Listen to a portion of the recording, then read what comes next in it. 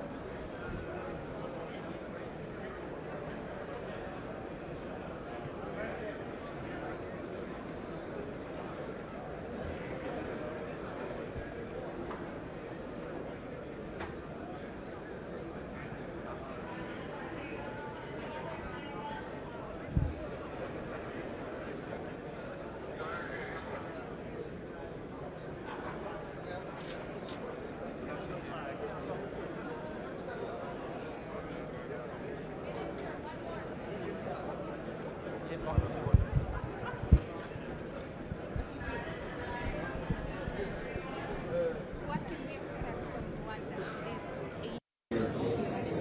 This is next talk about the 80 years of existence of the UN.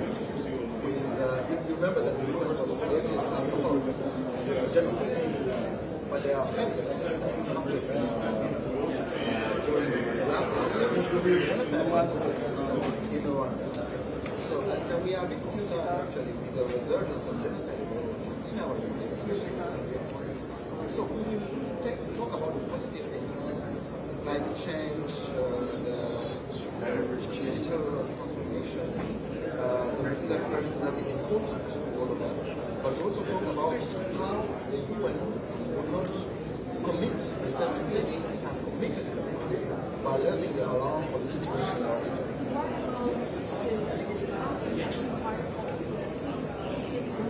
That is important because now you know that when the UN Charter was adopted, only 4 African countries were independently signed on the Charter. And now, a third of the items on the agenda of Security Council is about African conflict, African issues. Yet we don't have any single permanent mandate. So what we believe is that we need to have at least 2 African states as permanent member with all rights and privileges, including the electoral right. So we believe in that. What about the ceasefire? When are we seeing the ceasefire? We signed an important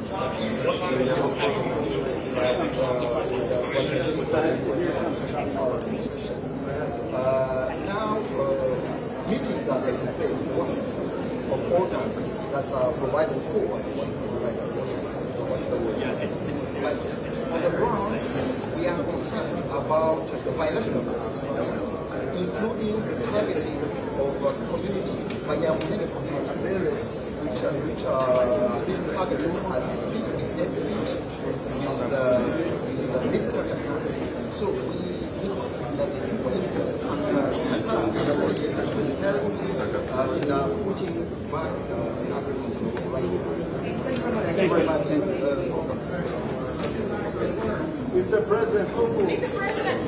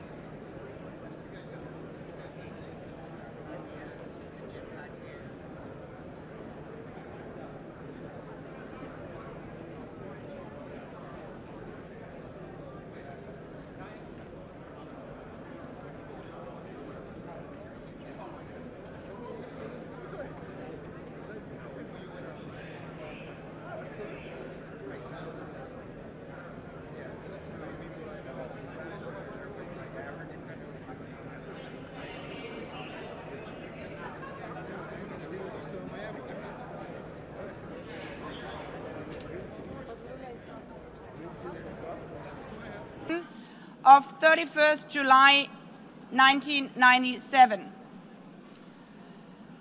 Please take your seat. I now give the floor to the Secretary General of the United Nations, His Excellency Antonio Guterres.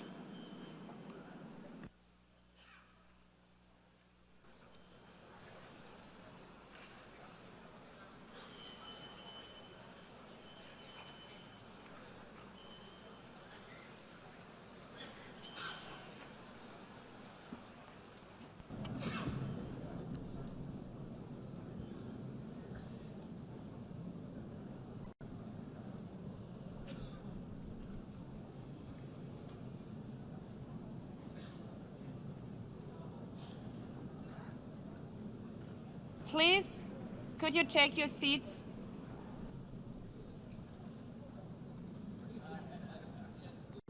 Let me begin with two words we have not been able to say often enough in this hall.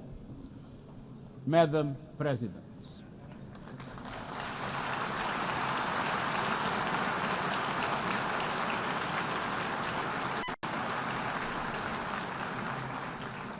Excellencies, ladies and gentlemen, 8 years ago, in a world scorched by war, leaders made a choice: cooperation over chaos, law over lawlessness, peace over conflict.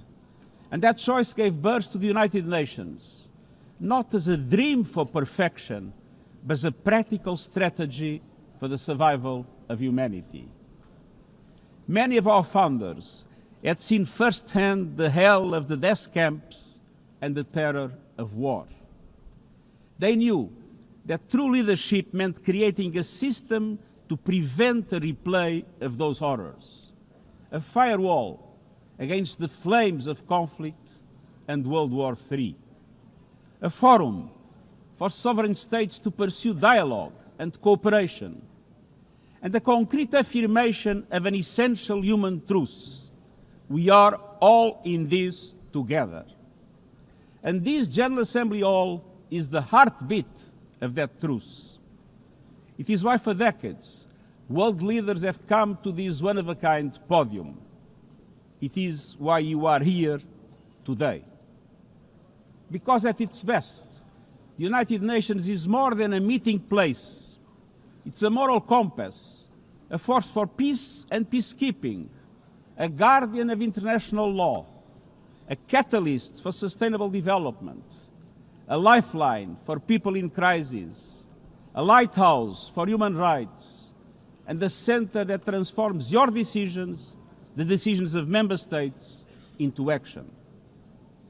80 years on, we confront again the question our founders faced, only more urgent, more intertwined, more unforgiving. What kind of world do we choose to build together? Excellencies, we have our work cut out for us, as our ability to carry out that work is being cut from us. We have entered in an age of reckless disruption and relentless human suffering. Look around. The principles of the United Nations that you have established are under siege. Listen, the pillars of peace and progress are buckling under the weight of impunity, inequality, and indifference. Sovereign nations invaded, hunger weaponized, truth silence, rising smoke from bombed-out cities, rising anger in fractured societies, rising seas swallowing coastlines. Each one a warning, each one a question: what kind of world will we choose? A world of raw power or a world of laws? A world that is a scramble for self-interest or a world where nations come together? A world where might makes right or a world of rights for all? Excellencies, our world is becoming increasingly multipolar, and this is positive, reflecting a more diverse, dynamic global landscape. But multipolarity without effective multilateral institutions can court chaos, as Europe has learned the hard way, resulting in World War I. It was multipolar, but there was no multilateral institutions. So let's be clear. International cooperation is not naivete. It is hard-headed pragmatism. In a world where there's leap borders, isolation is an illusion. No country can stop a pandemic alone. No army can halt rising temperatures. No algorithm can rebuild trust once it is broken. These are global stress tests of our system, our solidarity, and our resolve. I'm convinced we can pass these tests, and we must. Because people everywhere are demanding something better, and we owe them a system worthy of their trust and a future worthy of their dreams. And so we must make the choice, an active choice, to reaffirm the imperative of international law, to reassert the centrality of multilateralism, to reinforce justice and human rights, and to recommit to the principles that gave rise to our organization, and to the promise contained in its first words, we the peoples. Excellencies, the choices we face are not part of an ideological debate. They are a matter of life and death for millions. As I scan the global landscape, we must make 5 critical choices. First, we must choose peace rooted in international law. Peace is our first obligation. Yet today, wars rage with a barbarity we vowed never to allow. Too often, the Charter is brandished when convenient and trampled when not. But the Charter is not optional. It is our foundation. And when the foundation cracks, everything built upon fractures. Around the world, we see countries acting as if the rules don't apply to them. We see humans treated as less than human, and we must call it out. Impunity is the mother of chaos, and it has spawned some of the most atrocious conflicts of our times. In Sudan, civilians are being slaughtered, starved, and silenced. Women and girls face unspeakable violence. There is no military solution. I urge all parties, including those in this hall, end the external support that is fueling this bloodshed. Push to protect civilians, because the Sudanese people deserve peace, dignity, and hope. In Ukraine, relentless violence continues to kill civilians, destroy civilian infrastructure, and threaten global peace and security. I commend recent diplomatic efforts by the United States and others. We must work for a full ceasefire and a just, lasting peace in accordance with the Charter, UN resolutions, and international law. In Gaza, the horrors are approaching a third monstrous year. They are the result of decisions that defy basic humanity. The scale of death and destruction are beyond any other conflict in my years as Secretary General. The International Court of Justice has issued legally binding provisional measures in the case named Application of the Convention on the Prevention and Punishment of the Crime of Genocide in the Gaza Strip. Since then, a famine has been declared and the killing has intensified.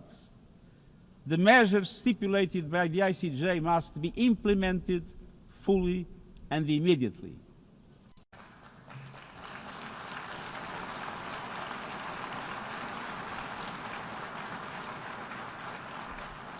Nothing can justify the horrific Hamas terror attacks of October 7 and taking of hostages, those of which I have repeatedly condemned. And nothing can justify the collective punishment of the Palestinian people and the systematic destruction of Gaza. We know what is needed: permanent ceasefire now. All the hostages released now. Full humanitarian access now. And we must not relent in the only viable answer to sustainable Middle East peace, a two-state solution as so eloquently reaffirmed yesterday. We must urgently reverse dangerous trends on the ground. Relentless settler expansion and violence, and the looming threat of annexation must stop. Everywhere, from Haiti to Yemen, to Myanmar and the Sahel and beyond, we must choose peace anchored in international law. The past year has brought glimmers of hope, including the ceasefire between Cambodia and Thailand, and the agreement between Azerbaijan and Armenia brokered by the United States. But far too many crises continue unchecked. Impunity prevails, lawlessness is a contagion, it invites mayhem, accelerates terror, and risks a nuclear free-for-all. When accountability shrinks, graveyards grow. When UN staff and facilities are attacked, violating legal obligations, so too is the core of our ability to serve and deliver. The Security Council must live up to its responsibilities. It must be more representative, more transparent, and more effective. Beyond crisis response, we must tackle the injustices that ignite conflict: exclusion, inequality, impunity, and corruption. The surest way to silence the guns is to raise the volume for justice. Real security is born of fairness and opportunity for all. Excellencies, this leads me to my second point. We must choose human dignity and human rights. Human rights are not an ornament of peace, they're its bedrock. Human rights, economic, social, cultural, political, and civil, are universal, indivisible, and interdependent. Choosing rights means more than words. It means choosing justice over silence. It means protecting freedom and civic space, advancing equality for women and girls, confronting racism and discrimination in all its forms, protecting human rights defenders, journalists, and freedom of speech, and upholding the rights of refugees and migrants so that mobility is safe and in accordance with international law. Human rights are a daily battle, online and offline. They require political will. But dignity is not only about the protection of rights. It is about rights fulfilled through inclusive and resilient development. Rights that put an end to poverty and hunger. Rights that open doors to education, health, and opportunity. The Sustainable Development Goals are our shared roadmap for achieving these rights. But in order to make progress down this road, we need fuel. And that fuel is finance. We've seen what development done right can deliver. In the past decade, millions more have gained access to electricity, clean cooking solutions, and to the internet. Child marriage is in retreat. Women's representation is growing, but cuts to aid are wreaking havoc. They are a death sentence for many. For so many more, a stolen future. This is the great paradox of our time. We have the solutions, but we are siphoning off the fuel that would make it possible to make progress. To choose dignity, we must choose financial justice and solidarity. We need to reform the international financial architecture so that it drives development for all. With bigger and bolder multilateral development banks, lending more, and mobilizing more private capital for developing countries, with faster and fairer debt relief mechanisms, helping every country in crisis, including middle-income countries. Protecting natural resources by tackling illicit financial flows and abusive tax practices that rob societies of their future. And global financial institutions that represent today's world, with far greater participation of developing countries in terms of their composition and their decision-making. So let us choose a global economy that works for everyone, men and women. Let us choose human rights and dignity. And let us equip ourselves with the means to ensure a transition for people and the planet. Excellencies, this brings me to the third choice. We must choose climate justice. The climate crisis is accelerating, but so are the solutions. The clean energy future is no longer a distant promise. It's already here. No government, industry, or special interest can stop it.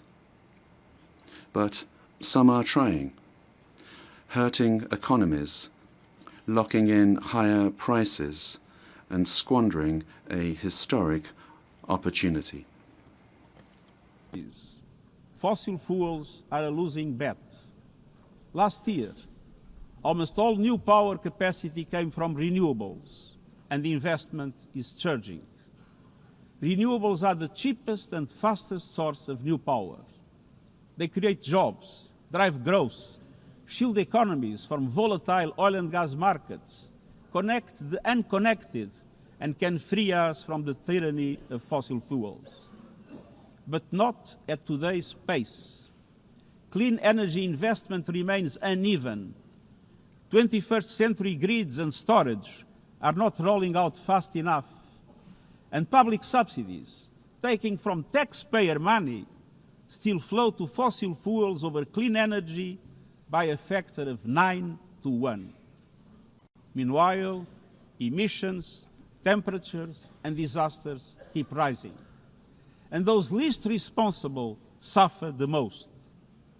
Science says limiting global temperature rise to 1.5 degrees by the end of this century is still possible, but the window is closing. The International Court of Justice has affirmed the legal obligation of states. We must step up action and ambition, especially through strengthened national climate plans. Tomorrow, I will welcome leaders to announce new targets. The G20, the biggest emitters, must lead, guided by common but differentiated responsibilities. But all countries must step up and do more as we head to the UN Climate Conference in Brazil. By accelerating action in energy, forests, methane, and industrial decarbonization. By defining a credible roadmap to mobilize $1.3 trillion annually in climate finance by 2035 for developing countries. By supporting just transitions, by doubling finance for adaptation to at least $40 billion this year, and rapidly deploying proven tools to unlock billions more in concessional finance. And by capitalizing the Loss and Damage Fund with significant contributions. All of these requires government, international financial institutions, philanthropies, civil society, and the private sector to work together, to provide fiscal space to developing countries and unlock new innovative sources of finance at scale, including solidarity levies on high-emitting sectors and debt swaps. We have the solutions and tools, but we must choose climate justice and climate action. Fourth, we must choose to put technology at the service of humanity. Artificial intelligence is rewriting human existence in real time, transforming how we learn, work, communicate, and what we can trust. And the question is not how to stop it, but how to steer it for the greater good. Technology must be our servant, not our master. It must promote human rights, human dignity, and human agency. Yet today, AI's advancement in outpacing regulation and responsibility and is concentrated in a few hands. And the risks are expanding to new frontiers, from biotech to autonomous weapons. We are witnessing the rise of tools for mass surveillance, mass social control, mass disruption, and even mass destruction. Tools that can drain energy, strain ecosystems, and intensify the race for critical minerals, potentially stoking instability and conflict. Yet, these technologies remain largely ungoverned. We need universal guardrails and common standards across platforms. No company should be above the law. No machines should decide who lives or dies. No system should be deployed without transparency, safety, and accountability. Last month, this Assembly took a historic step, establishing an independent international scientific panel on AI and an annual global dialogue on AI governance. Two new pillars of a shared architecture, connecting science with policy to bring clarity and foresight, enabling innovation to flourish while advancing our values and our rights, and ensuring governments, companies, and civil society can help shape common norms. We must build on these mechanisms and close the capacity gap. All countries must be able to design and develop AI, not just to consume it. I have proposed voluntary financing options to build AI computing power, data, and skills in developing nations. No country should be locked out of the digital future or locked into systems it cannot shape or trust. And governments must lead with vision, and companies must act with responsibility. And we, the international community, must ensure that technology lifts up humanity. So let us choose cooperation over fragmentation, ethics over expediency, and transparency over opacity. Technology will not wait for us, but we can still choose what it serves. So let us choose wisely. Fifth and finally, to meet all these goals, we must choose to strengthen the United Nations for the 21st century. The forces shaking our world are also testing the foundations of the United Nations system. We are being hit by rising geopolitical tensions and divisions, chronic uncertainty, and mounting financial strain. But those who depend on the United Nations must not be made to bear the cost, especially now, when for every dollar invested to support our core work to build peace, the world spends $750 on weapons of war. This is not only unsustainable, it is indefensible. In this moment of crisis, the United Nations has never been more essential. The world needs our unique legitimacy, our convening power, our vision to unite nations, to bridge divides and confront the challenges before us. The Pact for the Future has shown your determination to build a United Nations that is stronger, more inclusive, and more effective. That is the logic and the urgency of our UN80 initiative. We are moving swiftly and decisively. I put forward concrete proposals, a revised budget for 2026 that strengthens accountability, improves delivery, and cuts costs. Practical reforms to implement mandates more effectively and efficiently with greater impact. And ideas to spark a paradigm shift in the structure of the UN and how its parts work together. Most of these decisions rest with you, the Member States, and we will move forward in full respect of the established procedures. Together, let us choose to invest in a United Nations that adapts, innovates, and is empowered to deliver for people everywhere. Excellencies, My overriding message comes down to this. Now is the time to choose. It's not enough to know what the right choices are. I urge you to make them. I grew up in a world where choices were few. I was raised in the darkness of dictatorship, where fear silenced voices and hope was nearly crushed. Yet, even the bleakest hours, especially then, I discovered a truth that has never left me. Power does not reside in the hands of those who dominate or divide. Real power resides from people, from our shared resolve to uphold dignity, to defend equality, to believe fiercely in our common humanity and the potential of every human being.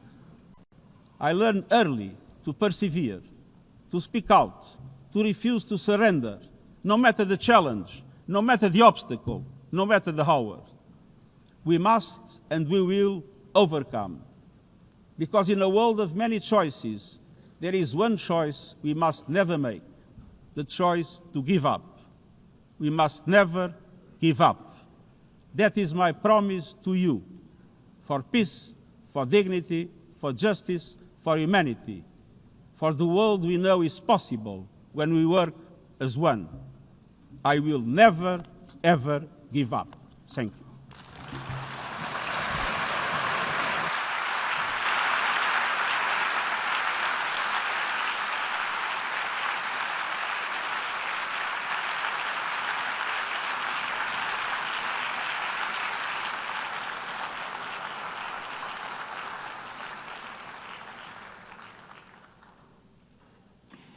I thank the Secretary General.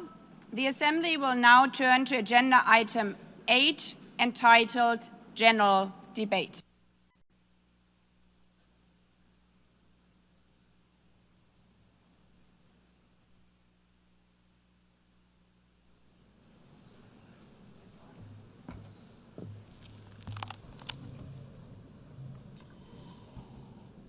"80 years. Longer than the average human life. This anniversary of the United Nations should have been a moment of celebration. But this is not an ordinary year. Just look at the state of our world, as the Secretary General described. Thousands of orphans in Gaza are wandering around the rubble, eating sand, drinking contaminated water. 90-year-old women in Ukraine are hiding from drones, trapped in their homes instead of living their final years in peace. Children in Haiti, too afraid to walk to school, afraid they might be gunned down by gangs like their friends. And for every conflict and tragedy that seizes the headlines, there are so many more that are forgotten, lost to the news cycle. Like women in Democratic Republic of the Congo, shielding their daughters from armed groups, fearful they might be raped. And Rohingya children, spending their whole childhood in tattered tents, unable to remember what their home looks like. Faced with these realities, now is not the time to celebrate, but to ask ourselves, where is the United Nations? Distinguished heads of state and government, Mr. Secretary General, Excellencies, ladies and gentlemen, people out there in the world watching us. Clearly, we have to do better. But what we should not let cynics allow to weaponize these failures, to argue that our institution is a waste of money, outdated, irrelevant. When the principles of the Charter are ignored, Is it the UN that has failed? When tanks rolled into Ukraine, was it because Article 2 of the Charter is not clear enough about sovereignty and territorial integrity? When civilians, children, are killed in Gaza, is it humanitarian law at fault for failing to protect them? It's not the Charter which fails. It's not the UN as an institution which fails. The Charter, our Charter, is only as strong as member states' willingness to uphold it, and their willingness to hold to account those who violate it. Excellencies, yes, our world is in pain. Yes, we have failures. But imagine how much worse would it be without the United Nations? Would a single person be better off without it? Without UNICEF, 26 million children would not have received an education. Without the World Food Programme, nearly 125 million people would have lacked life-saving food assistance. Without the World Health Organization, over 1 billion vaccines would not have been supplied. Sometimes we could have done more, but we cannot let this dishearten us. If we stop doing the right thing, evil would prevail.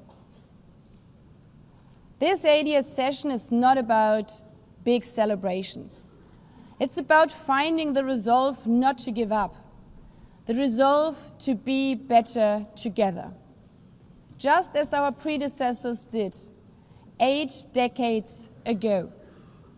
This institution was born in a world on fire and desperate for reprieve. 750 million, nearly a third of humanity back then, still under colonial rule. 2 world wars in a generation, 70 million dead. The horrors of the Holocaust revealed to our collective shame. This was a generation that knew almost nothing but suffering and despair. The signing of the Charter in 1945 gave hope to millions, gave us a North Star that guided our path from the ashes of war, helped guide nations from colonial rule into independent states, helped end apartheid. Across the decades, the United Nations has been a compass pointing toward peace, humanity, and justice.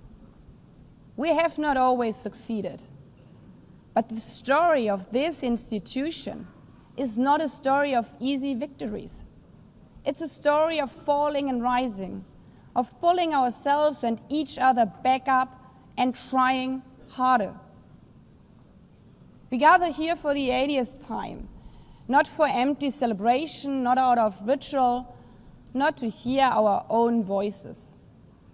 We gather to prove that this institution matters, and that through this institution, every nation represented here, no matter how big or small, can summon again the strength and unity first shown in San Francisco 80 years ago. The courage and resolve of world leaders, who even while some called them back then naive, believed they could build a better world from the wreckage of the old. They showed then what true leadership is. It's not about imposing your will or putting others down. True leadership is about lifting others up, not out of altruism, but for our mutual benefit, and even out of our self-interest. Because as our founders and every architect of peace since then has understood, helping others is what makes ultimately our own countries stronger. Could any state have faced the global pandemic alone? The virus did not have any passport. We were only able to solve it at the end with the support of the World Health Organization. The climate crisis does not stop at borders. CO2 emissions anywhere affect people everywhere.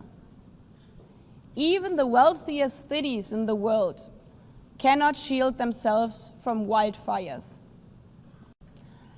And imagine coming here by plane, how safe would you feel to step into the next airplane if there were no International Civil Aviation Organization anymore, which is responsible for setting safety regulations for 5 billion passengers each year? How comfortable would you be with your children using the internet while AI is uncontrolled and unchecked, as the lines between what is real and fake start to blur? In this globalized, digitalized world, we work together or we suffer alone. Excellencies, the theme of this milestone session and the high-level week is therefore better together. 80 years and more for peace, development, and human rights. Will living up to that be easy? No. But this hall was not built for easy times. It was built to come together to confront the hardest topics. This session is a session where the high-level week is about resolving differences. We showed some of it yesterday already. But even the House of Dialogue and Diplomacy needs a renovation. That is why the UNGA initiative and the wider reform process are not luxuries, but necessities. We are literally now at a crossroads, a make it or break it moment, politically, financially.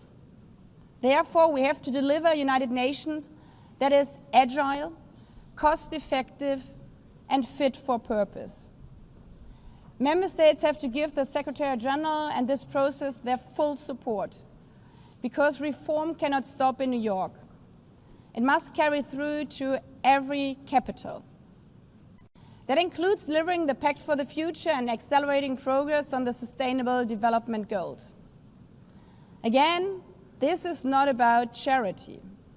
It's about addressing the core purposes of this institution, about strengthening our foundations across all 3 pillars: peace and security, human rights, and sustainable development. They are inseparable. Leaving hundreds of millions trapped in extreme poverty, vulnerable to crisis, and denied their human rights is not only a moral failure, it's a recipe for global unrest, terrorism, and a tragic waste of humanity's greatest resource, its people. Put it simply, without the SDGs, there cannot be lasting peace. Excellencies, our future as an institution will also be shaped by the selection of the next Secretary General. And here we must pause and reflect. In nearly 80 years, this organization has never chosen a woman for that role. One might wonder how out of 4 billion potential candidates, there could not be found a single one. Of course,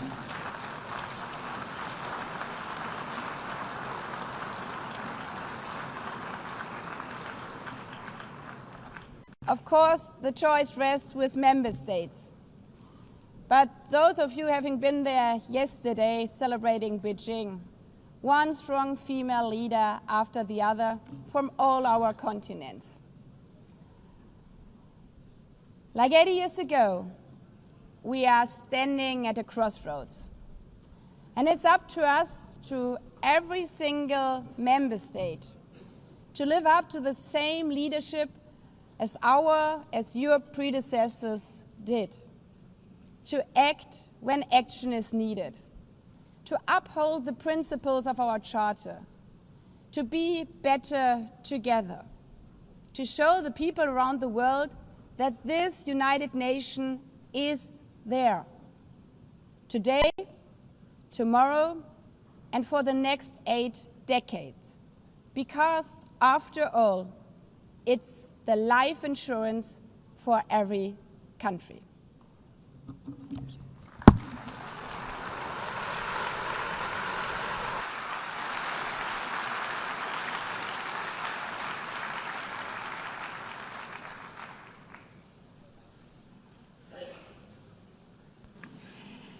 Before giving the floor to the first speaker for this morning, I would like to remind Member States that the list of speakers for the general debate has been established on the agreed basis that statements should be no longer than 15 minutes to enable all the speakers to be heard at a given meeting.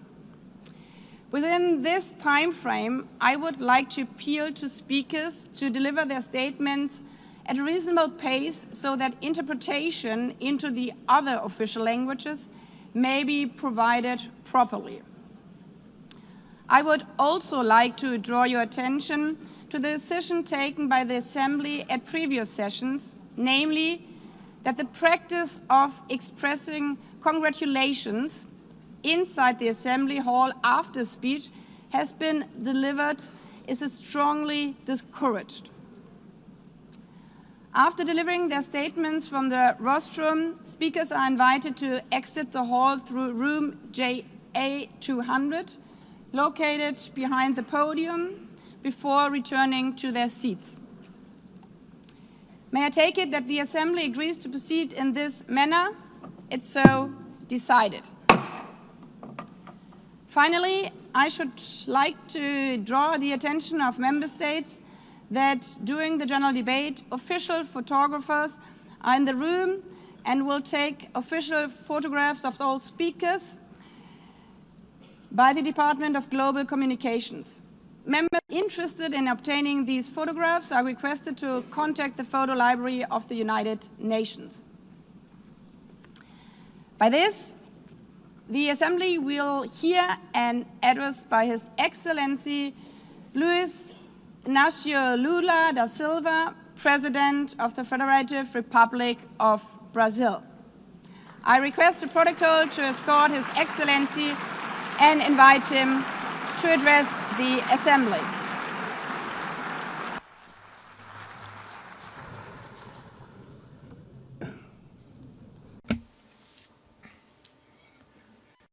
Madam President of the General Assembly, Annalena Baerbock, Mr. Secretary General Antonio Guterres, dear heads of state and government, and representatives of the member states gathered here.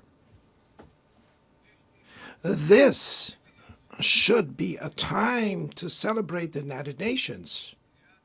Created at the end of the war, the UN symbolizes the highest expression of the aspiration for peace and prosperity. Today, however, the ideals that inspired its founders in San Francisco are under threat as never before in their history. Multilateralism is at a new crossroads. The organization's authority is in check. We are witnessing the consolidation of an international order marked by repeated concessions to power play. Attacks on sovereignty, arbitrary sanctions, and unilateral interventions are becoming the rule. There is a clear parallel between the multilateralism crisis and the weakening of democracy.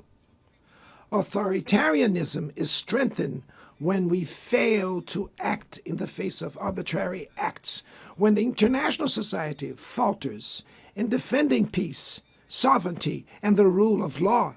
The consequences are tragic. Throughout the world, anti-democratic forces are trying to subjugate institutions and stifle freedoms. They worship violence, praise ignorance, act as physical and digital militias, and restrict the press. Even under an unprecedented attack, Brazil chose to resist and defend its democracy, regained 40 years ago by its people after 2 decades of dictatorial governments. There is no justification for unilateral and arbitrary measures against our institutions and our economy. The aggression against the independence of the judiciary branch of power is unacceptable. This interference in domestic affairs is aided by a subservient far right who is nostalgic of past hegemonies. False patriots plan and publicly promote actions against Brazil. Peace cannot be achieved with impunity. A few days ago, and for the first time in 525 years of our history, a former head of state was convicted of attacking the democratic rule of law. He was investigated, indicted, trialed, and held accountable for his actions in a meticulous process. He has the right to defend himself was secured, a prerogative that dictatorships deny to their victims. Before the eyes of the world, Brazil sent a message to all aspiring autocrats and those who support them. Our democracy, our sovereignty are non-negotiable.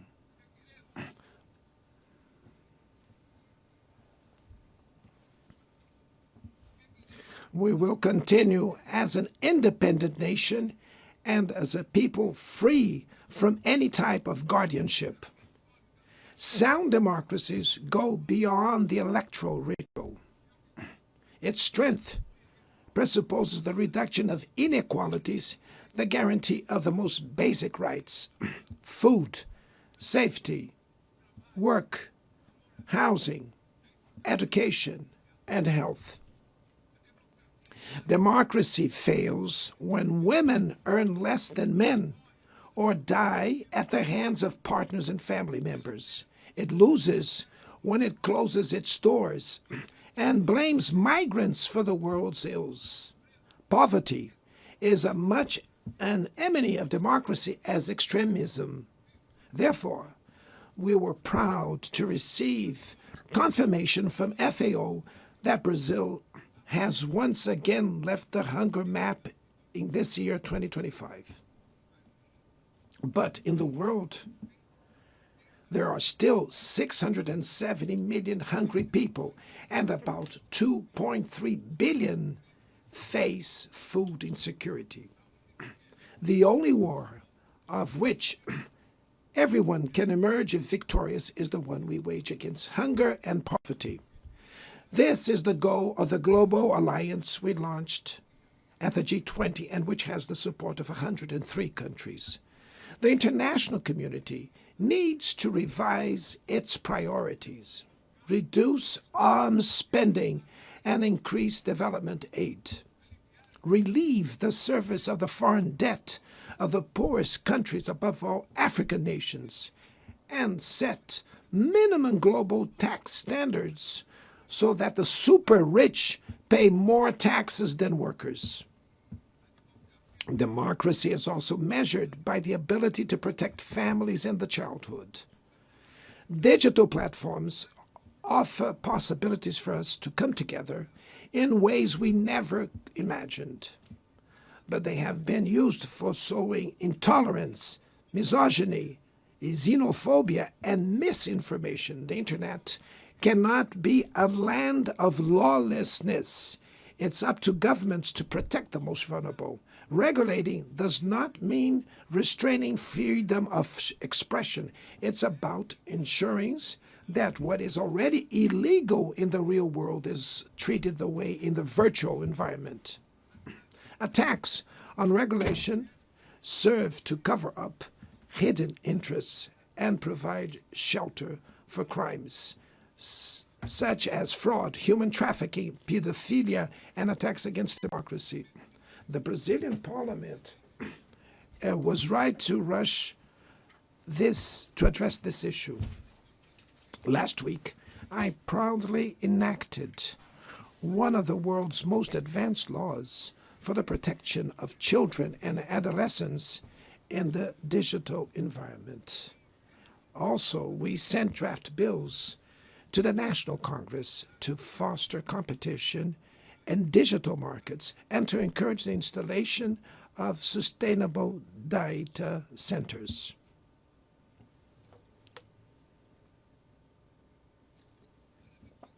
To mitigate the risks of artificial intelligence, we are committed to building multilateral governance in line with the Global Digital Compact that was approved in this plenary last year.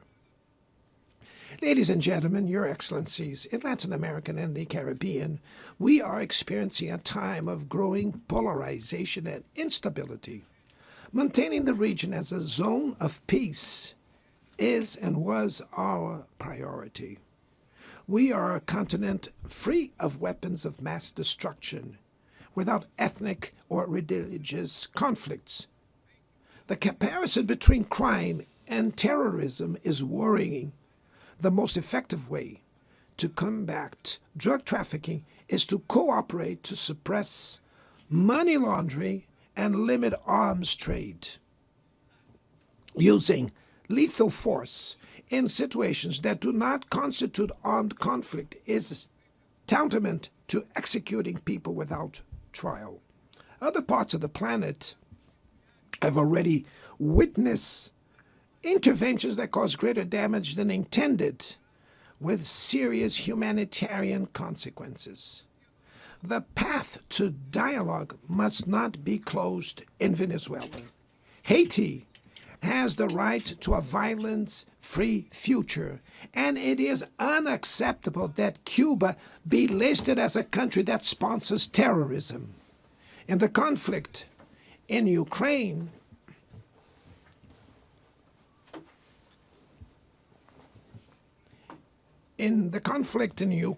we all already know that there will be no military solution. The recent meeting in Alaska raised hopes for a negotiated way out. It's necessary to pave the way for a realistic solution. This implies taking into account the legitimate security concerns of all parties. The African Initiative and the Friends for Peace group created by China and Brazil can help promote dialogue and a diplomatic solution. No situation is more emblematic of the disproportionate and illegal use of force than the one occurring in Palestine. The terrorist attacks perpetrated by Hamas are indefensible from any angle, but nothing, absolutely nothing, justifies the ongoing genocide in Gaza.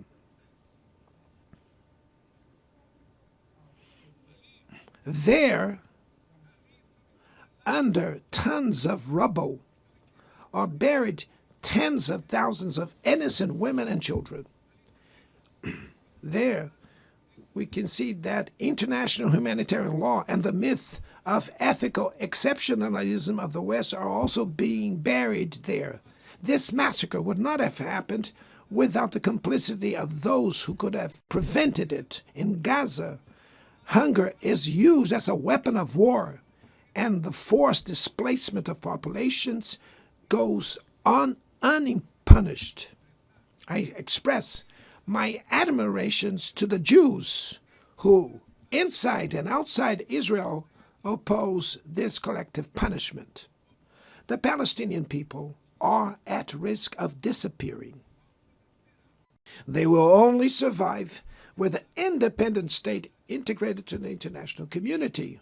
This is the solution defended by more than 150 UN members, reaffirmed yesterday here in this very plenary, but barred by a single veto. It is regrettable that President Mahmoud Abbas was prevented by the host country of occupying the Palestinian bench at this historical moment.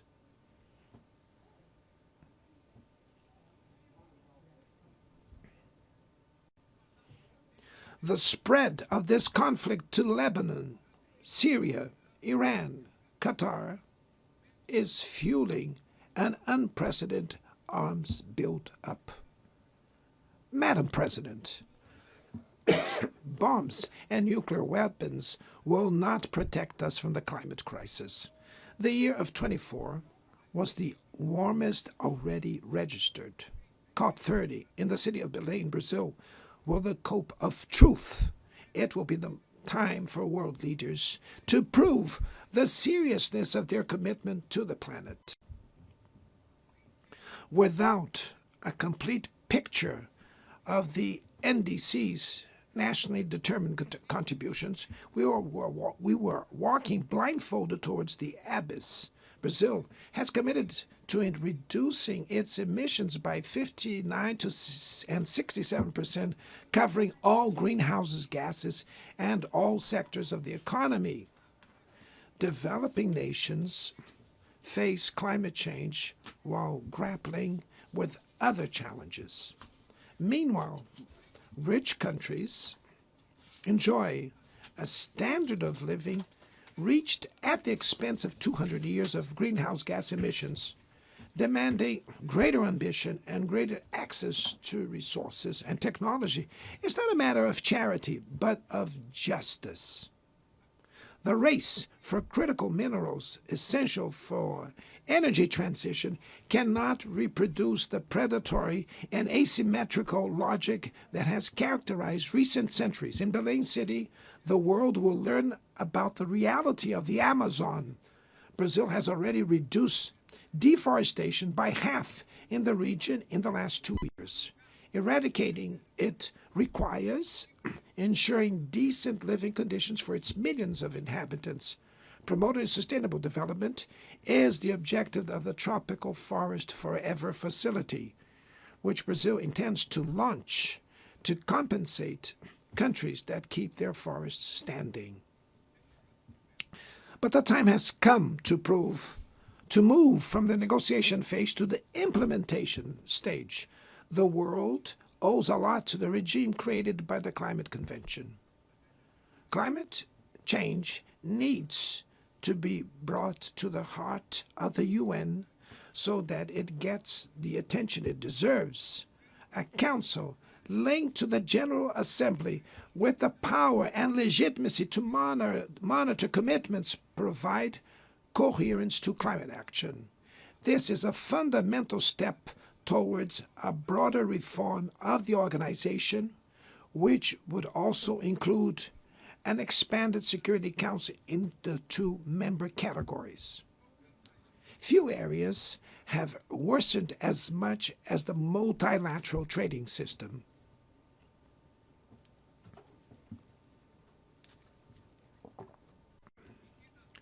Unilateral measures have rendered fundamental principles, such as the most favored nations clauses, meaningless. They have disrupted value chains and threw the global economy into a pernicious spiral of high prices and stagnation. It is urgent to refound the WTO based on modern and flexible foundations. Your Excellencies, ladies and gentlemen, this year, the world lost 2 exceptional public figures. Former Uruguayan President Pepe Mujica and our dear Pope Francis, both embodied the best humanist values like no other.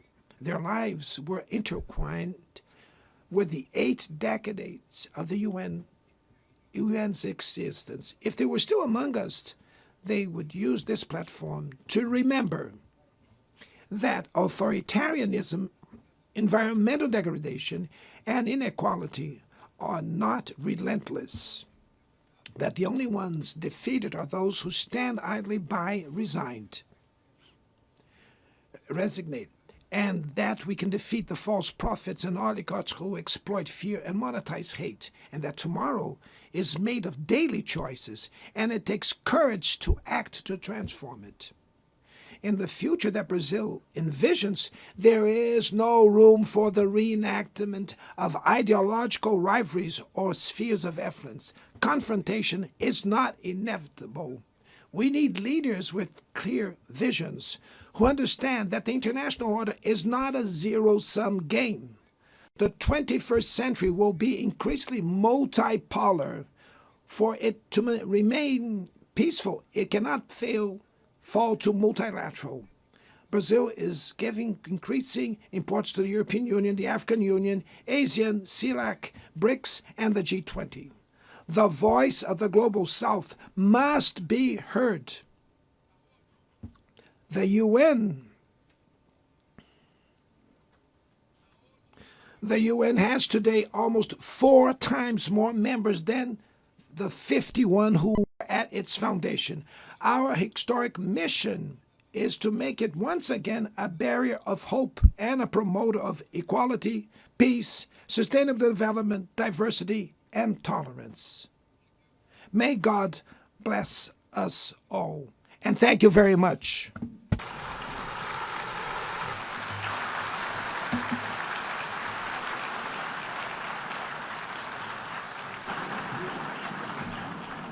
On behalf of the Assembly, I wish to thank the President of the Federative Republic of Brazil,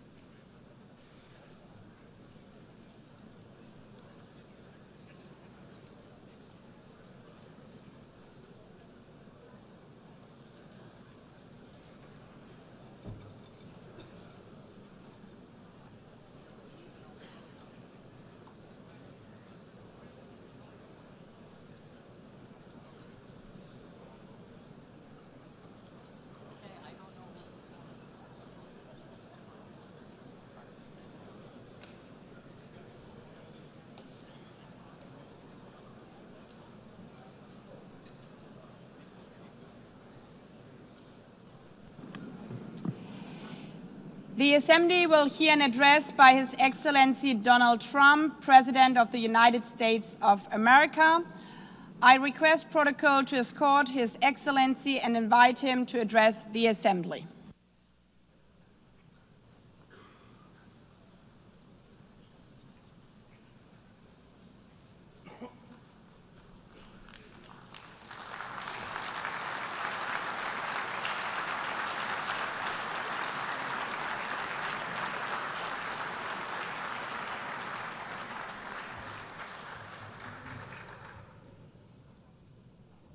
Thank you very much. Very much appreciated.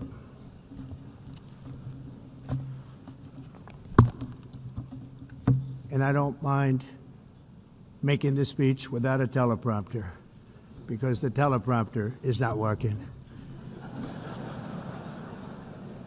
I feel very happy to be up here with you nevertheless, and that way you speak more from the heart. I can only say that whoever's operating this teleprompter is in big trouble.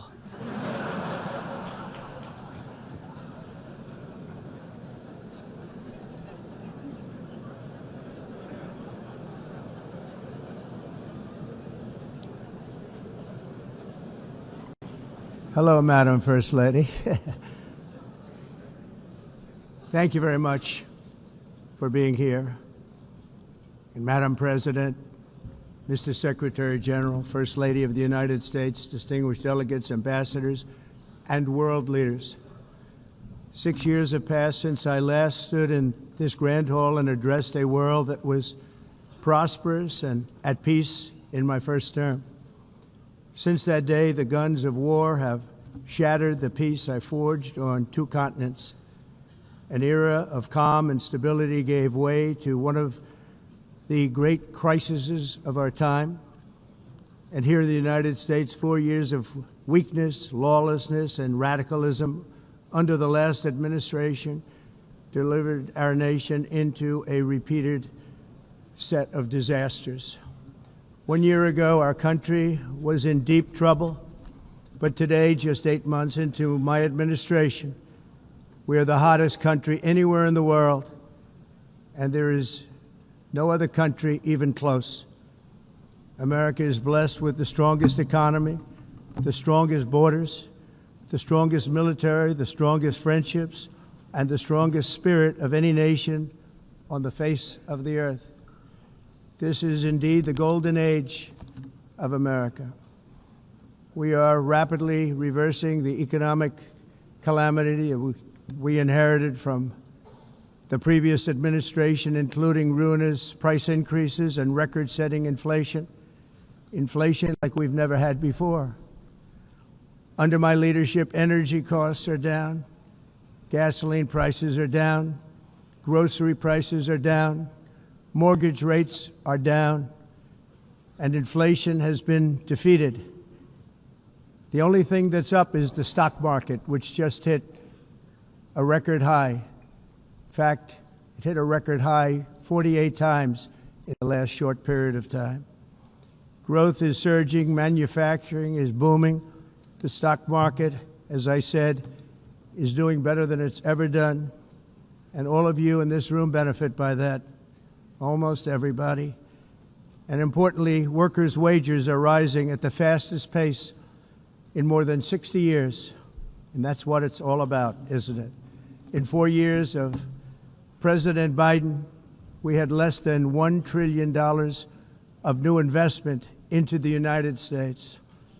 In just 8 months since I took office, we have secured commitments and money already paid for $17 trillion. Think of it, 4 years, less than $1 trillion, 8 months, much more than $17 trillion is being invested in the United States, and it's now pouring in from all parts of the world. We've implemented the largest tax cuts in American history and the largest regulation cuts in American history, making this once and again the best country on earth to do business. And many of the people in this room are investing in America, and it's turned out to be an awfully good investment during this 8-month period. In my first term, I built the greatest economy in the history of the world. We had the best economy ever, history of the world. And I'm doing the same thing again, but this time it's actually much bigger and even better. The numbers far surpass my record-setting first term. On our southern border, we have successfully repelled a colossal invasion. And for the last 4 months, and that's 4 months in a row, the number of illegal aliens admitted and entering our country has been 0. Hard to believe, because if you look back just a year ago, it was millions and millions of people pouring in from all over the world, from prisons, from mental institutions, drug dealers. All over the world they came.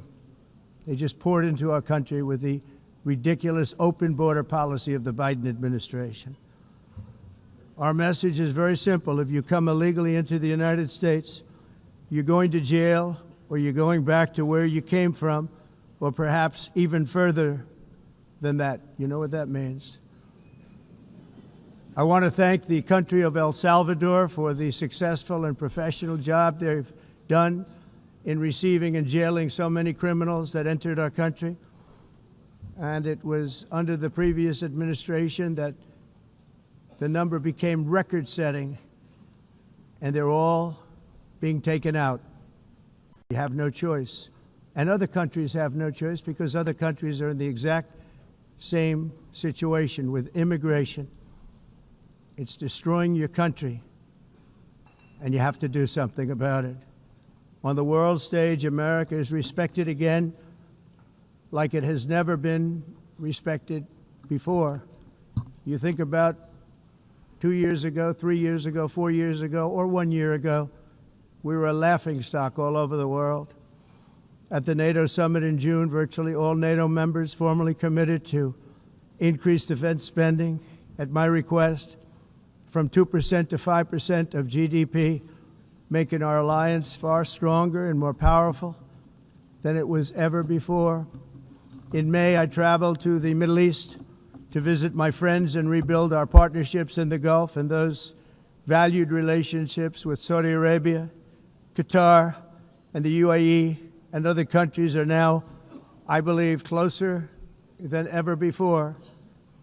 My administration has negotiated one historic trade deal after another, including with the United Kingdom, the European Union, Japan, South Korea, Vietnam, Indonesia, the Philippines, Malaysia, and many, many others. Likewise, in a period of just 7 months, I have ended 7 unendable wars. They said they were unendable. You're never going to get them solved. Some were going for 31 years, 2 of them, 31, think of it, 31 years. One was 36 years. One was 28 years. I ended 7 wars. And in all cases, they were raging with countless thousands of people being killed. This includes Cambodia and Thailand, Kosovo and Serbia, the Congo and Rwanda, a vicious, violent war that was, Pakistan and India, Israel and Iran, Egypt and Ethiopia, and Armenia and Azerbaijan. It included all of them.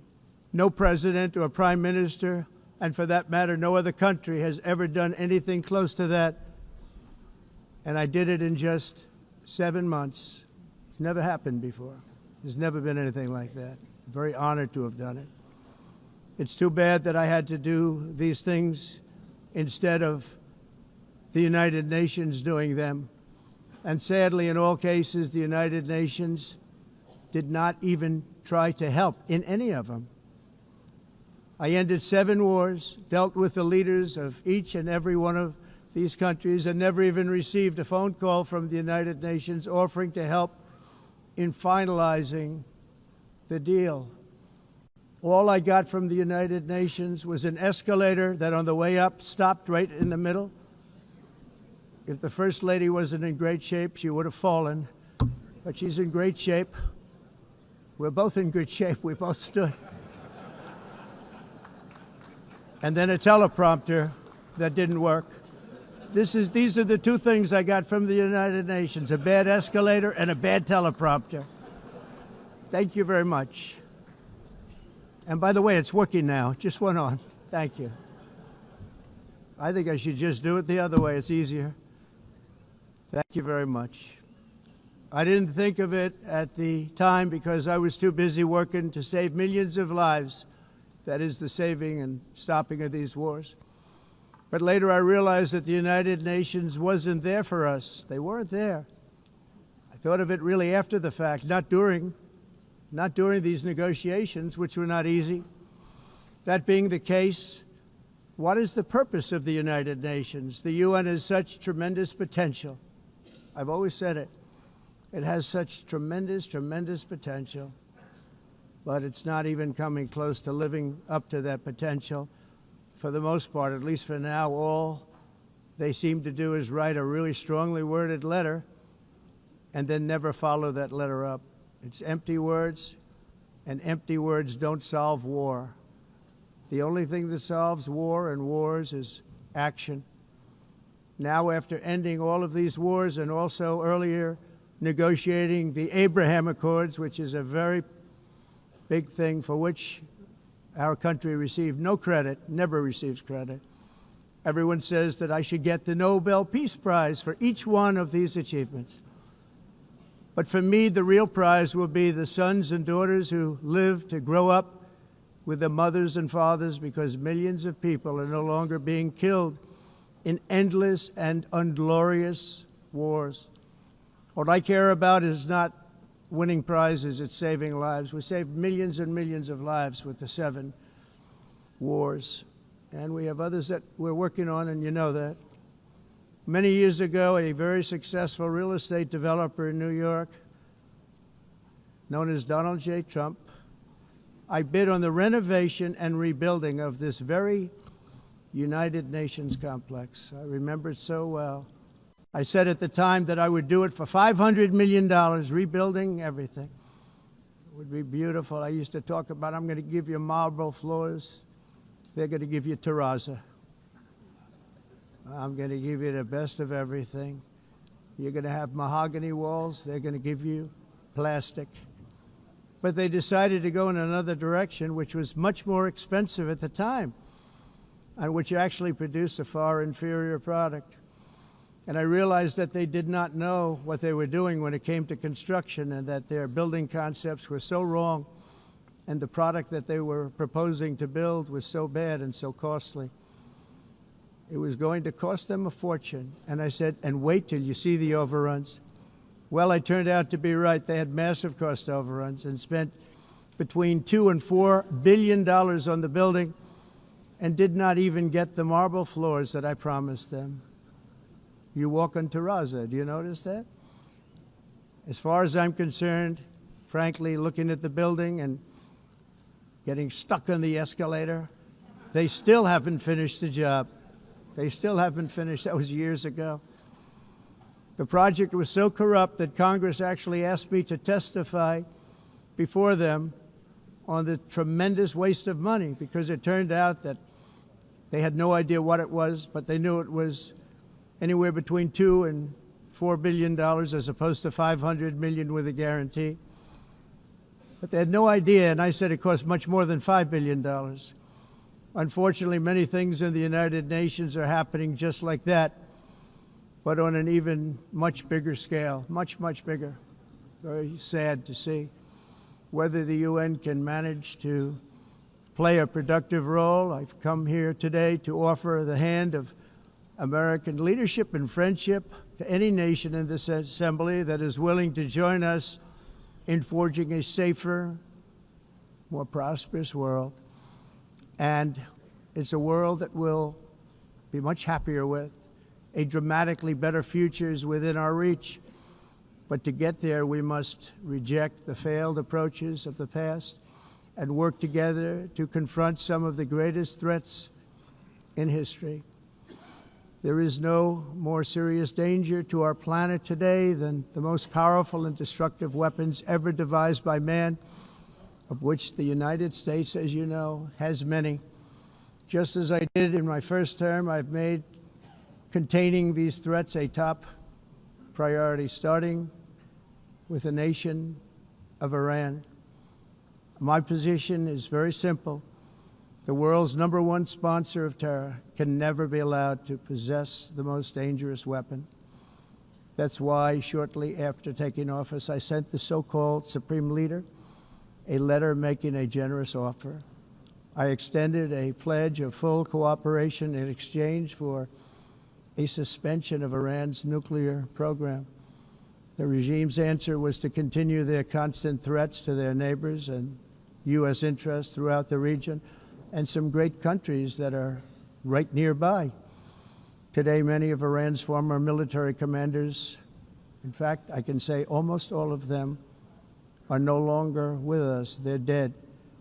And 3 months ago, in Operation Midnight Hammer, 7 American B-2 bombers dropped the 14 30,000-pound each bombs on Iran's key nuclear facilities, totally obliterating everything. No other country on earth could have done what we did. No other country has the equipment to do what we did. We have the greatest weapons on earth. We hate to use them. But we did something that for 22 years people wanted to do. With Iran's nuclear enrichment capacity demolished, I immediately brokered an end to the 12-day war, as it's called, between Israel and Iran, with both sides agreeing to fight no longer. As everyone knows, I have also been deeply engaged in seeking a ceasefire in Gaza. Have to get that done. Have to get it done.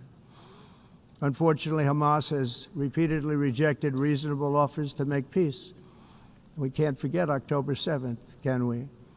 Now, as if to encourage continued conflict, some of this body is seeking to unilaterally recognize a Palestinian state. The rewards would be too great for Hamas terrorists for their atrocities. This would be a reward for these horrible atrocities. including October 7th, even while they refused to release the hostages or accept a ceasefire. Instead of giving to Hamas and giving so much, because they've taken so much, they have taken so much. This could have been solved so long ago. But instead of giving in to Hamas's ransom demands, those who want peace should be united with one message: release the hostages now. Just release the hostages now. Thank you.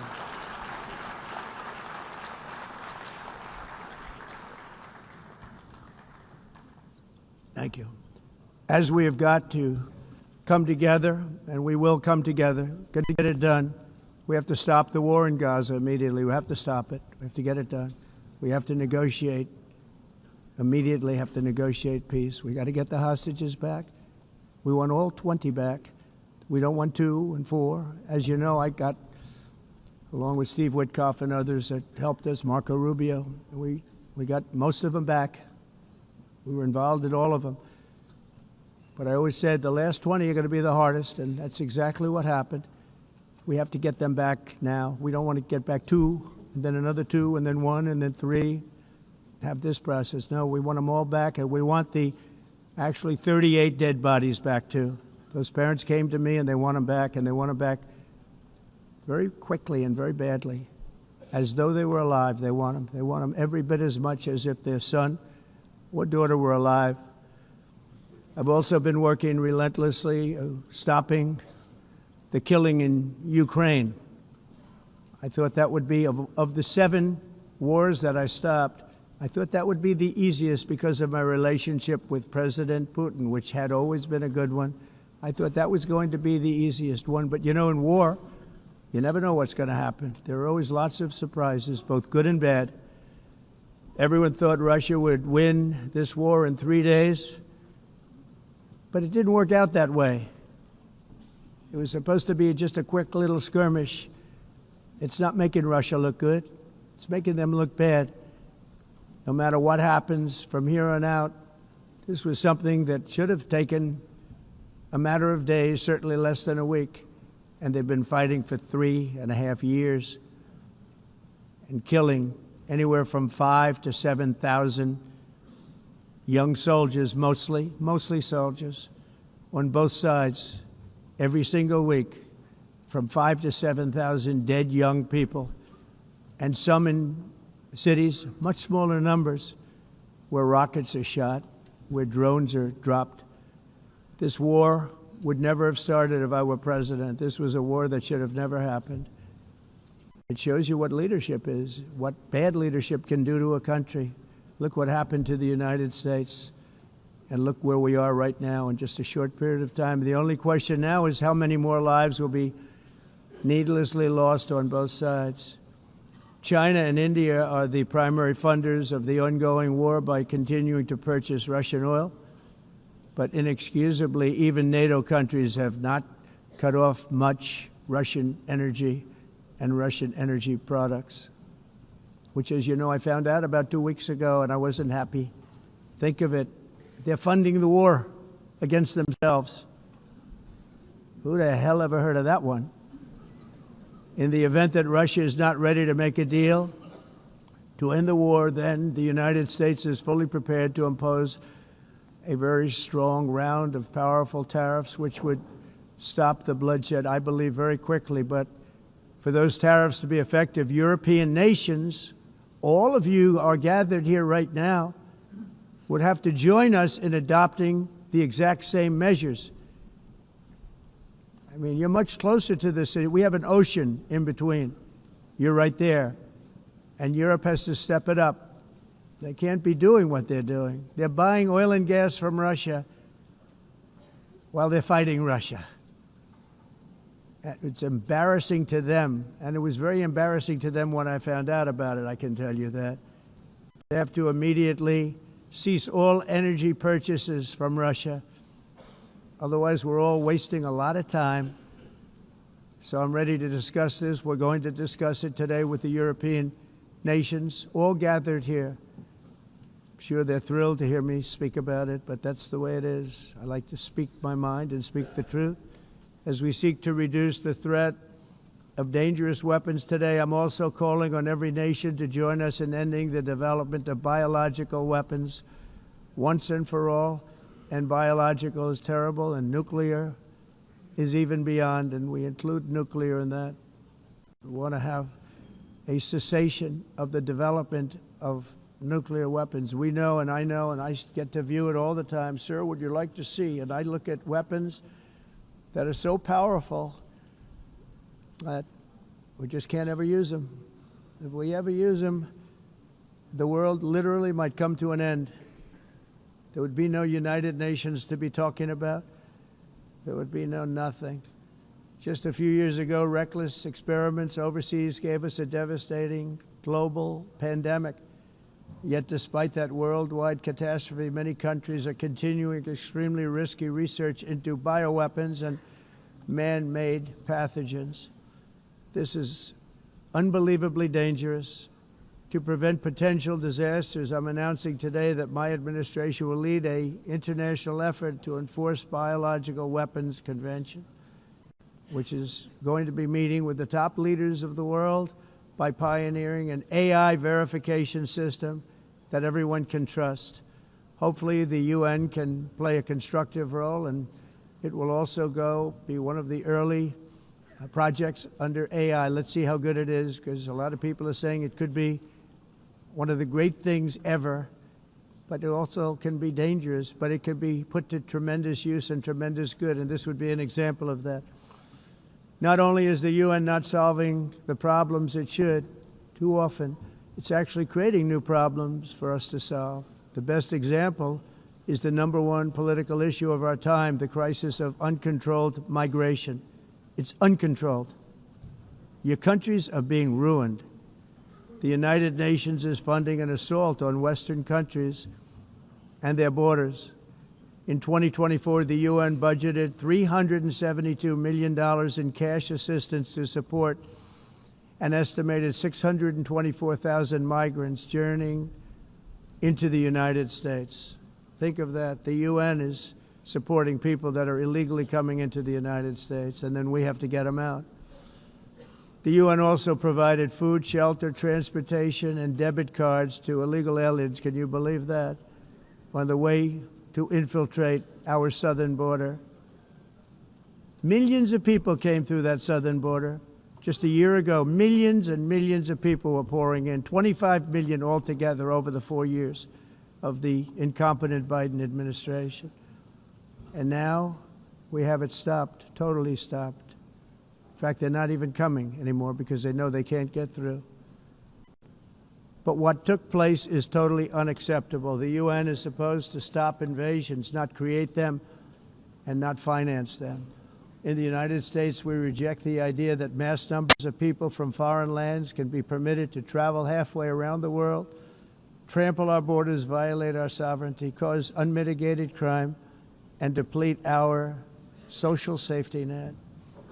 We have reasserted that America belongs to the American people, and I encourage all countries to take their own stand in defense of their citizens as well. You have to do that because I see it. I'm not mentioning names. I see it, and I can call every single one of them out. You're destroying your countries. They're being destroyed. Europe is in serious trouble. They've been invaded by a force of illegal aliens like nobody's ever seen before. Illegal aliens are pouring into Europe. Nobody is ever, and nobody's doing anything to change it, to get them out. It's not sustainable. And because they choose to be politically correct, they're doing just absolutely nothing about it. And I have to say, I look at London, where you have a terrible mayor, terrible, terrible mayor, and it's been so changed, so changed. Now they want to go to Sharia law, but you're in a different country. You can't do that. Both the immigration and their suicidal energy ideas will be the death of Western Europe if something is not done immediately. This cannot be sustained. What makes the world so beautiful is that each country is unique.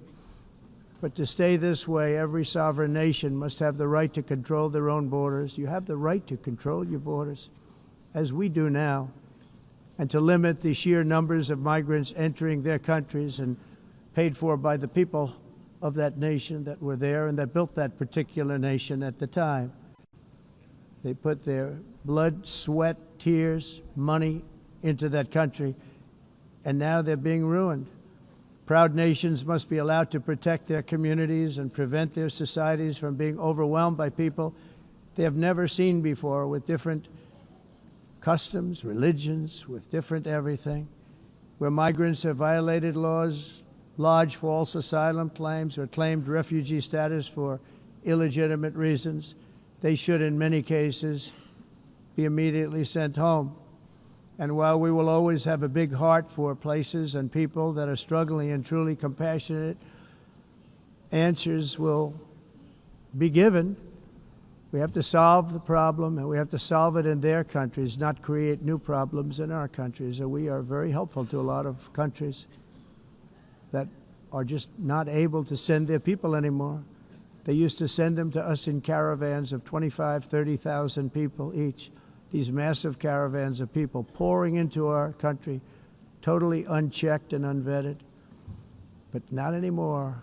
According to the Council of Europe, in 2024, almost 50% of inmates in German prisons were foreign nationals or migrants. In Austria, the number was 53% of the people in prisons were from places that weren't from where they are now.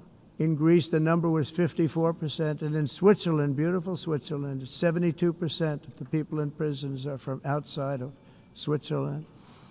When your prisons are filled with so-called asylum seekers who repaid kindness, and that's what they did, they repaid kindness with crime, it's time to end the failed experiment of open borders. You have to end it now. See, I can tell you, I'm really good at this stuff. Your countries are going to hell. In America, we've taken bold action to swiftly shut down uncontrolled migration. Once we started detaining and deporting everyone who crossed the border and removing illegal aliens from the United States, they simply stopped coming. They're not coming anymore. We're getting a lot of credit, but they're not coming anymore. This was a humanitarian act for all involved, because on the trips up, thousands of people a week were dying. Women were being raped. Nobody's ever seen anything like it. Raped, horribly beaten, raped. On the trip up, the journey up, it was a long walk. It was a long, arduous journey, indeed. And it was also a historic victory against human trafficking throughout the region. What we did was a victory, and we saved so many lives of people that wouldn't make the journey. That journey was loaded up with death. Loaded up with death. Dead bodies all along the roads of jungles to get up. They go through jungles, they go through areas so hot you couldn't breathe. They were dying of suffocation, areas so hot that you couldn't breathe. Dead bodies all over. By them not coming, we're saving tremendous numbers of lives. My people have done a fantastic job in doing what they did, and the American public agrees with it. I mean, I was very proud to see this morning I have the highest poll numbers I've ever had. Part of it is because of what we've done on the border. I guess the other part is what we've done on the economy.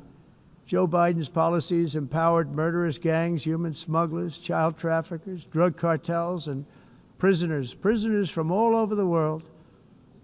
The previous administration also lost nearly 300,000 children. Think of that. They lost more than 300,000 children, little children, who were trafficked into the United States on the Biden watch, many of whom have been raped, exploited, and abused, and sold.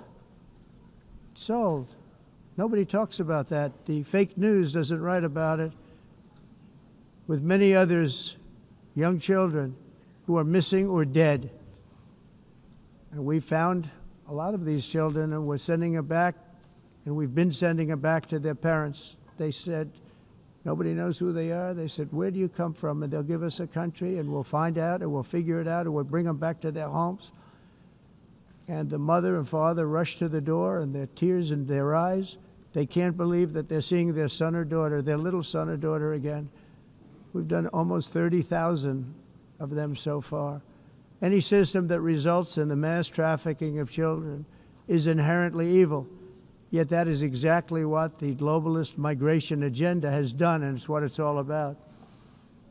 In America, those days, as you know, are over. The Trump administration is working, and we are continuing to work to track down the villains that are causing this problem, and also, as I said, to get back the 30,000 we've already returned. Now I think we're going to have another. We're going to find a lot. You're not going to find all of them. 300, more than 300,000. They're lost or they're dead. They're lost or they're dead because of the animals that did this. To protect our citizens, I've also designated multiple savage drug cartels as far as and you see this, and you see it happening right before your eyes. Let's put it this way. People don't like taking big loads of drugs in boats anymore. There aren't too many boats that are traveling on the seas by Venezuela. They tend not to want to travel very quickly anymore. And we've virtually stopped drugs coming into our country by sea. We call them the water drugs. They kill hundreds of thousands of people. I've also designated multiple savage drug cartels as far as foreign terrorist organizations, along with two bloodthirsty transnational gangs, probably the worst gangs anywhere in the world, MS-13 and Tren de Aragua. Tren de Aragua is from Venezuela, by the way. Such organizations torture, maim, mutilate, and murder with impunity. They're the enemies of all humanity. And for this reason, we've recently begun using the supreme power of the United States military to destroy Venezuelan terrorists and trafficking networks led by Nicolas Maduro. To every terrorist thug smuggling poisonous drugs into the United States of America, please be warned that we will blow you out of existence. That's what we're doing. We have no choice. Can't let it happen. They're destroying. I believe we lost 300,000 people last year to drugs, 300,000. Fentanyl and other drugs. Each boat that we sink carries drugs that would kill more than 25,000 Americans. We will not let that happen. Energy is another area where the United States is now thriving like never before. We're getting rid of the falsely named renewables. By the way, they're a joke. They don't work. They're too expensive. They're not strong enough to fire up the plants that you need to make your country great. The wind doesn't blow. Those big windmills are so pathetic and so bad, so expensive to operate. Then they have to be rebuilt all the time, and they start to rust and rot. Most expensive energy ever conceived, and it's actually energy. You're supposed to make money with energy, not lose money. You lose money, the governments have to subsidize. You can't put them out without massive subsidies. And most of them are built in China, and I give China a lot of credit. They build them, but they have very few wind farms. So why is it that they build them and they send them all over the world, but they barely use them? You know what they use? Coal. They use gas. They use almost anything, but they don't like wind. But they sure as hell like selling the windmills. Europe, on the other hand, has a long way to go, with many countries being on the brink of destruction because of the green energy agenda, and I give a lot of credit to Germany. Germany was being led down a very sick path, both on immigration, by the way, and on energy. They were going green, and they were going bankrupt. And the new leadership came in, and they went back to where they were, with fossil fuel and with nuclear, which is good. It's now safe, and you can do it properly. But they went back to where they were, and they opened up a lot of different plants, energy-producing plants, and they're doing well. I give Germany a lot of credit for that. They've said this is a disaster, what's happening. They were going all green. All green is all bankrupt. That's what it represents. And It's not politically correct. I'll be very badly criticized for saying it, but I'm here to tell the truth. I don't care. It doesn't matter to me. I'm in New York City. I'm feeling a lot safer. Crime, we're getting crime down. And by the way, speaking of crime, Washington, D.C. Washington, D.C. was the crime capital of America. Now it's a totally, after 12 days, it's a totally safe city. Everyone's going out to dinner. They're going out to restaurants. Your wife can walk down the middle of the street with or without you. Nothing's going to happen. My people have done a fantastic job. And yes, I called in the National Guard, and the National Guard took care of business. And they weren't politically correct, but they took care of business. We got 1,700 career criminals out, brought them back to where they came from, the countries where they came from, or put them in jails. Washington, D.C. is now a totally safe city again, and I welcome you to come. In fact, we'll have dinner together at a local restaurant, and we'll be able to walk. We don't have to go by an armor-plated vehicle. We'll walk right over there from the White House. They've given up their powerful edge, a lot of the countries that we're talking about, in oil and gas, such as essentially closing the great North Sea oil. Oh, the North Sea, I know it so well. Aberdeen was the oil capital of Europe, and there's tremendous oil that hasn't been found in the North Sea, tremendous oil. And I was with the Prime Minister I respect and like a lot, and I said, you're sitting with the greatest asset.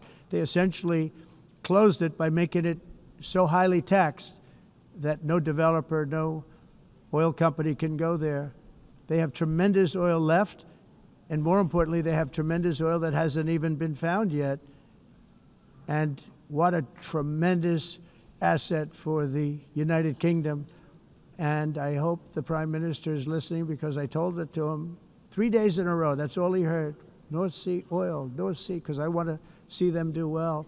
I want to stop seeing them ruining that beautiful Scottish and English countryside with windmills and massive solar panels that go 7 miles by 7 miles, taking away farmland. But we're not letting this happen in America. In 1982, the executive director of the United Nations Environmental Program predicted that by the year 2000, climate change would cause a global catastrophe. He said that it will be irreversible, as any nuclear holocaust would be. This is what they said at the United Nations. What happened? Here we are. Another UN official stated in 1989 that within a decade, entire nations could be wiped off the map by global warming. Not happening. You know, it used to be global cooling. If you look back years ago in the 1920s and the 1930s, they said, global cooling will kill the world. We have to do something. Then they said global warming will kill the world, but then it started getting cooler, so now they could just call it climate change, because that way they can't miss. It's climate change, because if it goes higher or lower, whatever the hell happens, there's climate change. It's the greatest con job ever perpetrated on the world, in my opinion. Climate change, no matter what happens, you're involved in that.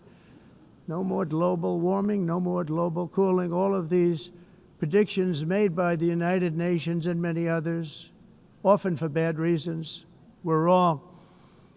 They were made by stupid people that have cost their countries fortunes and given those same countries no chance for success. If you don't get away from this green scam, your country is going to fail. And I'm really good at predicting things, you know. They actually said during the campaign they had a hat, the best-selling hat. Trump was right about everything. And I don't say that in a braggadocious way, but it's true. I've been right about everything. And I'm telling you that if you don't get away from the green energy scam, your country is going to fail. And if you don't stop people that you've never seen before, that you have nothing in common with, your country is going to fail. I'm the President of the United States, but I worry about Europe. I love Europe. I love the people of Europe. And I hate to see it being devastated by energy and immigration. This double-tailed monster destroys everything in its wake, and they cannot let that happen any longer. You're doing it because you want to be nice. You want to be politically correct, and you're destroying your heritage. They must take control strongly and immediately of the unmitigated immigration disaster and the fake energy catastrophe before it's too late. The carbon footprint is a hoax made up by people with evil intentions, and they're heading down a path of total destruction. You know, the carbon footprint was a big, big thing a few years ago. I remember hearing about the carbon footprint, and then President Obama would get into Air Force One, a massive Boeing 747, and not a new one, an old one with old engines that spew everything into the atmosphere. He'd talk about the carbon footprint, we must do so. Then he'd get in and he'd fly from Washington to Hawaii to play a round of golf. And then he'd get back onto that big, beautiful plane and he'd fly back and he'd talk about, again, global warming and the carbon footprint. It's a con job. At extreme cost and expense, Europe reduced its own carbon footprint by 37%. Think of that. Congratulations, Europe. Great job. You cost yourself a lot of jobs, a lot of factories closed, but you reduced the carbon footprint by 37%. However, for all of that sacrifice and much more, it's been totally wiped out and then some by a global increase of 54%. Much of it coming from China and other countries that are thriving around China, which now produces more CO2 than all the other developed nations in the world. So all of these countries are working so hard on the carbon footprint, which is nonsense, by the way. It's nonsense. You know, it's interesting. In the United States, we have still radicalized environmentalists, and they want the factories to stop. Everything should stop. No more cows. We don't want cows anymore. I guess they want to kill all the cows. They want to do things that are just unbelievable, and you have it too. But you know, we have a border, strong, and we have a shape, and that shape doesn't just go straight up. That shape is amorphous when it comes to the atmosphere. And if we had the most clean air, and I think we do, we have very clean air. We have the cleanest air we've had in many, many years. But the problem is that other countries, like China, which has air that's a little bit rough, it blows. And no matter what you're doing down here, the air up here tends to get very dirty because it comes in from other countries where their air isn't so clean. And the environmentalists refuse to acknowledge that. Same thing with garbage. In Asia, they dump much of their garbage right into the ocean. And over about a 1 week and 2 week journey, it flows right past Los Angeles. You've seen it. Massive amounts of garbage, almost too much to do anything about, flowing past Los Angeles, past San Francisco, and then somebody will get in trouble because he dropped a cigarette on the beach. The whole thing is crazy. The primary effect of these brutal green energy policies has not been to help the environment, but to redistribute manufacturing and industrial activity from developed countries that follow the insane rules that are put down to polluting countries that break the rules and are making a fortune. They're making a fortune. European electricity bills are now 4 to 5 times more expensive than those in China, and 2 to 3 times higher than the United States. And our bills are coming way down. You probably see that our gasoline prices are way down. You know, we have an expression, drill. Nós reduzimos os custos de energia porque nós faremos, como a expressão, vamos fazer tudo isso, reduzir os custos de energia, e os custos diminuíram nos Estados Unidos. Common to see one. Por exemplo, se você olhar nos países em faturas de energia, nós não mas nós nos Estados Unidos conseguimos usar eles e evitar aumento da temperatura, porque é muito caro também usar nada e ninguém usa tudo isso. A mudança. Esse agenda mundialista não tem nenhum sentido. Entire societies must be rejected país and it must be immediate. That's why in America I withdrew from the fake Paris Climate Accord, where, by the way, America was paying so much more than every country. Others weren't paying. China didn't have to pay until 2030. Russia was given an old standard that was easy to meet, a 1990 standard. But for the United States, we're supposed to pay like $1 trillion. And I said, this is another scam. The fact is, the United States has been taken advantage of by the world for many, many years, but not any longer, as you probably noticed. I unleashed massive energy production and signed historic executive orders to hunt for oil, but we don't have to do much hunting because we have the most oil of any nation anywhere, oil and gas in the world. And if you add coal, we have the most of any nation in the world. Clean, I call it clean, beautiful coal. You can do things today with coal that you couldn't have done 10 years ago, 15 years. So I have a little standing order in the White House. Never use the word coal, only use the words clean, beautiful coal. Sounds much better, doesn't it? But we stand ready to provide any country with abundant, affordable energy supplies if you need them, when most of you do. We're proudly exporting energy all over the world. We're now the largest exporter. In the United States, we want trade and robust commerce with all nations, everybody. We want to help nations. We're going to help nations. But it must also be fair and reciprocal. The challenge with trade is much the same with climate. The countries that followed the rules, all their factories have been plundered. It's really sad to watch. They've been broken. They've been broken by countries that broke the rules.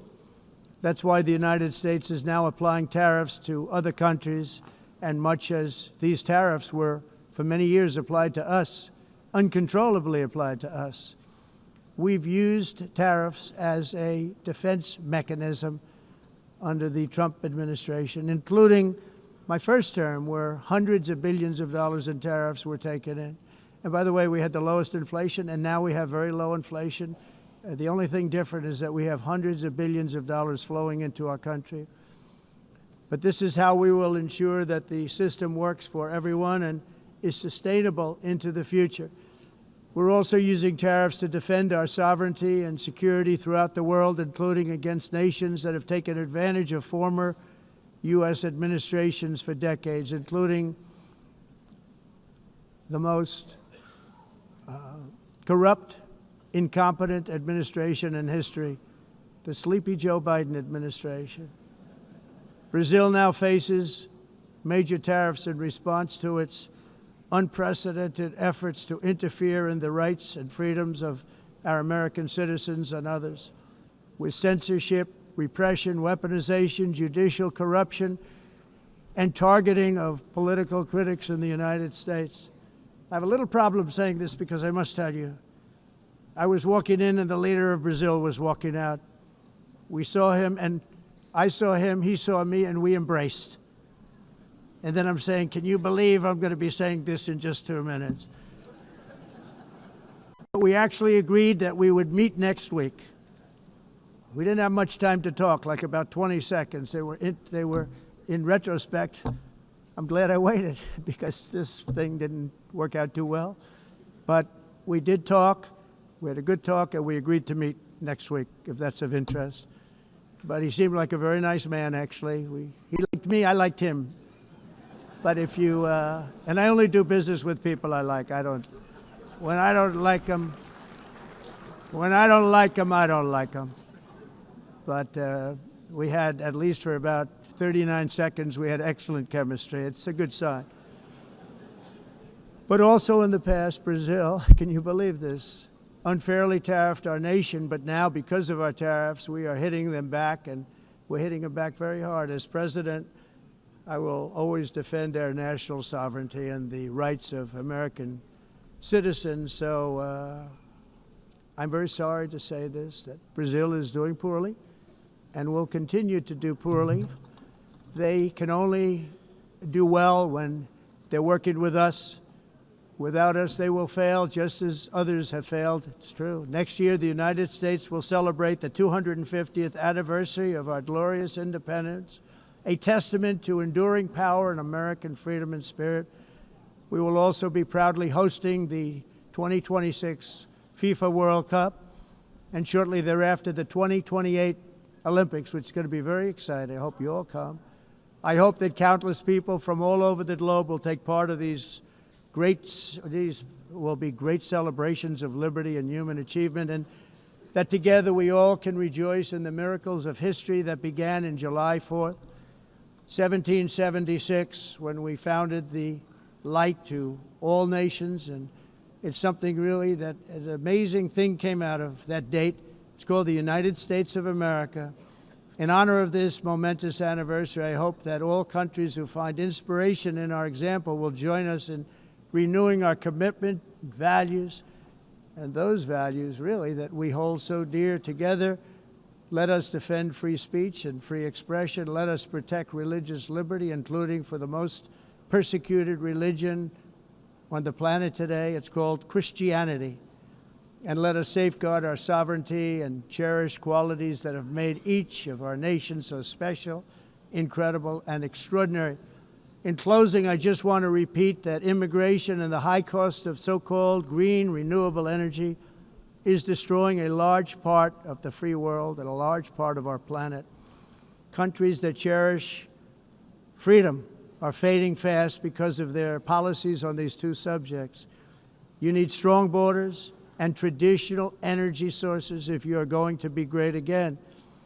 Whether you have come from north or south, east or west, near or far, every leader in this beautiful hall today represents a rich culture, a noble history, and a proud heritage that makes each nation majestic and unique, unlike anything else in human history or any other place on the face of the earth. From London to Lima, from Rome to Athens, from Paris to Seoul, from Cairo to Tokyo and Amsterdam to right here in New York City, we stand on the shoulders of the leaders and legends, generals and giants, heroes and titans who won and built our beloved nations, all of our nations, with their own courage, strength, spirit, and skill.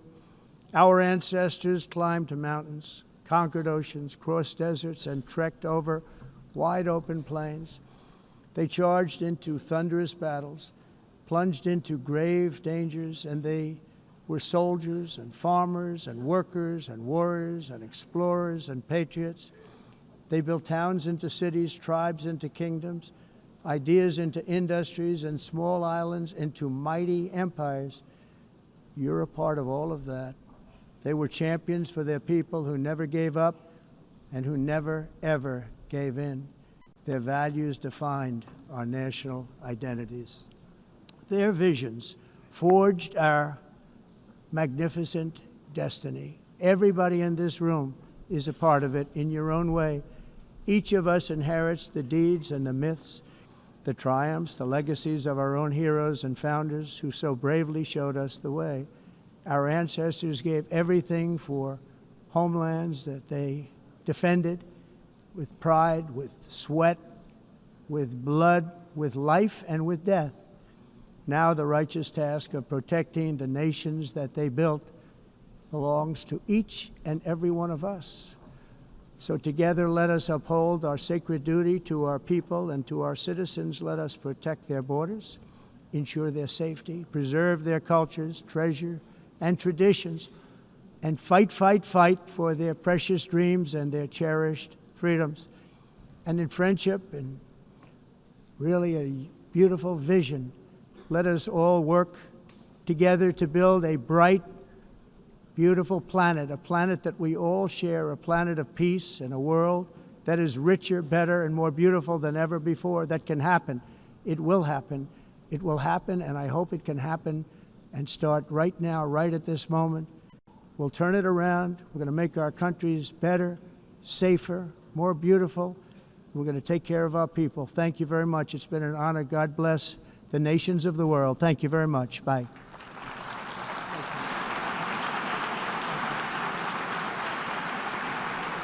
Thank you very much.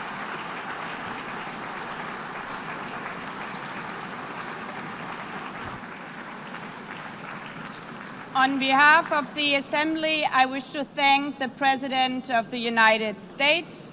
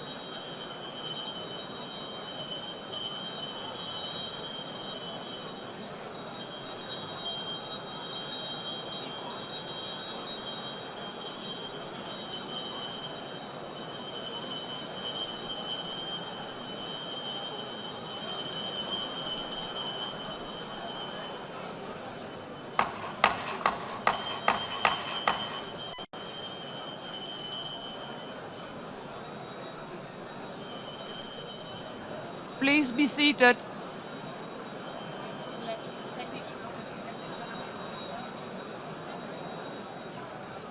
Please be seated.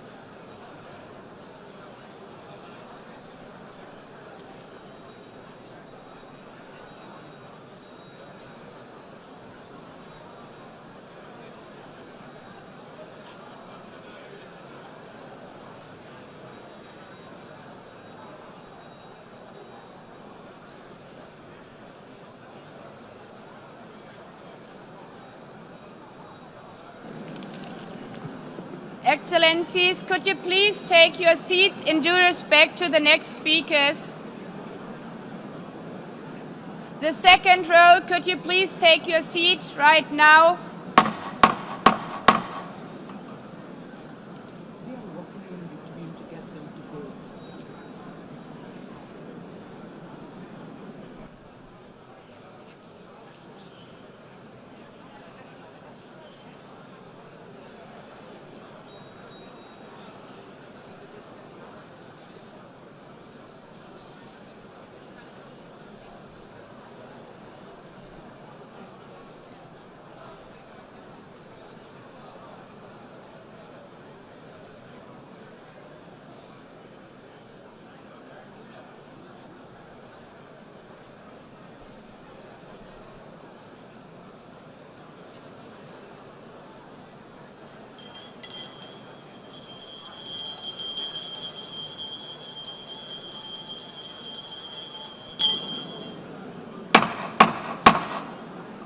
Please take a seat now.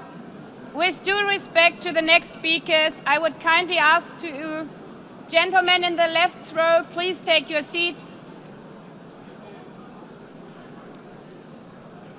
We will continue.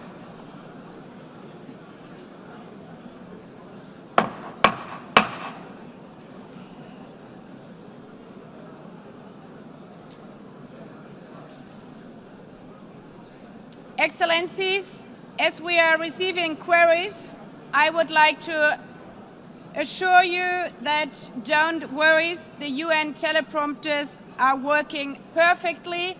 And by this technical note, I would like to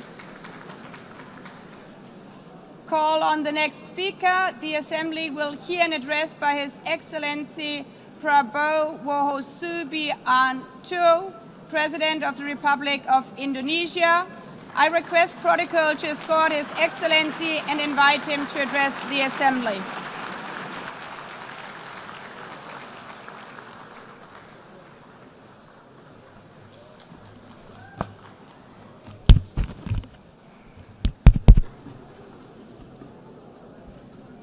His Excellency, Mr. Antonio Guterres, Secretary General of the United Nations, Her Excellency, Madame Annalena Baerbock, President of the United Nations General Assembly,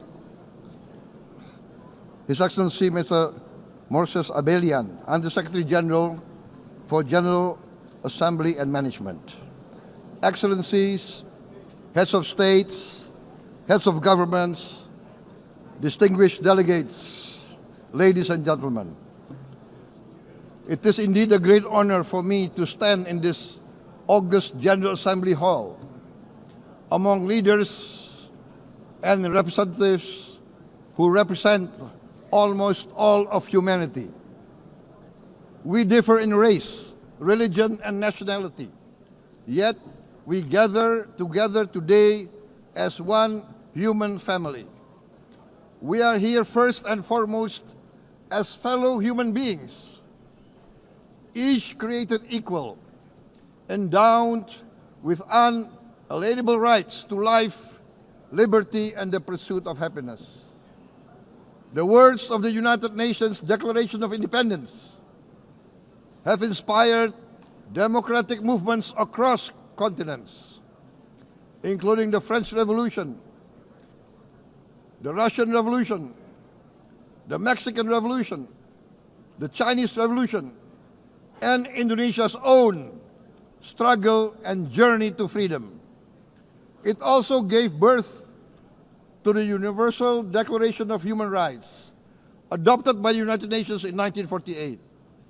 All men are created equal was the creed that opened the way to unprecedented global prosperity and dignity.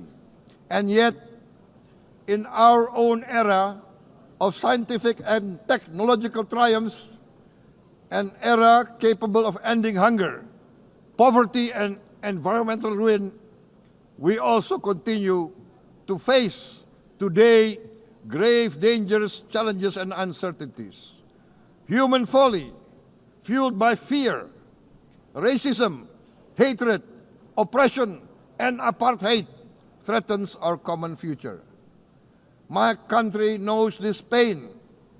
For centuries, Indonesians lived under colonial domination, oppression, and slavery. We were treated less than dogs in our own homeland. We Indonesians know what it means to be denied justice and what it means to live in apartheid, to live in poverty, and to be denied equal opportunity.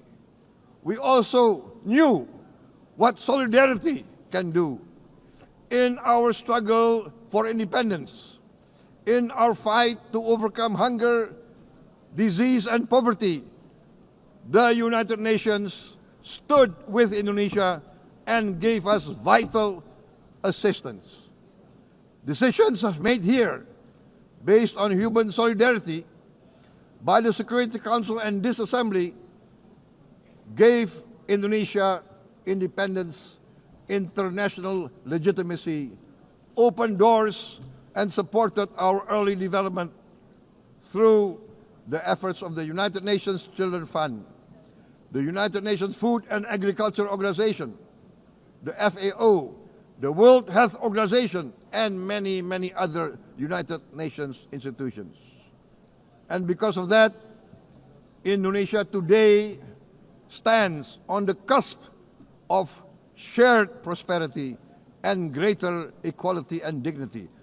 Madam President, Excellencies, our world today is driven by conflict, injustice, and deepening uncertainty. Every day we witness suffering, genocide, and blatant disregard for international law and human decency. In the face of these challenges, we must not give up. As the United Nations Secretary General said, we cannot give up. We cannot surrender our hopes or our ideals. We must draw closer, not drift apart. Together we must strive to achieve our hopes, our dreams. The United Nations was born from the ashes of the Second World War that claimed scores of millions of lives. It was created to secure peace, security, justice, and freedom for all. We remain committed to internationalism, to multilateralism, and to every effort that strengthens this great institution.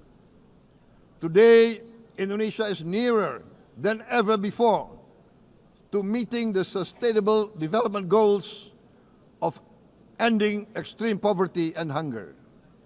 Because years ago, this very chamber chose to listen and uphold social and economic justice. We will never forget.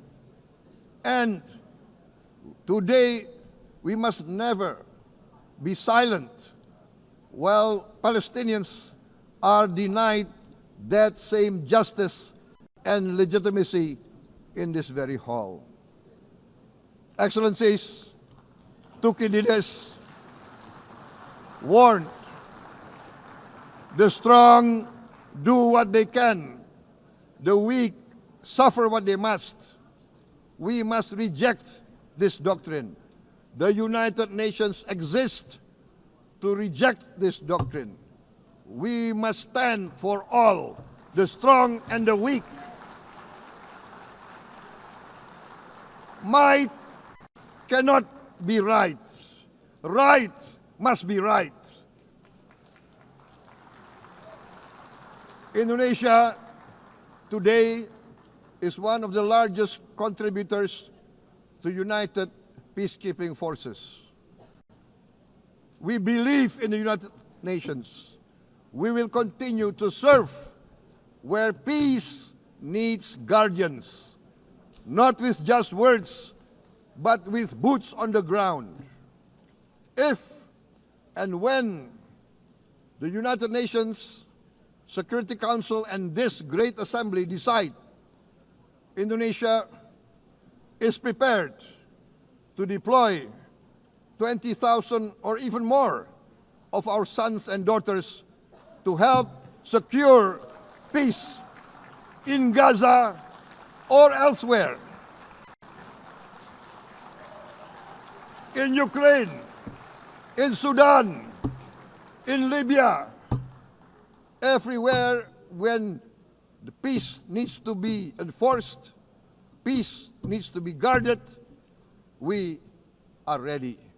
We will take our share of the burden, not only with our sons and daughters, we are also willing to contribute financially to support the great mission to achieve peace by the United Nations. Madam President, Excellencies, I propose to this Assembly a message of hope and optimism, grounded in action and execution. Today, we heard the speech of Madam President, the President of the United Nations General Assembly. Yes, it is true what she said. Without the International Civil Aviation Organization, will we be here today? Will we sit in this great hall? Without the United Nations, we cannot be safe. No country can feel secure. We need the United Nations, and Indonesia will continue to support the United Nations, even though we still struggle, but we know the world needs a strong United Nations. The world's population is growing. Our planet is under strain. Food, energy, and water insecurity haunt many nations. We choose to answer these challenges directly at home and to help abroad wherever we can. This year, Indonesia recorded the highest rice production and grain reserves in our history. We are now self-sufficient in rice, and we are starting now to export rice to other nations in need, including providing rice for Palestine. We are building resilient food supply chains, strengthening farmer productivity, investing in climate-smart agriculture to ensure food security for our children and for the children of the world. We are confident in a few years' time, Indonesia will be the granary of the world. As the world's largest island state, we testify before you that we are already experiencing the direct consequences of climate change, particularly the threat of rising sea levels. The sea level on the north coast of our capital city is increasing by 5 centimeters every year. Can you imagine in 10 years? Can you imagine in 20 years? For this, we are forced to build a giant seawall, 480 kilometers in length. It will take us maybe 20 years, but we have no choice. We have to start now. Therefore, we choose to confront climate change, not by slogans, but by immediate steps. We are committed to meeting our 2015 Paris Agreement obligations. We aim to achieve net zero emission by 2060, and we are very confident we can achieve net zero emission much earlier. We aim to reforest more than 12 million hectares of degraded forest, to reduce forest degradation, to empower local communities with quality green jobs for the future.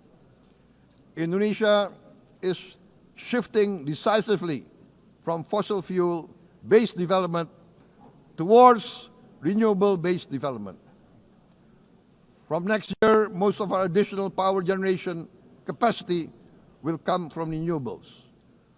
Our goal is clear: to lift all of our citizens out of poverty and make Indonesia a hub for solutions to food, energy, and water security. Madam President, Excellencies, we live in a time when hatred and violence can seem to be the loudest voices.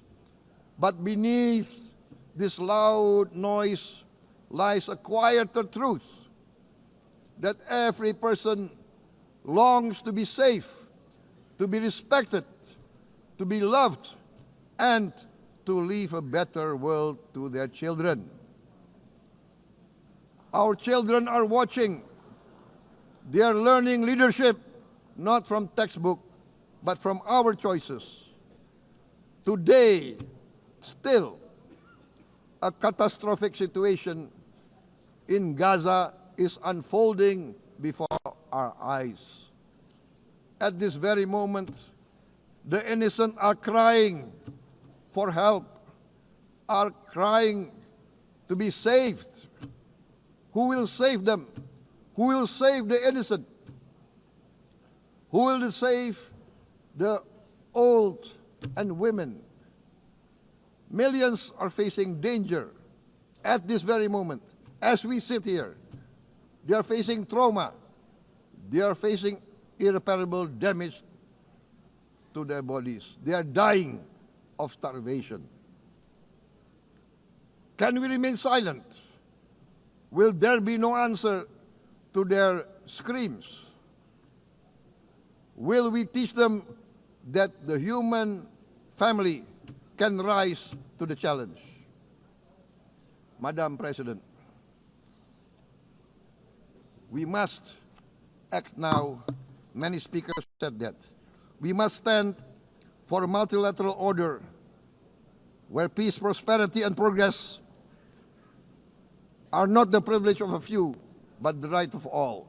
With a strong United Nations, we can build a world where the weak do not suffer what they must, but live the justice that they deserve. Let us continue humanity's great journey of ideals, the selfless aspirations that created the United Nations. Let us use science to uplift, not use science to destroy. Let rising nations help others to lift themselves. I am convinced that the leaders of the great world civilizations of the West, of the East, of the North, of the South, leaders of America, Europe, of India, China, the Islamic world, the whole world, I am convinced they will rise to their role demanded by history. We are all hopeful that the leaders of the world will show great statesmanship, great wisdom, restraint, humility, overcome hate, overcome suspicion.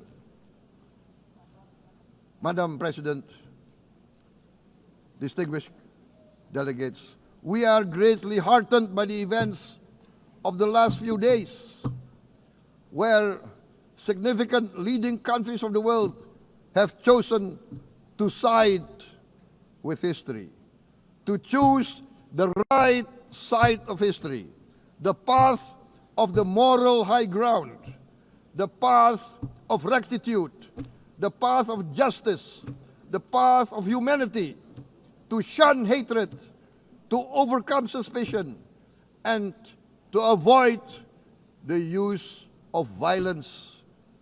The use of violence will beget violence. No one country can bully the whole community of the human family.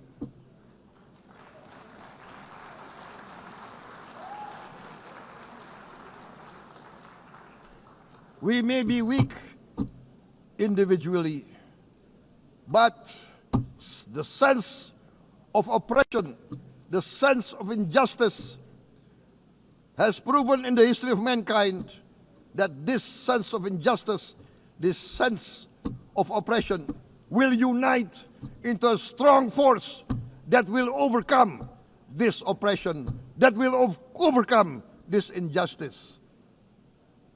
To close, I would like to reiterate again Indonesia's complete support for the two-state solution in Palestine. We must have an independent Palestine, but we must also recognize, we must also respect, and we must also guarantee the safety and security of Israel. Only then we can have real peace, and no longer hate and no longer suspicion. The only solution is this two-state solution. Two descendants of Abraham must live in reconciliation, peace, and harmony. Arabs, Jews, Muslims, Christians, Hindus, Buddhists, all religions, we must live as one human family. Indonesia is committed to being part of making this vision a reality. Is this a dream? Maybe, but this is the beautiful dream that we must work together towards. Let us work towards this noble goal. Let us continue humanity's journey of hope, a journey started by our forefathers, a journey that we must complete. Thank you. Wassalamualaikum warahmatullahi wabarakatuh.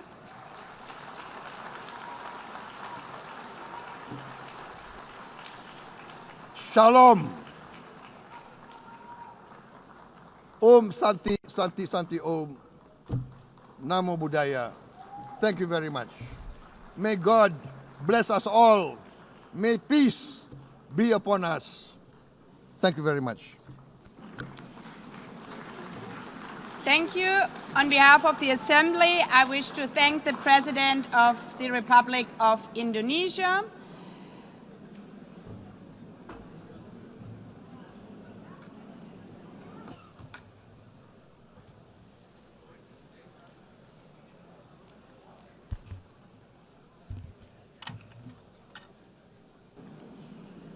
The Assembly will hear an address by His Excellency Recep Tayyip Erdogan, President of the Republic of Turkey. I request protocol to escort His Excellency and invite him to address the Assembly.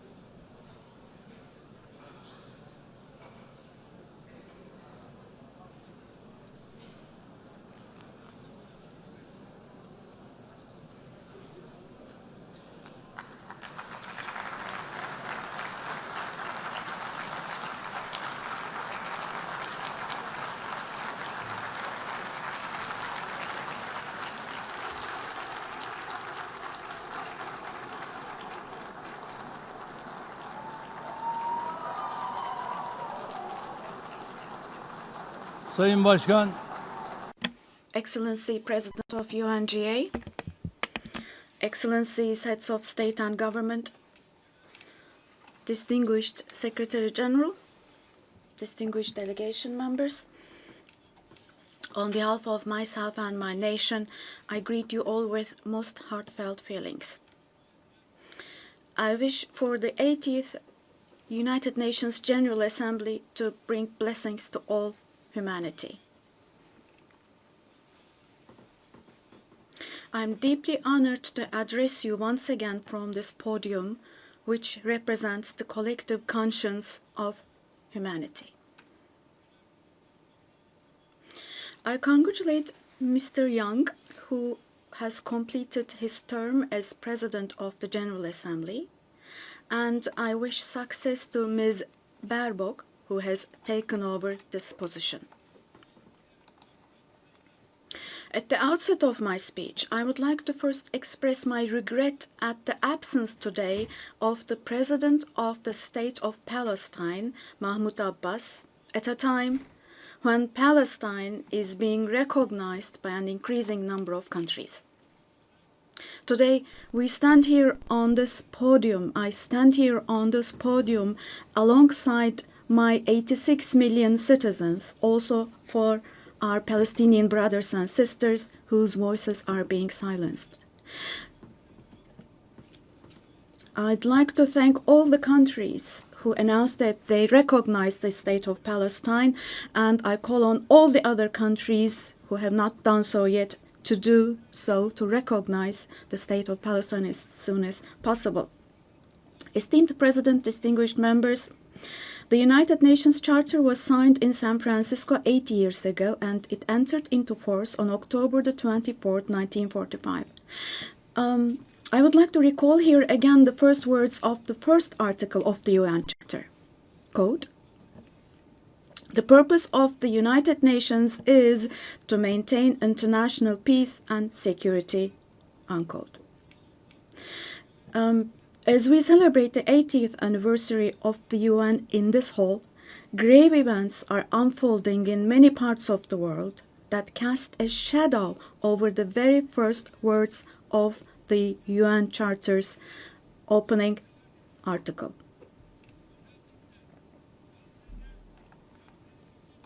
Particularly in Gaza, right before our very eyes, genocide has been going on for over 700 days now. Even as we gather here, as we speak now, Israel is currently massacring civilians in Gaza. The number of civilian casualties in Gaza has surpassed 65,000. Unfortunately, the number of people who are still trapped under the rubble is not yet known, and more than 20,000 of those who died were children. For the last 23 months, a child has been murdered by Israel in Gaza every hour. Yes, every hour. These are not just figures, dear friends. All of these, each one of these is a person, a human being, innocent people. People are now being killed not with weapons, but with the weapon of starvation. In the 21st century, under the gaze of the civilized world, 428 people died of starvation. Out of those 428, 146 were children, and this number is increasing every day. Now, I will show you a photo, which is a picture from daily life in Gaza. The first photo, as you see, these are people. These are women with these cups that they are holding in their hands, cups and buckets. Just feel your conscience and answer the following question. Can we possibly have a reasonable reason for this brutality in 2025? But this shameful picture in Gaza has been unfolding and is being repeated every day for 23 months now. And there are 2.5 million Gazans who live in 365 square kilometers. And every day what happens is they are being dragged from one place to another. The healthcare infrastructure of Gaza is completely collapsed. Doctors have been killed or they have disappeared while under custody. Ambulances have been hit. Hospitals targeted and destroyed. Treatment is not possible. Surgery is not possible. It's not possible to find medications. Now, dear friends, now as Tayyip Erdogan, with a heavy heart, with my heart bleeding here, I'm telling you, innocent little ones, just 2 or 3 years old, without hands, arms, or legs, have become, unfortunately, a common sight to see in Gaza.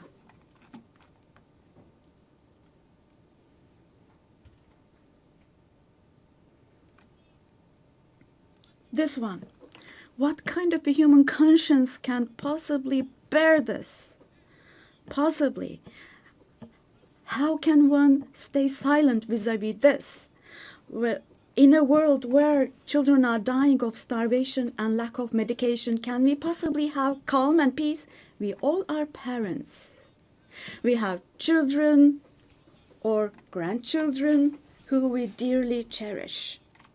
Here, say in America or in Europe, anywhere in the world, when a small rose thorn hurts a child's hand, the hearts of parents break. But in Gaza, children's hands, arms, and legs are being amputated without anesthesia.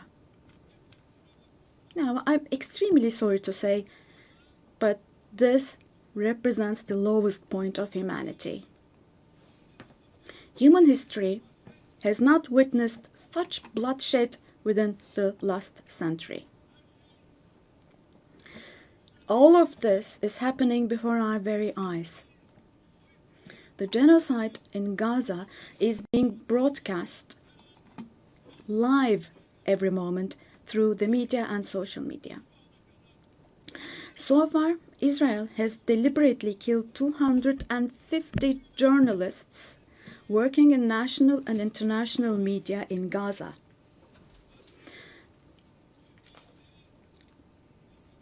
And they have closed all the entrance into Gaza, but they still have not been able to cover up the genocide. I wholeheartedly support Secretary General Guterres because he consistently draws attention to the ongoing genocide in Palestinian territories, and I would like to once again congratulate him for his courage.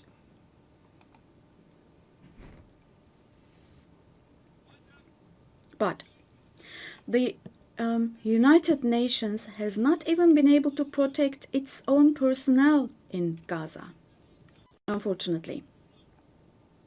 In Gaza, 500 people rushing to help others have been killed. Out of those 500, 326 were UN staff members. Esteemed President, distinguished members, now, genocide, like the Holocaust, is a shameful concept which refers to the mass extermination of people. It's a barbaric concept. But today, it's not only people who are being killed in Gaza, mind you. Animals are being targeted and killed in Gaza. In Gaza, agricultural land, gardens, trees, grass, century-old olive trees are being destroyed. In Gaza, water supplies are being destroyed and polluted. Buildings, homes, libraries, hospitals, schools, mosques, churches, and historical structures in Gaza are being deliberately destroyed. The soil of Gaza is being rendered useless for humans, for animals, and for plants. So now let me show you yet another photo. And let me ask you here, look at this photo. What could this photo here possibly have to do with security concerns? This is being against life, don't you think? Let me state this openly from this podium. There is no war in Gaza. We cannot possibly talk about the presence of two sides in Gaza. Because in Gaza, on one side, there is a regular army with the most modern, most lethal weapons, and on the other hand, there are innocent civilians, innocent children. This is not fight against terrorism. This is an occupation, deportation, exile, genocide, and life destruction, mass destruction policy carried out by invoking the events of October the 7th. Today, while Gaza is being destroyed under the pretext of Hamas, Concurrently, simultaneously, the West Bank, where Hamas is not in power, is also being occupied step by step, and innocent civilians are being massacred through executions. Moreover, Israel is not limiting itself to Gaza and the West Bank only. By launching attacks on Syria, on Iran, Yemen, and Lebanon, Israel is also threatening regional peace. Just recently, an Israeli attack took place against a delegation meeting in Qatar for ceasefire negotiations. The attack on Qatar has also shown that the Israeli leadership is now completely out of control.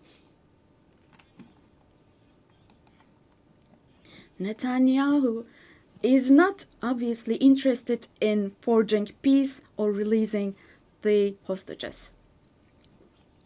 Not only Israel's neighbors, but all countries in the Middle East are subject to the Israeli government's reckless threats. And we must realize the following. Due to the increasing aggression of Israel, in Europe and the West in general, the values that emerged after the Second World War have been eroded. The most fundamental human rights, such as freedom of expression, freedom of the press, freedom of assembly and protest, women's rights, children's rights, democracy, equality, and justice, have been shelved away. At this point, we all have to see the following truth, my dear friends. The Israeli government, driven by an obsession with the promised lands, is openly threatening regional peace and the shared values of humanity.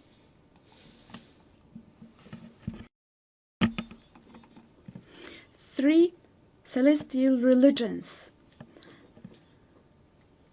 Jerusalem hosts all three celestial religions, and a common inherited holy place, Al-Quds, is holy for all three religions.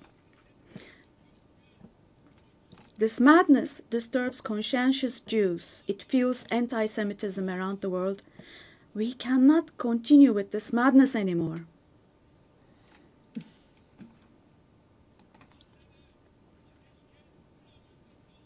We have to have ceasefire in Gaza as soon as possible. Attacks should stop. Humanitarian aid should be able to enter with no obstacles. The genocide team should be held accountable vis-à-vis international law. And God willing, this will definitely happen. Vis-à-vis the barbarity taking place in Gaza, everyone who is keeping silent is accomplice to this barbarity. From here, I would like to call on all the heads of state and government. Today is the day. Today is the day to stand firm alongside the oppressed Palestinians and alongside humanity. While your peoples back home are reacting to the barbarity in Gaza, do show the courage to take action here. Fulfill your humanitarian duty toward Gaza, where children are raising children. On this occasion, I would like to say the following. There are peoples all around the world who are taken to the streets. Unarmed activists and volunteers from different countries of the world, academicians, students, journalists, everyone, all the defenders of Palestine. I would like to say to them, thank you so much, and clear bows and favorable winds for their actions. Esteemed delegation members, for 13 years, I have spoken to you from this platform about the oppression and conflicts in our neighbor, Syria. Just as I raise my voice today for the oppressed people of Gaza, likely for 13 years, I have also drawn attention to the cries of the Syrians, and here I became their voice and breath as well. The persecution that caused the death of 1 million people and that forced millions more to flee their homeland has, thankfully, become a thing of the past with the December 8th revolution. Our Syrian brothers and sisters opened the doors to a new period as of December the 8th. I believe that the people of Syria who fought against a bloodthirsty regime will also be able to carry the victory they achieved at great cost to its rightful place, God willing. We'll support with all our means the vision of a one and unified Syria with no forms of terrorism, especially ISIS, being present. A free Syria where security is established is what we want.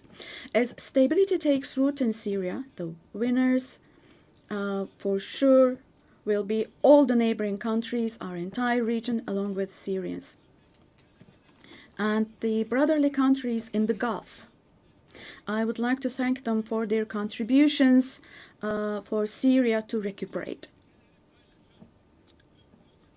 All the regional and international actors who share the same principles with us, God willing, we will continue with our cooperation with all those actors in the same manner. Esteemed friends, we hope that the nuclear issue with our neighbor Iran will be resolved through diplomacy as soon as possible.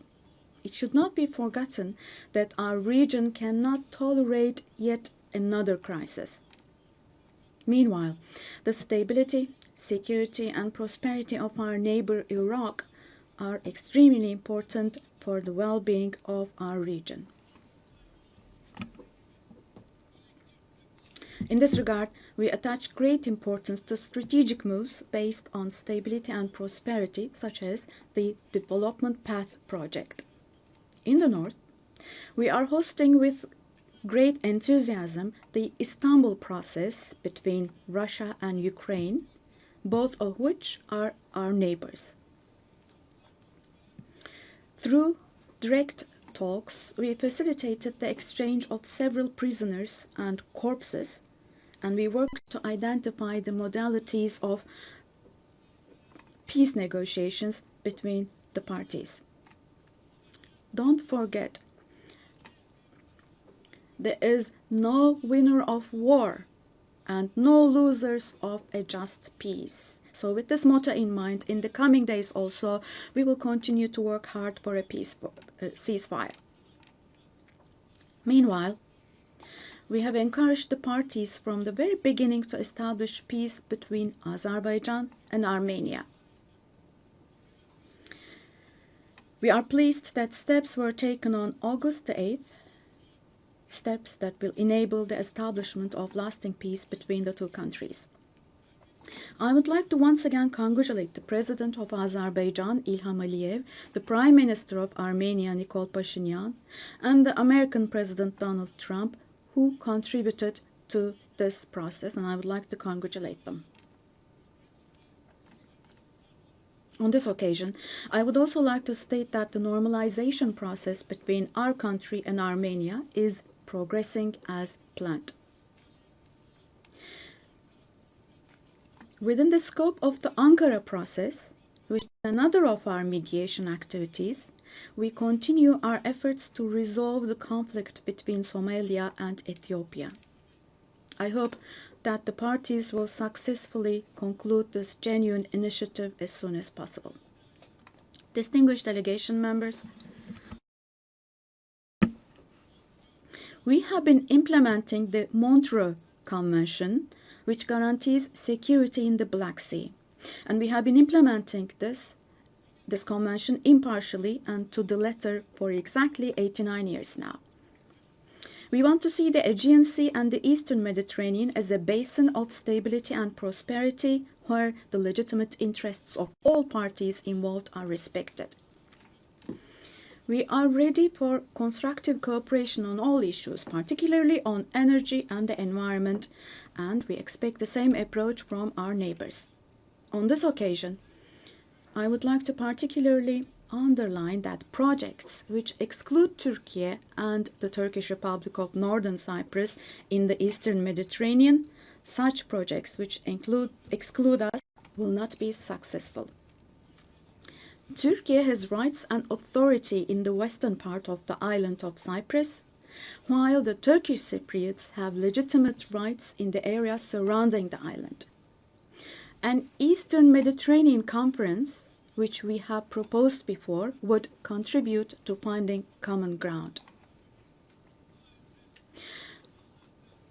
Resolving the Cyprus issue has been tried many times before, but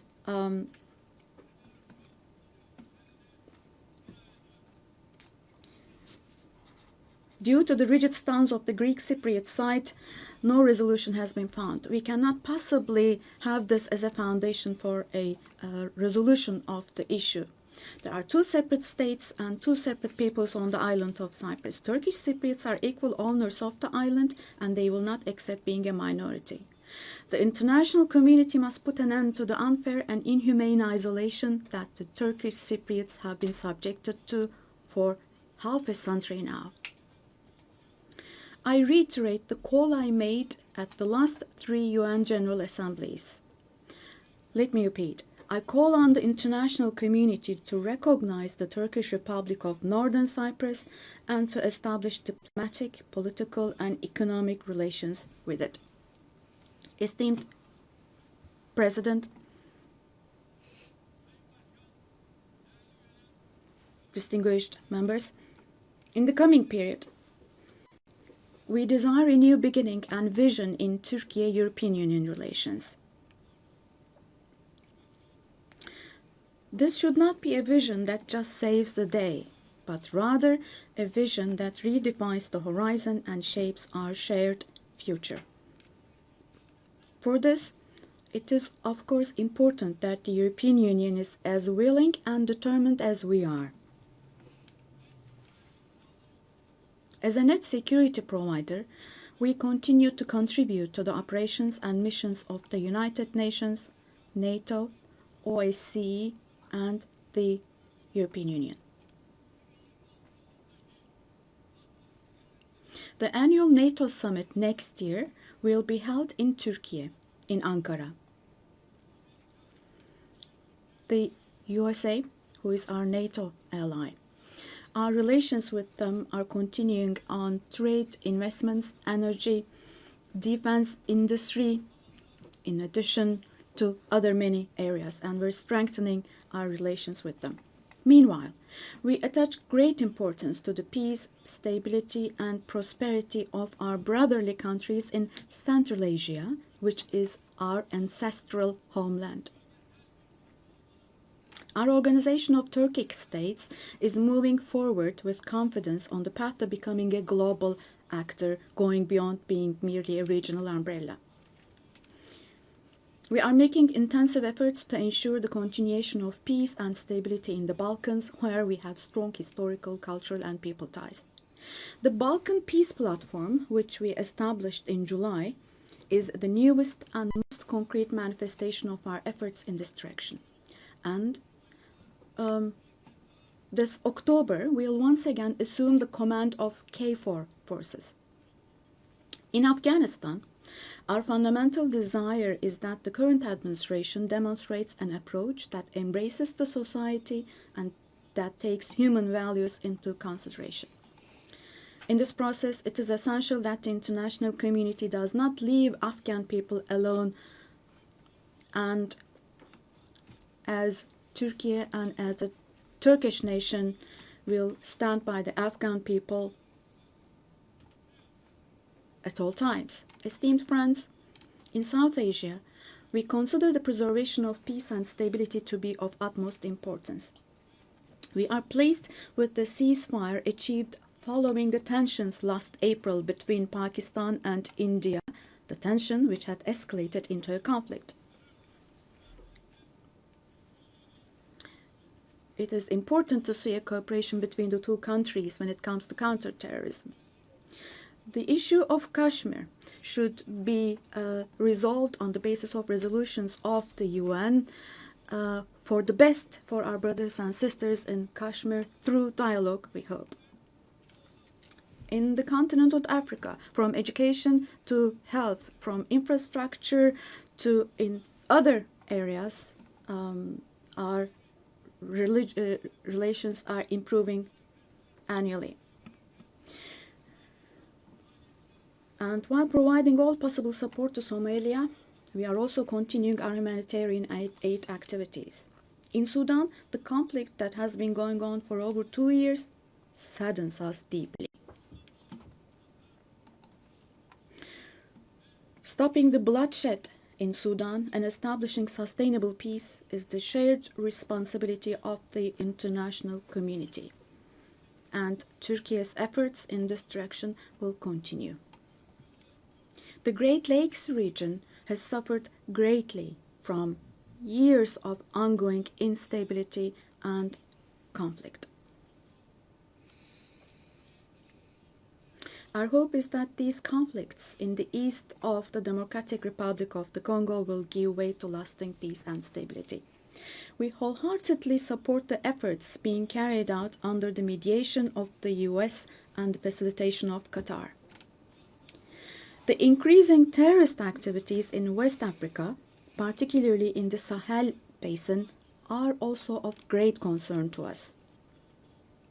We will continue our unwavering efforts to ensure peace, tranquility, and stability for the peoples of this region with whom we share historical ties.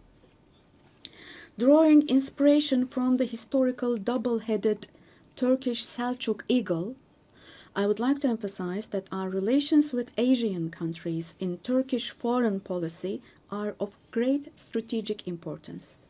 We pursue a 360-degree approach in this policy.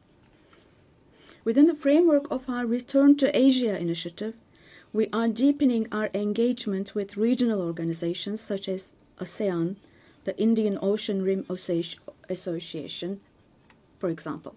We will continue to develop new partnerships with Asian countries, and we attach great importance to developing our relations with Latin America and the Caribbean region in a spirit of partnership and a win-win approach. We are determined to further strengthen the friendly ties we have established with all the countries in the region. Esteemed delegation members, increasing protectionist trends in international trade and disruptions in supply chains are leading to fundamental changes in the global economy. To successfully address current challenges, we support the reform of rules-based international trade, including the World Trade Organization. I believe access to affordable, safe, and sustainable energy is essential, particularly for developing countries, to be able to achieve their development goals.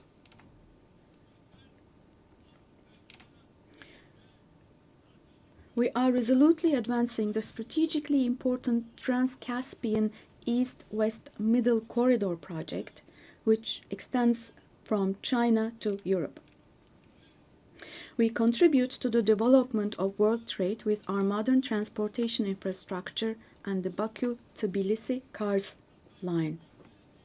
On our journey to build a future that respects nature, we are moving forward with determination towards the 2053 net zero emission target.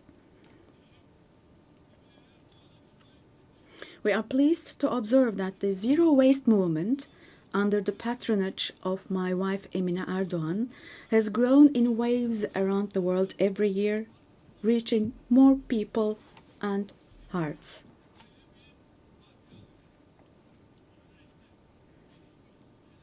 In this process, it is no longer a choice for developed countries to fulfill their responsibilities. It has now become an obligation for them. As one of the countries providing the most development aid in the world, we are striving to achieve the UN Sustainable Development Goals.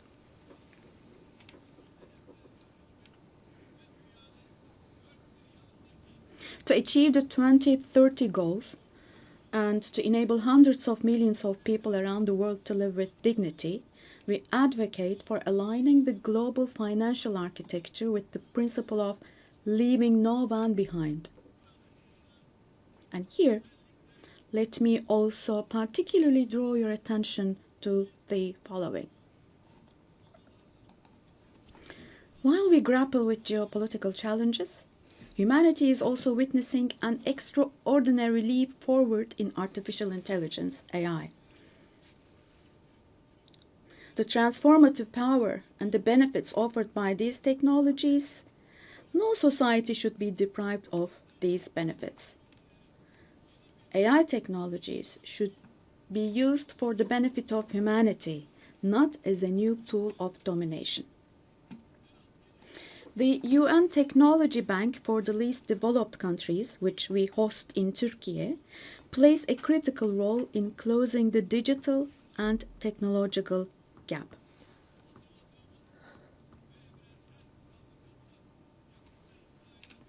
We have prepared a Children's Rights Convention in the digital world, and we will soon open this up for ratification. I'm sure this will create a lot of awareness in this area, and we expect your support for this. On the other hand, in today's world, where racism, xenophobia, and particularly Islamophobia have reached alarming levels, combating these trends that directly threaten the culture of coexistence has now become an essential duty for humanity.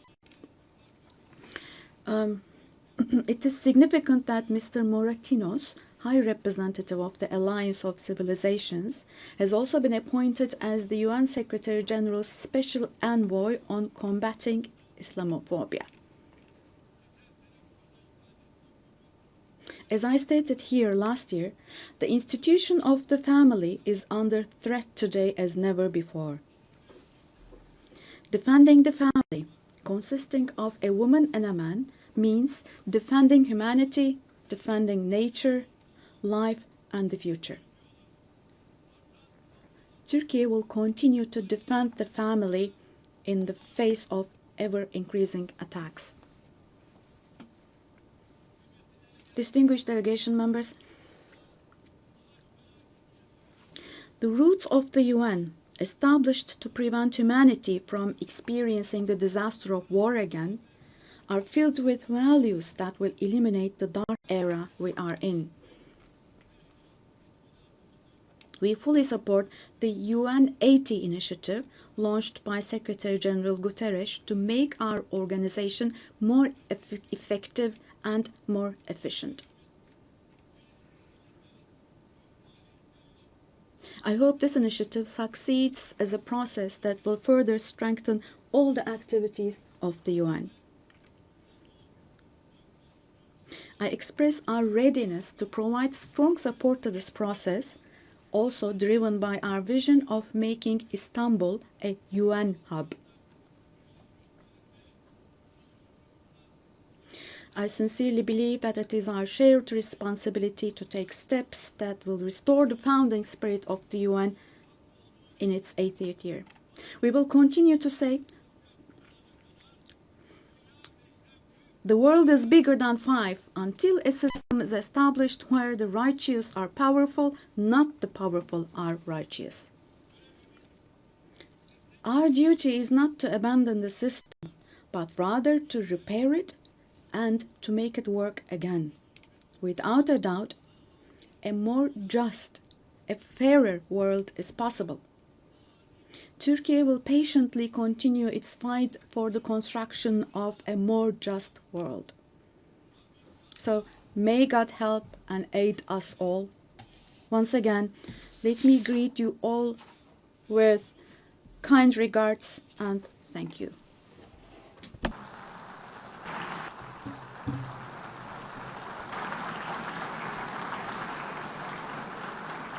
On behalf of the Assembly, I wish to thank the President of the Republic of Turkey.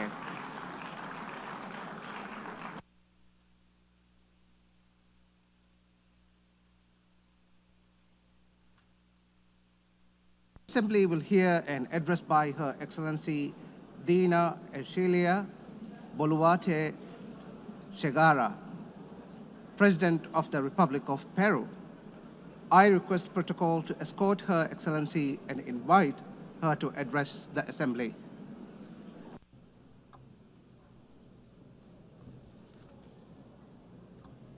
Señora. Madam President of the General Assembly, Annalena Baerbock. Secretary General of the United Nations, Antonio Guterres. Ladies and gentlemen, heads of state, ladies and gentlemen present here in this august forum. Peru is the center and cradle of great millennial civilizations, the last of which was the Inca Empire, which left us a legacy of greatness. We are also heirs of the Viceroyalty of Peru, which encompassed 2/3 of South America.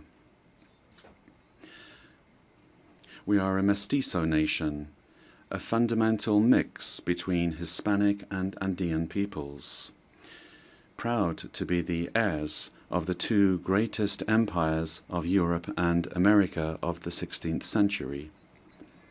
The Peruvian people today are resilient, entrepreneurial, supportive, and lovers of peace, freedom, and democracy.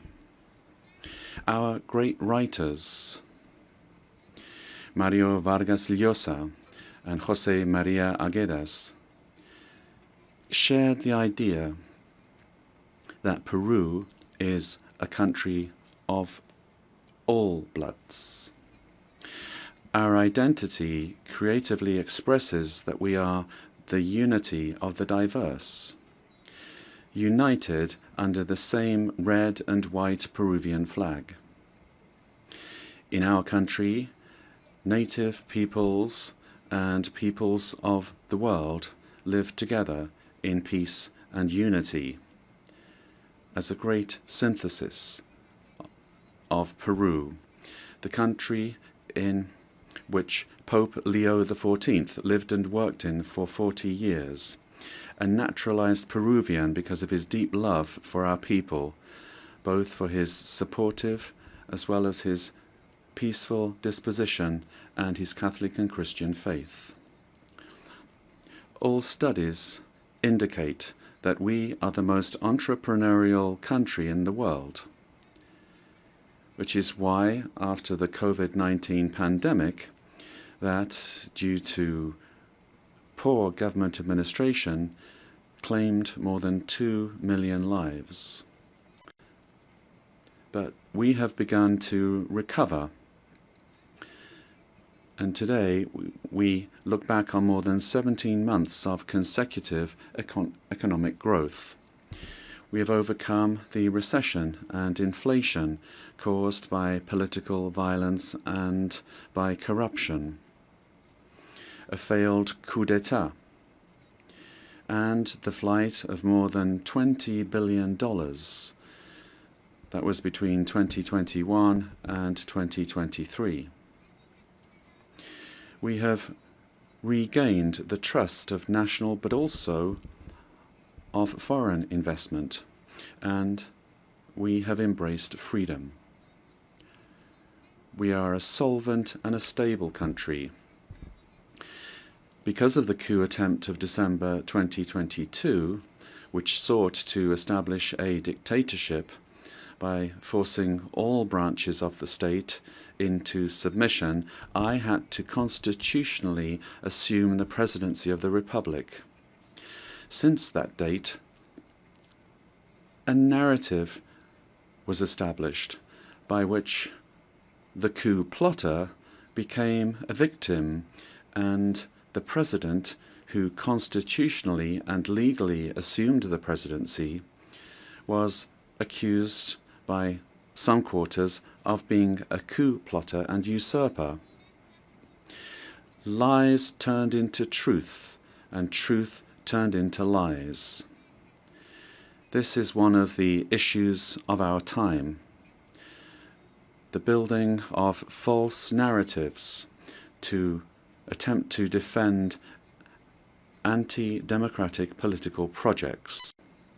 The thinking goes that ideologies of hatred, where they're projects of failed states that grow into all-powerful states, require, in order to impose their will, a false narrative, in order to achieve their objectives through violence, and who, once in power, crush freedoms, silence the press and democratic opposition, violate human rights, and begin to control, to confiscate, and to expropriate private companies, creating a corrupt bureaucracy that destroys the economy, society, and public morality. The first step for achieving all of this is to build a narrative in order to lie, to deceive, and to manipulate.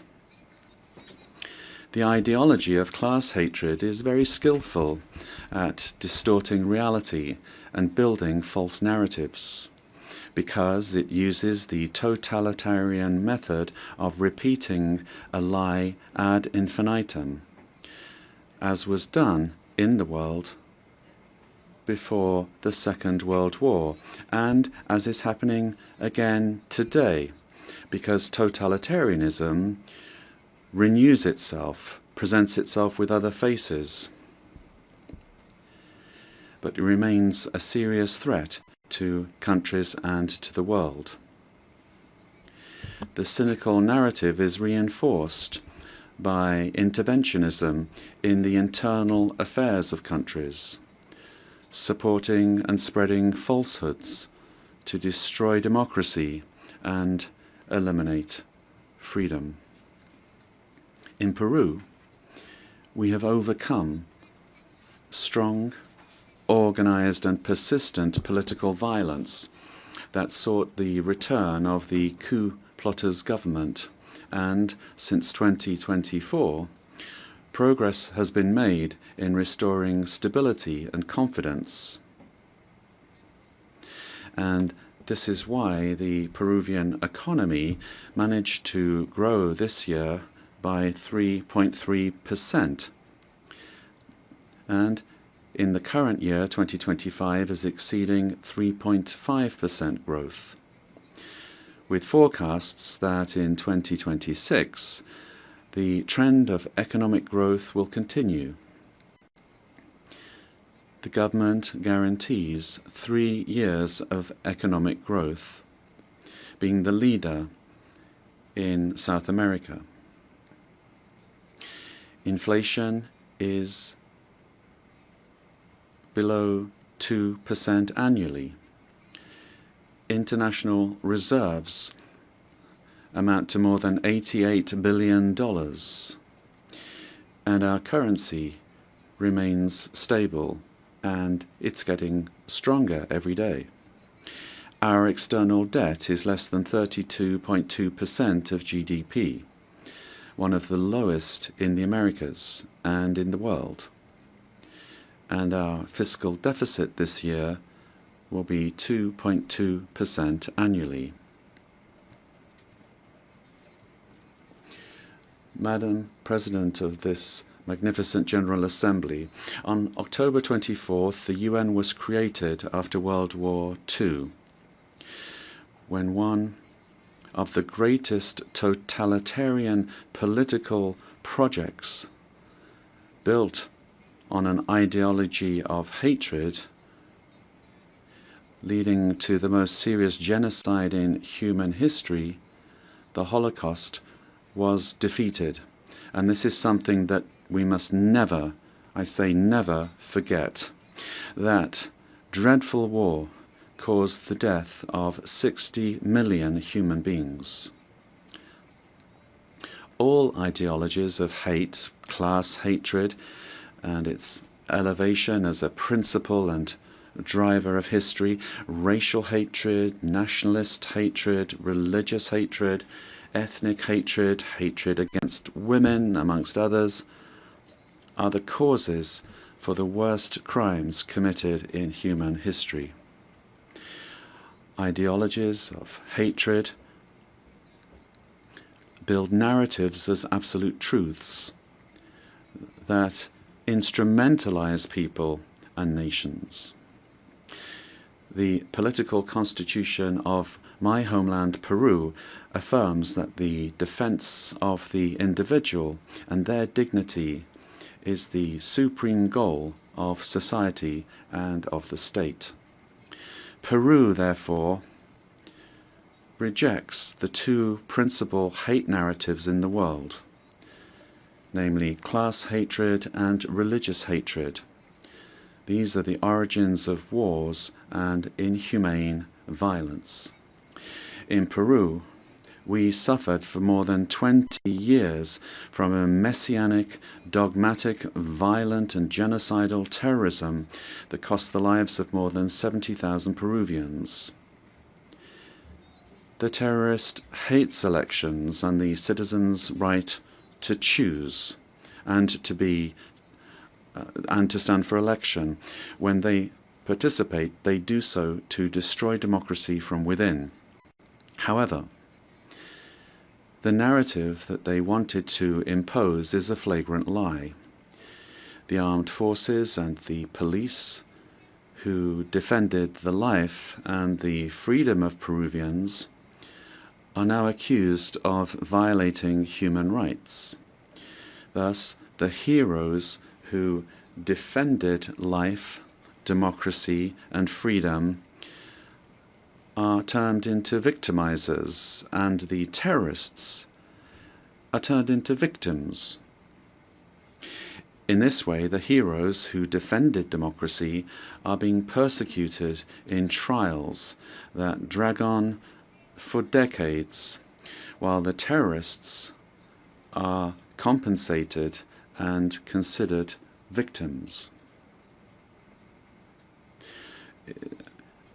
This is the world in reverse. The UN was a fundamental milestone in the 20th century, but in the 21st century, we must be more vigilant. It is our duty to prevent the world from plunging into new genocides and new violence. It is not acceptable in a civilized world that one country invade another using a false narrative to justify a war that first and foremost attacks the civilian population. It is not acceptable to slaughter civilians, to capture hundreds of young people, women, and even children, and use them as hostages. We live under the threat of international organized crime. In Peru, international crime based on extortion uses terrorist methods such as bomb attacks to submit citizens to its will. These criminal organizations that use weapons of war have created financial mechanisms to launder blood-stained money, sending large sums back to their countries of origin. They seek to normalize this violence, which requires, in order to be defeated, recognition by the UN as terrorist organizations and new national and international legislation to stop them being a threat to the democratic system and to the development of peoples. It is also imperative that we act against drug trafficking and illegal mining that destroys the environment, pollutes rivers, and condemns peoples and individuals to slavery. International crime has subjected thousands of women taken from their home countries through violence and deception and being exploited and deprived of their freedom. Ladies and gentlemen, we are living through times that recall the darkest chapters of our modern history, and Peru is convinced that the world does not need less UN, but more and a better UN, one that is in tune with the times.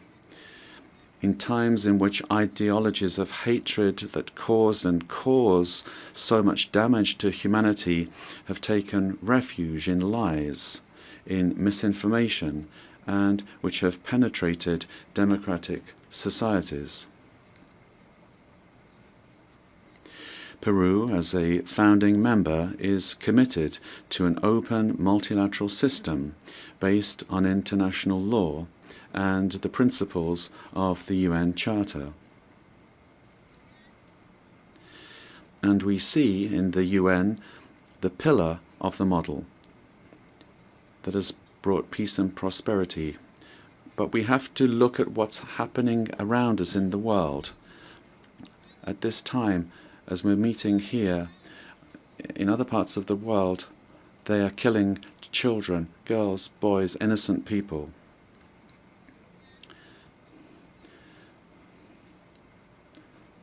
Prosperity will only come if we are united and work together.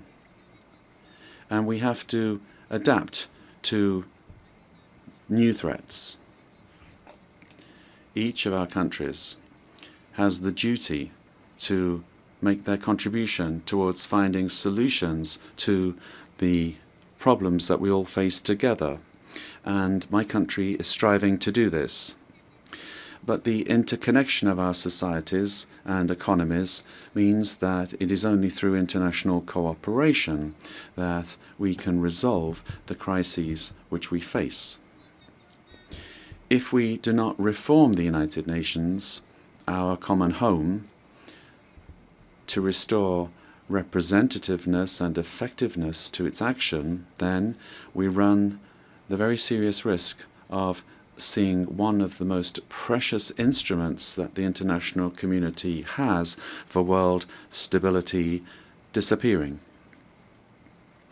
For this reason, Peru supports the work of the UN80 initiative, launched by the Secretary General, placing particular emphasis on the need to refocus the organization on its fundamental functions, bringing it closer to the needs of peoples, and at the same time making it more efficient. UN80 must be an opportunity to strengthen multilateralism and ensure that the organization is better prepared to achieve its essential goals. This reform can only truly become fully effective if it is complemented by a transformation in UN governance that prevents institutional stalemates when it comes to decision-making, while ensuring its suitability. Ladies and gentlemen,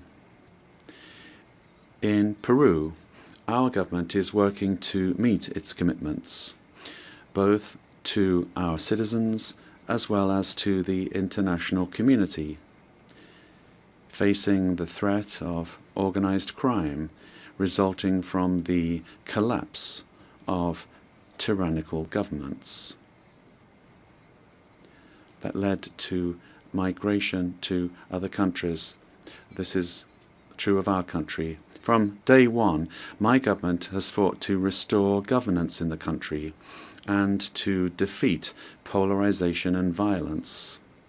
In Peru, there is full separation of powers, the rule of law, respect for freedom, and human rights. My government is the most stable of the last 5 years, during which 5 presidents have succeeded one another. We are fighting for citizen security, facing crime that takes advantage of the rise in the price of gold, and drug trafficking. We have achieved positive, verifiable results in these areas. We are working to strengthen human capital. We are fighting child malnutrition and anemia. And we are building schools and hospitals throughout the country, which has not been done in recent years. The priority is children, women, and the Peruvian family. We are modernizing the country's infrastructure, ports, airports, roads, bridges, designing an economy that is better connected to the world, as well as a firm policy for fighting corruption. Our goal is to guarantee free and impartial elections, defeating the attempt of a violent minority that seeks their failure. Ladies and gentlemen, the United Nations organization has always been present in the modern history of my country, particularly in its most difficult moments. Similarly to what is happening elsewhere in the world, and despite our efforts, Peru today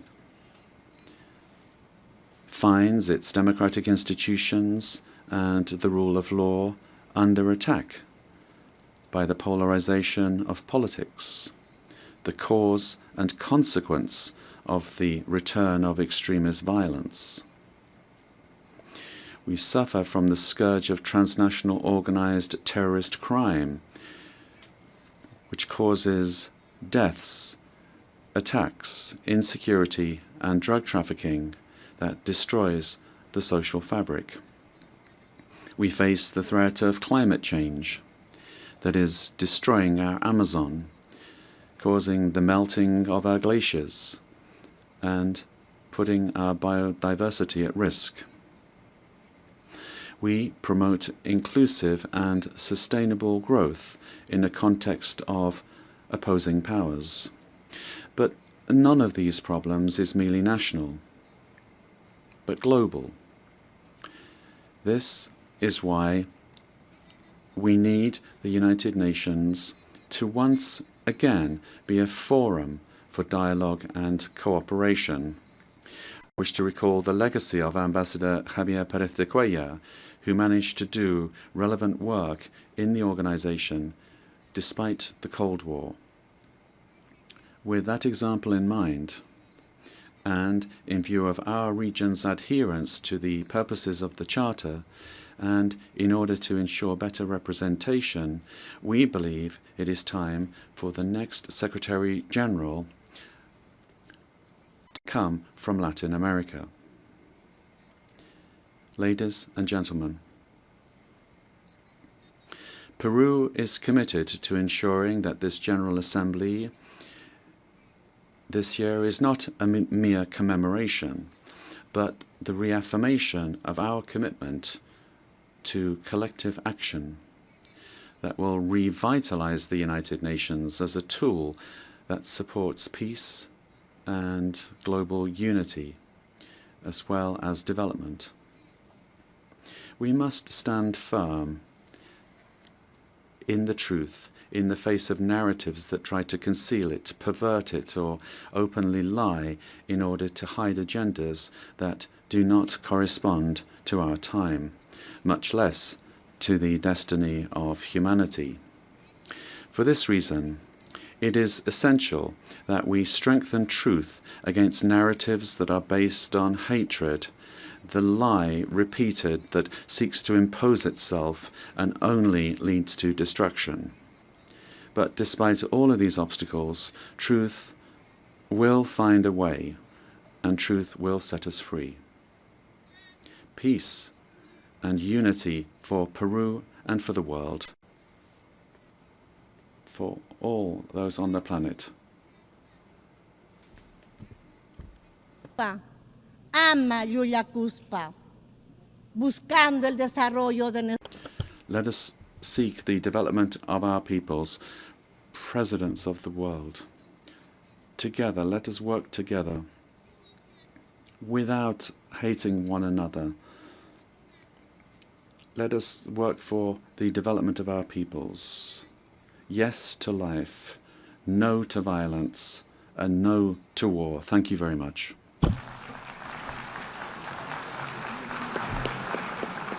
On behalf of the General Assembly, I wish to thank the President of the Republic of Peru.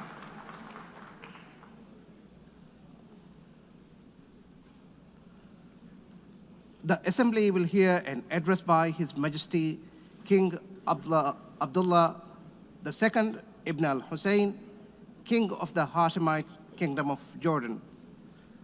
I request protocol to escort His Majesty and invite him to address the Assembly.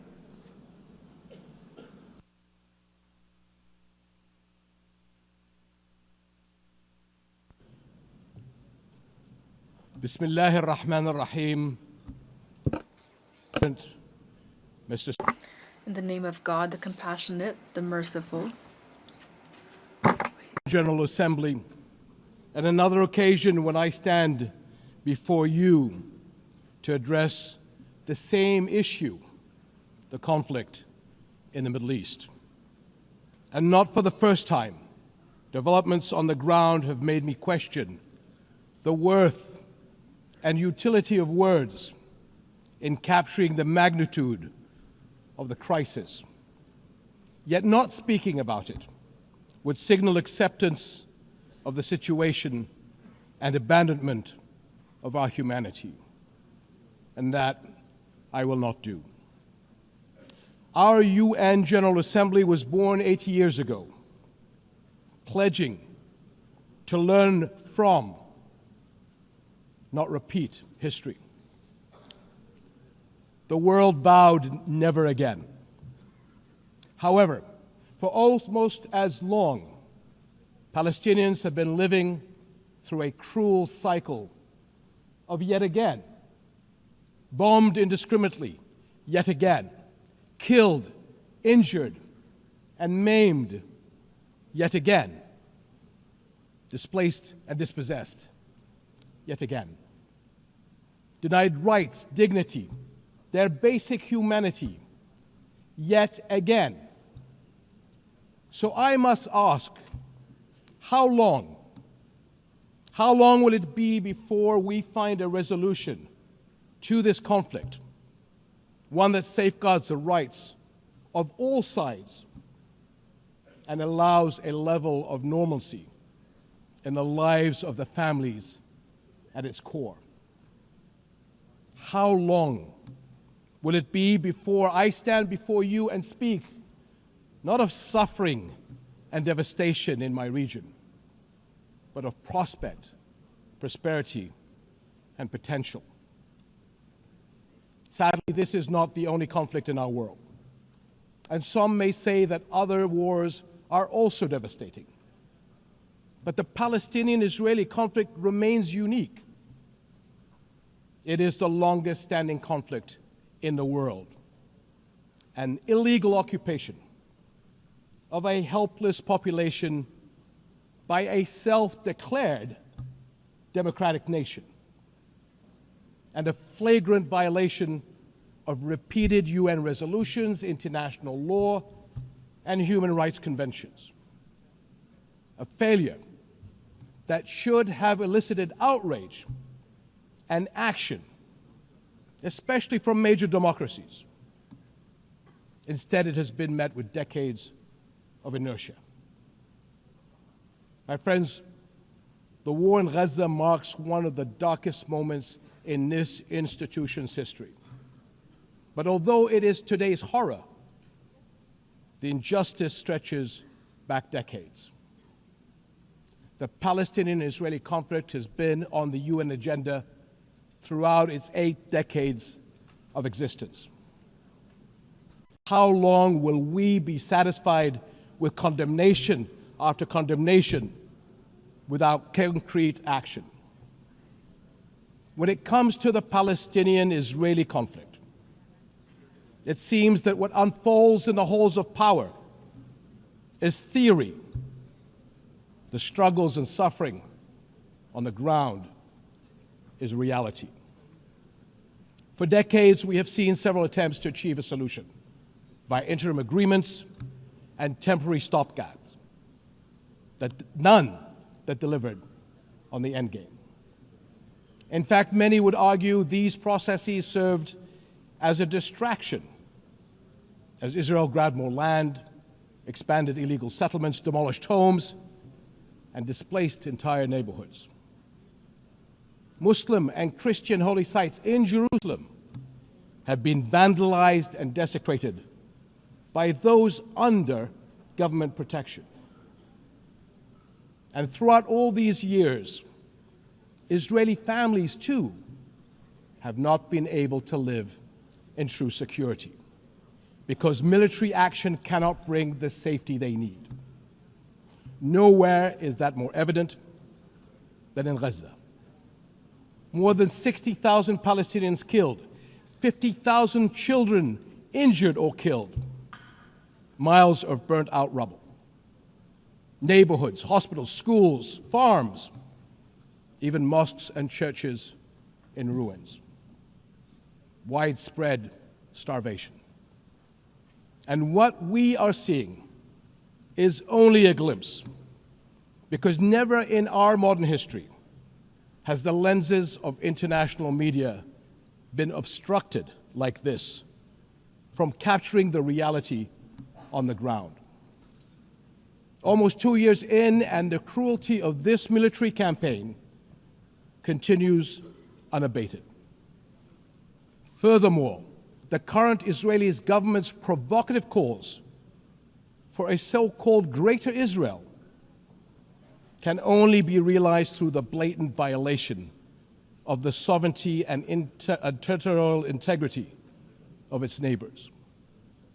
And there is nothing great about that.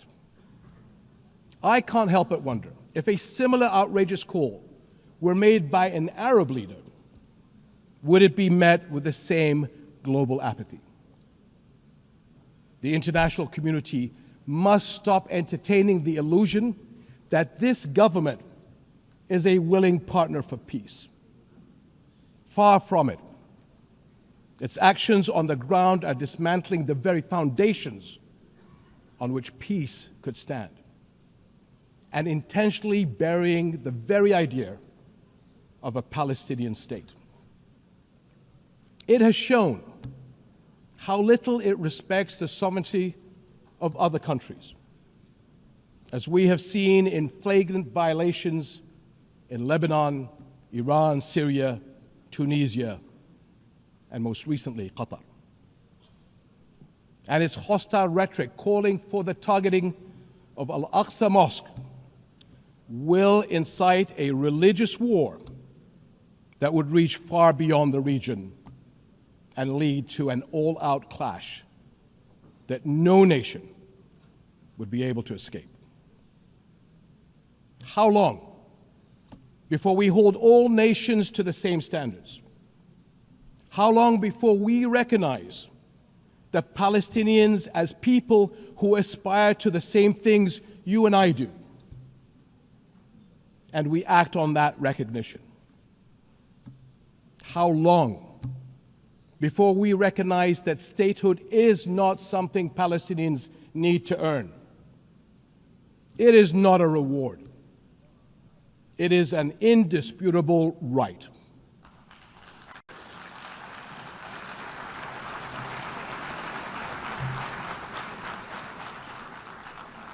In Jordan, we are determined to work for a world in which people are secure in their homes, are safe to practice their faiths, and are able to live and thrive in dignity. As custodians of Muslim and Christian holy sites in Jerusalem, we safeguard these holy places against actions that violate the city's legal and historical status quo. Compromising the delicate balance in the holy city will turn it into a tinderbox that ignites global conflict. And Jordan is serving as the main base for international humanitarian response in Gaza, working by all possible means to provide critical supplies of aid and food. And we appreciate our regional and international partners. I'm also immensely proud of the many Jordanians, including men and women of Jordan Armed Forces, who are at the heart of this effort. Ground convoys, aircraft crews, doctors, nurses, and mobile medical staff who work even under fire to provide relief. These and countless others carry forward Jordan's deep heritage of compassion and generosity to a people in grave need. My friends, amid such darkness, there is a glimmer on the horizon. We are seeing more nations stepping up on behalf of a permanent ceasefire in Gaza, one that ensures the release of all hostages, unhindered humanitarian aid, and support for the Palestinian people as they rebuild. We all know that force is no foundation for security. It is a prelude for greater violence. Repeated wars are teaching generations of Israelis and Palestinians that their only recourse is the gun. Security will only come when Palestine and Israel begin to coexist. Seems I have the same problem as President Trump. Begin to coexist side by side. This is the two-state solution, in line with international law and UN resolutions. An independent and viable Palestinian state with East Jerusalem as its capital, alongside a secure Israel living in peace with its neighbors. For almost a quarter of a century, this has been the promise of the Arab Peace Initiative, in which Arab and Muslim partners around the globe extended their hand. My friends, for the past 2 years, we have finally seen the world's conscience stirring in the courage of ordinary people from every walk of life and every corner of the globe, raising their voices as one and declaring, it has been too long.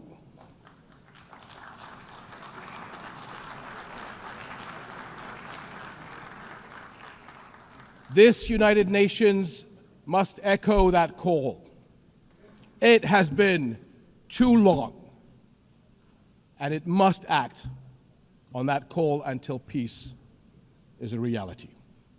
Thank you.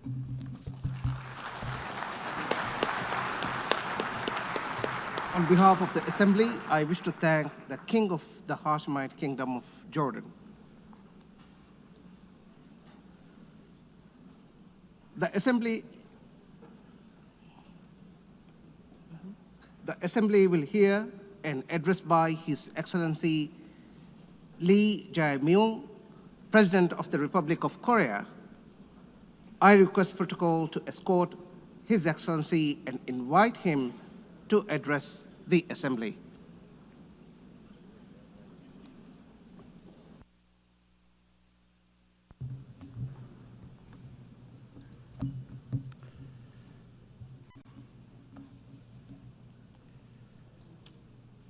I would like to express my respect and gratitude to all members of the United Nations and staff of the UN Secretariat for their contribution to world peace and shared prosperity. I extend my sincere congratulations to Her Excellency Annalena Baerbock on assuming the presidency of the 18th session of the UN General Assembly. I also pay tribute to Secretary General Antonio Guterres for his unwavering dedication and hard work. I hope the 80th session of the UN General Assembly will achieve even more meaningful results under their outstanding leadership.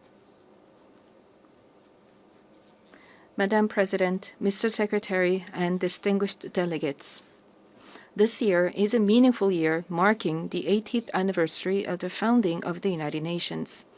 The past 80 years of the UN have been a valuable journey of protecting the dignity and values of humanity and at seeking a path forward for future generations. If someone asks what the UN has achieved, I would confidently reply, look at the 80-year history of the Republic of Korea. It is no exaggeration to say that the Republic of Korea's history, dotted with challenges and responses, is the history of the United Nations, which has constantly confronted enormous challenges facing humanity. Liberated from colonial rule the very year that the United Nations was founded, the Republic of Korea emerged from the scars of division and ashes of war through UN assistance, maintaining national identity while achieving industrialization and blooming into a democracy. Therefore, the Republic of Korea in itself is a country that has proven the value of the UN's existence. Whenever the Republic of Korea revived the hopes of lives as precious as the weight of the universe amidst horrific wars and disasters, the UN flag fluttered at the center of that intense solidarity. The United Nations has strived to provide equal rights and opportunities to everyone without discrimination, and has provided education and vaccines to make children's lives blossom. The small country in the East, which rose with the support of the UN and the international community, has become a proud UN member that is drawing the world's attention. It is raising its role and responsibility as a member of the international community more rapidly than any other country. There were times when democracy and peace were in crisis, but each time the Republic of Korea rose with indomitable strength. Even a safe coup could not break the people of the Republic of Korea's strong will, desiring democracy and peace. The revolution of light that the people of the Republic of Korea achieved against the darkness of the insurrection last winter was a historic moment that demonstrated the brilliant achievement of the UN spirit. The remarkable resilience and strength of democracy that the Republic of Korea has shown will be ours as well as that of the entire world. I need you to take my hand and guide me away from all this, away to where the light shines through, to where the flowers bloom. As the novelist Han Gang, laureate of the Nobel Prize in Literature, wrote, the Republic of Korea will be a milestone of light for all those who join the journey toward democracy. Today, at the UN General Assembly, where world peace and humanity's shared prosperity is discussed, I proudly announce that a new Republic of Korea, which will be a beacon of light for global citizens, has completely returned to the international community. Thank you. The Republic of Korea, which has grown thanks to the support and assistance of the UN, will not hesitate to take on the role of a leading nation, generously sharing its experience and history of restoring democracy. Despite ceaseless efforts from all corners of the world, the international community's determination and aspiration to maintain international peace and security 80 years ago still remains an unfinished task for everyone. 280 million people are still in a state of extreme hunger. Armed conflicts around the world, including in Ukraine and the Middle East, as well as the climate crisis, which has already become a real problem, threaten the survival of humanity. The answer lies in the wisdom of the pioneers who founded the United Nations, as well as the path that the people of the Republic of Korea demonstrated. There is only one way: more democracy. The people-centered government of the Republic of Korea, through the power of collective intelligence, is ceaselessly attempting innovations, seeking better alternatives in democracy. The way to solve common challenges facing the international community is no different. When all the countries experiencing the same problems gather here at the United Nations and continue multilateral cooperation, putting their heads together, we will all be able to move toward a bright future of peace and prosperity. I look forward to the UN 80 initiative presented by the Secretary General taking root as a vision that achieves UN's evolution and advancement in line with the demands of our time. I also hope the UN Security Council can increase the number of seats of non-permanent members reflecting changes in the international environment and enhance its effectiveness and representation.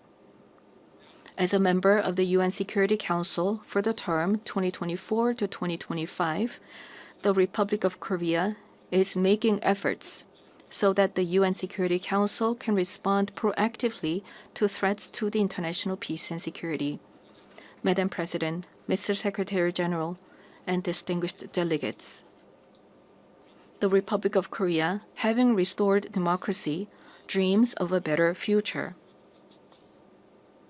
The Republic of Korea will fulfill its responsibility as a responsible global power that steadfastly upholds the values of freedom, human rights, inclusiveness, and solidarity championed by the United Nations.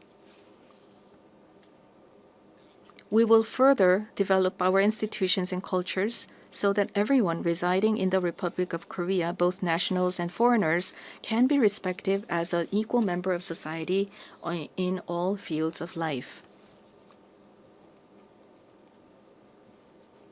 The Republic of Korea will strengthen and lead cooperation with the international community while realizing the value of respect for human rights.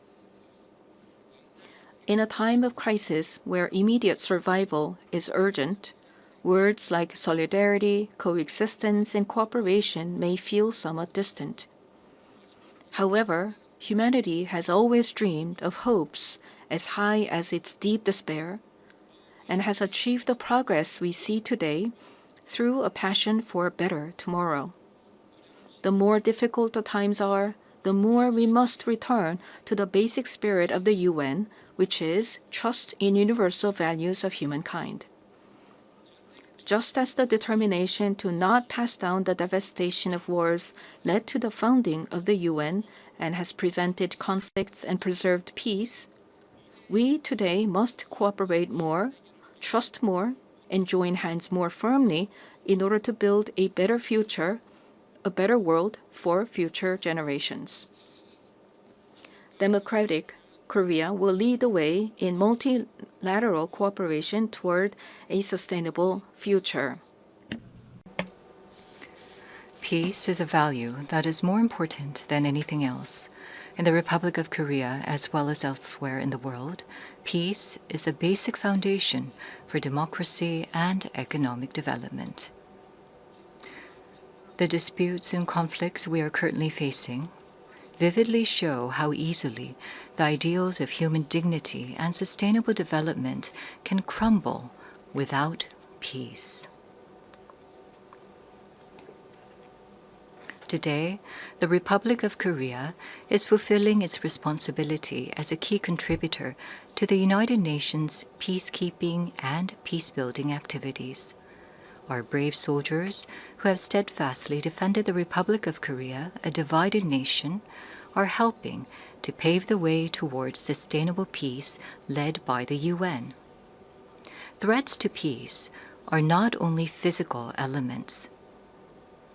In an era where artificial intelligence technology is critical to security capabilities and cyber attacks threaten national security, we must confront not only visible enemies, but also invisible enemies. If we passively let ourselves be dragged along by the changes of the AI era, we will meet a dystopia of deepening polarization and inequality, unable to shake off the dark shadows of human rights abuses caused by the misuse of technology. However, if we proactively respond to these changes, we can use the high productivity as a driving force to build a foundation for innovation and prosperity, and create a useful base for strengthening direct democracy. I hope the open debate that I will preside over as UN Security Council President tomorrow will significantly contribute to the international community's efforts to promote the responsible use of AI. Furthermore, we intend to share our vision for the future of AI through the APEC AI initiative at the APEC Economic Leaders Meeting, which will be held in Gyeongju, Korea next month. We will strive to ensure that the vision of AI for all, where advances in cutting-edge technology contribute to the universal values of humanity, becomes a new normal for the international community. AI-driven technological innovations will be an important new tool for solving global challenges like the climate crisis. Over the past 80 years, the United Nations has paved the way for sustainable development and spearheaded efforts to address climate crisis threatening the survival of humanity. Nations around the world must respond to these efforts. The Republic of Korea is pursuing a great energy transition, leveraging science and technology and digital innovation to increase energy efficiency and expand the share of renewable energy. We will submit a responsible, nationally determined contribution within this year, joining the united will of the international community. At the 4th UN Ocean Conference that will be co-hosted by the Republic of Korea and Chile in 2028, we will also work to build substantive solidarity for the sustainable development of oceans. Such efforts by the Republic of Korea to actively address global challenges are based on a firm commitment to fulfilling humanity's shared promise of sustainable development. Since the United Nations established the Sustainable Development Goals 10 years ago, the international community has made much progress in eradicating poverty and reducing inequality. However, the demand for development financing is continuously increasing, and the most vulnerable are still suffering.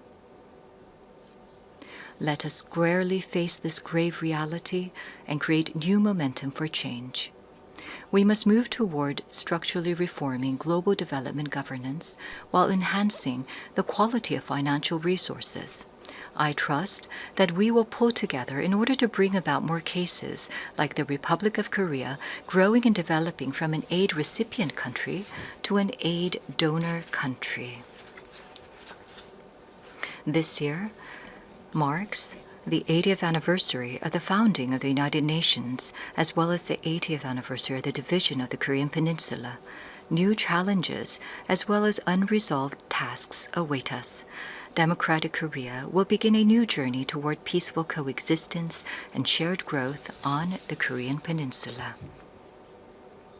The first step will be to restore broken inter-Korean trust and shift to a stance of mutual respect.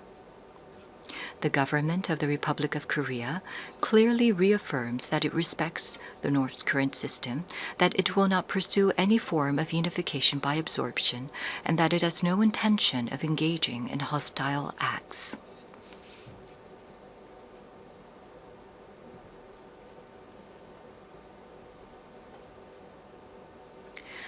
Based on these three principles, we intend to end the vicious cycle of unnecessary inter-Korean military tension and hostile acts.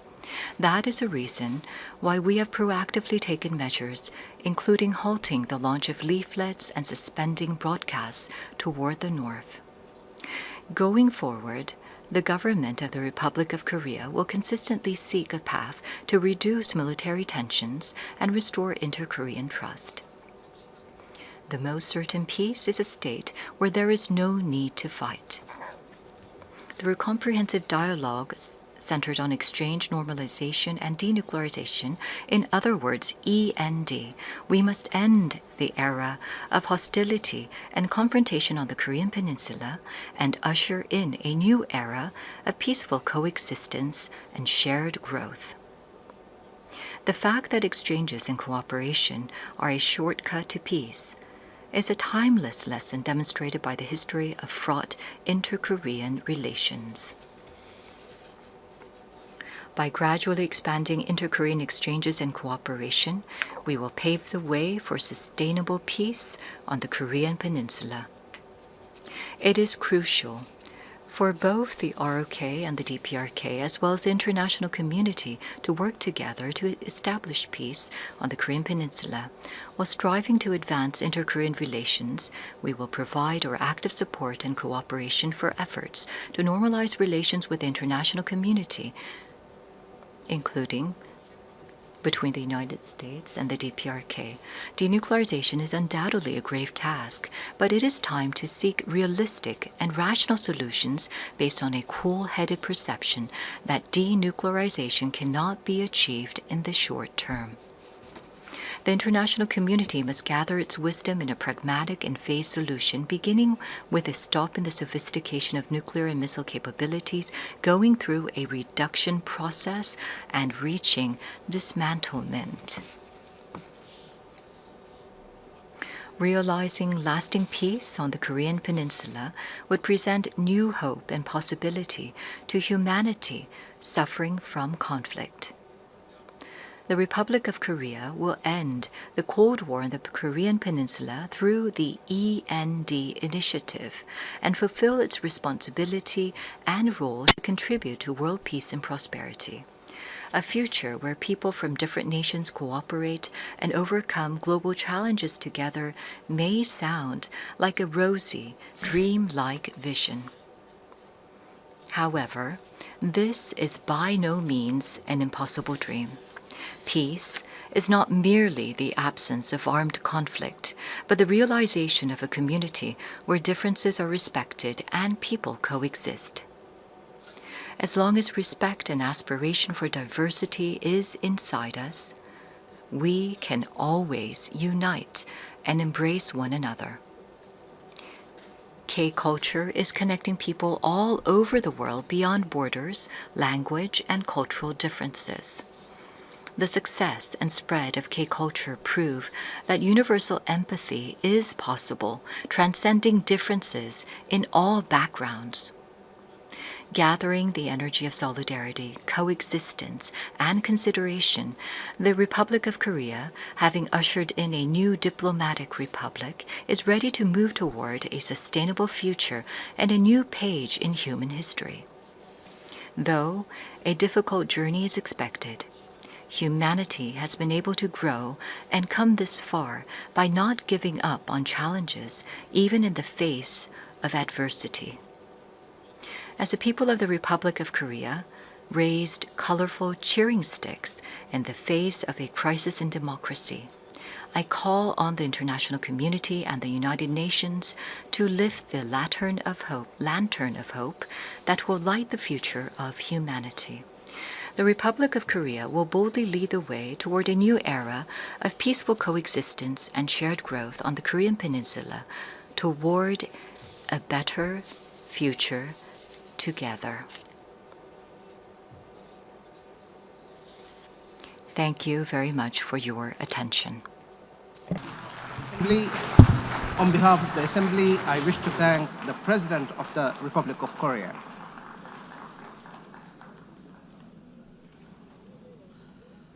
The Assembly will hear an address by His Highness Sheikh Tamim bin Hamad Al Thani, Amir of the State of Qatar. I request protocol to escort His Highness and invite him to address the Assembly.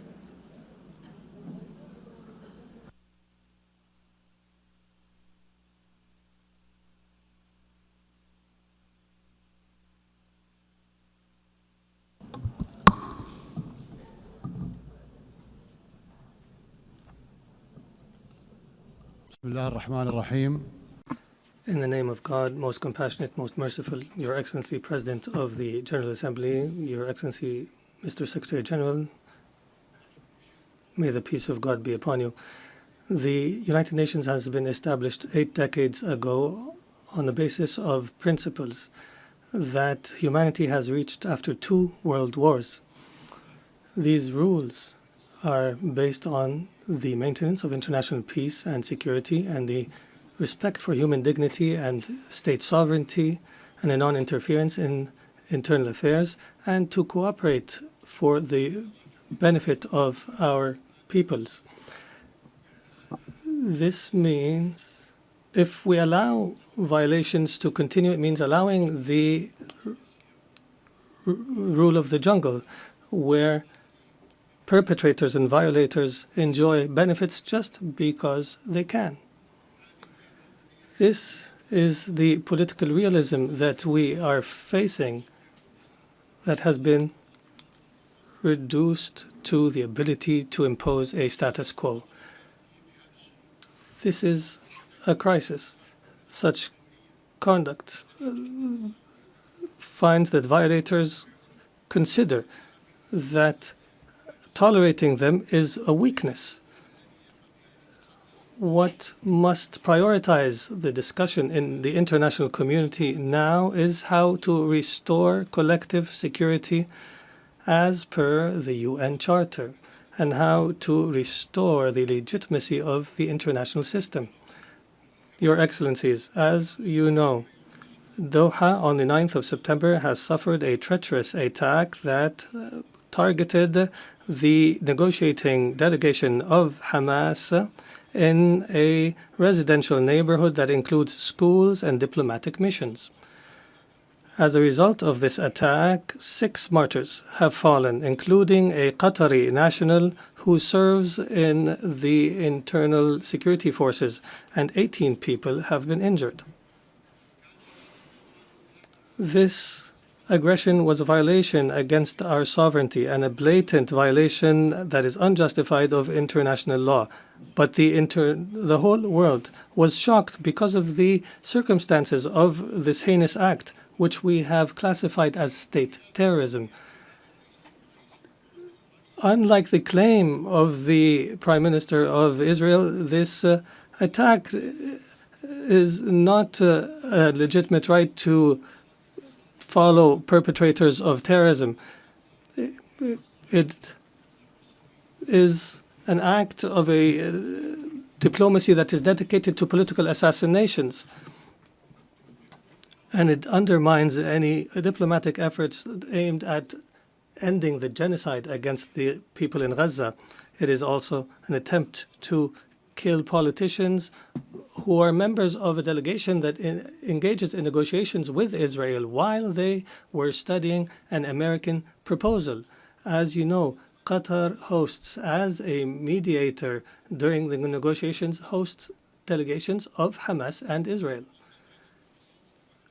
Qatari mediation has, in fact, achieved, in cooperation with Egypt and the USA, the release of hostages. And the last agreement was negated by Israel unilaterally, preventing an ability to reach a permanent ceasefire and the release of all hostages and the withdrawal of the occupying forces from the Gaza Strip and the humanitarian access and the release of Palestinian prisoners. They visit our country and plot to attack it. They negotiate with delegations and plot to assassinate the members of the negotiation teams. It is difficult to cooperate with such a mentality that does not respect the most minimum standards of cooperation. It is impossible. Is this not the definition of a rote government? The delegation, they consider negotiations a continuation of war in other means and a way to delude the Israeli public opinion. If the release of Israeli hostages is the end of war, the government of Israel is abandoning the notion of releasing the hostages. Their goal is to destroy Gaza so that it is unlivable and where no one can study or receive treatment. In other words, end the viability of the Gaza Strip to displace its population. Therefore, the Israeli leader wants to continue war. He believes in what is called Greater Israel. He believes that war is an opportunity to expand settlements and to change the status quo in the holy sites, in Al-Quds al-Sharif. He also plots for attacks in the West Bank and expansion. This imposition is the goal of this war. This treacherous attack against the sovereignty of a Gulf state thousands of miles away has confirmed that the Israeli Prime Minister, who takes pride in changing the face of the Middle East, reveals an manifestation of Israel's ability to intervene wherever, however it desires. Arab countries and Muslim countries have warned, and that have held an emergency summit in Doha, have warned against the consequences of this delusion. Israel is not a democratic country surrounded by enemies, but in fact, it is an enemy to its surrounding neighbors, and it's engaged in a genocide. And its leader is proud of preventing the establishment of a Palestinian state. And he promises that such a state will never be established. And he takes pride in preventing peace with the Palestinians, and that he will prevent such peace in the future. Israel is surrounded by states either who have signed a peace agreement or who are committed to the Arab Peace Initiative. But Israel does not make do with truces and settlements. It desires to impose its will on its surrounding Arab neighbors. And everyone who believes so is, and everyone who opposes its will is either anti-Semitic or a terrorist. Even Israel's allies realize this fact and reject it. And here we are today, where we witness an international solidarity movement that is similar to the international movement against apartheid last century. And I would be remiss not to express my appreciation with the solidarity we have received in Qatar after the attack, including the statement by the Security Council that has condemned the. Qatar will remain true to its history and legacy, opposing the crimes that take place. We believe in the ability of reconciling interests with security. We will continue to speak truth, and we will engage in diplomacy when our enemies find it easier to use weapons. We have engaged to mediate an end to the war and allow for humanitarian access and release hostages, and we have faced disinformation campaigns. However, these campaigns will not deter us. We will continue our efforts in cooperation and partnership with Egypt and the United States of America. We are firmly convinced that peace can only be achieved in our region through a firm position from the Security Council, from accepting and tolerating the occupation's crimes,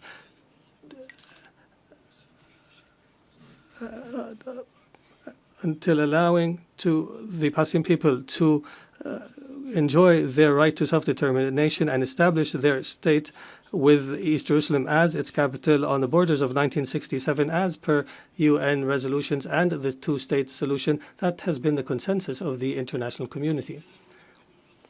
We appreciate the role of states that have recognized the state of Palestine. There is no doubt that such recognition is morally important because it sends a message that violence and more violence will not succeed in liquidating a just cause such as the cause of Palestine, and we urge more states to recognize the state of Palestine. We believe that instability knows no border and that humanity's destiny is intertwined. Therefore, Qatar has continued its diplomatic efforts to contribute to the settlement of other crises, such as in Ukraine and wars in Africa. And our persistence have continued with partners in Africa in order to draft peace agreements. Most importantly was the signing of a declaration of principles in Doha between the DRC and the Congo River Alliance in March. Our efforts support the leadership of the U.S. to achieve a peace agreement in the east of the country, and Qatar will continue to engage as an international partner in order to achieve the peaceful settlement of conflicts and to seize opportunities to establish global peace.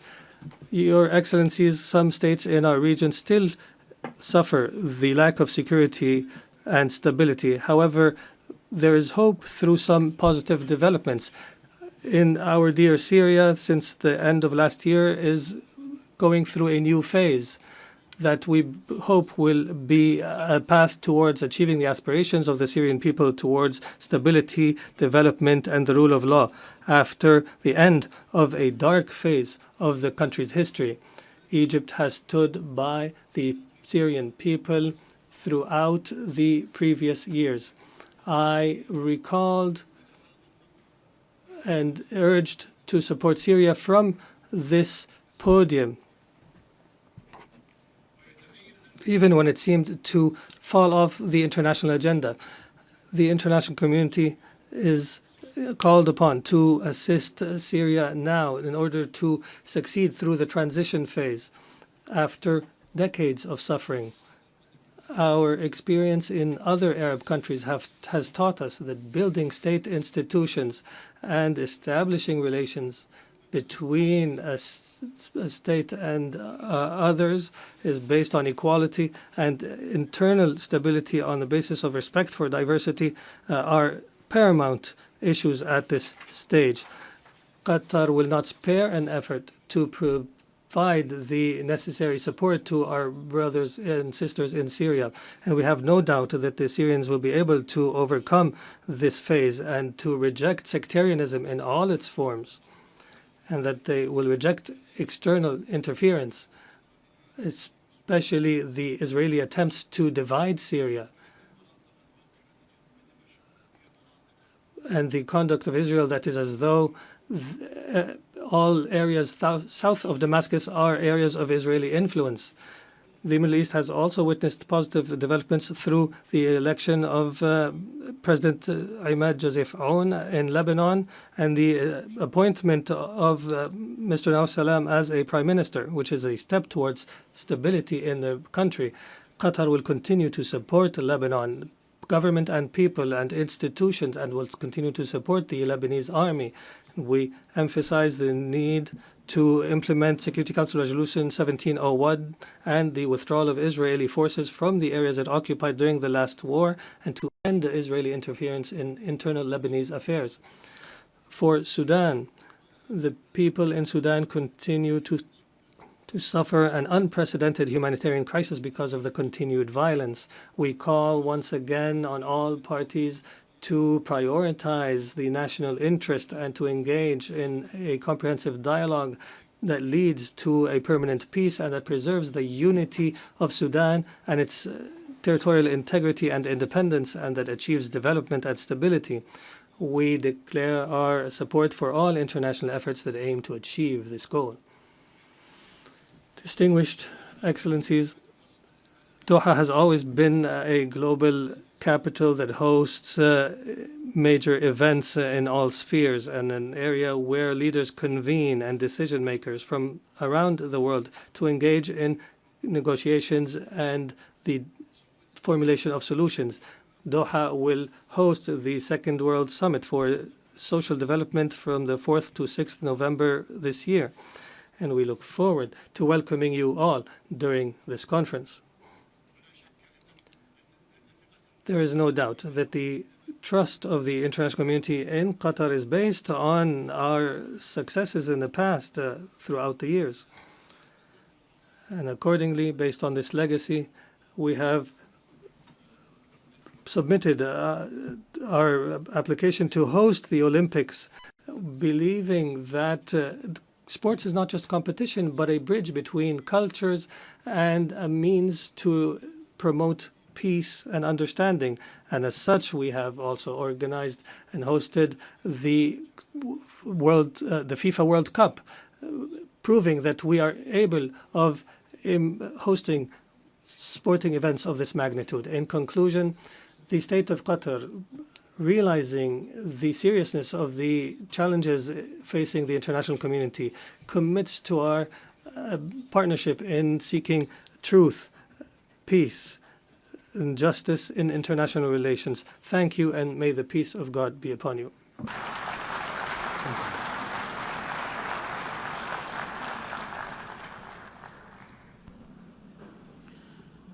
On behalf of the Assembly, I wish to thank the Emir of the State of Qatar.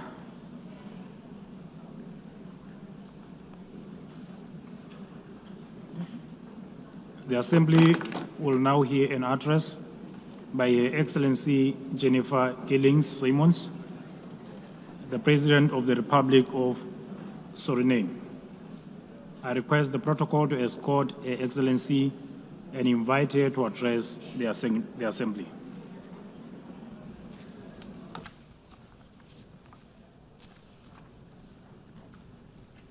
Good morning.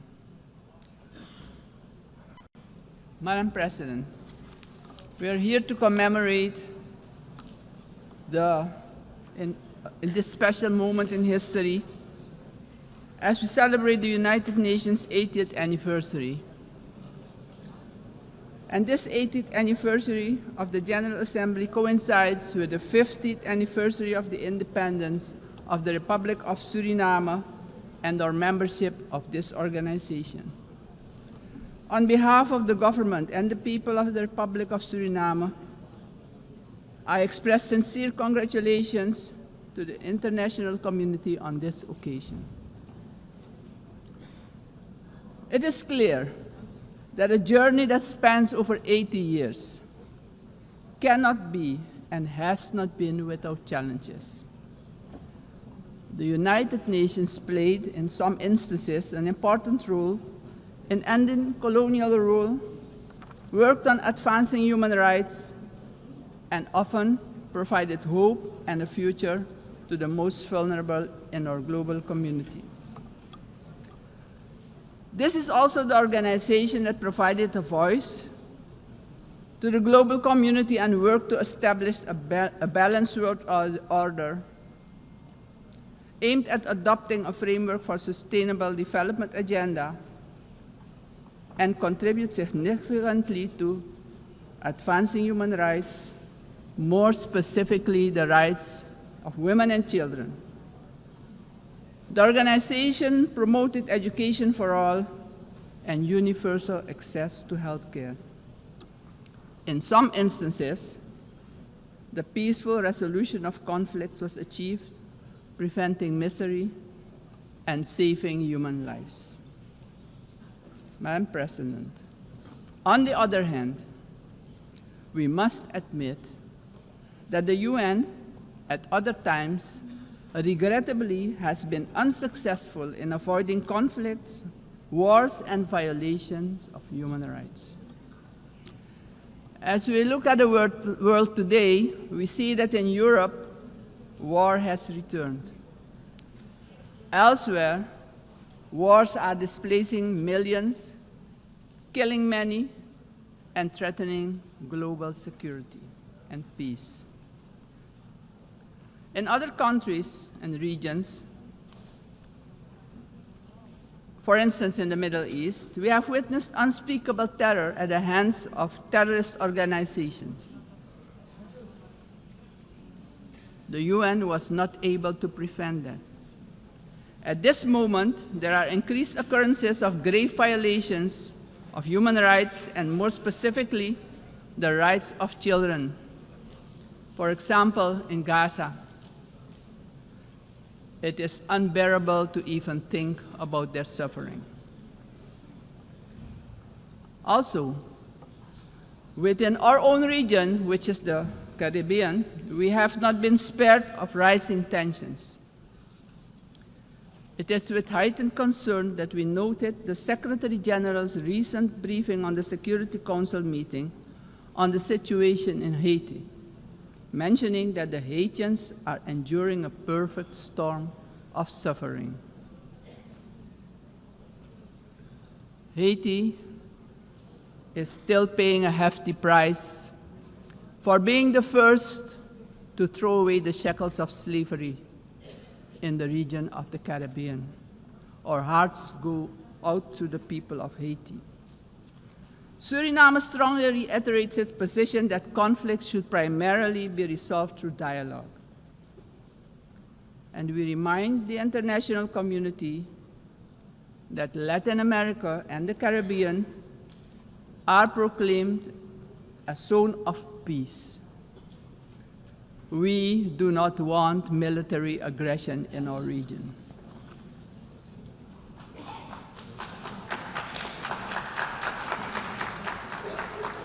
Madam President,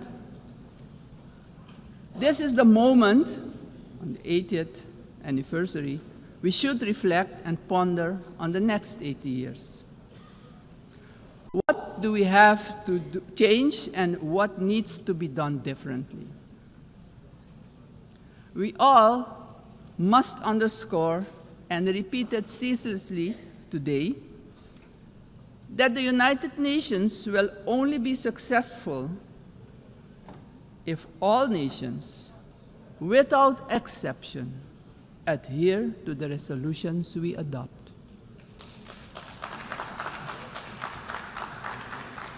We can only keep the peace if we stop allowing that the votes of all the countries in the world can be nullified by one veto.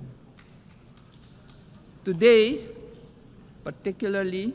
partially because of the work done by our organization, some poor countries have developed substantially, economically and otherwise.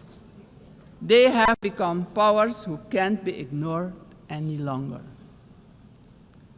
We have to remind ourselves that the world in which the United Nations was established 80 years ago does no longer exist. The task ahead, therefore, is that we, in the first place, renew our vows, recommit to the principles and objectives of the Charter of our organization, and recognize all the voices in the world, because people from all regions should have opportunities for a dignified life. Furthermore, the UN should adjust to the world we currently live in. This means, for example, the Security Council should expand to include all nations who exert major influence in the world. Exclusion of these players will only increase the risk of conflict and obstruct the beneficial cooperation necessary for humanity to develop and prosper. It is of great importance that all economically and otherwise strong nations and countries maintain a healthy competition that promotes the scientific advancement we need for sustainable development. On the other hand, these countries need to work together to guarantee global peace, so crucial for the existence and growth of the developing states and for their own countries.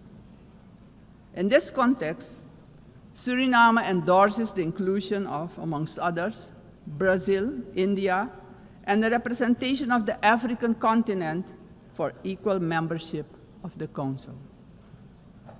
Equally, we support the CARICOM position for a non-permanent rotating seat for the small island developing states and low-lying coastal countries.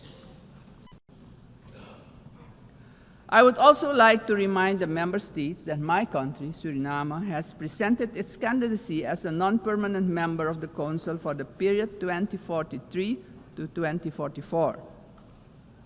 Madam President, the United Nations must be a genuine unity of nations.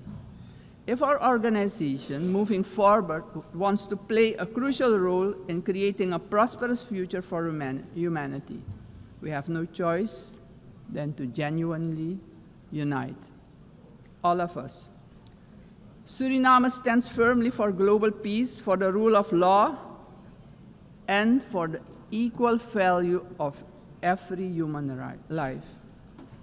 Considering this, Suriname once again calls for the lifting of the long-standing, unjust embargo against Cuba, bringing misery to its people. Madam President, Suriname is a country with people of indigenous, Maroon, Javanese, Hindustani, Creole, African, Chinese, and European descent. We all live together in a mosaic of cultures and faiths.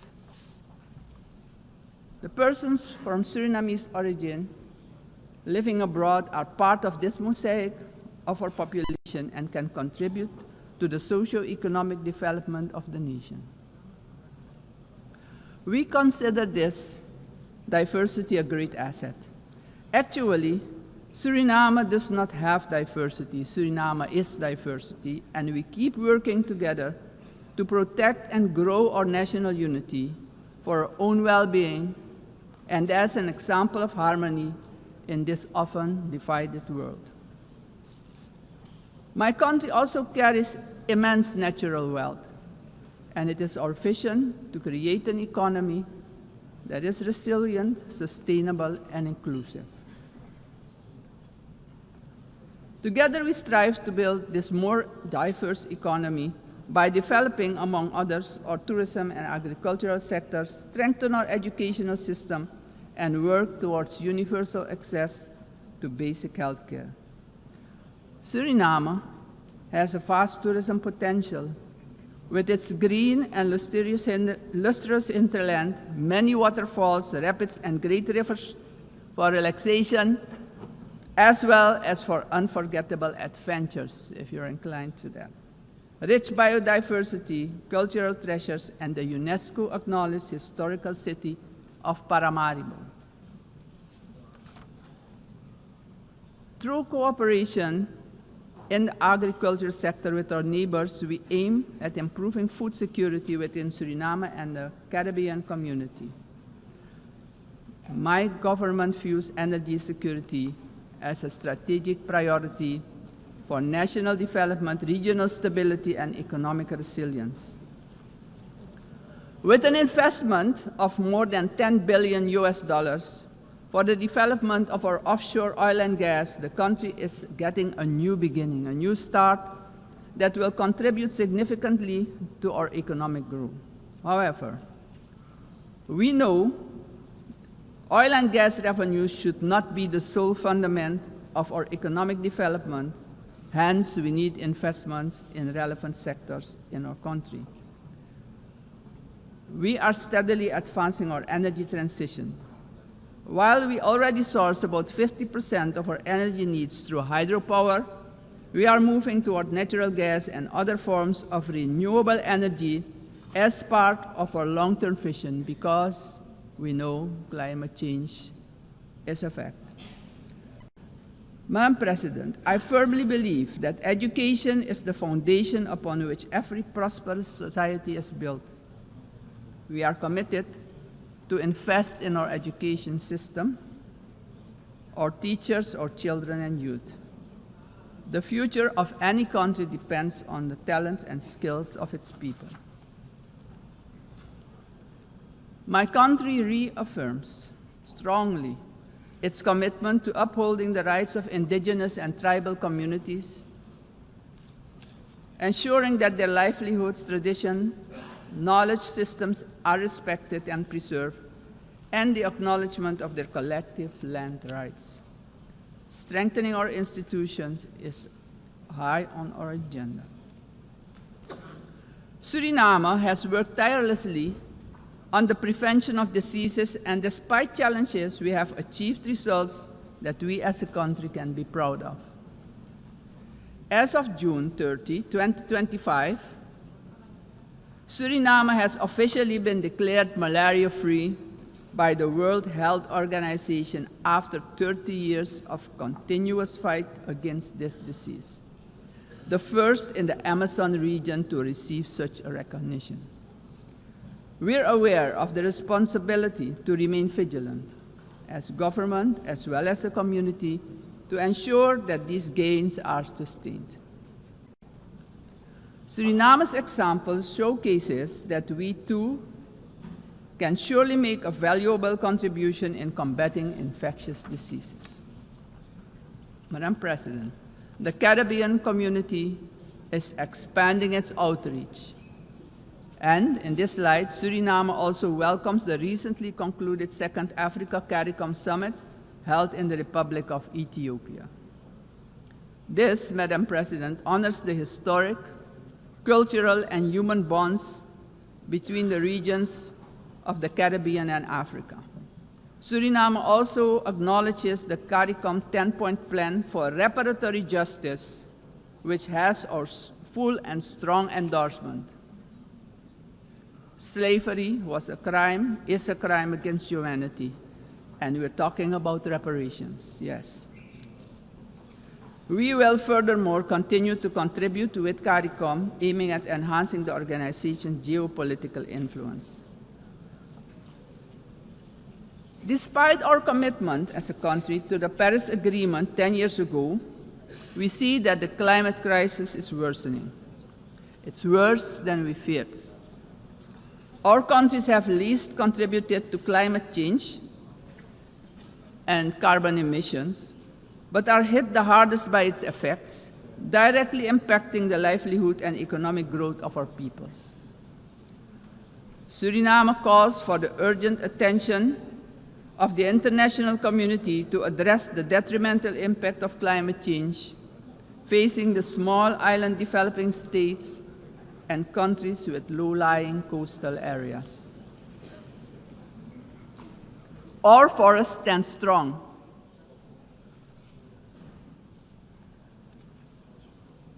More than 90% of our land is covered by rainforest. And this makes us the most forested country in the world. Your eyes have never seen so much green. Suriname is one of the 3 carbon-negative countries on Earth. Since 1992, our forest has absorbed nearly 290 million tons of carbon, and each year we capture more than we emit, and we want to keep it that way. The protection and conservation of our forest has been a priority. It doesn't stand by default, but by design. We have been logging sustainably for decades, and did so with the Sustainable Tropical Rainforest Management System developed in Suriname, an ecological approach to forestry. Also, the indigenous and tribal communities protect the forest by their continued stewardship. We are proud of the way we did it, but pride alone does not pay the bills and does not develop the indigenous and tribal communities. Madam President, we must not forget that these forests, our forests, are in competition with vast resources such as gold, diamond, bauxite, and more. We will need to make difficult choices. We want to keep our forest coverage at a minimum of 90%. But we cannot do it alone.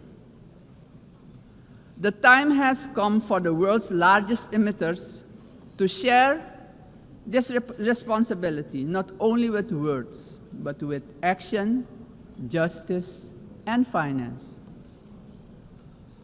Suriname strongly calls for global action, predictable climate finance for high forested, low deforestation countries, fair recognition of real carbon removals, and direct support for the communities who live in and protect these forests.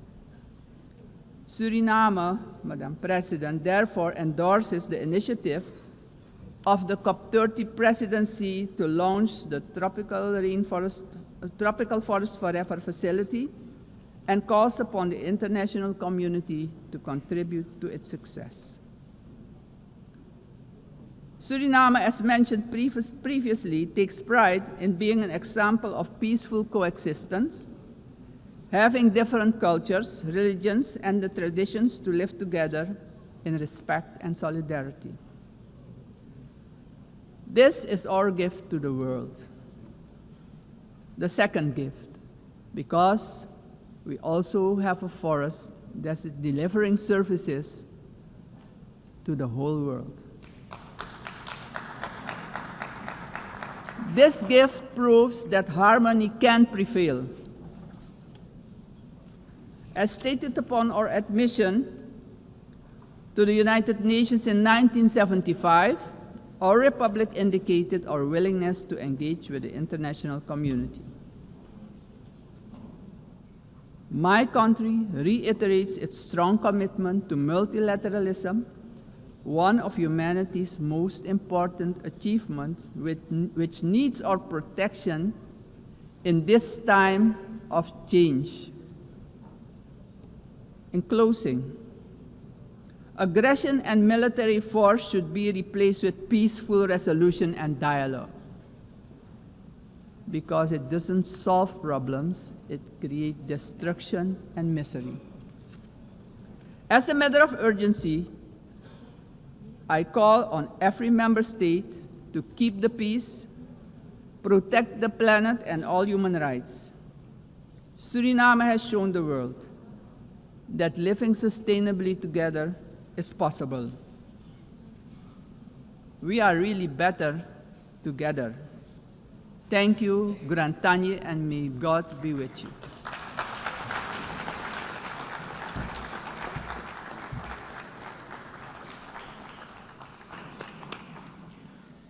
On behalf of the Assembly, I wish to thank the President of the Republic of Suriname. The Assembly will hear an address by His Excellency Katinas Nauseta, President of the Republic of Lithuania. I request protocol to escort His Excellency and invite him to address the Assembly.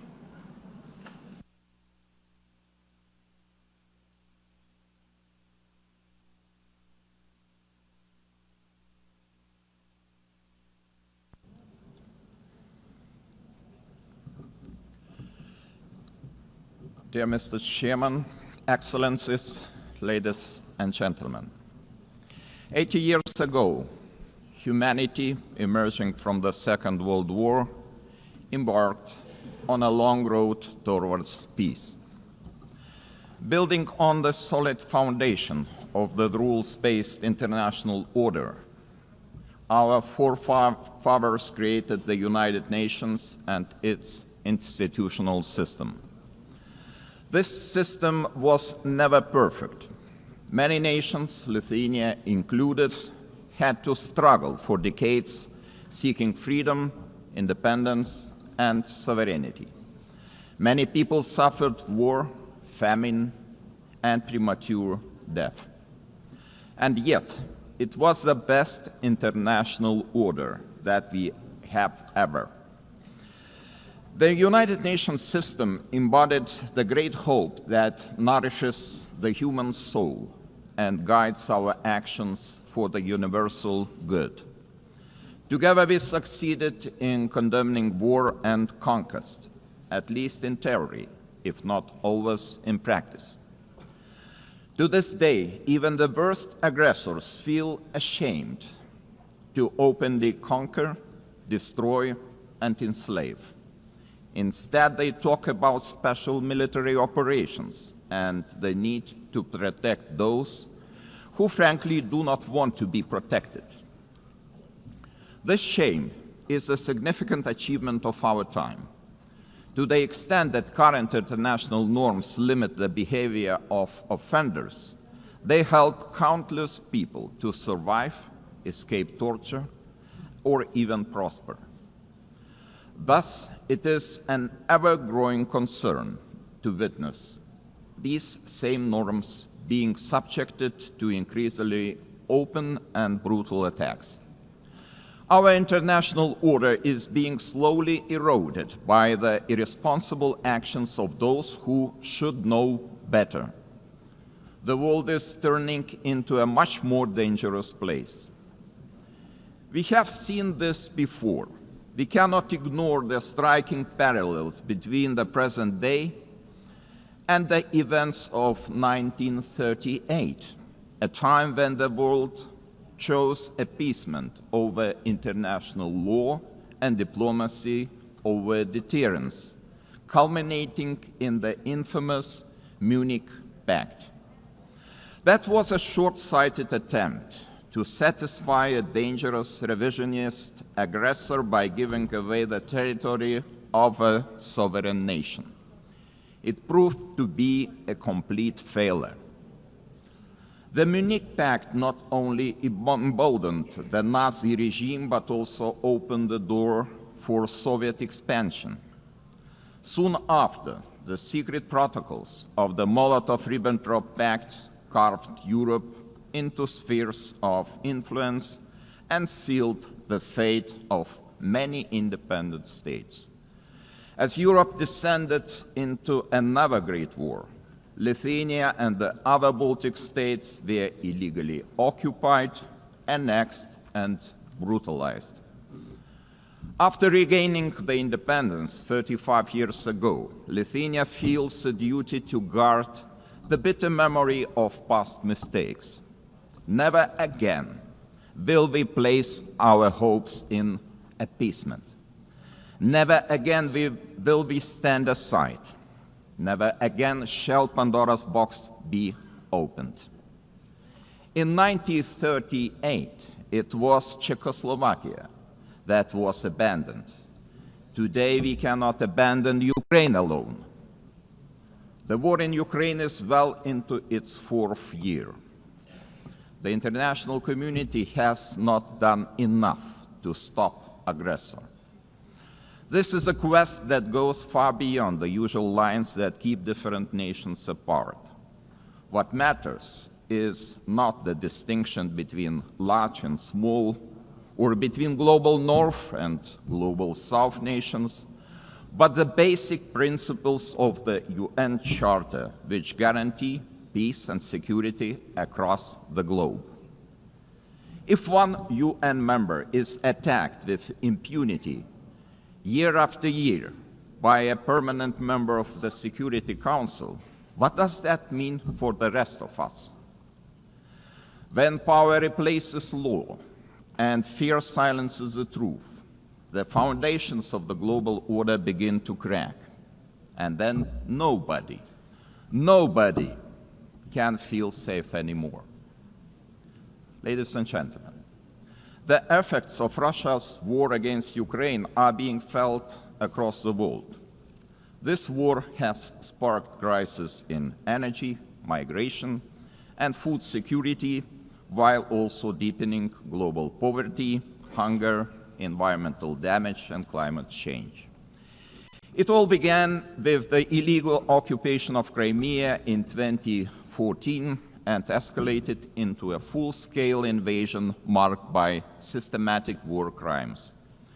The targeted destruction of civilian infrastructure, indiscriminate missile attacks, and the forced deportation of thousands of Ukrainian children are not isolated abuses. These are calculated efforts to erase Ukraine's identity and undermine its sovereignty and territorial integrity, all in open defiance of the United Nations Charter. Let me be clear, Lithuania will never recognize Russia's illegal occupation and annexation of Ukrainian lands. Ukraine's borders are not up for negotiation. Attempts to redraw them by force are unacceptable. The United Nations Charter is not a menu to pick from. It is a binding foundation of international order. Ukraine is also not the only target. Russia continues to occupy two Georgian regions, destabilizes Moldova, and uses proxies and mercenaries to spread instability across the Sahel, the Middle East, and beyond. These are not isolated episodes. They are part of a calculated policy to undermine international norms and export chaos for strategic gain. Russia is not acting alone. The countries enabling Russia's war against Ukraine also violate international law. They prolong the war and deepen unnecessary suffering. Their actions damage us all, every sovereign nation. Lithuania therefore calls on the international community to maintain strong political, military, humanitarian, and economic support for Ukraine. Having already provided more than 1 billion euros in assistance, half of which for reconstruction and long-term recovery, we are setting an example to follow. It is equally vital that the international community stop buying Russia's energy resources. Without all that oil and gas money, Moscow's war machine would finally stop. If history is any indicator, Russia will never stop using energy for its geopolitical goals. Wherever Russian energy resources flow, corruption, blackmail, and sabotage will follow. Let me remind you, this is a country that understands only the language of force. Ukraine's ability to deter aggression will be the decisive factor in the future. Moreover, peace will never be sustainable without justice. Russia's numerous war crimes, from mass killings and attacks on hospitals to the abduction, deportation, and indoctrination of children, demand accountability. My country strongly supports the Special Tribunal for the Crime of Aggression under the auspices of the Council of Europe. We call on all states to endorse this initiative. Accountability must have real consequences, legal, political, and financial. As a co-founder of Register of Damage for Ukraine, Lithuania calls on all eligible states to join this vital effort. Russia's frozen assets must eventually be used to help Ukraine defend itself and rebuild.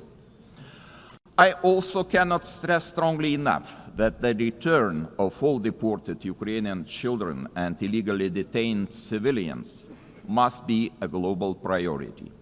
We urge all states and institutions to strengthen international efforts and to ensure their safe homecoming.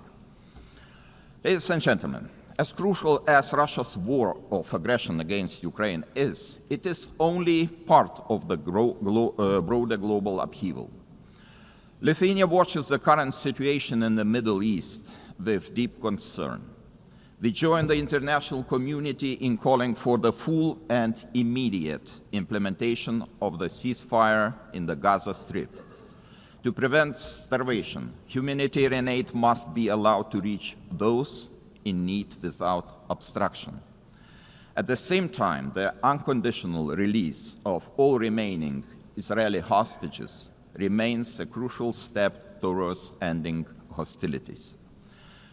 Lithuania is firmly committed to a just and lasting peace in the Middle East. We condemn all the actions that undermine this goal. The ongoing mediation efforts led by the United States, Qatar, and Egypt deserve our full support.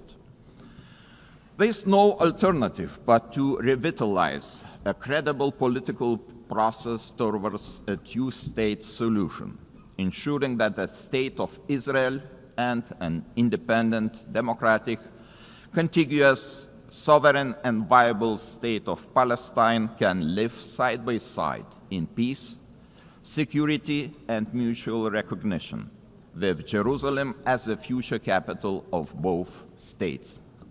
Sadly, many states remain trapped in cycles of conflict, crisis, and long-term fragility.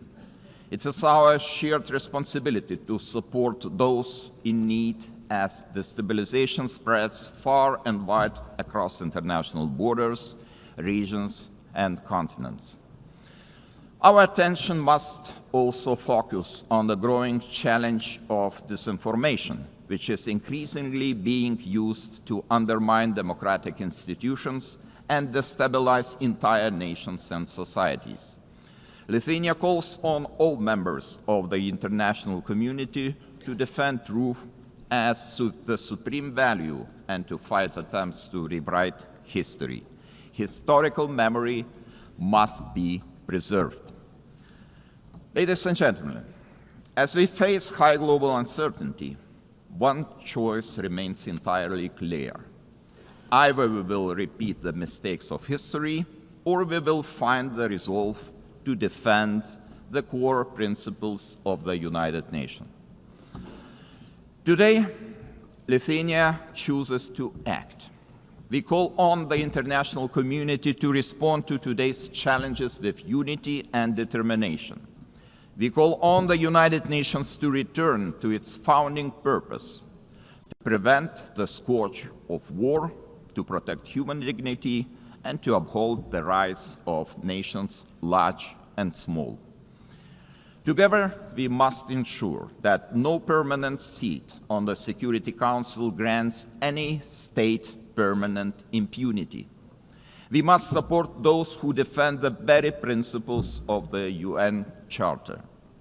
In this spirit, I welcome the Secretary General's UNAT reform agenda, a timely blueprint for adapting this institution to the realities of today's world.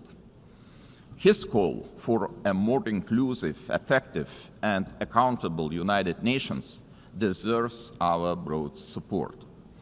Lithuania stands firmly behind these efforts to reimagine multilateralism. We call on all states to strengthen our collective ability to act across all three pillars: peace and security, human rights, and development. Our message must be simple and straightforward.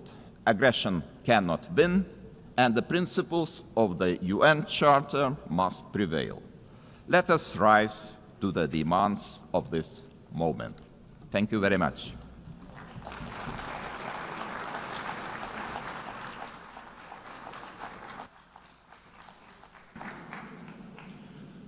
On behalf of the Assembly, I wish to thank His Excellency, the President of the Republic of Lithuania.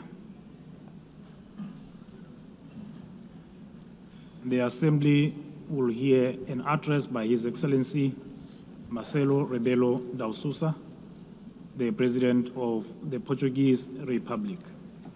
I request protocol to escort His Excellency and invite him to address the Assembly.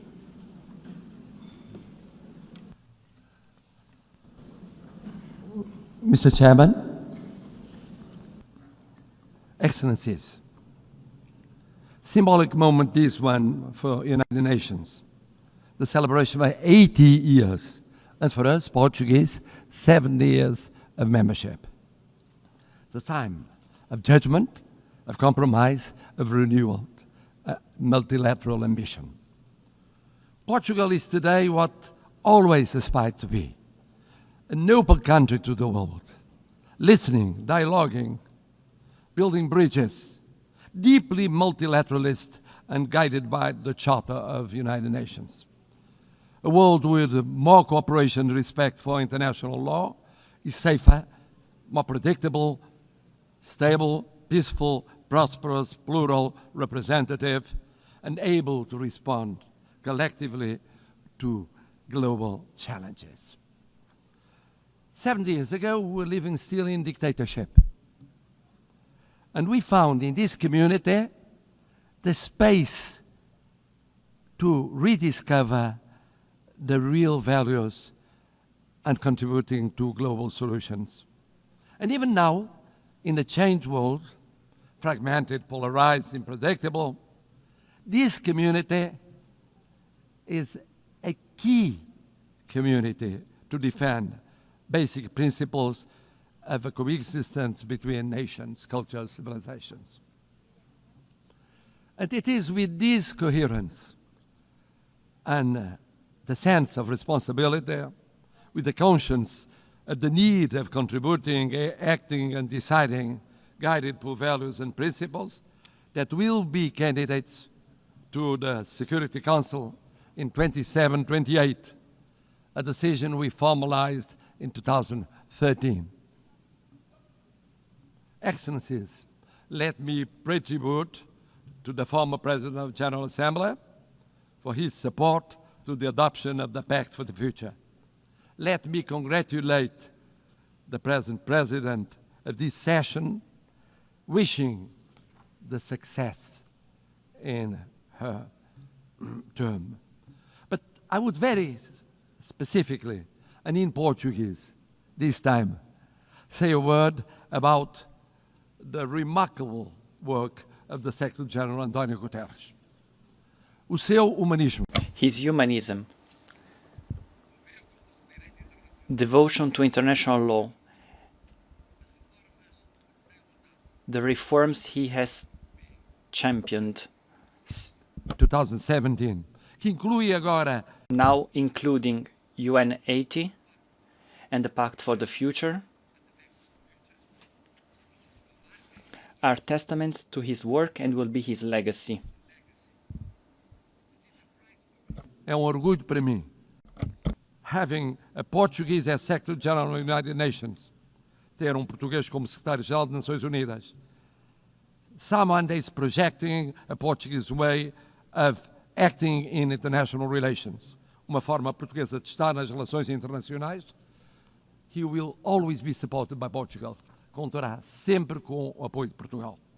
And I must congratulate him for his speech, because he said, I will never give up. I know him ever since we were teenagers. He never gave up, ever. And he's right. It's true we live at a time of multiple crises and persistent crises. Division, polarization, violations of international law, cleavage between power exercise and responsibility, technology and ethics, urgency of crisis and capacity of response and action. United Nations faces an existential moment. Without change, without renewal, the United Nations will be marginalized, and we could be left to the law of force. No G1, no G2, no G3, no G1 plus 1, 1 plus 2, or 2 plus 1 will be an alternative. No absence of multilateralism will avoid the need of multilateralism. The world is multipolar, will be multipolar. Just think of the situation in Ukraine or the situation in Middle East. In Ukraine, for years, and now for months, for 8 months, one is waiting the mediation of the most powerful in the world. Do we have a ceasefire? No, we don't. In the case of Middle East, we waited and waited for the intervention of the most powerful in the world. Did we have a ceasefire? without the multipolar, multilateral intervention of so many countries, here in New York, with the recognition of the existence of the state of Palestine, some Europeans, others non-Europeans, we won't change soon. This means we need United Nations, we need multilateralism, we need dialogue between countries from every continent. And the same for international law. We need international law. We need international law for the reform of United Nations. We need international law as a foundation of peace and justice. A world governed by rules is a safer and more predictable and equitable world. We need a Charter of United Nations as a common compass. Of course, we must adjust the United Nations, but we must never forget the lesson of the League of Nations. When one forgets the principles, when one abandons the principles on account of pure realpolitik, I mean the power or the powers of the moment, one forgets that no power is eternal. No personality is eternal. Empires went up and went down. We know by experience it. Colonial empires, European empires inside Europe, all kinds of empires went up and went down. We believe that in the reform of United Nations, we have three pillars: prevention, partnership, and protection. Preemptive action before the conflict, not just afterwards. Mediation, preventive diplomacy, intervention of the Secretary General and of the PBC. Avoiding distraction and institution collapse. Building peace, fighting against the deep causes of violence, promoting resilient and peaceful societies. But development, peace building without development, preventive action without development doesn't work. We co-presided, together with an African partner, Burundi, the preparation of the fourth conference on financing of development. Ideas, dialogue, determination, results. Without sustainable development, no lasting peace is possible. Never forget to implement the 2030 agenda and the reform of the international financial architecture. It's a priority involving the digital, the space, the artificial intelligence technologies as force for peace, not tools for domination. Bridging the digital and technological divides as central to build resilient societies.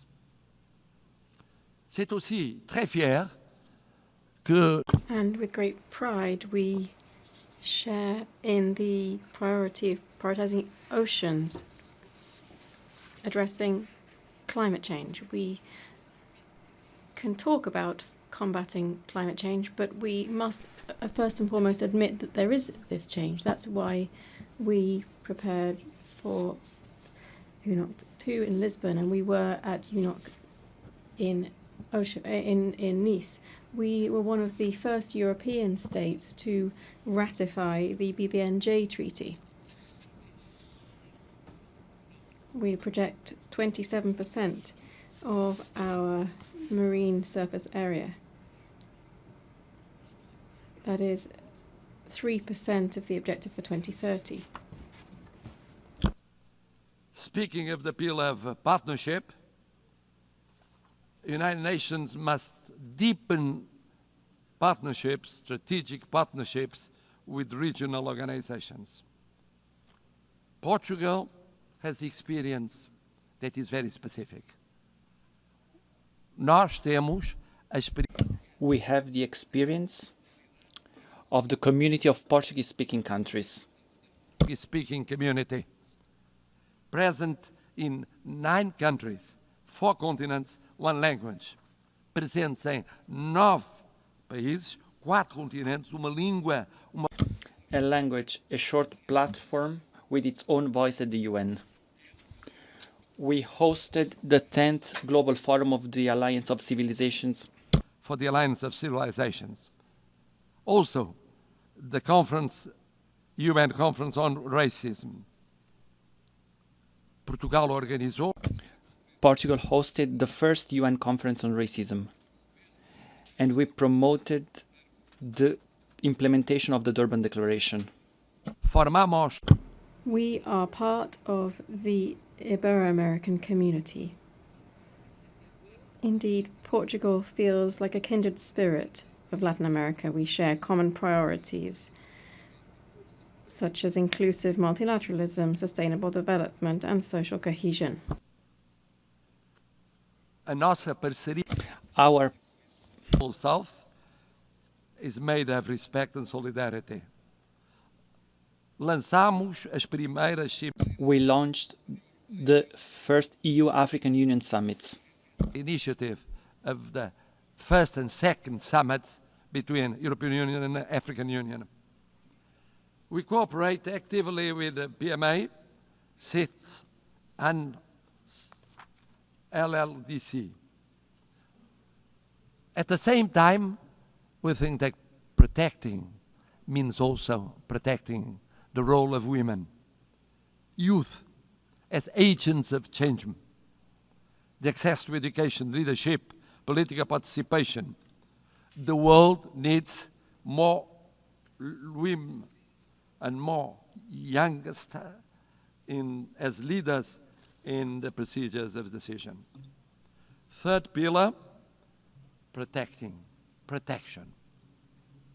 We participate for 65 years in peacekeeping.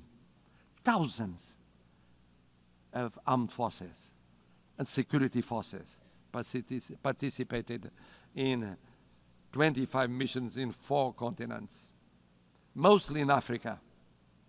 Peacekeeping now with 4 peace operations, a quick reaction force, punctual payment, example of intervention in every continent, defense of a predictable and stable financing, including for the missions that are promoted by Security Council or accepted by Security Council, but initiative of African Union. This year, we celebrate the 25th anniversary of the additional protocol to the Convention of Rights of Children involved in armed conflicts. It's a drama. It's a drama. Children going on being victims in every war scenario. We have the legal duty, the political and the moral duty of protecting them. And then, of course, humanitarian international law. One spoke of it, about the situation in areas of conflict. Geneva Conventions are not suggestions. They involve duties. We participated in the 6th Commission preparing the Convention on Crimes Against Humanity. Human rights. Human rights. Human rights mean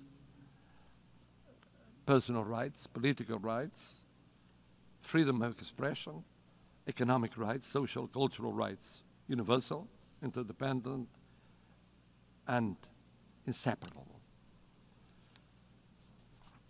Não podemos ficar. We cannot remain indifferent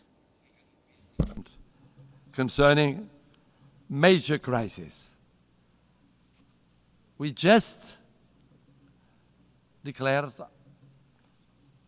our decision of recognizing the state of Palestine. In the Middle East, now we think that the following step is creating conditions for a ceasefire, immediately releasing the hostages, humanitarian assistance, but also creating political, economic, and social conditions to strengthen the solution of two sovereign states, rebuilding economies and societies, giving an opportunity to peace, to the daily life of Israelis and Palestinians, so that they can live, not die. Live, not die. In Ukraine, sovereignty, independence, and integrity with global total ceasefire, immediate and unconditional, first step for a fair peace, respecting international law and respecting the Charter of the United Nations. In Sudan, intervening to react much more quickly to perhaps the greatest humanitarian catastrophe in Africa. On Haiti, in Haiti, where the suffering of the population is no longer tenable, this in light of the barbaric atrocities committed by criminal gangs and the recruitment of child soldiers, decisive UN assistance to the multinational security support mission is required before it is too late. Excellencies, at a time when we are witnessing the largest number of armed conflicts since the creation of the United Nations, Portugal is ready to take on greater responsibilities and represent a global voice in the Security Council, bringing the experience of almost lessons learned in recent decades and proximity to all the states here represented, without discrimination. And for that, our vision for the Security Council will act to prevent and creating partnership and protection, and with the reform of the Security Council to make it more representative and effective, to reflect the geopolitics of the 21st century and doesn't remain stuck in 1945, with representation of the African continent, with seats represented, and recognition of major emerging powers such as Brazil and India, with more transparent, a council that is more plural and consistent with the content and the spirit of the Charter. A Security Council which in 2024 met frequently since 1989. But it met frequently with less resolutions adopted and the highest number of vetoes casted. It's unacceptable that the use of veto continues to paralyze essential decisions. It is therefore unacceptable in the face of human suffering. The Charter is clear. A party to a conflict shall not be the judge of its own case. Portugal supports the ACT Group's code of conduct, measures to restrict the use of veto, and all initiatives that strengthen transparency and accountability within the Council. A last word. Portugal is presenting itself to the Security Council without hidden agendas, but rather with an agenda aligned with the values and objectives of the UN, with humility, but with confidence, contributing to a council that is more effective, representative, and close to those who expect protection from it. We are a predictable country, a bridge builder, a reliable partner, an uncompromising defender of the UN Charter. It is in this spirit that we want to serve, that we reaffirm our commitment to the United Nations today, and that we hope will earn your trust for the future of the United Nations, but mostly for the future of the world. More peaceful, more just, more respectful of dignity, human dignity, in so many conflicts that represent a shame for all of us. Thank you.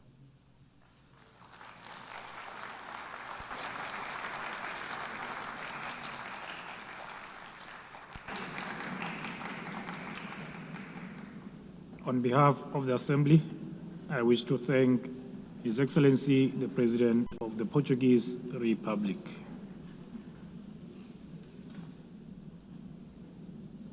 The Assembly will hear an address by His Excellency Yomandu Usi, President of the Eastern Republic of Uruguay. I request protocol to escort His Excellency and invite him to address the Assembly.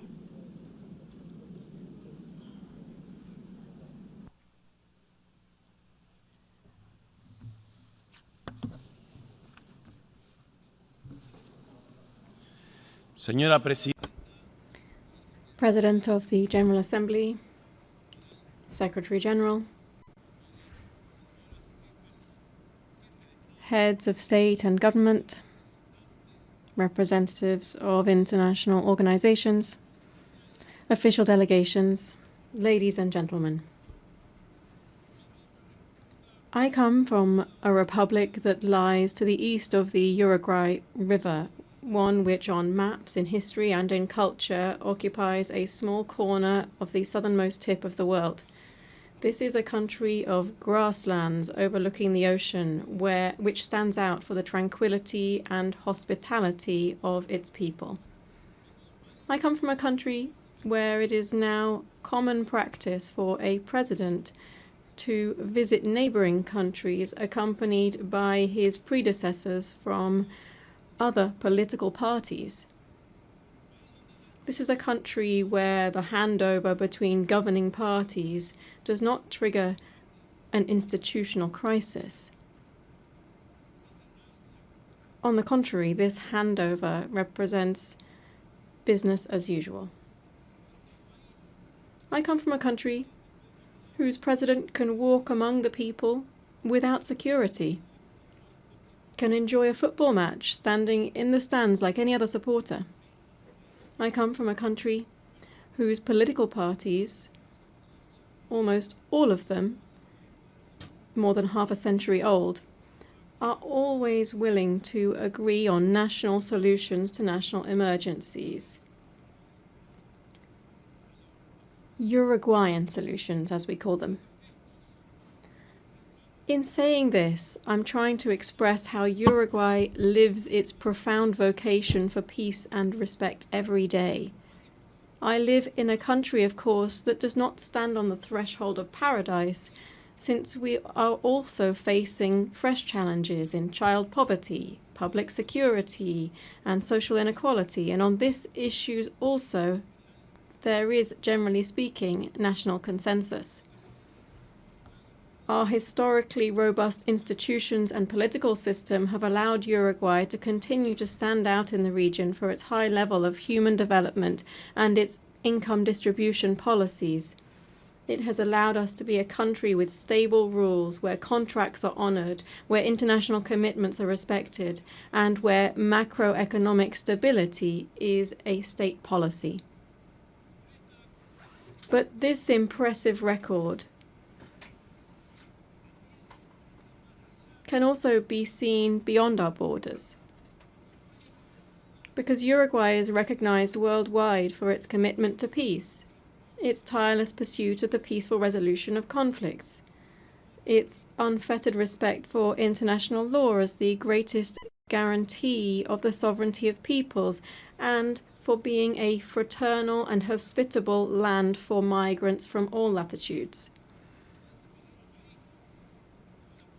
From that small country which breeds tolerance, dialogue, and agreement as the historical key to coexistence, and which lies on a continent free of conflict and interstate wars, we come to this assembly to join efforts to contribute to stability and peace in an increasingly tumultuous and challenging world. The growing geopolitical tension and increase in conflicts, together with the underfunding of efforts for a peaceful and rules-based global order, are posing enormous challenges on a planetary scale. A few facts suffice to illustrate this. According to the 2025 Global Peace Index, in 2023 there were 59 interstate conflicts. This is the highest number since the end of the Second World War. In 2024, global military expenditure rose by almost 10% in real terms when compared to 2023. This represents the largest annual increase since the end of the Cold War. We're talking about military expenditure of $2.7 trillion. We're not only talking about increased conflict between nations, nor of rapidly growing military expenditure to sustain this, but we're also talking about new forms of cruelty and death that wars now bear. We are well aware that since the very birth of civilization, the absence of violence or war has perhaps been nothing more than a pipe dream. But in our time, technological progress has unleashed other, much more perverse means of waging war, such as the use of military practices aimed at sowing fear, terror, and death among the civilian population. Let it be very clear. We condemn all forms of terrorism, since it constitutes, among other things, a despicable act of cowardice. There is another perspective, a current perspective, one that leads us to believe that the main objective of current wars seems to be the systematic practice of extermination. The end has never justified the means. We must banish that old precept that war is the continuation of politics by other means. All war is criminal, irrespective of where it occurs, irrespective of the God invoked to justify it, and it will always deserve our most visceral condemnation. It is true that every nation has the right to its own territory and government. It's true that they have the right to establish a level of self-determination that allows a nation to coexist with other peoples.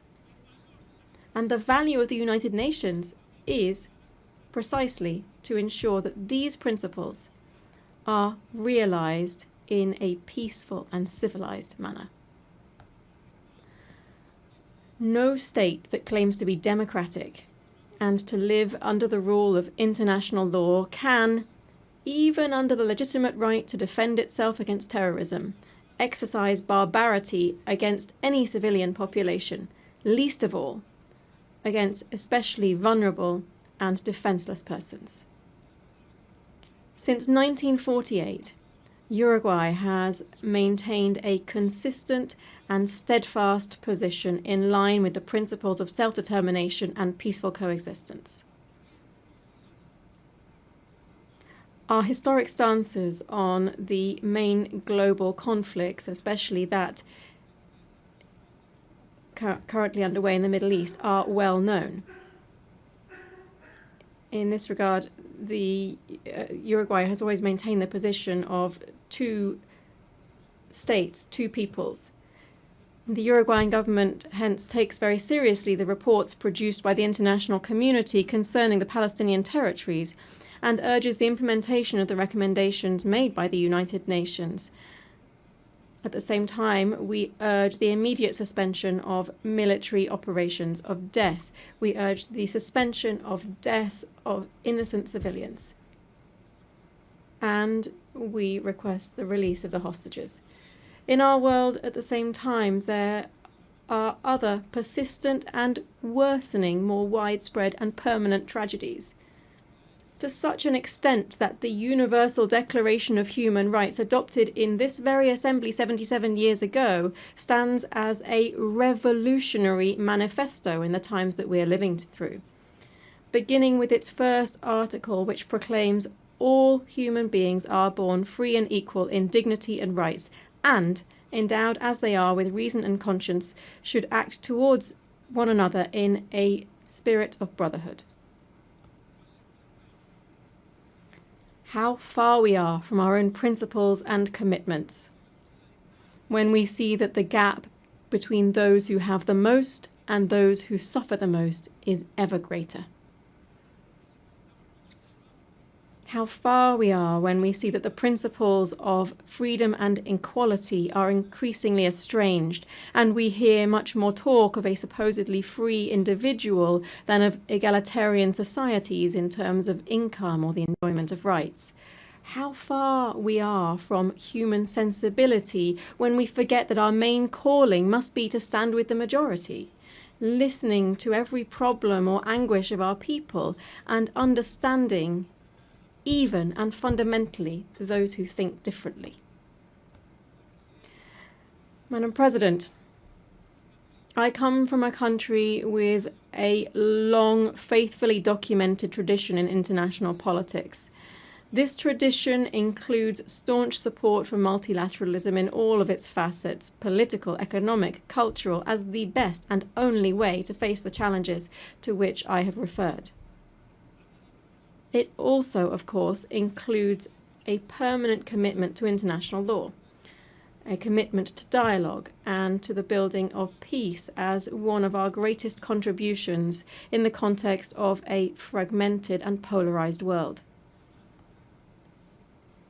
My country's entire political system is proud to contribute decisively to global tasks such as the maintenance of international peace and security, the consolidation and development of international law through participation in normative bodies and in international courts, through our support for disarmament, food security, global health, and commitment to addressing climate change. In this context, I wish to highlight my country's historic commitment to the multilateral peacekeeping system. In the last 35 years, and without interruption, Uruguay has deployed battalions to various United Nations peace operations. We've taken on this role to such an extent that we've become the leading country in Latin America and the second per capita worldwide in contributing to this type of missions. Moreover, we have done this with particular distinction because our troops have been specialized in the most emblematic role of these peace operations, that is, the protection of civilians in armed conflicts. The nations represented in this assembly are well aware that my small country is very far from standing out for its military might or its economic dominance. And it is there, paradoxically, that our strength lies. Because we are incapable of standing in anyone's way. On the contrary, our strength lies in intangible capacities that this world greatly needs, because we are a country that can be relied upon to promote dialogue and peace. Firstly, because those principles define us as a republic and are evident in our respect for the separation of powers and the rule of law, the strengthening of our democratic system, and our respect and promotion of human rights and social equity, among other things. Secondly, because this is how we have historically conducted ourselves on the international stage. As early as in 1907, for instance, my country took a firm stance at the Hague Conference on Arbitration, seeing it as an essential and obligatory mechanism for resolving conflicts between states. Just a few years later, in 1921, Uruguay was the first state in the world to accept the jurisdiction of the Permanent Court of International Justice, the predecessor of the International Court of Justice. On the basis of these and other historical precedents, I hereby reaffirm that Uruguay is in an excellent position to be able to offer itself to the world as a host for negotiations, as a promoter of networks of dialogue and mediation, leading to the construction of peace and the prevention of conflicts. Believe me, we are prepared for this ever more urgent and necessary challenge.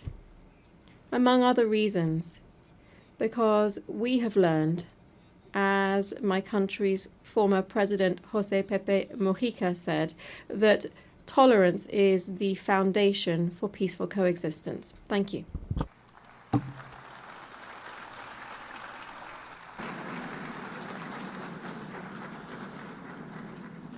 On behalf of the Assembly, I wish to thank the President of the Eastern Republic of Uruguay.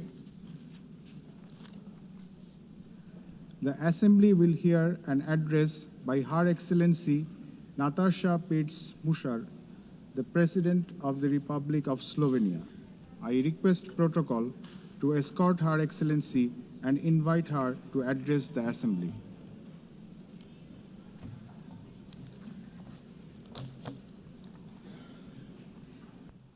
Madam President, please accept my warmest congratulations on your election at this historic 80th anniversary of the United Nations. Your election underscores the vital importance of including women in the decision-making process.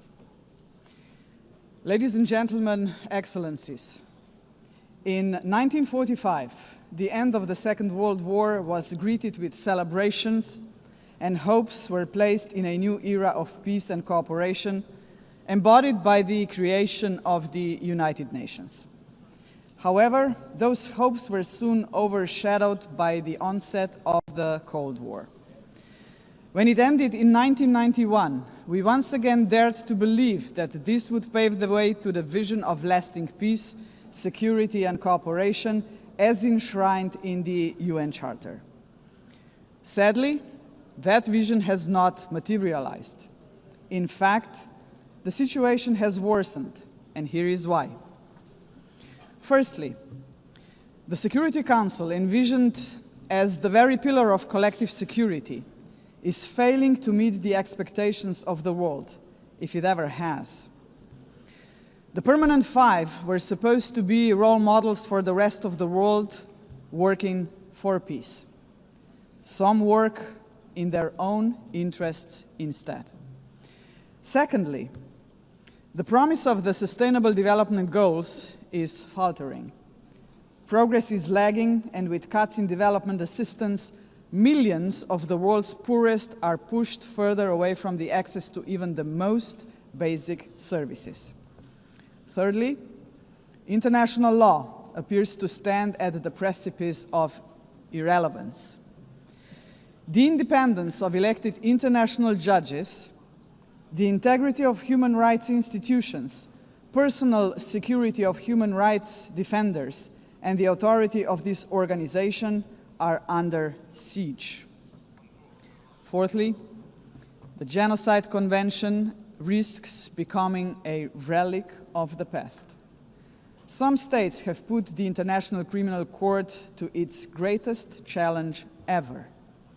Its prosecutors, whose only duty is the pursuit of justice, and its judges, whose responsibility is to uphold the law, our international law, now face sanctions and intimidation. As if the states that sanction them would prefer to shield the alleged perpetrators of atrocities rather than confront the truth and help deliver justice. Fifthly, the landmark opinion of the International Court of Justice affirming that international law obliges states to prevent harming the climate already feels obsolete. And finally, states are withdrawing from the Paris Climate Agreement, from the Ottawa Treaty, and from the UN agencies, or simply cutting their finances. Each such act chips away at the support for multilateralism, a system designed not for the powerful few, but for the benefit of all of us. Madam President, how are we to explain these trends to our electorates, to our people, and above all, to our children? Shall we tell them that this is the new normal, that might makes right, that the strong may seize what they want, because they can, that they can kill with impunity, because they can, that they may pollute, wage wars, and trample on international law, just because they can? Are we prepared to look our children in the eyes and say, "This is the world you will inherit and there is nothing we can do about it"? With the adoption of the Pact for the Future last year, we have charted a path toward a stronger, more forward-looking United Nations. But we must now create the conditions to fulfill our commitments. One way forward is to establish a permanent advocacy network to give the Pact unconditional, sustained political support. To this end, I propose the creation of a global forum for the future, an inclusive movement of states committed to multilateralism, mutual respect, and the defense of our shared vision. A movement determined to stand up for the Pact and drive its implementation at every level. As states consider how to implement the Pact for the Future, some solutions may be seen as inconvenient today, but in the long run, ladies and gentlemen, they are not optional. They are systemically necessary. The first example is the reform of the Security Council. We all recognize that it is the principal organ entrusted with the maintenance of international peace and security. But what it is not, and must never be, is a body that stands above international law to defend the interests of some at the expense of others. UNGA's norms must be safeguarded as a matter of principle. If the prohibitions against genocide and crimes against humanity are accepted as UNGA's norms, can any permanent member claim a legitimate veto right in such circumstances? Member states have attempted to address this question through many reform proposals, but with minimal progress. This is why we must dare to go further now. We, the General Assembly, must take a bold step and request an advisory opinion from the International Court of Justice on this very question. Second, we must confront the gap between our words and actions on gender equity. Progress has been made, but far too modestly. Over the past 80 years, 13% of leaders in multilateral organizations have been women. And no woman has ever served as Secretary General of the United Nations. And this, ladies and gentlemen, must change. So, Excellencies, ladies and gentlemen, let us make history. Today, the 80th session of the General Assembly is led by only the 5th woman to hold the presidency. By the end of this session, she would be joined by a Madam Secretary General-elect, a living proof to 4 billion women that even the most impossible job is not beyond their reach. But gender representation is not enough. What we must achieve is actual gender equity because it benefits not only women and girls, but entire societies. True equity requires systemic change, and so women's empowerment must remain at the heart of our global agenda. International organizations must weave a gender perspective into every strand of policy making. And that should be a result of effective participation of women and girls themselves. Electing a Madam Secretary General would be historic, but it must only be the beginning of a much deeper transformation. Madam President, The Pact for the Future sets out clearly what must be done to change our world for the better. I have mentioned only two of the many challenges we must confront decisively. But we can only succeed as a community if we accept that there is no future for humanity without a fundamental change. The mandate of the Global Forum for the Future would be to push towards such a change. This is why it must be inclusive. It must not be merely a coalition of countries. It must inspire hundreds of millions of people. For when it comes to human dignity, the constituency of like-minded individuals is vast, diverse, and knows no borders. Human dignity is indivisible. We must fight for it no matter how great the obstacles are. And there are many, we know that. Think of hunger. Time and again, humanity rose across continents to confront the scourge of hunger, to no avail.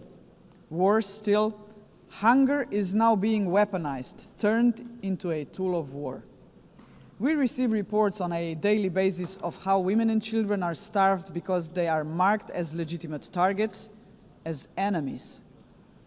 How cruel, how inhumane is that, ladies and gentlemen? We cannot allow this to happen any longer. 40 years ago, musicians stood against hunger. Instead of guns, they, the Band 8, used music. The world heard them, but they were not loud enough, as hunger has not been eradicated. Today, we have science. We can address on a scale beyond imagination not only hunger, but every act of violence against human beings and all human fears. Granted, science, technology, and global connectivity are too often twisted by cynical leaders and warmongering regimes. But they can also be harnessed for the common good. Artists, influencers, and visionaries with audiences of millions can join forces with the governments of like-minded nations. Together, their voice in defense of humanity could become irresistible. Together, we can demand real action by all governments, all world and community leaders on the Pact for the Future, and hold to account those who betray human dignity to its very core, through wars of aggression, genocidal policies, and crimes against humanity. If we join forces and make ourselves heard, nobody can ignore us, not even the most arrogant governments and individual politicians. Of course, such initiatives cannot emerge out of thin air. They require leadership, strong, inclusive, and fearless leadership. We, the leaders of today, are only transient custodians of power. Some of us may not be here after the next election, but that is precisely why we must act now. Our responsibility and destiny will be judged by how we treat our planet and its people today. We simply cannot afford silence, ignorance, or passivity, not while we hold power and possess the power of the word. Hesitation is not an option, Madam President. For most of us, members of the UN, is not might that makes right. It is the opposite. We must not allow the powerful few to ignore us. We must not surrender to a world where power alone prevails. We, the majority of United Nations members, must be role models. We must work for a different world.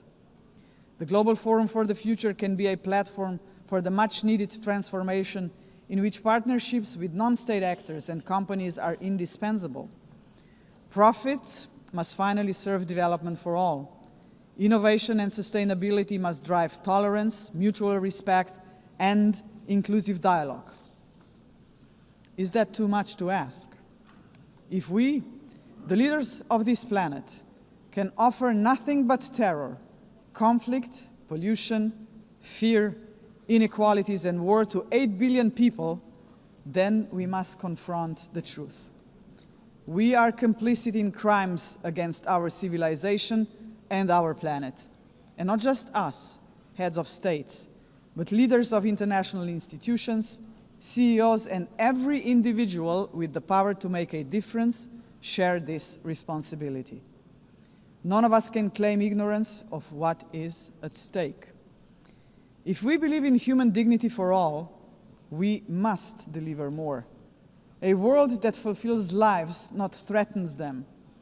We must say yes to inclusive multilateralism and a resounding no to multipolarism. Let us show that this General Assembly can and will make a difference, as it has often done before. Let us demonstrate that we reject arrogance, hatred, and willful blindness to a lack of equality and justice, to wars of aggression, crimes against humanity, and genocide, because they tear us apart for generations. And let us proclaim in all seriousness and sincerity that we embrace personal and collective responsibility to uphold humanity, sustainable development, and international law, because this will keep us together as a civilization for generations. And Madam President, let me end on a personal note. For the sake of future generations, to fulfill our responsibility as human beings, to ensure that we are on the right side of the history, we should do the right thing. We did not stop the Holocaust. We did not stop the genocide in Rwanda. We did not stop the genocide in Srebrenica. We must stop the genocide in Gaza. There are no excuses anymore. None. Ladies and gentlemen, thank you very much. On behalf of the Assembly, I wish to thank the President of the Republic of Slovenia. The Assembly will hear an address by His Excellency Kasim Jomart Tokayev, the President of the Republic of Kazakhstan. I request protocol to escort His Excellency and invite him to address the Assembly.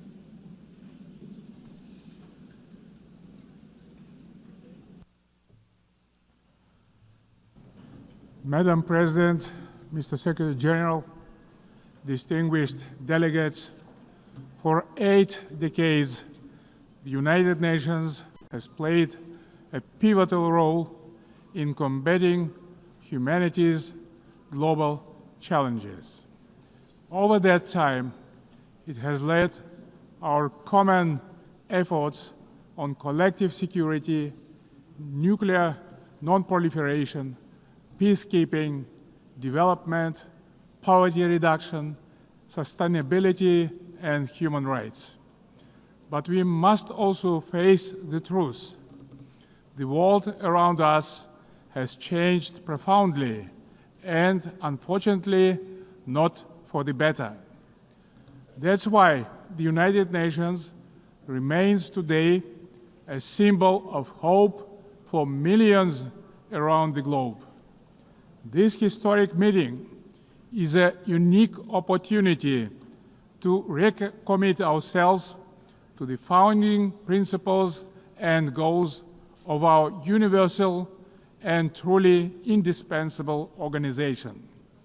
However, we cannot turn a blind eye to the real crisis thrust in multilateral institutions. Serious violations of international law have become new normality, which undermines global stability and erodes confidence between peoples, between political leaders, and between states. In this challenging time, we all must empower the United Nations to make it more adjustable to the realities of today's unpredictable world. The spirit of mutual understanding and eagerness to cooperate must prevail over dangerous warmongering. State leaders have a responsibility to move toward making peace. A failure of the current generation of leaders to act is not an option because future generations will pay a much greater price. In this regard, comprehensive reform of the United Nations is a strategic necessity, not a subject for endless contemplations.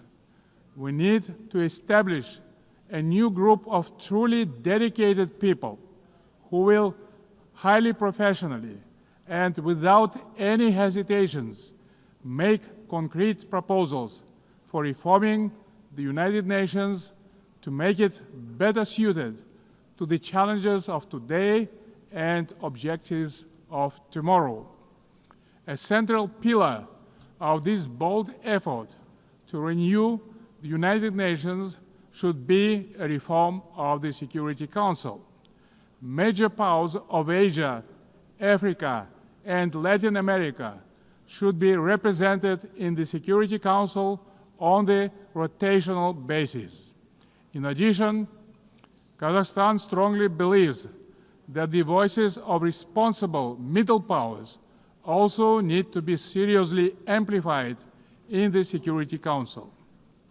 In fact, they have already started to play a larger positive role in international relations, bringing balance and building trust. They can act as bridges within the United Nations when major powers are divided or failing to resolve pressing issues of common concern. Above all, a credible United Nations for the 21st century requires member states to take concrete steps toward durable peace and security. Otherwise, the United Nations is doomed to forever mitigate consequences while root causes forever proliferate. We can begin this process already today by reaffirming our steadfast commitment to the Charter of the United Nations. The founding principles of sovereignty, territorial integrity, and peaceful resolution of disputes must be upheld without exception. Selective application of the Charter undermines its credibility. The world needs a new consensus based on trust, inclusiveness, and shared responsibility. For example, the enemy state clauses of the Charter, historical remnants of the Second World War, have already been recognized by the overwhelming majority of the international community is obsolete. For all these reasons, it's time to have a serious conversation about Charter review. Today we face an alarming reality.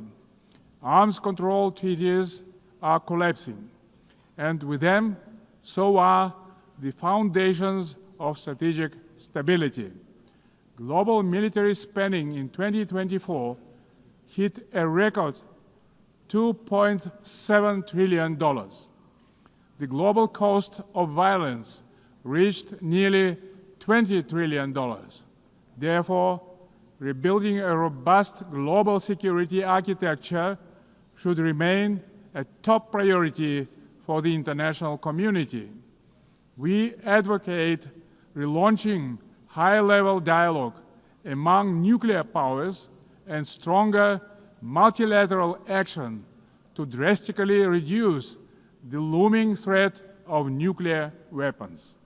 More widely, we must begin the hard work of getting rid of the militant mindset. We can do so by tracking closely how much our countries invest in peace. Kazakhstan is ready to host a new dialogue on nuclear disarmament and non-proliferation. We can focus on informal, inclusive exchanges that reinforce the NPT and support progress toward the CTBT. We also call to advance our proposal to establish international agency for biological safety and security. Kazakhstan remains concerned by the Ukrainian crisis, which continues to seriously harm civilians, damage global trust, and undermine international security. Nonetheless, bilateral and international diplomatic efforts on this conflict should continue along with political flexibility to meet the long-term interests of both states. Territorial disputes are never easy to resolve and require mutual restraint and responsibility for the sake of future generations. The psychology of animosity drags all involved in conflicts to the abyss, leaving no chance to reach peace. The humanitarian crisis in Gaza has reached a disastrous scale that cannot be ignored. This conflict stems from a complex historical background. We cannot ignore the root cause of this belligerence. Kazakhstan calls for full protection of all civilians and unhindered humanitarian access in strict compliance with international humanitarian law. We reaffirm our support of the two-state solution, with the United Nations playing a central role. Kazakhstan acknowledges diplomatic initiatives aimed at regional reconciliation in the Middle East, including the Arab Peace Initiative, the New York Declaration, and the Abraham Accords, and others. They demonstrate that leadership and political will can turn division into cooperation and shared benefit. We also welcome the normalization of relations between Azerbaijan and Armenia under the mediation of the United States President. It shows that even entrenched conflicts can be settled through diplomacy and common sense. Guided by this principle, Kazakhstan consistently favors diplomacy over escalation and dialogue over force. Current geopolitical tensions sometimes tempt some leaders to claim that a clash of civilizations is inevitable. Yet, these divisions are not fact or fate. They are political choices. Global public goods, such as science, medicine, sports, religion, and culture, should not become subjects of geopolitical divisions and sanctions. These spheres of human activity bind us together under a humanitarian umbrella. When political leaders make irresponsible statements or take reckless decisions, manipulating religion and identity for political gain, they in fact seriously damage the trust and goodwill in striving for peace. Political leadership must be rooted in mutual understanding and respect, not mutual suspicion and arrogance. Tolerance and wisdom are the foundation of lasting peace and must be upheld through the rule of law. Dear friends and colleagues, we observe a growing fragmentation and political bias of investment flows.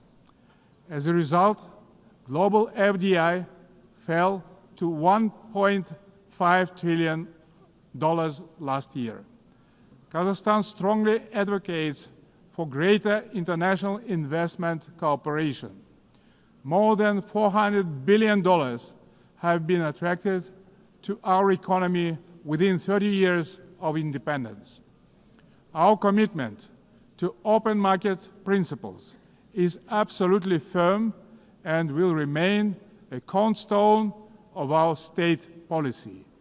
Located in the very center of Eurasia, Kazakhstan is poised to play a crucial role as a logistic hub, handling 80% of all overland transit between Asia and Europe.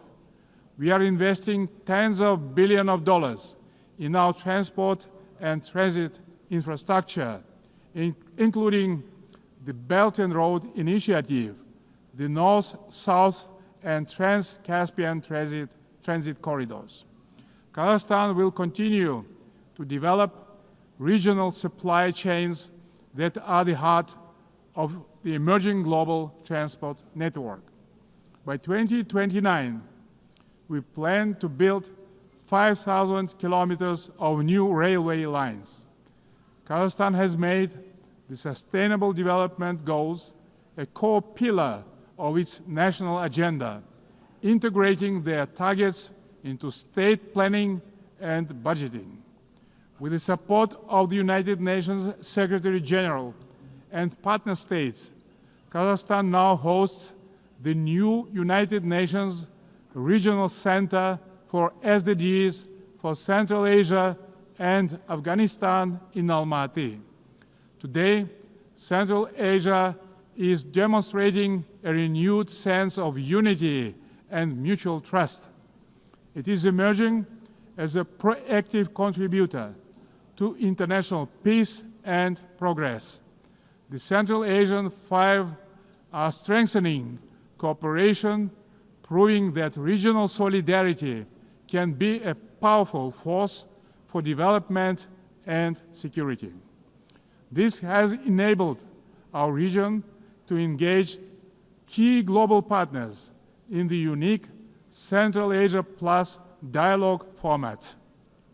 Kazakhstan believes that inclusive development in Afghanistan is a basis for long-term regional peace and stability. We continue to support the Afghan people through humanitarian assistance and cooperation in trade, food security, infrastructure, and transport connectivity. Distinguished delegates, last year was the hottest year in human history, and Central Asia is warming at twice the global rate. The melting of glaciers in the Alatau Mountains is accelerating, multiplying threats to water and food security for millions. Kazakhstan has drawn profound lessons from the tragedy of the Aral Sea. Thanks to our consistent efforts, including at the international level, we succeeded in preserving the northern part of the sea. As the current chair of the International Fund for Saving the Aral Sea, Kazakhstan will continue to play a proactive role in this common priority. Meanwhile, the Caspian Sea is rapidly shrinking. It is no longer just a regional concern. It is a global warning signal. Therefore, we call for urgent steps to preserve the Caspian water resources with our partners across the region and the wider international community. Last year, Kazakhstan co-organized the One Water Summit with France, Saudi Arabia, and the World Bank. Looking forward, stronger coordination, investments, and sustainable solutions are urgently needed to prevent future water crises. To help advance this agenda, Kazakhstan will host a regional ecological summit in Astana in April next year, to be convened in partnership with the United Nations and other international organizations. As part of our broader environmental commitment, Kazakhstan is implementing a nationwide Clean Kazakhstan campaign. This national movement mobilizes millions of volunteers in cleanup actions, waste reduction, and eco-education. At this initiative of Kazakhstan, the United Nations declared 2026 the International Year of Volunteers for Sustainable Development. We invite all member states to collaborate on this important endeavor. In this spirit, I propose that the General Assembly adopt a resolution proclaiming April 22 as the International Day of Greening the Planet.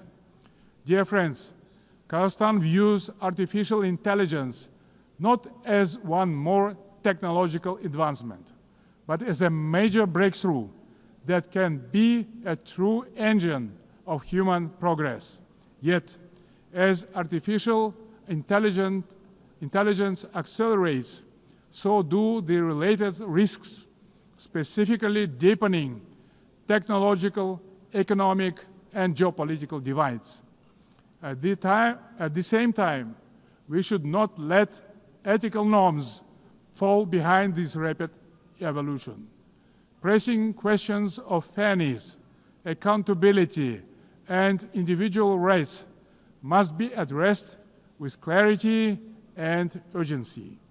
We must act collectively to ensure that every country can benefit from AI. Kazakhstan welcomes the establishment under UN auspices of the Global Dialogue on AI Governance.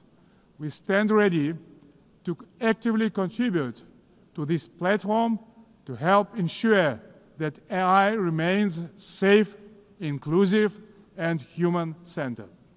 In Kazakhstan, artificial intelligence will be integrated across all sectors of economy and public services. The basic infrastructure to deliver this plan is being built, and our bright young people are getting ready to turn this vision into reality.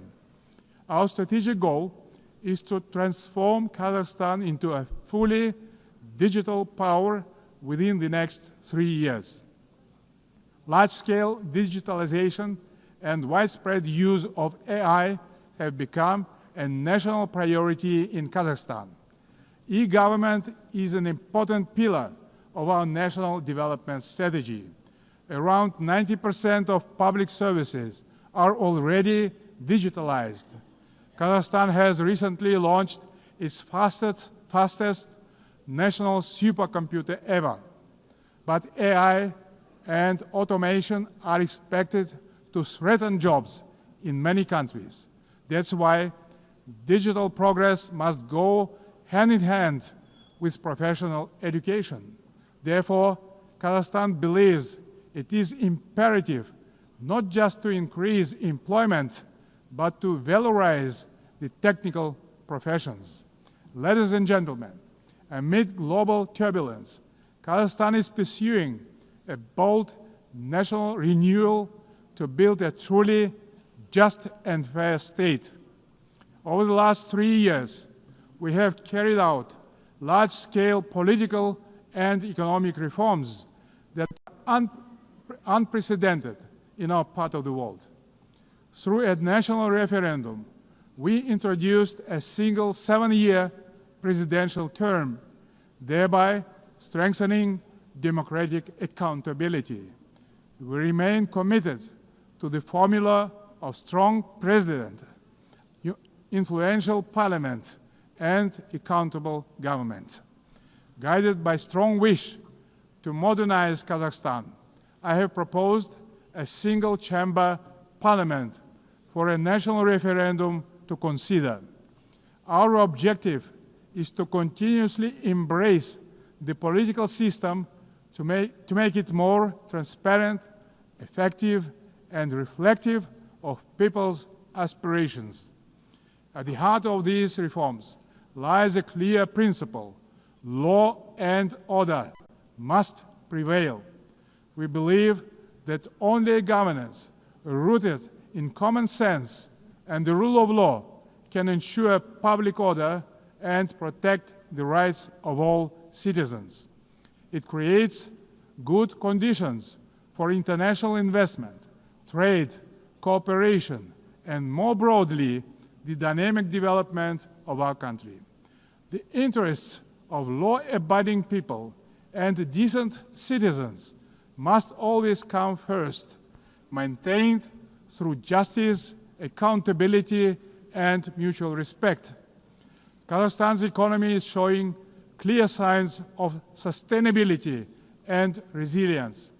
This year, economic growth is expected to exceed 6%, underscoring the sustainability of our economy as the largest in our part of the world. But we are not complacent. We will continue our efforts to ensure a long-term growth.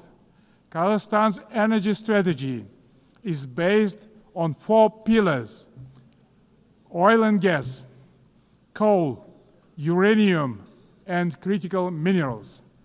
These precious assets are the basis of reliable energy partnerships. Climate change and the green agenda cannot be accepted by all countries that have huge deposits like coal, which nowadays can be cleaned up by advanced technologies. That's why we have committed to decarbonize our country in 35 years. Renewable energy is not the single solution to all energy problems. Agriculture is another driver of our development with huge potential for global markets. Kazakhstan's grain export capacity has amounted to 12 million tons, reaching a great number of international markets, creating new opportunities for trade expansion using enhanced transport connectivity. We will continue our cooperation with all major international partners and regional stakeholders to further diversify our external trade and economy, making it more inclusive and resilient. Excellencies, we will remain firmly on this path, deepening governance reforms at home while supporting global governance abroad. Kazakhstan will continue to serve as a bridge builder and peacemaker. It will also continue to choose balance over domination, cooperation over confrontation, and peace over war. We stand ready in cooperation with other players, stakeholders in the international community to renew the promise of the United Nations as a beacon of peace, justice, and cooperation. Thank you very much. On behalf of the Assembly, I wish to thank the President of the Republic of Kazakhstan. The Assembly will hear an address by His Excellency Matamela Cyril Ramaphosa, President of the Republic of South Africa. I request protocol to escort His Excellency and invite him to address the Assembly.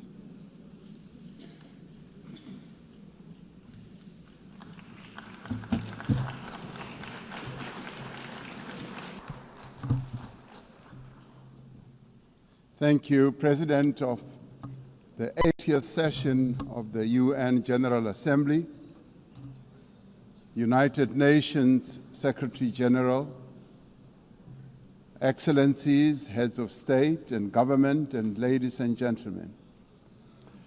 80 years ago, the United Nations was established to save succeeding generations of humanity from the scourge of war and to build a peaceful, prosperous, and just world arising from the devastation brought about by global conflict.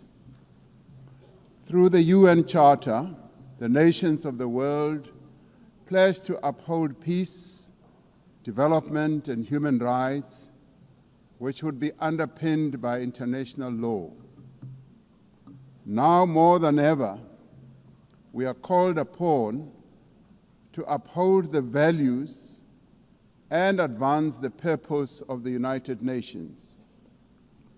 We are also called upon to advance cooperation and solidarity between nations. We are called upon to promote multilateralism and safeguard the institutions that enable it. South Africa's engagement in the international sphere echoes our domestic imperatives of eradicating poverty, reducing unemployment, and addressing the root causes of inequality. Our foreign policy is guided not only by the needs of our people, but also those of the continent of Africa and the global South. Inspired by our own history, South Africa strives to maintain world peace and also the settlement of all international disputes through negotiation and dialogue and not through war. We therefore welcome the strong partnership between the African Union and the United Nations in promoting peace, security, and stability on the African continent. This year, South Africa is honored to preside over the G20. This is the first time that G20 Leaders Summit will be held on the African continent, the cradle of humanity. South Africa's G20 presidency is guided by the theme equality, solidarity, and sustainability. To give full meaning to our theme of equality, solidarity, and sustainability, we have invited the G20 countries to join us in prioritizing the following areas. Firstly, in discussion to strengthen disaster resilience and response by addressing the increasing frequency and impact of climate-induced natural disasters. Secondly, to ensure that we have debt sustainability for low-income countries by crafting innovative ways to support countries to have low levels of debt to maintain economic stability. Thirdly,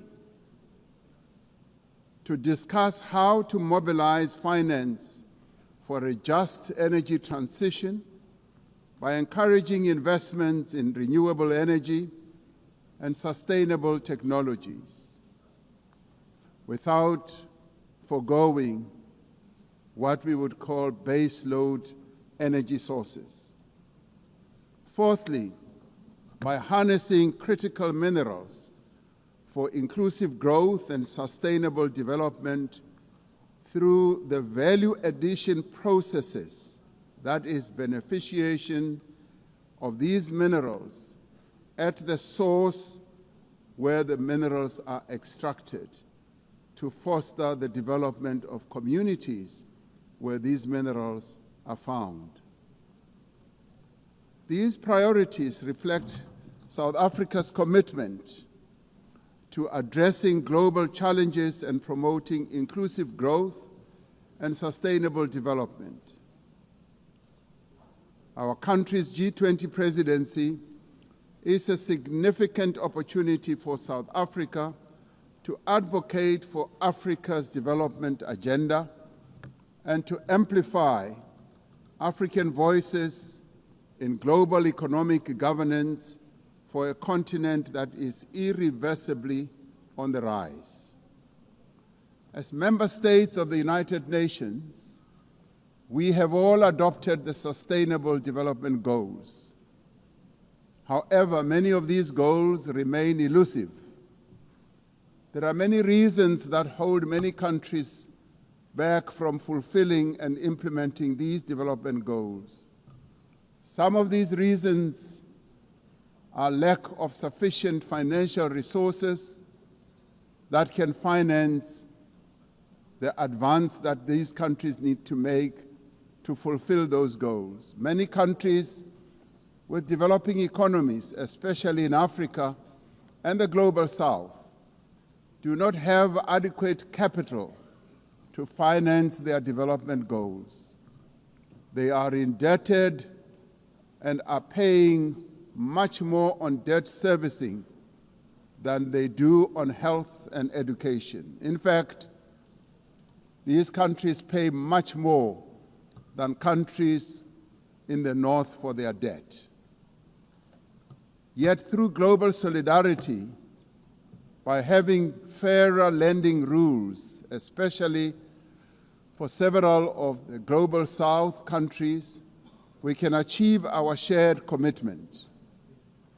Through the G20 process, we are working towards building consensus on how this problem can be tackled, including the reform of international financial institutions, particularly multilateral development banks, to better tackle global challenges that many countries face. The multilateral trading system needs to be reformed as we reconfirm that the World Trade Organization remains the only multilateral body that is capable of managing differences and coordinating positions in global trade. Trade is one of the most important instruments to mobilize domestic resources for development. It is concerning that geopolitical shocks and unprecedented trade policy volatility are destabilizing the global economy and jeopardizing a critical source of development finance. In fact, trade is now being used as a weapon against a number of countries in the world. We must redouble our efforts to strengthen the link between trade and development. Unilateral trade practices and economic cohesion have a detrimental impact on many nations. This includes the economic embargo against Cuba, which has caused untold damage to the country's economy over the years. This unfair embargo must be lifted, and we want it lifted sooner rather than later.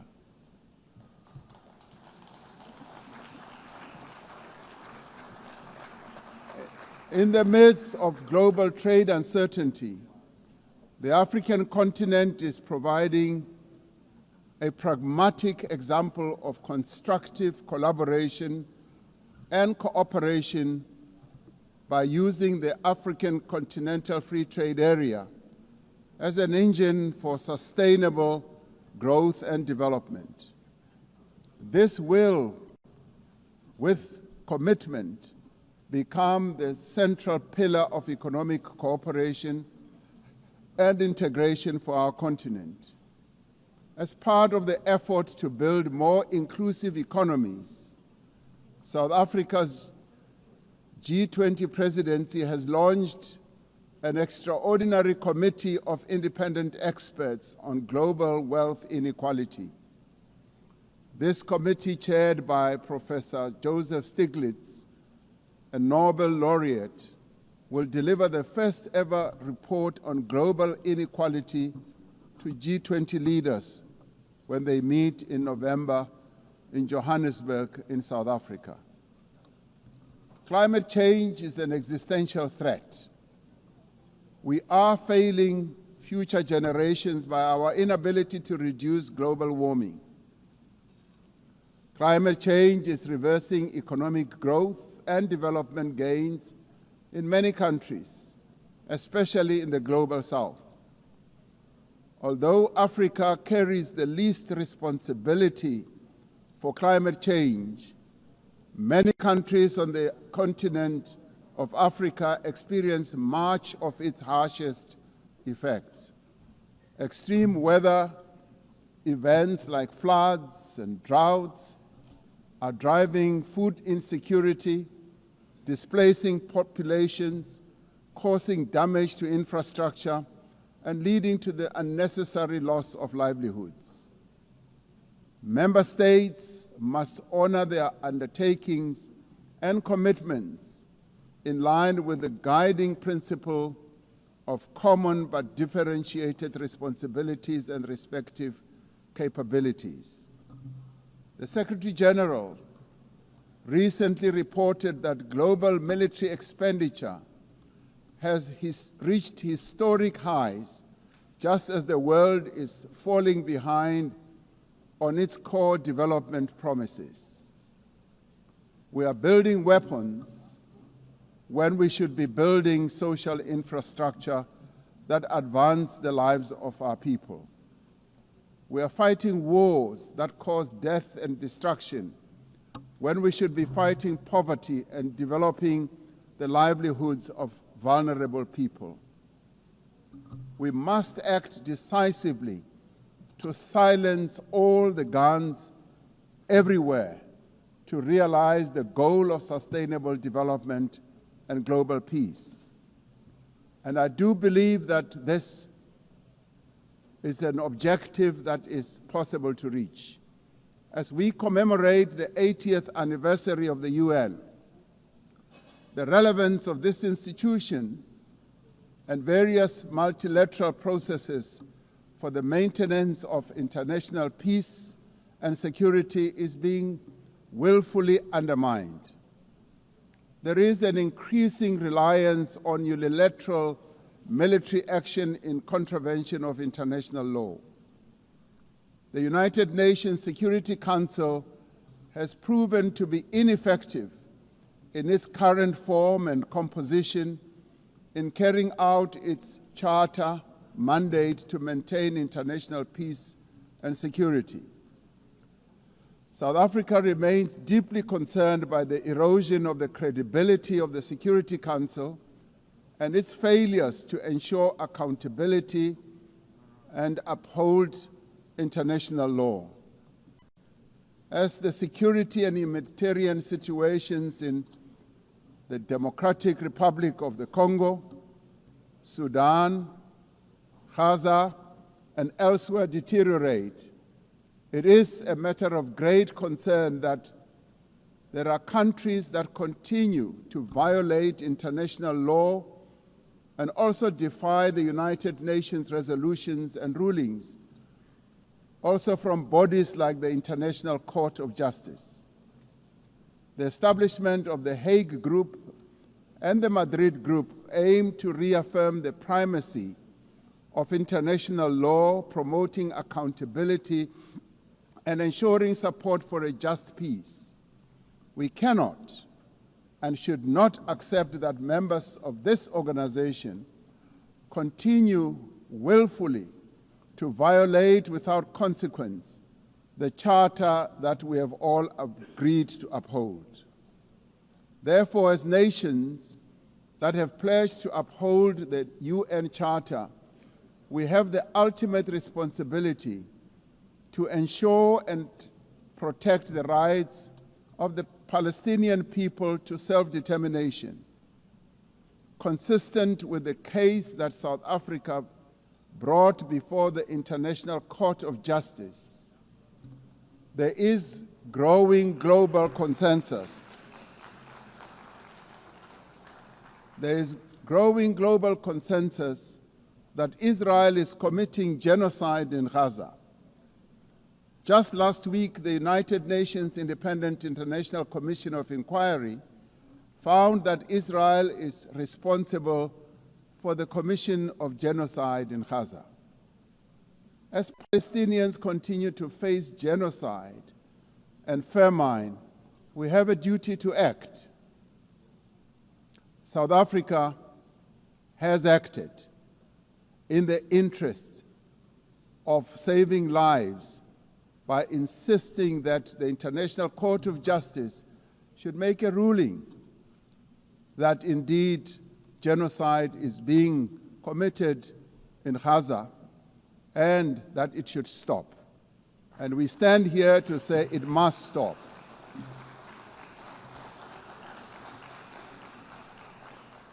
We welcome the historic high-level meeting held yesterday on the two-state solution yesterday in this very chamber. This reflects the determination of the global majority, a global majority that now stands at 142 and more countries, that Palestinians deserve a peaceful state alongside a peaceful Israel. Many nations in the world are calling for that, and that is the voice that we believe that Israel should heed, and those powerful nations that can make a two-state solution viable and possible and implementable should act in that regard.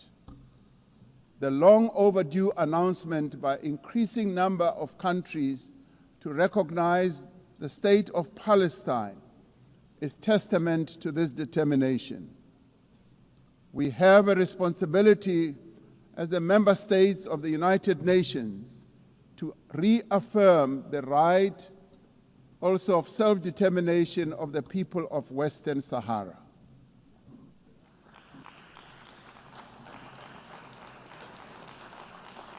The very first resolution of the United Nations General Assembly in January of 1946 called for the elimination of atomic weapons.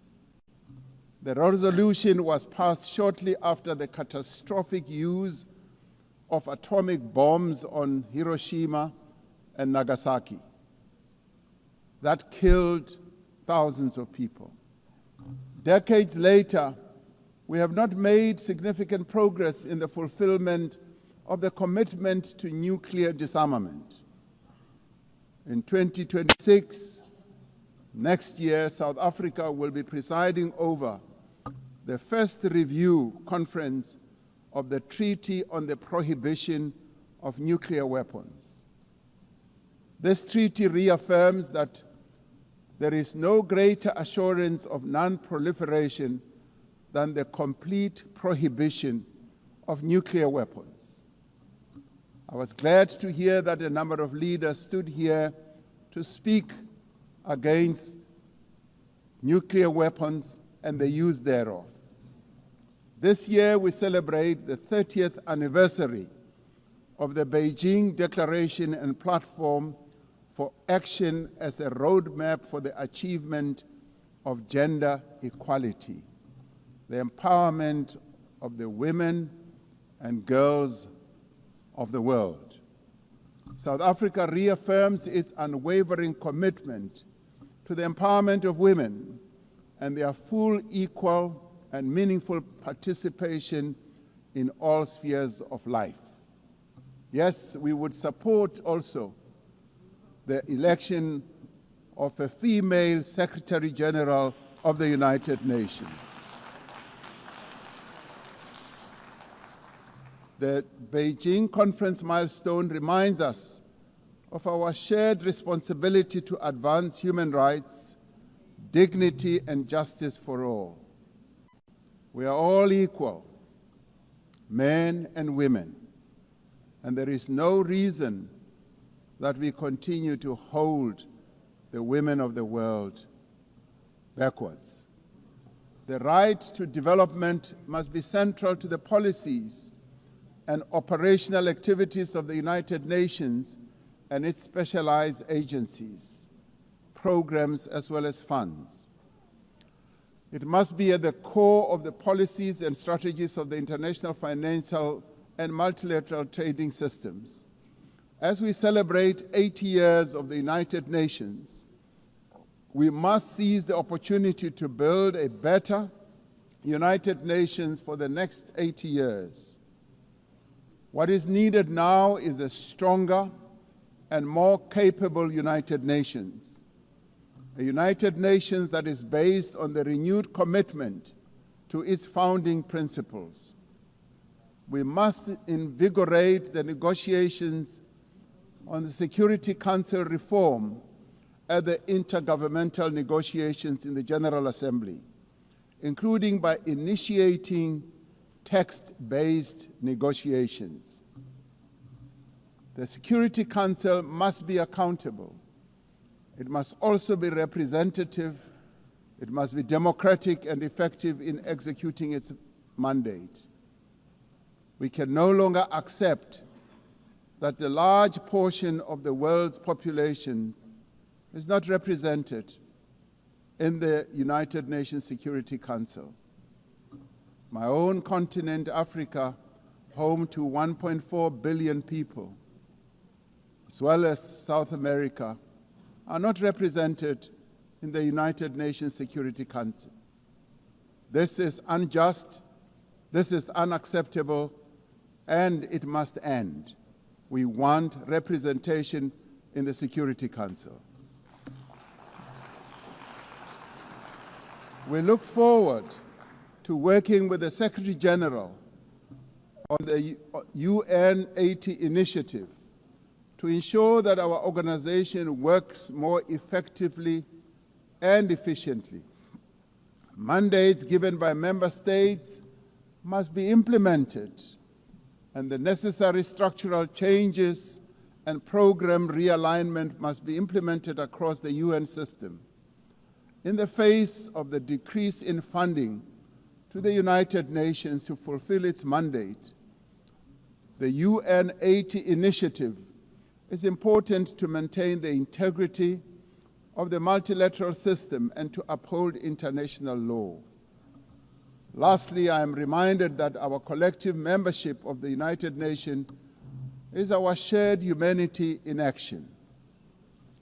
The United Nations at 80 compels us to reflect on our collective achievements and to chart a way forward, building an organization that is able to address our common challenges. We must rise to the occasion and do our utmost together to ensure the political, economic, and social freedom of all humanity. We must reaffirm that freedom is indivisible and that the denial of the rights of one person diminishes the freedom of all of us. We must reaffirm the equal dignity and worth of every person and must therefore leave no one behind and no country behind. I thank you. On behalf of the Assembly, I wish to thank the President of the Republic of South Africa. The Assembly will hear an address by His Excellency Shavkat Mirziyoyev, President of the Republic of Uzbekistan. I request protocol to escort His Excellency and invite him to address the Assembly.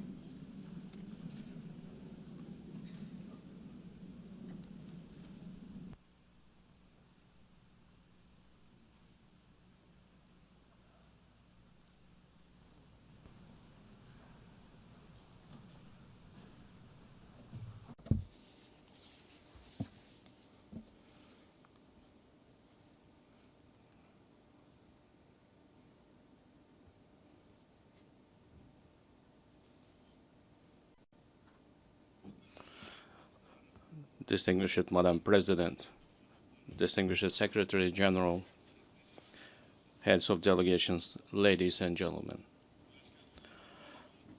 I am truly delighted to extend my congratulations to you with the 80th anniversary session of the United Nations General Assembly. Our meeting today is taking place in a complex, rapidly changing global situation that calls for new approaches to the work of our organization and its future. Today, across the world, the role and place of international institutions are weakening. Confrontations, conflicts, and wars are intensifying. Technological and social inequality is increasing. An economic and humanitarian crisis are deepening. All of this is creating an entirely new and unsettling geopolitical reality. We highly commend the efforts of His Excellency Secretary General Antonio Guterres aimed at maintaining our organization as a main platform for the peaceful resolution of the most difficult and pressing global issues. In this regard, we fully support the UNAT initiative and reaffirm our strong commitment to the Pact for the Future. We support the transformation of the United Nations Security Council and the expansion of its membership in order to effectively address current threats and challenges and protect the interests of the developing countries. Distinguished participants of the session, we are pursuing a policy to build a democratic, law-governed, social, and secular new Uzbekistan in full alignment with the Sustainable Development Goals. To this end, we are consistently continuing our irreversible reforms.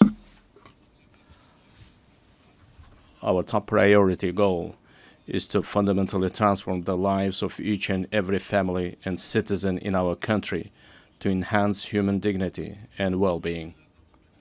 In recent years, we have managed to reduce the poverty rate in Uzbekistan from 35% to 6.6%. We have achieved this result primarily through the transformation of the education and science sector, establishment of innovative industries and high-tech manufacturing enterprises, modernization of green energy and transport infrastructure, comprehensive development of small businesses, and as a result, the creation of education coverage has increased from 27% to 78%, while the higher education uptake among our youth has risen from 9% to 42%. Most importantly, we consider enhancing the prestige of the teaching profession as a key issue. In order to create a single international platform for the exchange of teachers' experience and knowledge, we propose to hold a World Summit on Professional Education in Uzbekistan. We are also creating an advanced healthcare system in our country. We invite all our foreign partners to participate in a high-level event dedicated to the fight against childhood cancer and other serious diseases, which will be held tomorrow at our initiative at the United Nations headquarters. Another important area is gender policy. We aim to further strengthen the role of women in social, political, and business life of our country. We advocate for holding the Asian Women's Forum on a regular basis in our region, turning it into a permanent platform.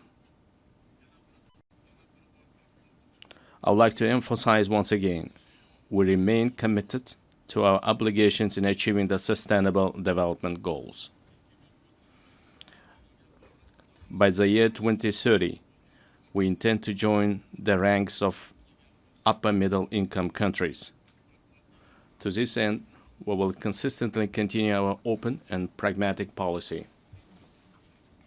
Ladies and gentlemen,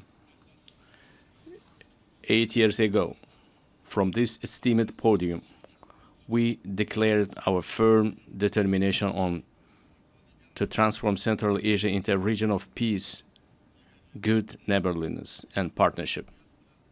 Today, we can confidently declare that we have achieved this strategic goal. The era of closed borders, unresolved disputes, and conflicts is in the past. In recent years, the volume of mutual trade, investments, and transportation of goods in our region has increased fivefold. We are implementing joint investment funds, cross-border trade, and industrial cooperation zones, and major infrastructure projects. We also recognize as a common achievement that the consultative meeting of the heads of the state of Central Asia have become an effective mechanism for deepening regional integration. I can confidently affirm that as of now, we are at the beginning stage of the forming a new Central Asia. Our region, thanks to its unity, stability, and distinct identity, is steadily securing a stronger position in the system of international relations as an independent actor. In order to achieve our goals, we intend to give top priority to expanding mutually beneficial ties with all our foreign partners. In this regard, together with UN structures, we propose to implement a number of new projects and programs in our region. In particular, we propose holding an international forum under the auspices of ECOSOC and UNCTAD, dedicated to the economic development of the Central Asian states, establishing a regional hub for green technologies in industry jointly with UNIDO, adopting program on the rational use of water resources, the creation of green spaces, and the achievement of demographic resilience in our region.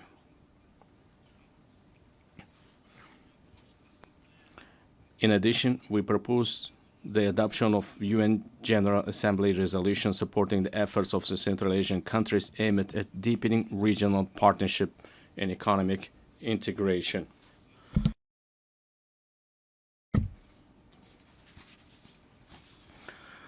Distinguished heads of delegations, speaking about global and regional security and sustainable development, it is impossible to overlook the issue of Afghanistan.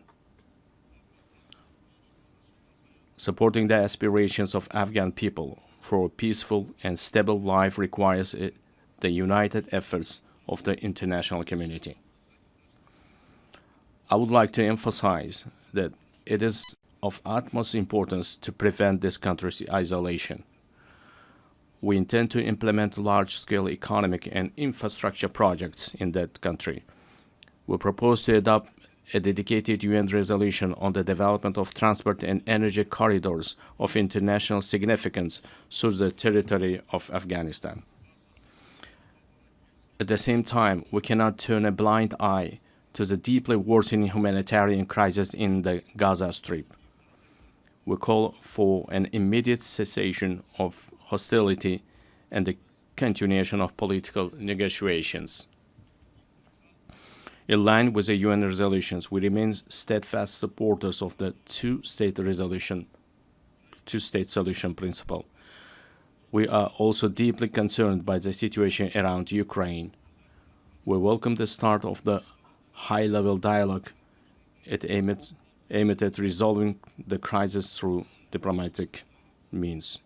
Distinguished participants of the event, effective measures are being undertaken to implement the global counterterrorism strategy in Central Asia.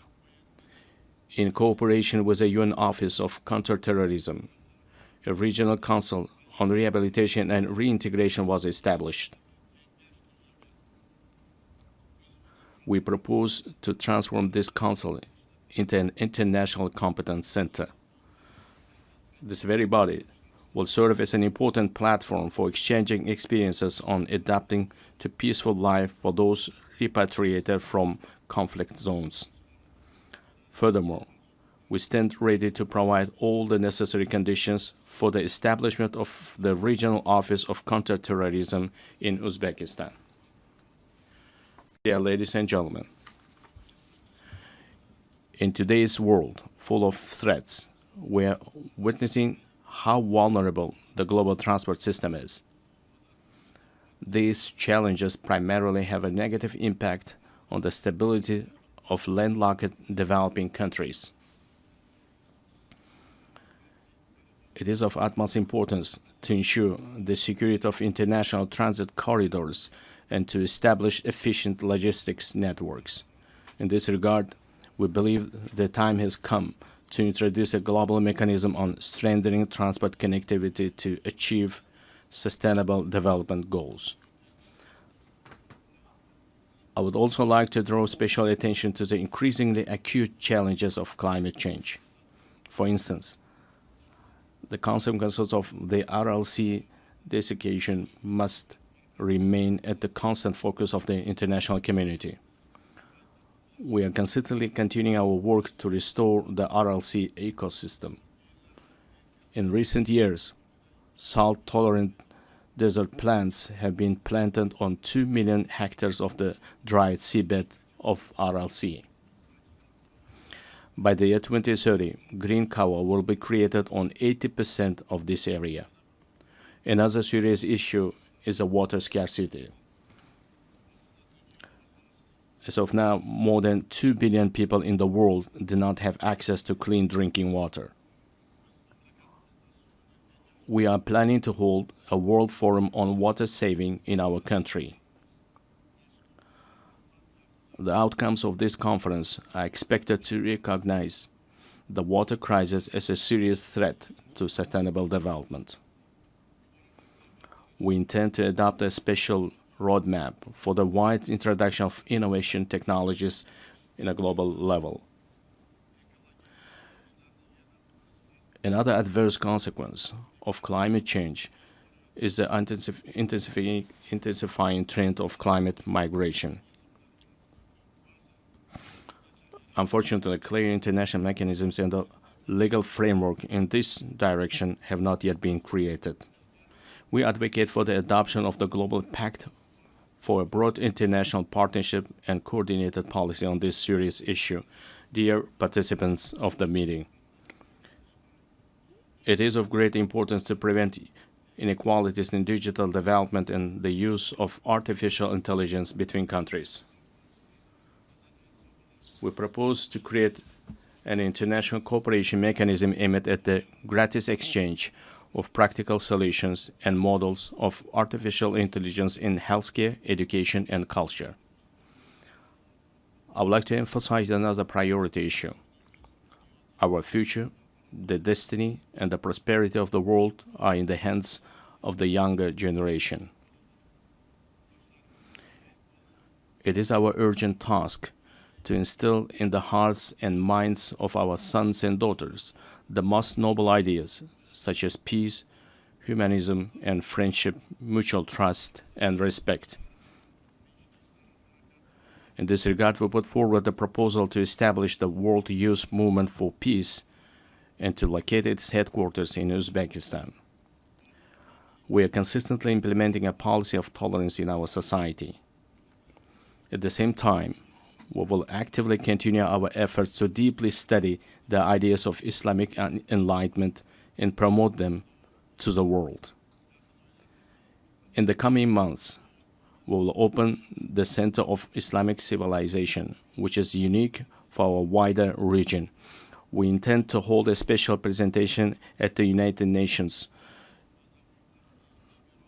of the rich spiritual and scientific heritage of our great ancestors, thinkers and scholars such as Imam Bukhari, Imam Tirmizi, and Imam Maturidi. Dear ladies and gentlemen, the new Uzbekistan is a supporter of mutual solidarity, open dialogue, and close partnership with all countries. We are always ready to contribute to strengthening dialogue among peoples, cultures, and civilizations, and to achieving universal human goals. I thank you very much for your attention. On behalf of the Assembly, I wish to thank the President of Republic of Uzbekistan. We have heard the last speaker in the general debate for this meeting. The next plenary meeting to continue with the general debate will be held immediately following the adjournment of this meeting. The meeting is adjourned.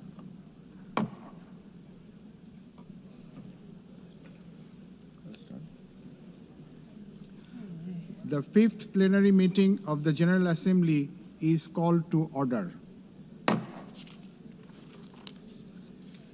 The Assembly will hear an address by His Excellency Hurelsuk Ukna, President of Mongolia. I request protocol to escort His Excellency and invite him to address the Assembly.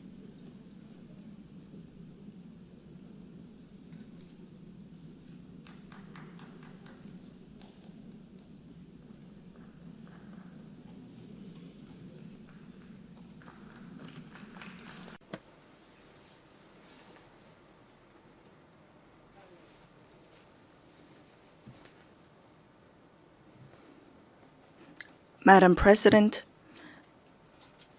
Mr. Secretary General, distinguished delegates, ladies and gentlemen, at the outset, I wish to extend my sincere congratulations to Ms. Annalena Baerbock on assuming the important role of the President of the General Assembly at this historic moment marking the 80th anniversary of the United Nations, and my best wishes for a successful session. 8 centuries ago, the great Chinggis Khan established the Great Mongolian Empire, bringing together the West and the East under the rule of justice and principled statecraft. Spanning the vast expanse of Eurasia, the Pax Mongolica era heralded a period of remarkable progress and flourishing for humankind. The Pax Mongolica embodied progressive ideals that form the basis of today's collective efforts to maintain global peace and stability.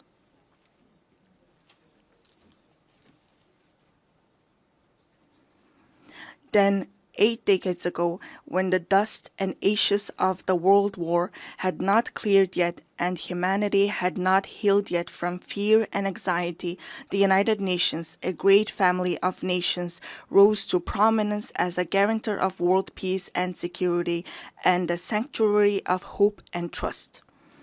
Since its establishment, the United Nations has illuminated humanity's path, serving as a steadfast beacon of hope and trust for nations to maintain peaceful coexistence and share a prosperous future. In today's volatile and challenging international environment, we welcome Better Together, 80 years and more for peace, development, and human rights as the theme for the 80th session of the General Assembly and the general debate.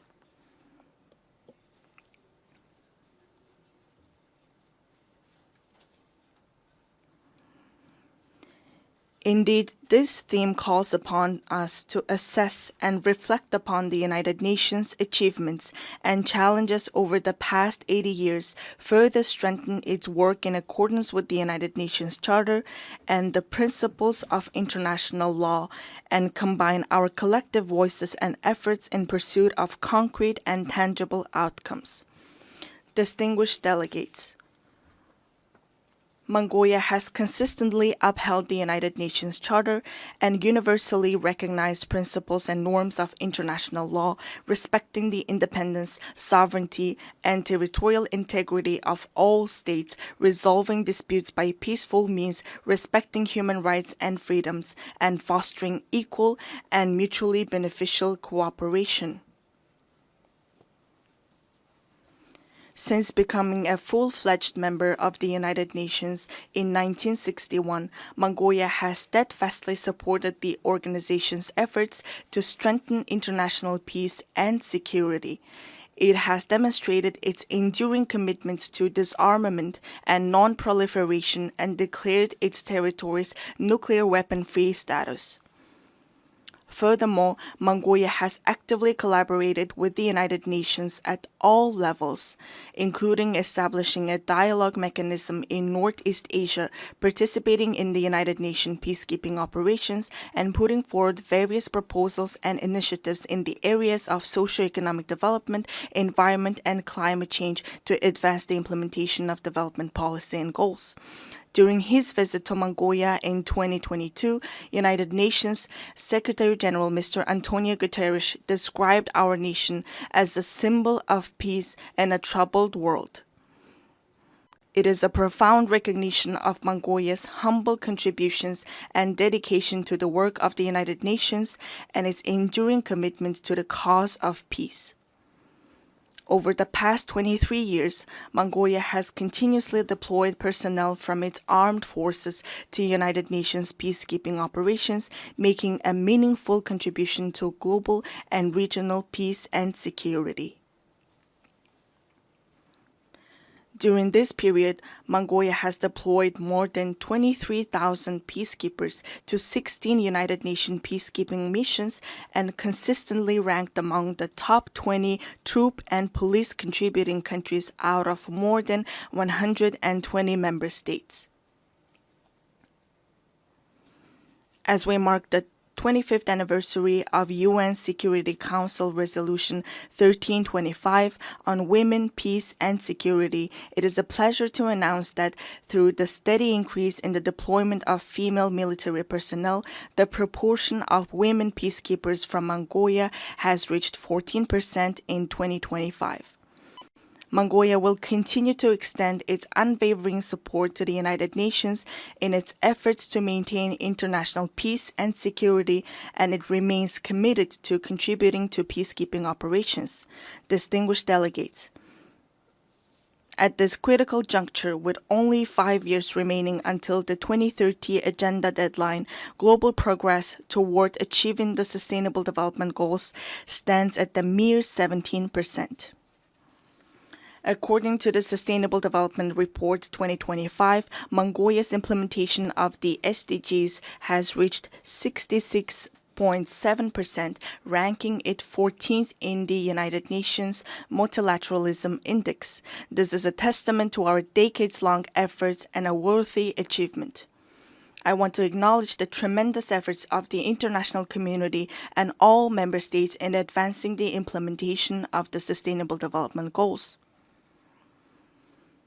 We welcome the outcomes of the 4th International Conference on Financing for Development, held recently in Seville, Spain, where a broad consensus was reached on the crucial role of financing in achieving the Sustainable Development Goals.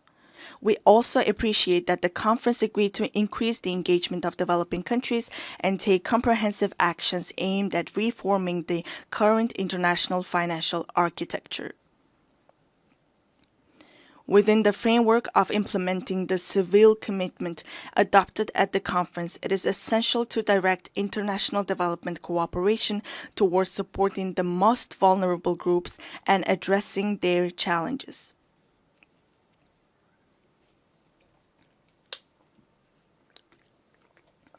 It is my pleasure to note that Mongolia has been playing an active role within the United Nations in advocating the interests of landlocked developing countries, in raising awareness of their special needs and unique circumstances, and closely collaborating with them to ensure their voices are heard on the global stage.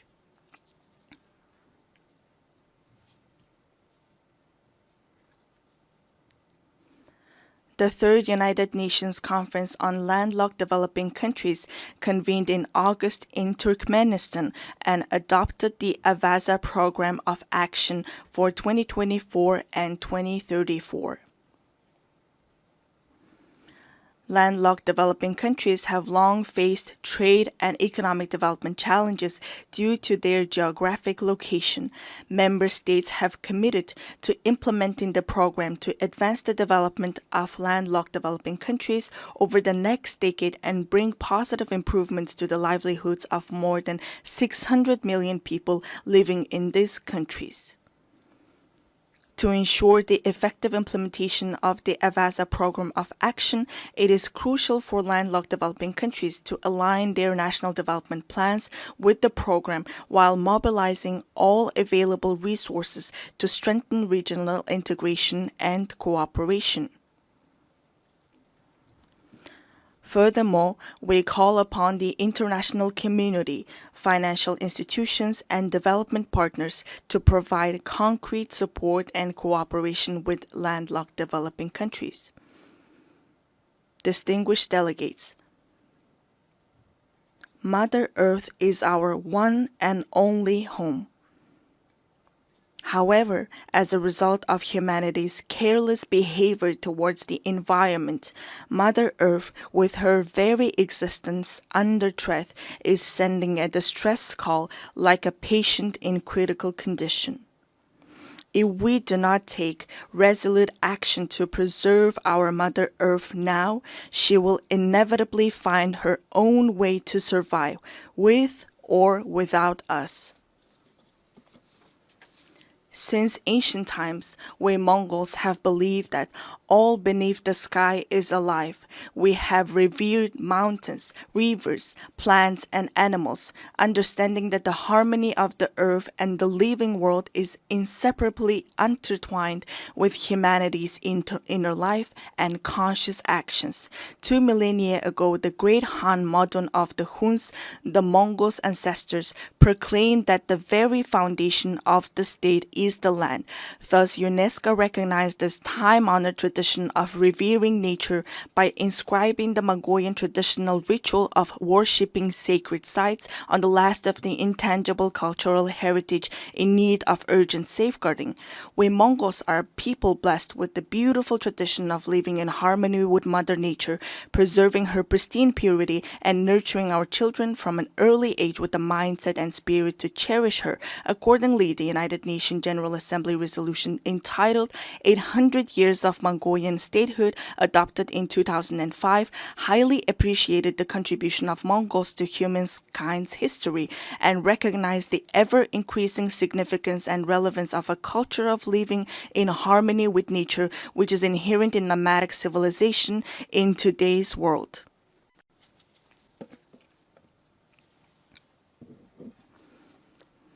Today, we are committed to sharing our cultural heritage and traditional knowledge, rooted in a profound respect for living in harmony with nature, with the international community, as a valuable contribution to building resilience and enhancing adaptation to climate change.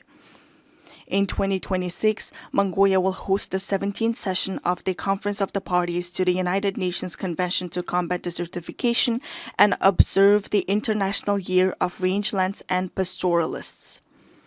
In this spirit, our country, in partnership with the United Nations, spearheads the International 10-Year Rangeland Flagship Initiative. We warmly invite you to join us in supporting and collaborating on this important endeavor. Mongolian people say, the source of life is water, and the source of water is tree. Access to safe drinking water is declining worldwide, with 3.6 billion people currently affected by water scarcity. Therefore, it is imperative for countries to implement integrated management of land and water resources in a coordinated manner and to place special emphasis on preventing water scarcity. I cordially invite you all to participate at the highest level with broad participation in the 17th session of the Conference of the Party to the United Nations Convention to Combat Desertification, scheduled from August 17 to 28, 2026 in Ulaanbaatar. This conference seeks comprehensive solutions to adapt to climate change, protect and enhance water resources, and combat desertification and land degradation. Distinguished delegates, from the moment of birth, we Mongols have grown up on horseback, carrying our glory across the world on noble steeds and contributing to the writing of humanity's proud and enduring history. We Mongols are a nation steeped in a unique cultural heritage.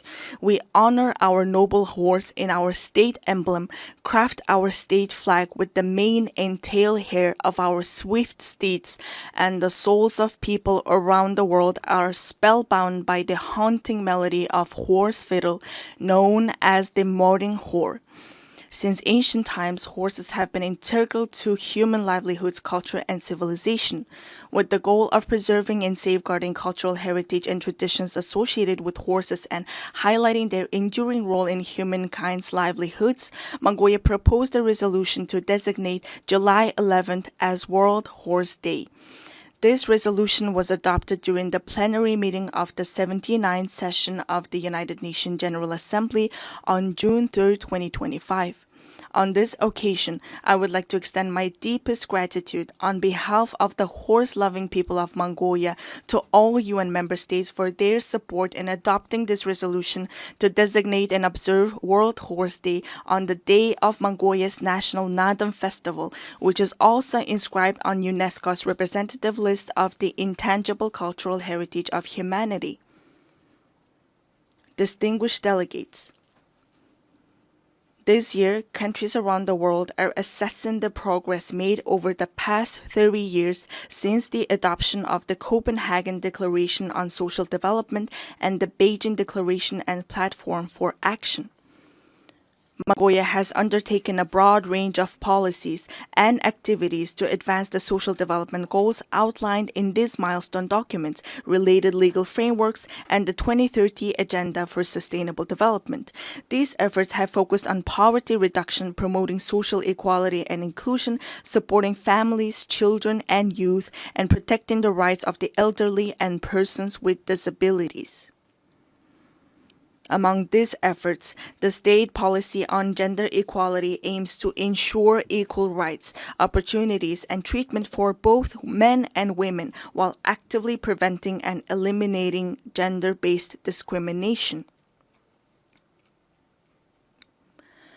Notably, Mongolia has greatly prioritized advancing gender equality and increasing women's participation in decision-making, with women now making up 25% of our parliament.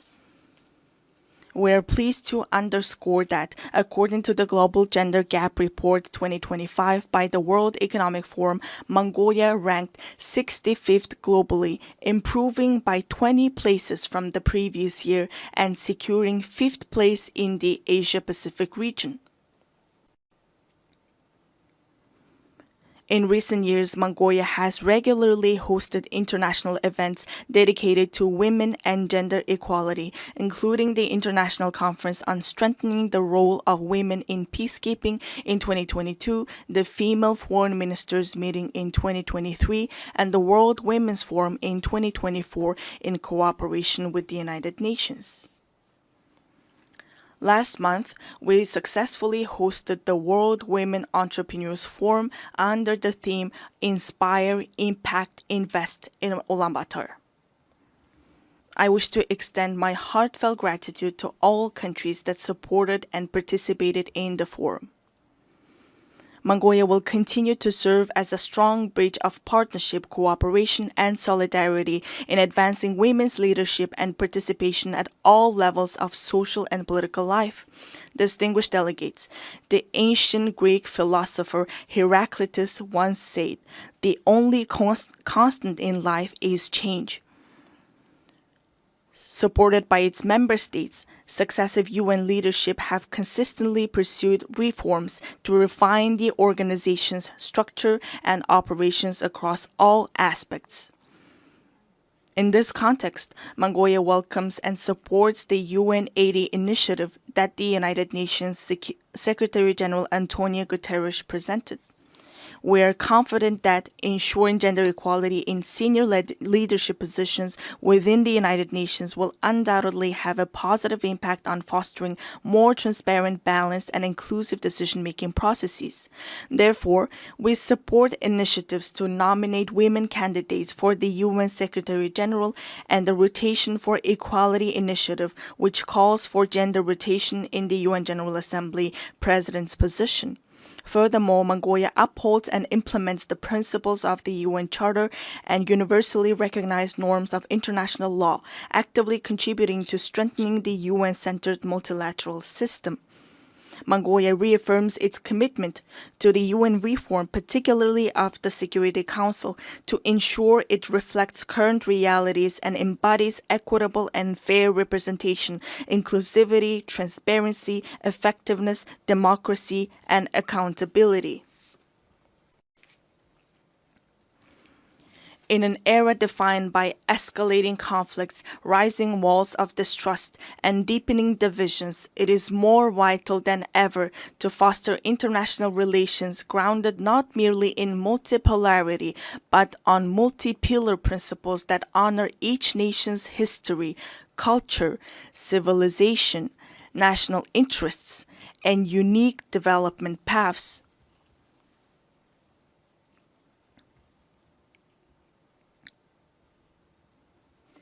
The United Nations was established 80 years ago with the noble goals of saving humanity from the scourge of war and maintaining international peace and security. The United Nations, the cornerstone for the peaceful and harmonious coexistence among nations, must be reinforced and empowered through strong multipolar principles that ensure equal rights and balanced influence. Therefore, let us reflect solemnly on whether the mission entrusted to the United Nations 8 decades ago has been fully realized, and let all member states join hands in a shared commitment to revitalize the organization into a powerful institution strong enough to usher in Pax Globalica, a lasting world peace, by embodying the ideals of the Pax Mongolica, which laid the foundation for peaceful coexistence among nations and human progress 8 centuries ago.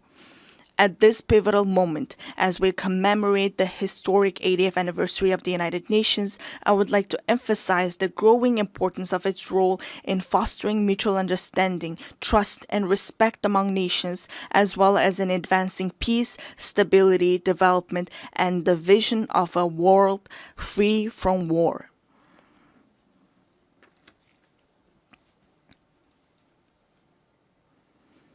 Mongolia has consistently pursued a peace-loving and multipolar foreign policy, made tangible contributions to international peace and sustainable development, and remains committed to fulfilling this responsibility with honor. I extend my heartfelt congratulations to you all on the momentous occasion of the 80th anniversary of the United Nations. May the eternal blue sky bless us with peace throughout the world. Thank you for your attention.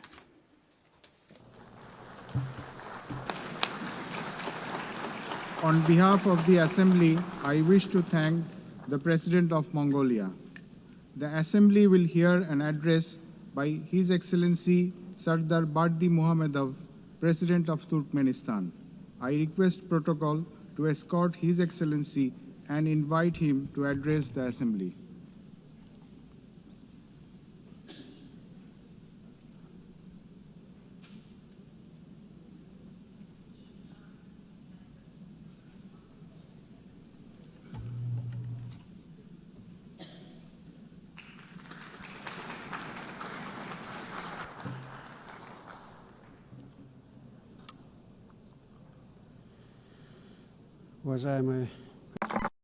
Distinguished Mr. President, distinguished heads and members of delegations, ladies and gentlemen, first of all, allow me to congratulate you on the opening of the 80th session of the United Nations General Assembly and to wish you a productive session. I would like to congratulate Ms. Annalena Baerbock on her election as President of the General Assembly and wish her every success. I would also like to express my sincere appreciation to Ambassador Philemon Yang for his skillful and effective leadership of the General Assembly during the previous session. Distinguished participants, the current state of global affairs, as well as the nature and trends of political, economic, and social processes, objectively require a decisive shift towards coordinated interaction among states and international organizations in order to achieve our shared overarching goal, the maintenance of peace and security, the creation of conditions for further progressive development, and the preservation of the legal foundations underpinning the modern world order. It is precisely from this standpoint that Turkmenistan views the main objectives of the 80th session of the General Assembly, placing great hopes in its role in shaping a robust, balanced, and secure global architecture. A key area of Turkmenistan's cooperation with the United Nations is ensuring international peace and security.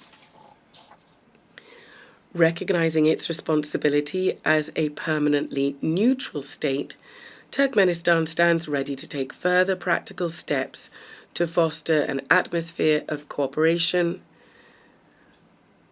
mutual understanding, and respectful dialogue.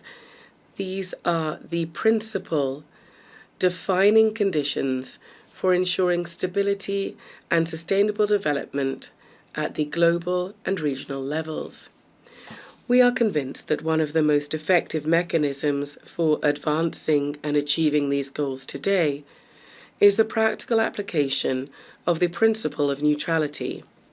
In this regard, Turkmenistan has initiated the inclusion of a separate item on the agenda of the 80th session of the United Nations General Assembly, entitled Neutrality for Peace and Security.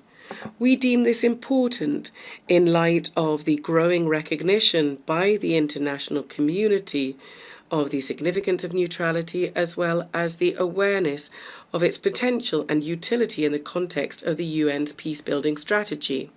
In line with this, during this session, Turkmenistan will propose a draft resolution entitled The Role and Importance of the Policy of Neutrality in Maintaining and Strengthening International Peace, Security, and the Process of Sustainable Development.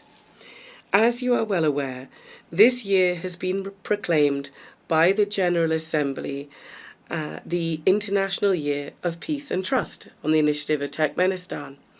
This landmark event coincides with the anniversary of the establishment of the United Nations.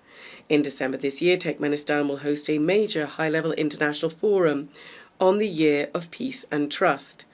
We see this as a tangible contribution to achieving the strategic goals of the United Nations, and we look forward to broad and representative international participation. We believe that harmonizing national approaches to global development trends, as well as to establishing and strengthening trust and mutual understanding, should be systematic and consistent. In this regard, Turkmenistan is seeking to initiate the convening of a World Summit on a culture of peace and trust. One of the key objectives of this summit would be to develop a global code of international trust. This would serve as a universal foundation for building relations between states based on the respect for sovereignty and territorial integrity, as well as on cooperation and joint efforts to address global problems. We believe that ensuring universal peace and mutual understanding is inseparable from the civilizational aspects of modern development and from the need to preserve and foster cultural and spiritual ties. In this context, Central Asia, which for centuries has played a clear role as a bridge spanning the civilizations of East and West, is now called upon to revive its historic mission to become a space for dialogue, cooperation, and the convergence of values and worldviews. Therefore, during this session, Turkmenistan will propose, in cooperation with the United Nations, an international forum to be held entitled Central Asia, a Space of Peaceful Coexistence. Countries of the region will participate, as well as other interested states and international institutions. Turkmenistan will also submit a draft resolution to the General Assembly on proclaiming an International Day of Mediation. This would emphasize the importance of diplomacy and neutral platforms in preventing and resolving conflicts. One of our country's priorities remains our active involvement in implementing the Sustainable Development Goals and in strengthening cooperation in key areas such as transport and energy. As Turkmenistan is one of the centers of multilateral dialogue on these issues, we will continue to contribute to establishing a fair, balanced, and inclusive international development system. During this session, Turkmenistan will initiate the proclamation of a United Nations Decade for Sustainable Transport for the period 2026-2035 and will submit the relevant draft resolution. We are convinced that this will help to consolidate the efforts of the international community in developing transport corridors, enhancing their sustainability and ensuring accessibility for all countries.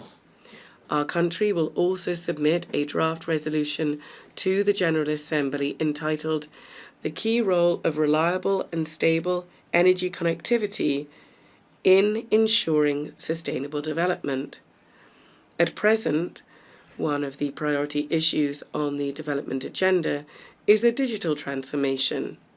We are convinced that this transformation must be balanced. It must reflect the realities and legitimate interests of all states, including the developing world, and also must be free from politicization and bias. In this regard, Turkmenistan intends to put forward an initiative to establish a world platform on digital integration. This is to be based on the principles of equality, trust, and on preventing the use of information and communication technologies to harm peace, security, and sustainable development. During the 80th session, Turkmenistan will continue its work on environmental and climate issues. It will strive for them to be taken into consideration systematically, as they are basic components of ensuring security, and we will advocate for the establishment of multilateral mechanisms to monitor and respond to climate, environmental, and man-made disasters. Turkmenistan will seek to bring about a regional centre to combat desertification for Central Asian countries. It is our belief that the establishment of such a centre would contribute to building regional capacity, to strengthening cooperation in the field of environmental protection, and would also make a significant contribution to achieving the Sustainable Development Goals, particularly in combating climate change and protecting land-based ecosystems. Our country will promote the Caspian Environmental Initiative, proposed at the 78th session of the United Nations General Assembly, which is intended to become an international platform to preserve the Caspian Sea ecosystem. An important step in this direction is the Caspian Environmental Forum, which we propose holding in 2026. We are convinced that now it is especially important to strengthen the role of the UN in fostering broad humanitarian cooperation, in promoting rapprochement and mutual understanding among peoples, and in overcoming value and spiritual barriers, as well as engaging effective channels of cultural diplomacy. To develop intercultural dialogue and to lend practical support to General Assembly resolutions on multilingualism in international relations, we are proposing proclaiming an International Day of Multilingual Diplomacy as well. Distinguished heads and members of delegations, all of Turkmenistan's international initiatives and actions are always measured against and aligned with the UN Charter and its founding documents, as well as with its long-term goals. It is no coincidence that we always emphasize that cooperation with the UN is a strategic priority for Turkmenistan. We say this with a conviction that the UN is the only international organization endowed with universal legitimacy. In this regard, it must remain the guarantor of peace and development, and be the backbone of global security and stability. Turkmenistan will continue to advocate consistently for strengthening the central role of the UN in international affairs. We consider strengthening the primacy of international law and in improving the international legal framework and increasing the effectiveness of the implementation of UN conventions, treaties, agreements, and other multilateral documents as key factors in this regard. In this context, Turkmenistan is initiating the proclamation of the Year of International Law in 2028. This will become an important step in strengthening the international legal foundations of peace and cooperation. Ladies and gentlemen, this session holds special significance for Turkmenistan. 30 years ago, within these very walls, the United Nations General Assembly unanimously adopted the resolution on the permanent neutrality of Turkmenistan. For our country, this was a momentous, historic event. In essence, it determined the entire subsequent course of Turkmenistan's foreign and international policy. International recognition of our neutrality also contributed to boosting the country's domestic development by providing favourable external conditions for this. I would like to take this opportunity on behalf of the people of Turkmenistan to express my gratitude to the United Nations member states and the entire international community for the decision adopted in December 1995 to recognise the permanent neutrality of Turkmenistan, a decision reaffirmed by 2 subsequent UN General Assembly resolutions. Turkmenistan will always remember the trust placed in it and will steadfastly and unswervingly uphold its international commitments. Once again, I would like to congratulate all delegations on the opening of the 80th anniversary session of the United Nations General Assembly and wish you every success in strengthening our cooperation and mutual understanding. Thank you very much indeed.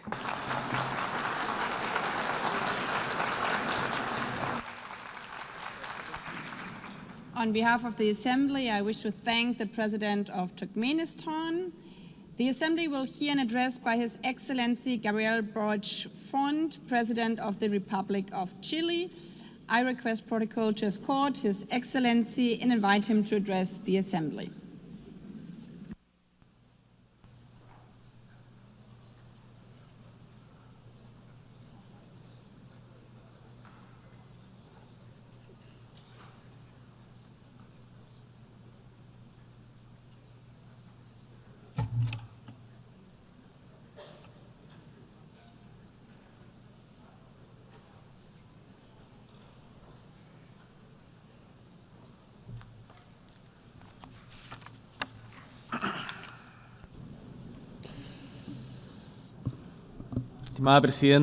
Distinguished President, members of the United Nations General Assembly, guests, peoples of the world, residents of New York, 80 years have elapsed since the creation of the United Nations. 80 years have also elapsed since Gabriela Mistral, a Chilean woman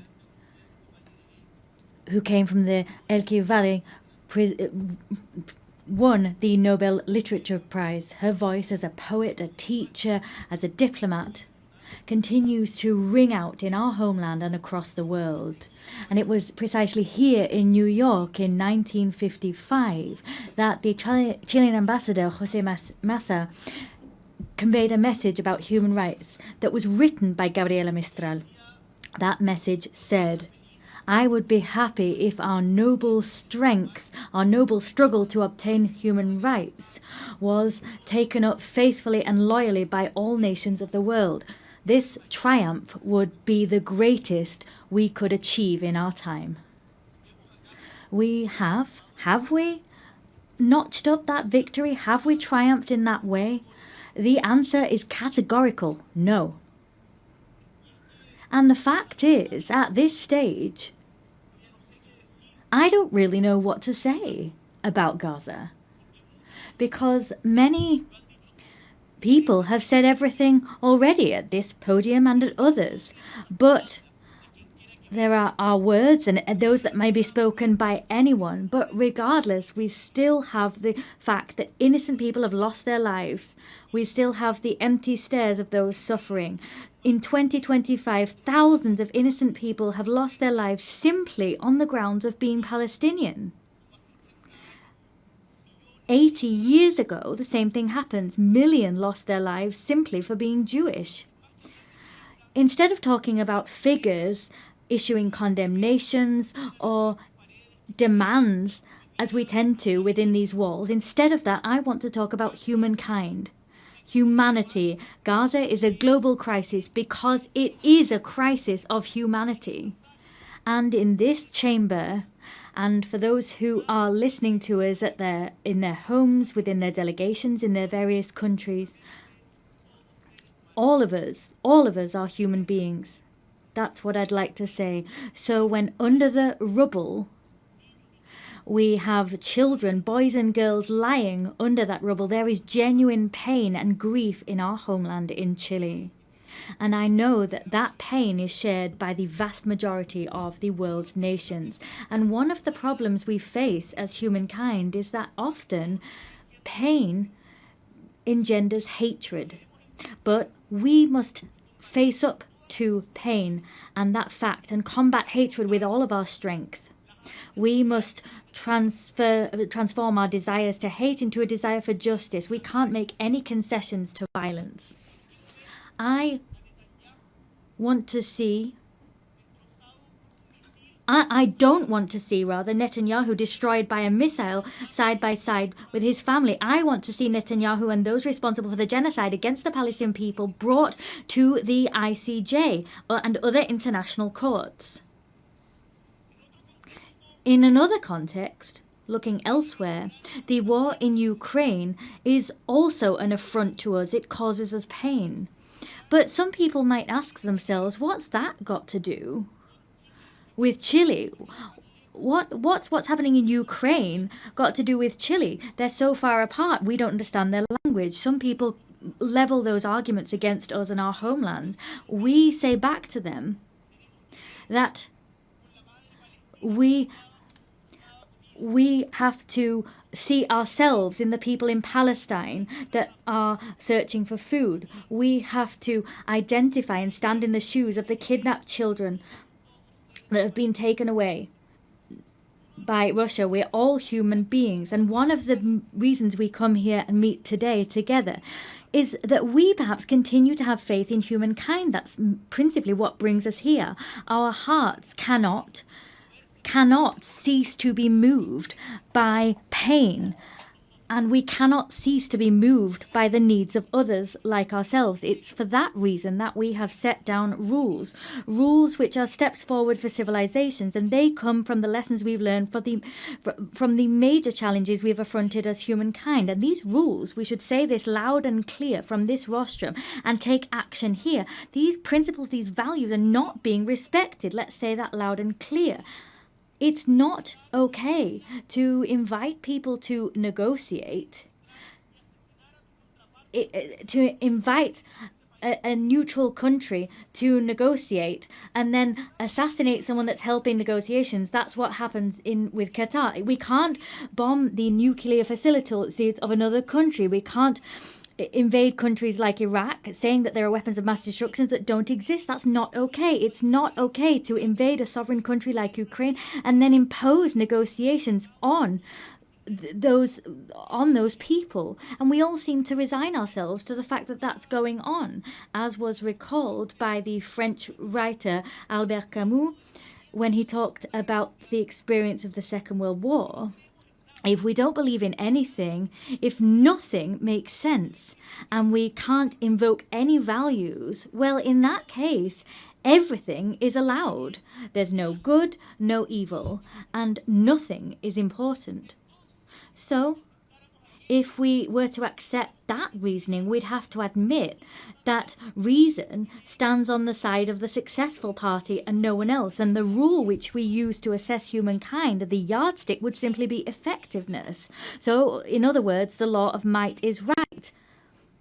I want to say to you that ultimately this way of reasoning is the justification of killing.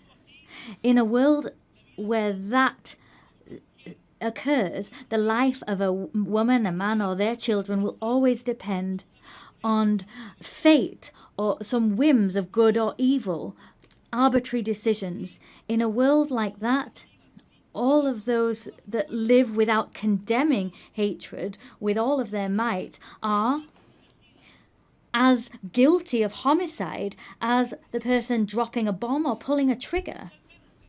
Particularly if you have the voice and the power to say enough, as we do, as all the leaders that we are in this room, we have, with that in mind, greater responsibility.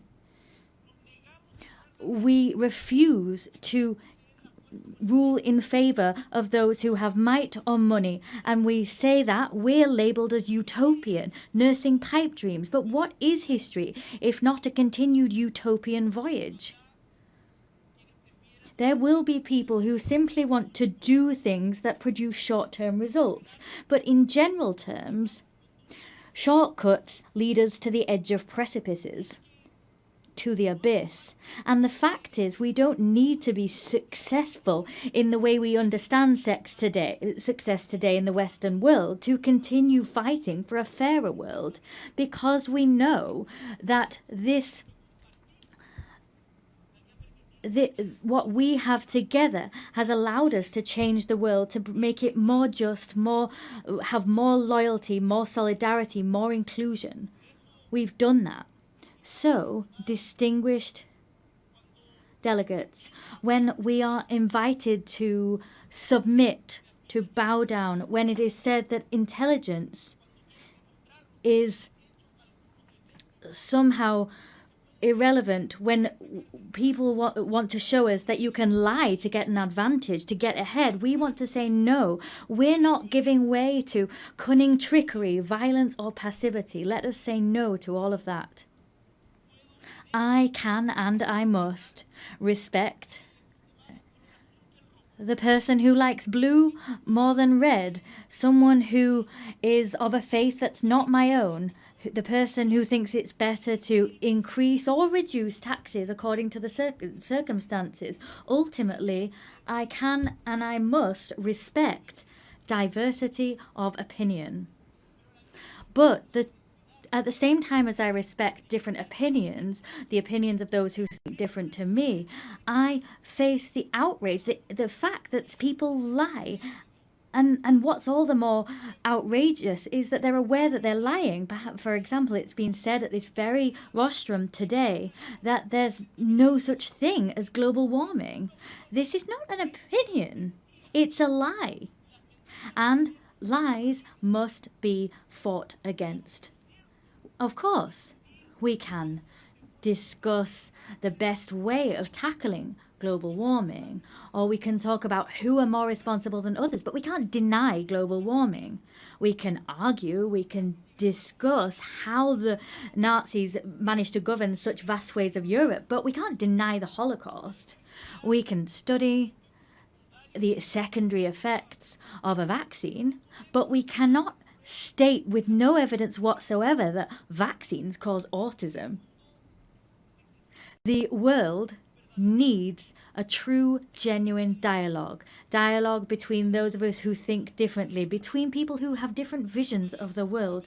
It's for that reason that we created the United Nations, for that precise reason, to have dialogue and to decide that brutality is not acceptable, to decide that human rights must be protected regardless of ideologies or who's the victim or who's the torturer. That international law is the guarantee that reason will prevail over might always. Opposed against this dialogue, the other direction is lies and silence, and both will bring us to the edge of an abyss, into deepest suffering. So what is the task before us today? We have to chart the course that we want as humankind and work with the United Nations, who are paving this path. Chile is rallying behind this shared vision, this shared respect for democracy, human rights, social justice, equity, unfettered respect for the freedom of expression, climate action, all of these things that stand as pillars of hope and action to address the difficult changes and weather these current storms. Today we need to say loud and clear that we defend a commitment to democracy always in an nuanced fashion with no excuses whatsoever. For that reason, this week, together with Brazil, Spain and Uruguay and Colombia, we convened the second meeting for the defense of democracy. That was a collected effort that began here in the United Nations a year ago. We want to build bridges so that we can identify the shortcomings of democracy. We want to look at ways of remedying these shortcomings and of improving the quality of life of our peoples. We will not settle with simply pointing out what we don't like about the world. We will not settle for saying that doesn't represent us. We want to propose ideas that we want to see and champion them. With all of that in mind, I'd like to briefly dwell on one particular issue. I come from Chile, that is a tricontinental country. Tricontinental. It has inextricable ties to the ocean. We have more than 6,700 kilometers of coastline. We are a country that looks at the ocean, and as such we are proud of having been the first country in America and the second in the world to have ratified the BBNJ agreement to extend governed ocean areas beyond areas of national jurisdiction. In recent weeks, we saw the 60th ratification necessary for it to enter into force. As such, the first COP of that agreement will be held next year. We do hope it will be held early next year. Here, I wish to reiterate the fact that we are ready and willing to have its secretariat established in our Pearl of the Pacific in the city of Valparaiso, because we believe that this agreement is an opportunity to make ocean governance closer to the global south. Chile is always also a country that looks towards and has an Antarctic vocation. Our leadership in scientific research is clear. We provide logistical support for research, and we have campaigns for the protection of this area. When you've gone to Antarctic, you will have done so through Chile. In 2 weeks, we'll have another meeting of the Commission for the Preservation of Marine Antarctic Resources. So I call upon states parties now to approve the proposal of the marine protected area for Dominion 1. That was the proposal established by Chile and Argentina. We cannot simply exploit resources if we don't adopt appropriate preservation measures, because ultimately we'll see the destruction of marine life, which we also depend on. Let us not forget that we are part of one single ecosystem. Maintaining biodiversity and sustaining life on Earth is something we must urgently grapple with, and we need to do so with a sense of responsibility towards our ancestors, towards those we share the planet with today, and with a sense of responsibility to future generations. Distinguished delegates, as we have a situation of climate crises, protracted conflicts and humanitarian crisis, against that backdrop, the selection and appointment process for the next Secretary General of the United Nations takes on particular significance. I come to this assembly convinced of the fact that always, even in the most difficult circumstances, there is room to take clear-sighted action as a collective body, action which is transformative and imbued with humanity. Human tragedy is never a foregone conclusion. We will not give up on the hope that there will be good in the world and that the United Nations we need can be built, because that conclusion depends on what we do. I want to say to you that regional balance must be respected in the Secretary General appointment process. It's time for Latin America and the Caribbean to have their moment. We are a war-free region with a rich diplomatic tradition. We forge consensus. We are unwaveringly committed to the UN Charter and have been since its very inception. Tackling the historic gender imbalance within the United Nations is important. We've never had a woman Secretary General, and that is something we must remedy. 80 years of history without a woman having been appointed Secretary General. The UN must reflect the progress made by the world and recognise that a woman at the helm is not just a symbol of equity, but also represents and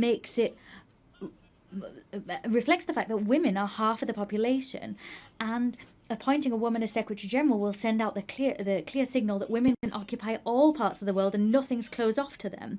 Chile wants to actively contribute to that collective effort, and for that reason it is for me a great honour to announce from this rostrum that Chile will nominate our former President Michelle Bachelet Jerie as candidate to the post of Secretary General of the United Nations.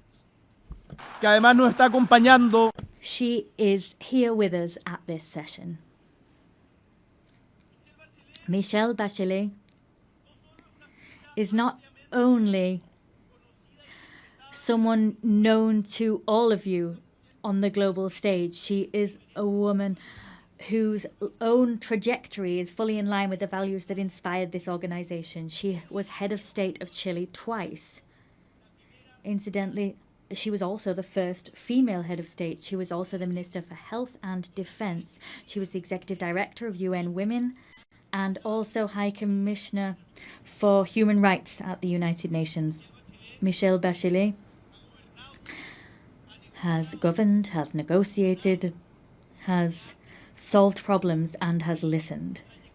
Her trajectory, what she's done throughout her life, combines empathy with strength and resolve, experience with openness, and she combines all of these with a proven ability to make decisions and to take action in times of mistrust and fragmentation. I firmly believe, and I know that this conviction is shared by my nation, that Michelle Bachelet is someone able to build bridges between the North and the South, between the East and the West, between urgent needs to find solutions and the urgent need to defend principles. With her leadership, the United Nations will be able to restore credibility, effectiveness and a sense of purpose in the face of current challenges. She will build on the legacy of Antonio Guterres that I can say has given the best of himself from the good of humankind within this institution. With humility and a sense of conviction, Chile presents this candidacy with the conviction, the certainty that Michelle Bachelet will be able to make a decisive contribution to making the United Nations once more a place for meetings, place for solutions and active hope for the world as a whole. Distinguished delegates, 80 years. Let us look back at those decades and let us take stock of the strides forward seen in international governance. In spite of the challenges we're facing, we can also say that we have made progress. But we are eaten away at by the feeling that that progress is under threat. Who will draw the maps of the future? We want to believe that those cartographers will not be those waging assaults on multilateral institutions and eroding their credibility. We don't want them to be those who humiliate the weak. We want all peoples together to draw the maps of the future. Together we represent all of those people, and together we will trace out clear maps so that we have not only a possible and viable future, but one that is full of dignity for everyone and respects them. And to achieve that goal, this organization, let us remember the organization that was built on the ashes of the Second World War after the failure of the League of Nations, this organization is crucial. And renewing it, changing it, reforming it is an urgent need. So, as a renewed organization, but one with the same purpose, it will be an organization that everyone works together in. The words of Victor Jara, that great Chilean singer, great Chilean artist, he talked about this great love of earth which has helped us to live. He loved peace, to enjoy life, love and freedom for everybody. He talked about those things so that his children could exist, his city could exist, and his people could exist. Let us, distinguished colleagues, move together, free and equal, similar and different. Let us walk along this shared path of seeking truth, justice, happiness, and justice. I thank you.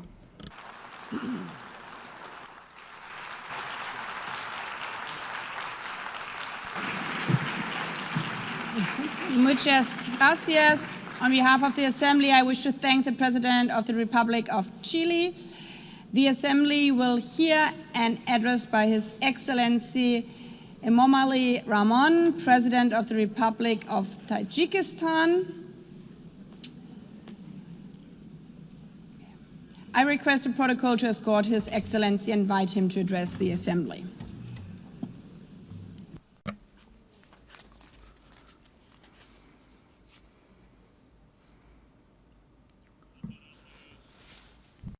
Your Excellency, Madam President, Excellency, ladies and gentlemen.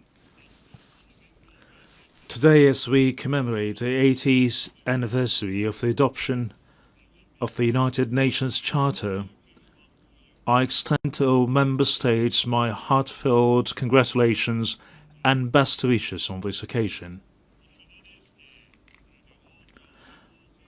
The contemporary world is undeniably experiencing a period of instability, turbulence, unpredictability, and escalating complexity.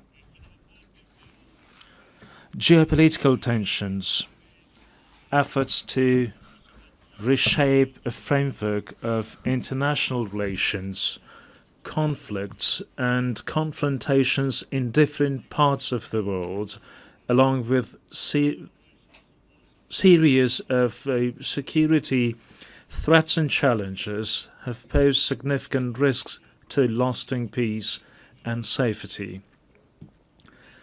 At the same time, the consequences of climate change and growing social inequality impose restrictions on the process of sustainable development and sustainable global development. In such a complex and turbulent circumstances, the role of the United Nations as a platform for inclusive dialogue, cooperation and the promotion of peace and security worldwide becomes more important than ever. In this regard, our countries should make joint and consistent efforts in international practice to protect this principle, return to full compliance with international law. In this process, strengthening equal cooperation among small and large states is also considered to be an important and timely step. Madam President, Tajikistan's National Development Strategy 2030 is fully aligned with the Sustainable Development Goals, and we support a full and timely implementation of this item of global agenda. Unfortunately, developing countries, particularly those mountainous and landlocked, face multiple challenges and difficulties in achieving these goals. Particularly vulnerable countries feel the need to take serious measures to ensure sustainable development, financing, and improve access to financial resources. Despite significant attempts in this field, the amount of funding for sustainable development offered by the international community continues to be insufficient to address their current need.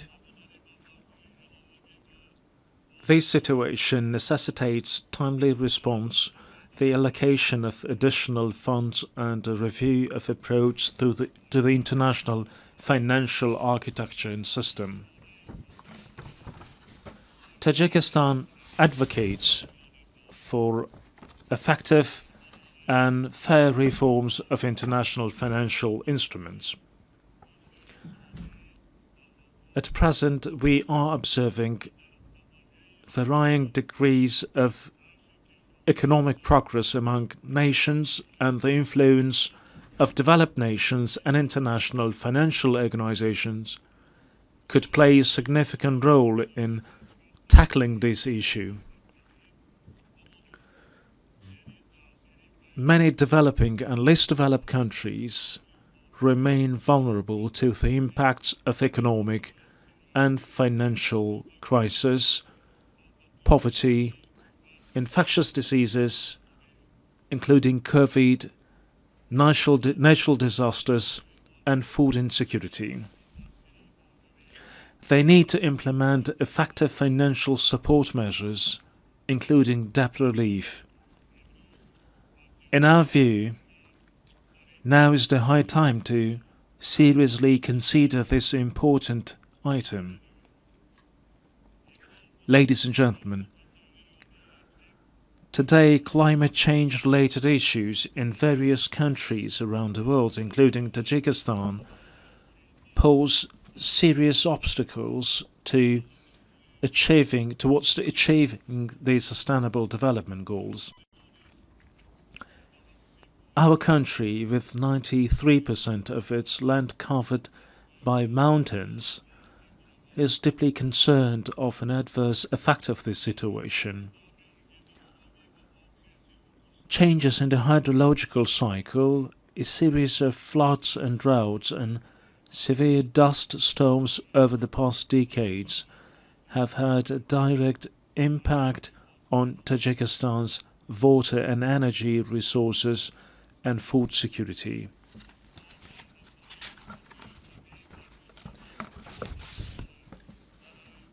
Every year we suffer tremendous material and financial losses due to water-related natural disasters. Regrettably, these phenomena often result in loss of life and the destruction of vital infrastructure.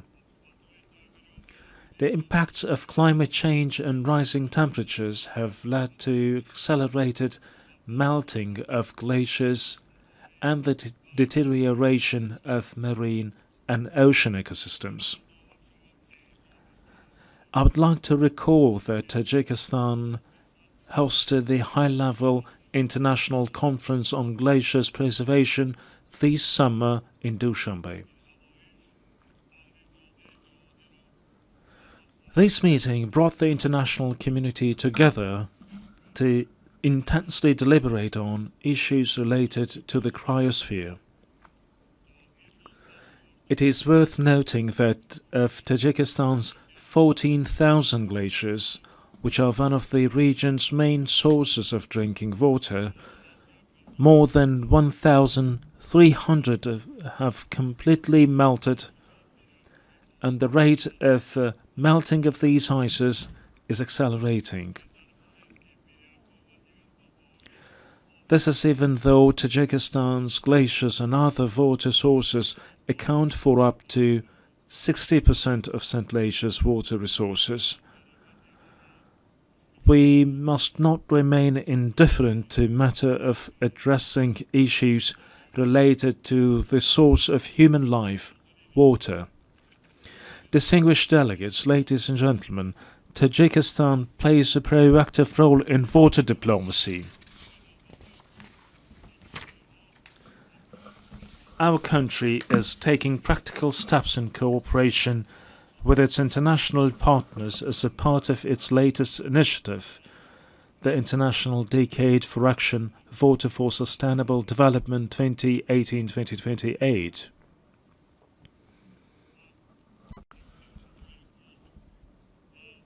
I call on member states and stakeholders to actively participate in the next event within the Dushanbe water process, the high-level international conference which will be held in Tajikistan next year.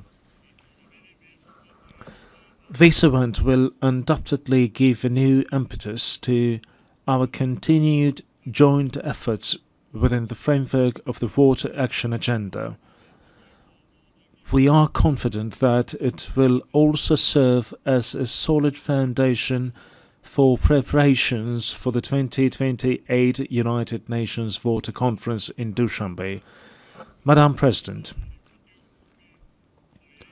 strong institutions and legal literacy are the ground of a just and stable society. Today, the international community is witnessing disrespect for and violation of international law, which is the foundation of order, peace and stability throughout the world. We emphasize the need for strict adherence to international law and the resolution of all disputes and disagreements within the framework of the law. Being deeply aware of this reality, Tajikistan proposes that the United Nations General Assembly considers proclaiming an International Year of Legal Literacy. We call on all member states to join this initiative and strengthen the global culture of transparency and justice. Ladies and gentlemen, the rapid adoption of digital technologies and the effective use of artificial intelligence can noticeably contribute to the achievement of the Sustainable Development Goals. I would like to extend my profound gratitude to all member states for their unwavering support of Tajikistan's proposal to adopt a special resolution entitled "The Role of Artificial Intelligence in Creating New Opportunities for Sustainable Development in Central Asia." I'm confident that the resolution adopted by the General Assembly on July 25th of this year will serve as a key instrument for the safe and equitable use of artificial intelligence in our region. We, in this context, consider the establishment of a regional Center for Artificial Intelligence in Dushanbe to be favorable. This center would undoubtedly facilitate an implementation of joint initiatives and projects among Central Asian countries in the field of artificial intelligence. It is worth noting that, along with the improvement of digital technologies, the number of new security threats, particularly cybercrime, is also growing. We therefore emphasize that cybersecurity must be an important component of collective security. It is evident that, along with cybercrime, terrorism, extremism, illegal weapons smuggling, drug trafficking, and other forms of transnational organized crime continue to pose a serious threat to the global security. Tajikistan supports the further expansion of international cooperation on global security within the framework of the Dushanbe counter-terrorism process. We are determined and willing to establish constructive interaction within this process with international organizations and the UN member states to even more enhance efforts to counter the aforementioned threats and security risks. We believe that relevant UN agencies, in particular the Office of Counterterrorism, can make an effective contribution to the comprehensive implementation of global counterterrorism strategies and programs and strengthen their support to all member states in this area. Distinguished participants, Tajikistan gives full support of the resolution of all disputes and conflicts through political and diplomatic means.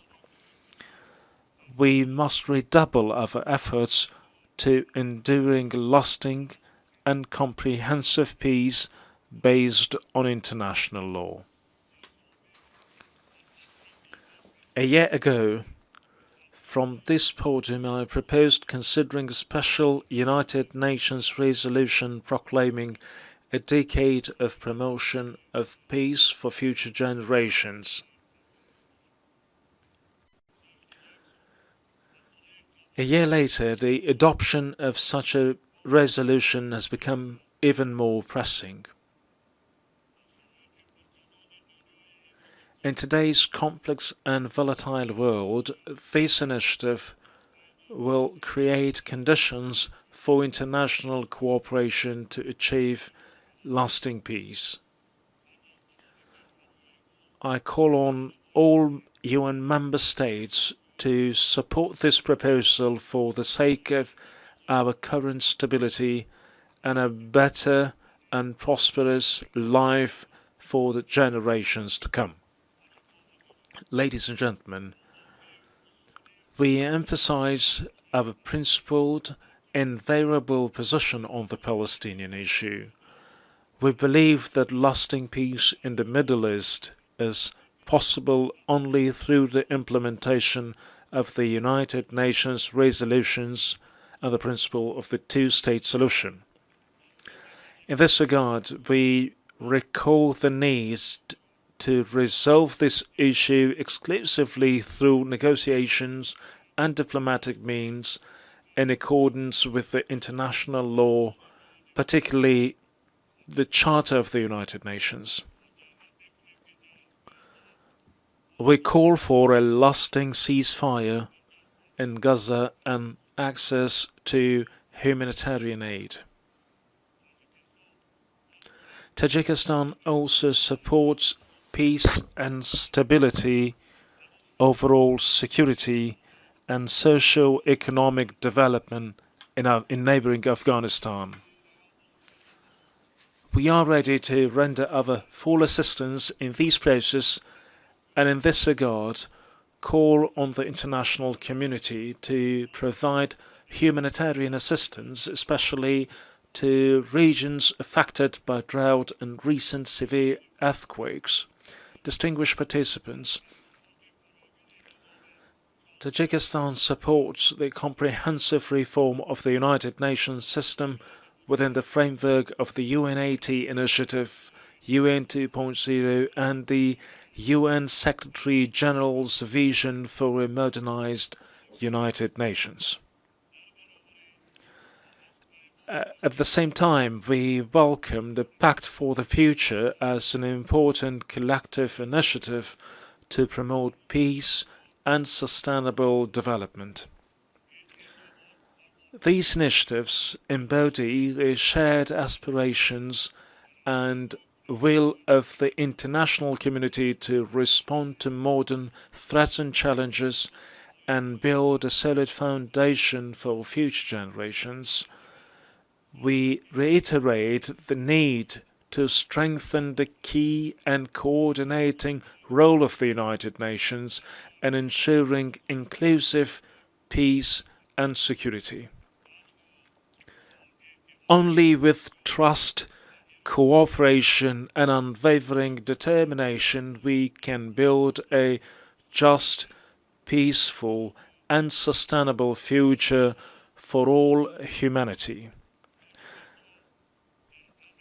Tajikistan stands ready to cooperate with partner countries and all United Nations member states in achieving these noble goals and addressing other pressing issues on the global agenda.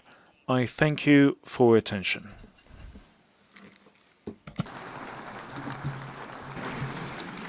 On behalf of the Assembly, I wish to thank the President of the Republic of Tajikistan. The Assembly will hear an address by His Excellency Joseph Aoun, President of the Lebanese Republic. I request protocol to escort His Excellency and invite him to address the Assembly.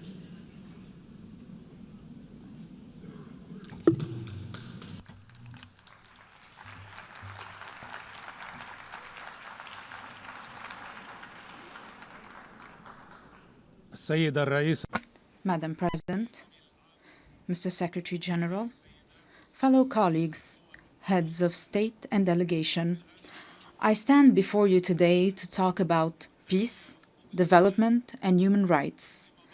At a time when some of my fellow citizens are facing death, parts of my country are under occupation, and while my homeland and my people live in uncertainty. This situation takes me back some 77 years ago to the drafting committee of the Universal Declaration of Human Rights in 1948. During one of the debates, the late, great Eleanor Roosevelt stepped in to support one member's opinion so that he is not left alone, as she said to those in attendance. The dissenting member respectfully responded, "Honorable lady, my concern is not to side with the majority or the minority, but to align with the truth. The author of these words was no other than Charles Malik, the Lebanese philosopher who worked alongside other great minds of the time to give humanity this eternal declaration. He was also granted the honor of presiding over this august assembly from 1958 to 1959 to represent my country, Lebanon. Madam President, Mr. Secretary General, colleagues, ladies and gentlemen, I recall this incident today, first, to express my profound sense of pride and my heightened sense of responsibility as I stand before you today for the first time in my capacity as President of Lebanon on the 80th anniversary of this great organization. Second, because our session focuses on examining the inherent relationship between three human virtues: peace, development, and human rights, and between these three virtues and my country, Lebanon.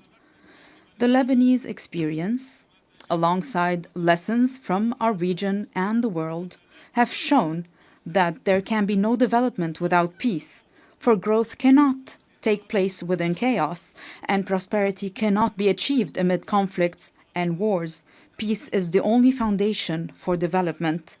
Experience has taught us that just as there is no development without peace, there can be no peace without justice, and no justice without human rights, particularly the right to live in dignity.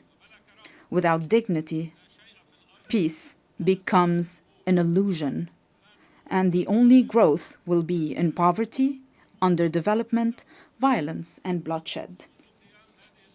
Since the establishment of this great organization, its charter stipulated the need to save succeeding generations from the scourge of war, to live together in peace with one another as good neighbors, and to employ international machinery for the promotion of the economic and social advancement of all peoples. These noble principles remained on paper for 80 years, as the blood of our people was spilled on the ground. The reasons might be numerous. One can attribute them to the authoritarian nature of man, the nature of relations between countries based on power struggle, hegemony, and the race for absolute dominance in all fields. However, another reason has stirred this tragedy. At least 30 years ago, since talk began in this very chamber about a new world order. The reason is related to the issue of identity and plurality within any society or within societies and countries, especially in the era of globalization. On the one hand, people need one another. On the other hand, they fear for their identity. This led to an emerging issue that drove humanity back to the path of conflict. Let us acknowledge here that religion remains a primary factor in defining the identities of human groups.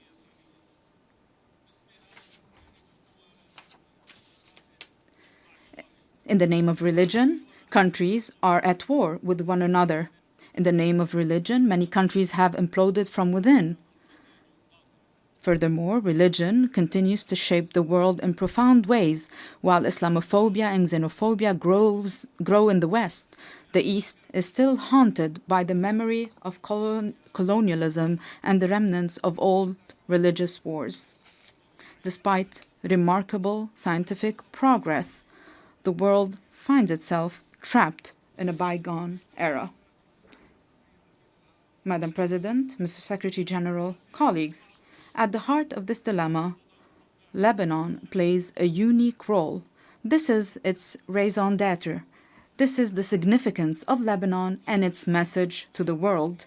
Amid the global clash over religious identities, Lebanon stands out as a nation where Christians and Muslims coexist as equals under a constitution that guarantees equitable representation to both communities in the Parliament and the Council of Ministers, with full citizenship for all individuals. This model is open for progress. This model was criticized by some. However, it offers a unique, evolving approach, as the late Pope John Paul II observed. Lebanon is more than a country. It is a message of freedom and plurality for the East and the West. End of the quote. I reiterate and emphasize a message of freedom and plurality. In a region where people are killed or kill over their religious belief, or even for displaying a symbol of faith, in a weary world torn between those who want to impose religious attire and others intent on banning it. Lebanon offers a unique, unmatched, and irreplaceable model.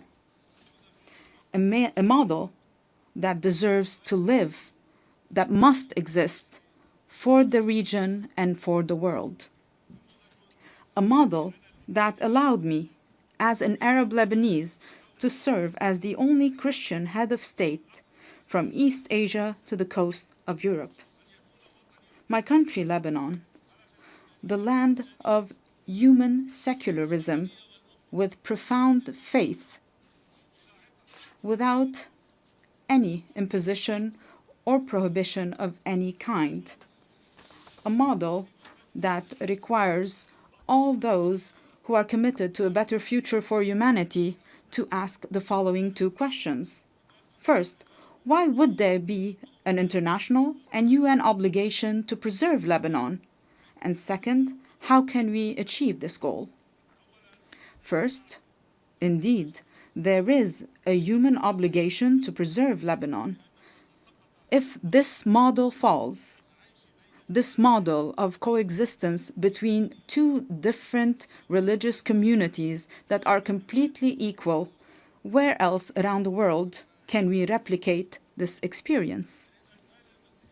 If Christians were to disappear from Lebanon, this equation, this delicate balance will fall, and with it, justice.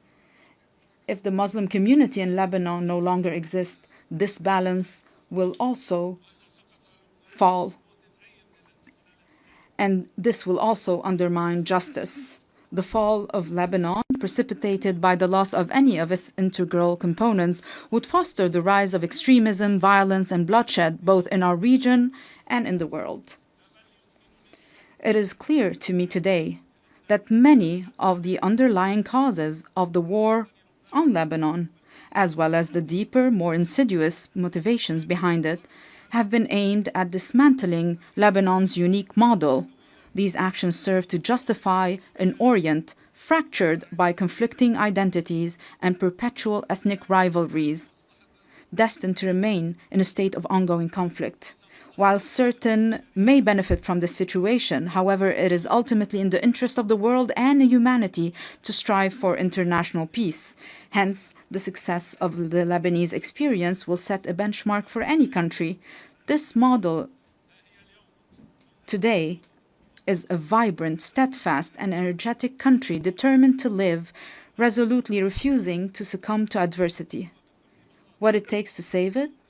Simply a clear and firm stand, in words and action, aimed at liberating all the Lebanese territory and securing the exclusive sovereignty of the Lebanese state, enforced solely by its legitimate and legal armed forces over its land. This is the unanimous will of the Lebanese people since the declaration of November 27, 2024, which was adopted with the support of the United States and France and this very organization as a mechanism to enforce UN Security Council Resolution 1701.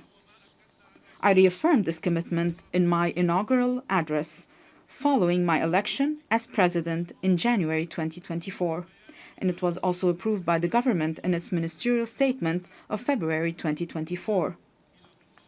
Throughout our negotiations with President Trump's envoy, Ambassador Tom Barak, we worked on drafting a paper to guarantee full stability on our land, to which we are still bound and still await the same commitment by other concerned parties on our borders as well. This is what Lebanon seeks. Let me be more frank. Allow me to feel some pride for my country and my people, for they do deserve it. Ladies and gentlemen, we are truly an exceptional country by all measures. We are a country that each year receives people from the Lebanese diaspora, the equivalent of a third of the country's residents. This underlines the unwavering connection between the Lebanese people and their homeland. There is hardly a major project in our region that does not bear the signature of a Lebanese person, nor a cultural or artistic event that lacks a Lebanese imprint. In fact, it is almost certain that Lebanese contributions can be found in every significant endeavor. Among the member states of this distinguished organization, one could scarcely find a nation that does not have within its borders a member of the Lebanese diaspora who is engaged, productive, and creative. These individuals integrate harmoniously with their host societies. We, ladies and gentlemen, are a country capable of embracing modernization, and we have started already implementing a gradual program of financial and economic recovery. Together with an independent financial audit, a fair restructuring of the banking sector, and the modernization of the administration, we have also taken on the fight against corruption and organized crime to rebuild the trust of the Lebanese people in their state and the world's confidence in Lebanon. Simultaneously, we have launched legislative and institutional reforms consecrating the independence of the regulatory bodies of the state's productive sectors and enhanced the independence of the judiciary, aligned with international standards in the fight against money laundering and the financing of terrorism. Our government has also recently joined the United Nations Convention on Biological Diversity, in line with our history of commitment to the principles of international legitimacy. We are also set on advancing public freedom, combating hate speech, and empowering young men and women in the decision-making process. We can only be prosperous if our citizens, all our citizens, live in dignity. Ladies and gentlemen, our country is dedicated to investing in quality education, and we are expanding today this investment to encompass a knowledge economy. Lebanon is also an essential crossroad for global trade corridors.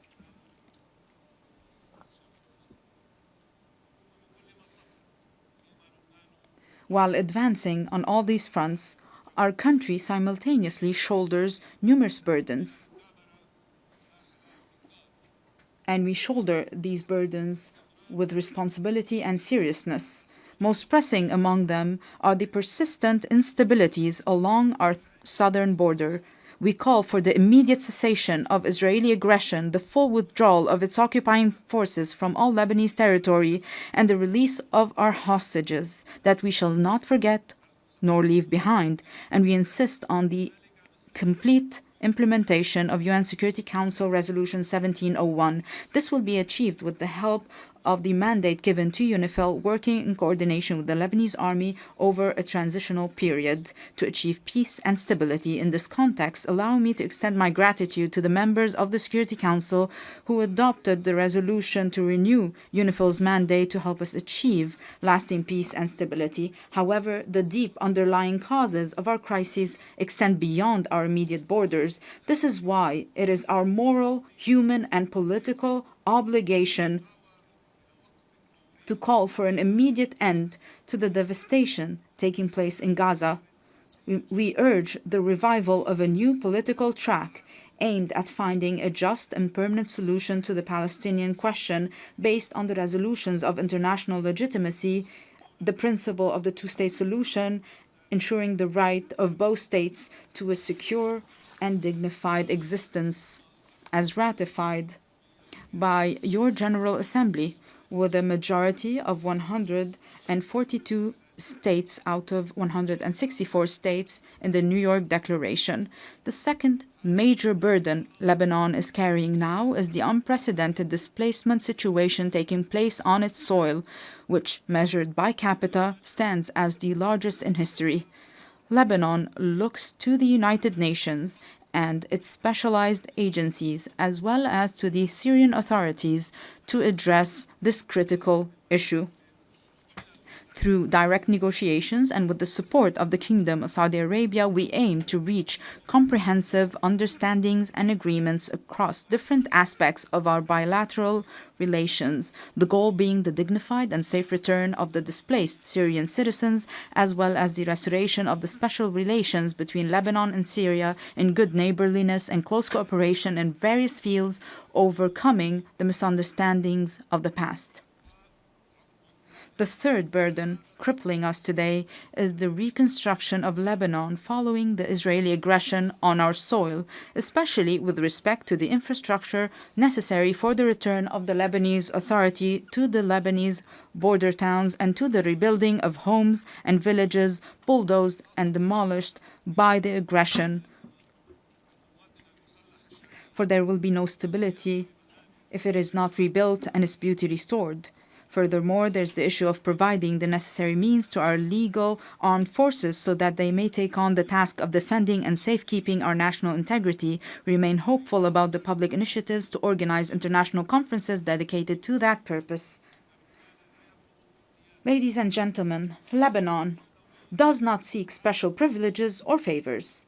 Indeed, it calls upon the international community to act with responsibility, fairness, and equality, thereby enabling Lebanon to reclaim its role as a land of freedom and plurality. This very spirit underpinned the Distinguished Assembly's resolution on August 16, 2019, to grant Lebanon's request to establish the Human Academy for Dialogue and Conversions within its borders, a resolution that was for a time overshadowed by the many crises Lebanon has faced in recent years.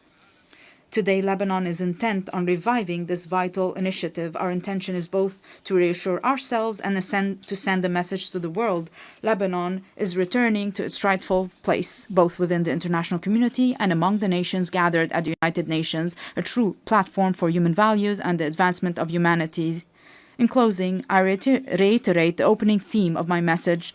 While I stand here today advocating for peace, my countrymen are being killed. The conflict is still very fierce between Lebanon being a land of life and joy and a platform that spreads both values to the region and the world, and Lebanon being a place of sorrow and wars, spreading both woes to the region and the world.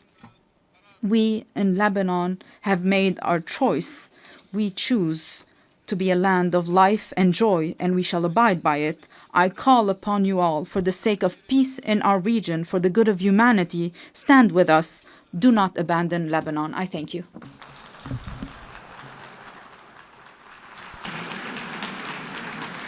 On behalf of the Assembly, I wish to thank the President of the Lebanese Republic.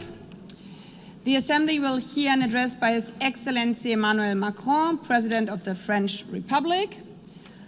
I request protocol to escort His Excellency and invite him to address the Assembly.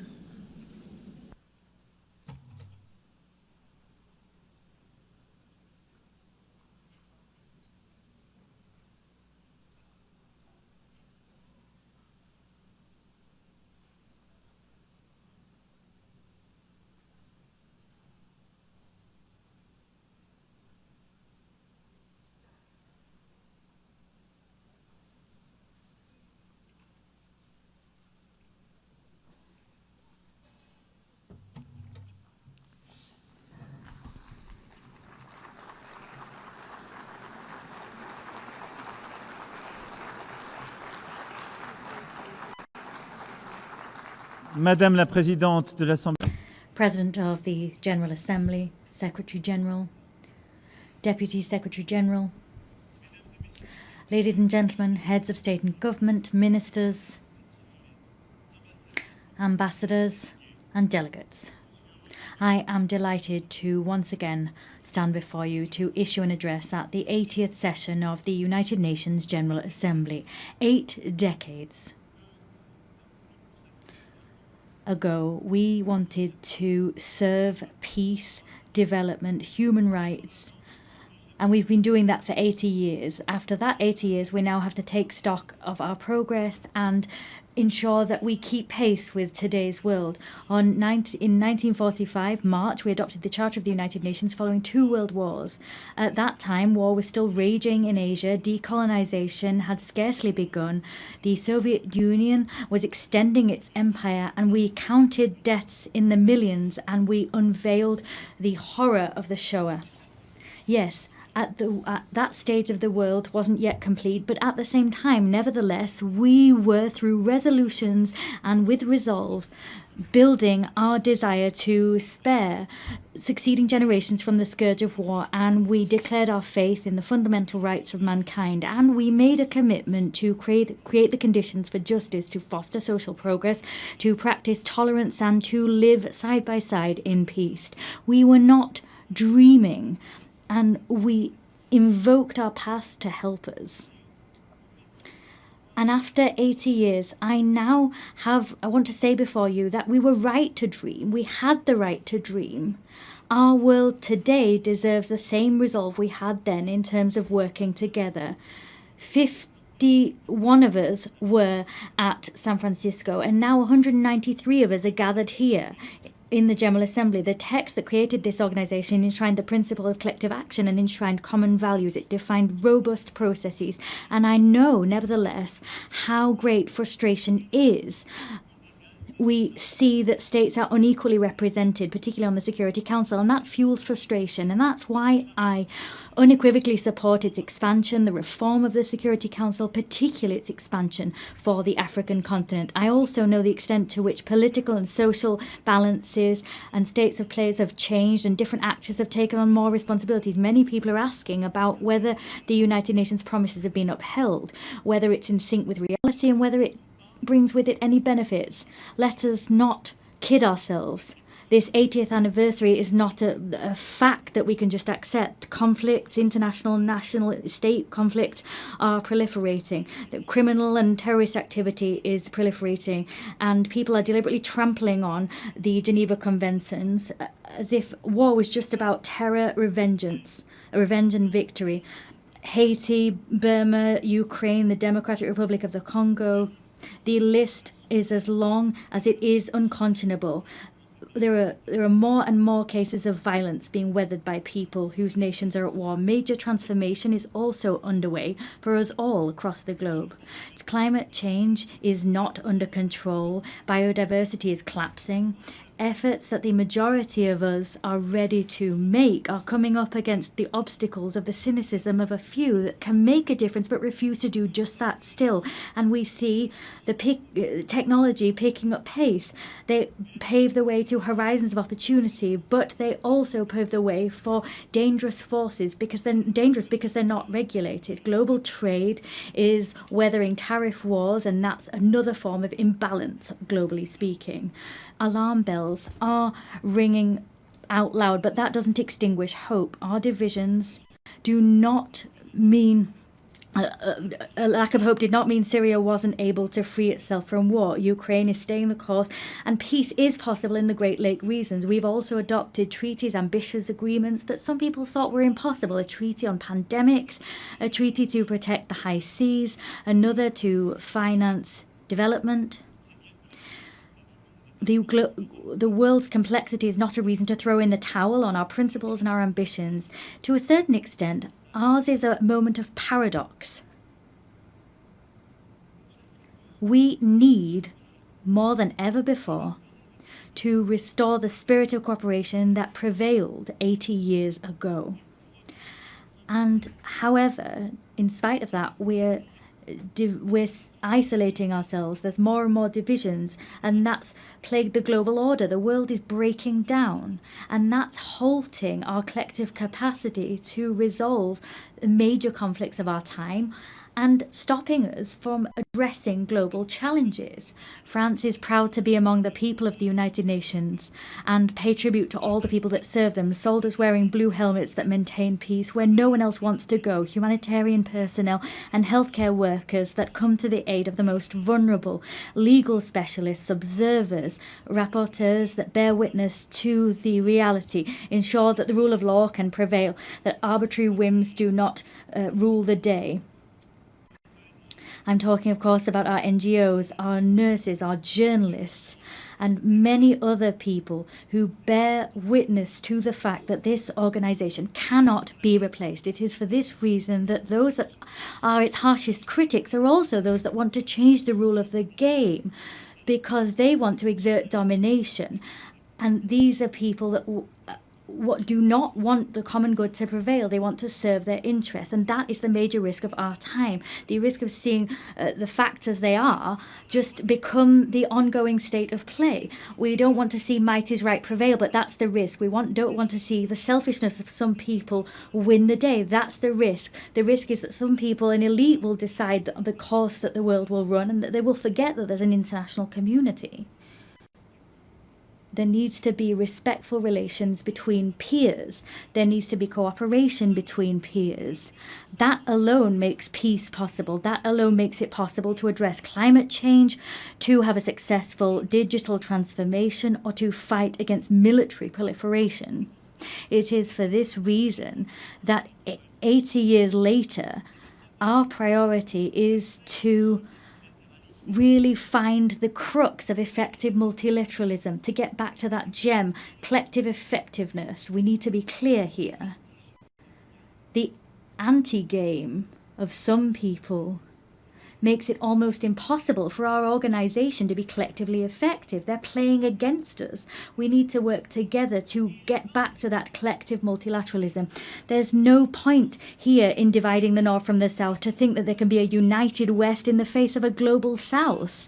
That's a pipe dream. That's a vestige of an era where we wanted to isolate ourselves in blocks, pitting ourselves against each other. Here at this forum, there are only men and women that don't share the same religion. They have different visions. Their civilizations sometimes differ, but they have decided one fine day that building peace, rising up to challenges, particularly the challenge of inequality or the major transitions of the world, they forgot their differences to cooperate together.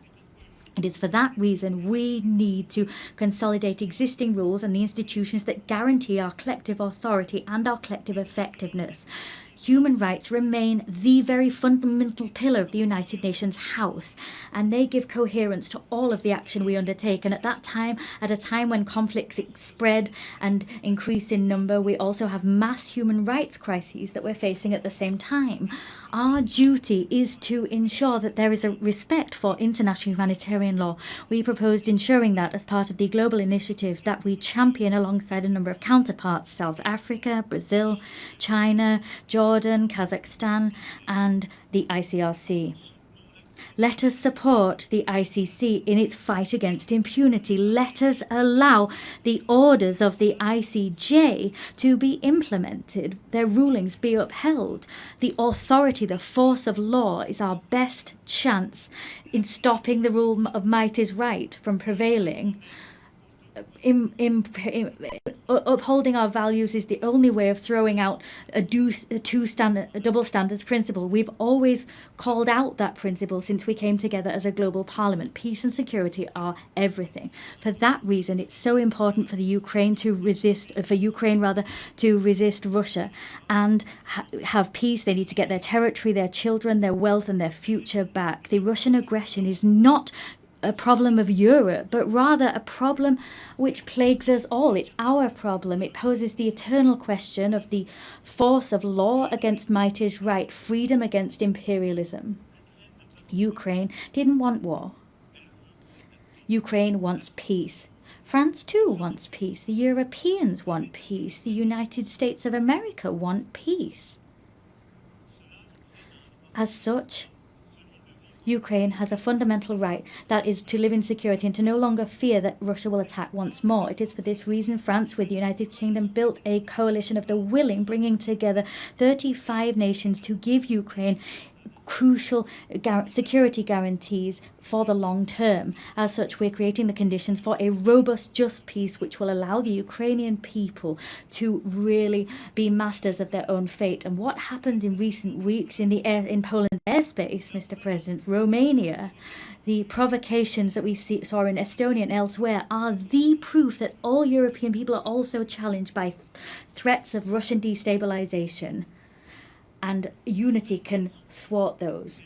Ukraine has often said it's ready for a ceasefire and can agree to negotiations. It accepts them. It's now up to Russia to prove that it can choose peace, even at a time it's stepping up attacks against Ukrainian civilians and the provocations to which I've just referred. France is ready as we wait to stand shoulder to shoulder with Ukraine alongside our European partners and all those that understand that we need to hold Russia back to preserve the global order. And I welcome the proposal we saw a few hours ago from the President of the United States, recalling the gradual weakening of the Russian economy. I welcome what he said, the on-the-ground failures of Russia. In more than 1,000 days, Russia's hardly gained 1% of Ukrainian territory. There have been so much loss, so many civilian victims, and few territorial gains. I welcome the fact that the President of the USA believes in Ukraine's ability not only to hold the course, but to uphold and ensure its rights prevail with us. It's because there is this refusal of double standards that France will stand side by side with Ukraine as we do for peace in the Middle East. Yesterday, we adopted a credible plan to put an end to the war in Gaza, to preserve a two-state solution, Israel and Palestine, to allow the release of all hostages and to save so many lives. We've charted a course towards peace, which requires first and foremost that hostages still in Hamas's hands are released, that strikes on Gaza cease. And I am delighted that Saudi Arabia and France have convinced a large number of the members of this assembly to sign the New York Declaration. 142 members of this assembly have signed that declaration. We've held out our hands to forge the path towards peace, immediate peace, release of hostages, ceasefire, stabilization of Gaza, the demilitarization and the dismantling of Hamas, and a reciprocal recognition of two states and a Palestinian state which is demilitarized, which recognizes Israel, an Israeli state which recognizes the state of Palestine, and all the states of the region that have not yet done so, we hope will recognize the state of Israel. Through this mutual recognition, that is in fact a path towards peace. It's also the stability of the region as a whole that we seek to build. There cannot be any security or stability for Israel if we have a permanent war being waged with its neighbors. Peace with Palestine, in the West Bank and in Gaza, and throughout Jerusalem. Peace in Lebanon. There, the struggle against terrorism cannot be waged to the detriment of sovereignty of the Lebanese people. And it's for that reason I am delighted at the work that we have undertaken hand in hand with the United States of America, with the United Nations and UNIFIL to build this path that will make it possible to restore Lebanese sovereignty, to make the Lebanese armed forces once again able, with UNIFIL, to really anchor their sovereignty and to build this monopoly over weapons, a monopoly that can only be held by the Lebanese armed forces. Lebanon breathes easier when Hezbollah is weaker, and the rest of Lebanon will breathe even better when all of armed caches, when all of the arms held by Hezbollah are back in the hands of the Lebanese armed forces. There's no other choice. We'll soon hold a support conference for the reconstruction of Lebanon. And we'll also support the conference that our Saudi friends will hold, supporting the Lebanese armed forces. In the same vein, Syria must recover its unity and its sovereignty. Syria is freer since Assad's regime fell. I received the transitional president in Paris. I welcomed him there. I'll see him again tomorrow. And with several states of the region, we are striving so that Syria can respond we can respect all components of its civil society, because that's where its strength lies. At the same time, it's in finding that unity once more, they will be able to also fully recover their sovereignty. The region can only be in peace if the Iranian nuclear program that has been partially destroyed is once again fully under control. It is for this reason France, Germany, the United Kingdom triggered by way of a collective agreement a process leading to the restoration of all international sanctions previously imposed upon Iran. Iran alone is responsible for being in breach of its obligations, but they have decided to open the doors to the IAEA and allow them to inspect HEU stocks and to conduct inspections. The next steps to come will be decisive. Either Iran makes a gesture and goes back to the path of peace and accountability that make it possible to get back on course and for the IAEA to do its work and for stockpiles to be transferred, or sanctions will have to be imposed. I'll have an occasion to meet with the President, if needs be, tomorrow. On each of these crucial issues, France puts forward concrete proposals, solutions. The plan for the war to stop in Ukraine exists. The plan to make peace in the Middle East is on the table. A plan to put the Iranian nuclear program back under proper control exists. The plan to restore the full sovereignty of Lebanon in the south exists. We always want to be the partner of all of those who share this demand that everyone take effective action. However, there is a risk that we will stop taking action and look away from too much suffering. The humanitarian tragedy currently in Sudan is undoubtedly the biggest of those facing us today. It's up to us collectively to rally, to mobilize, as we did in Paris in 2024. Let us coordinate our efforts to act together so that the warmongers accept negotiations and put power back in civilian hands. In the same way, in the Great Lakes region, the sovereignty and territorial integrity of the Democratic Republic of the Congo must be upheld. We need to return hope to the people of Kivu and to the hundreds of thousands of people that have been displaced. And it is also for that reason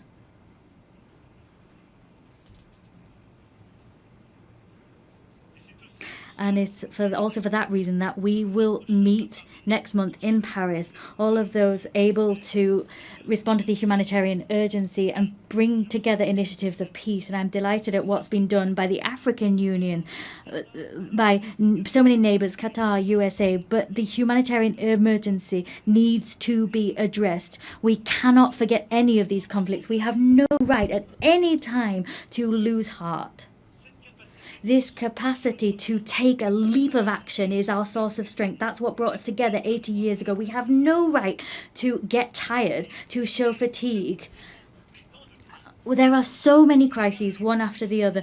I'm quite clear-sighted alongside you when I look at today's world. Everywhere, we see the risks of proliferation once again return, and new threats emerge. There is an urgent need to rebuild a credible framework, a verifiable framework to combat any nuclear proliferation, to rebuild a credible framework to once again contain these threats, ballistic proliferation. I'm not forgetting bacteriological, chemical threats, or the new risks that posed by AI, cyber technology, space technology, quantum technology. We have common frameworks, but they've been weakened in all of these domains in recent years. Sometimes because some people sort of said they were outdated, and sometimes because the rules for verification weren't properly observed, sometimes because the pace of technological development meant that these frameworks, their capacity to innovate, was not enough. Technological change was going too quick. However, we've got no right to give up. Ours is, we have to build that crucial framework for peace. The same demand for effectiveness, effective multilateralism is one that we need to uphold for our global challenges.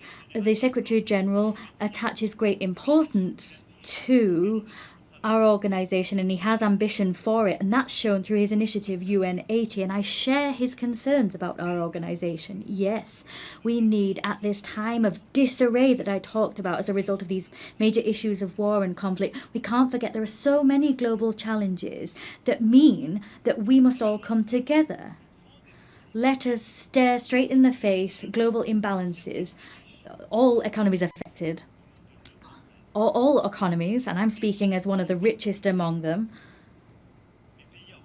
but also middle-income countries, developing countries, and of course the poorest nations among us.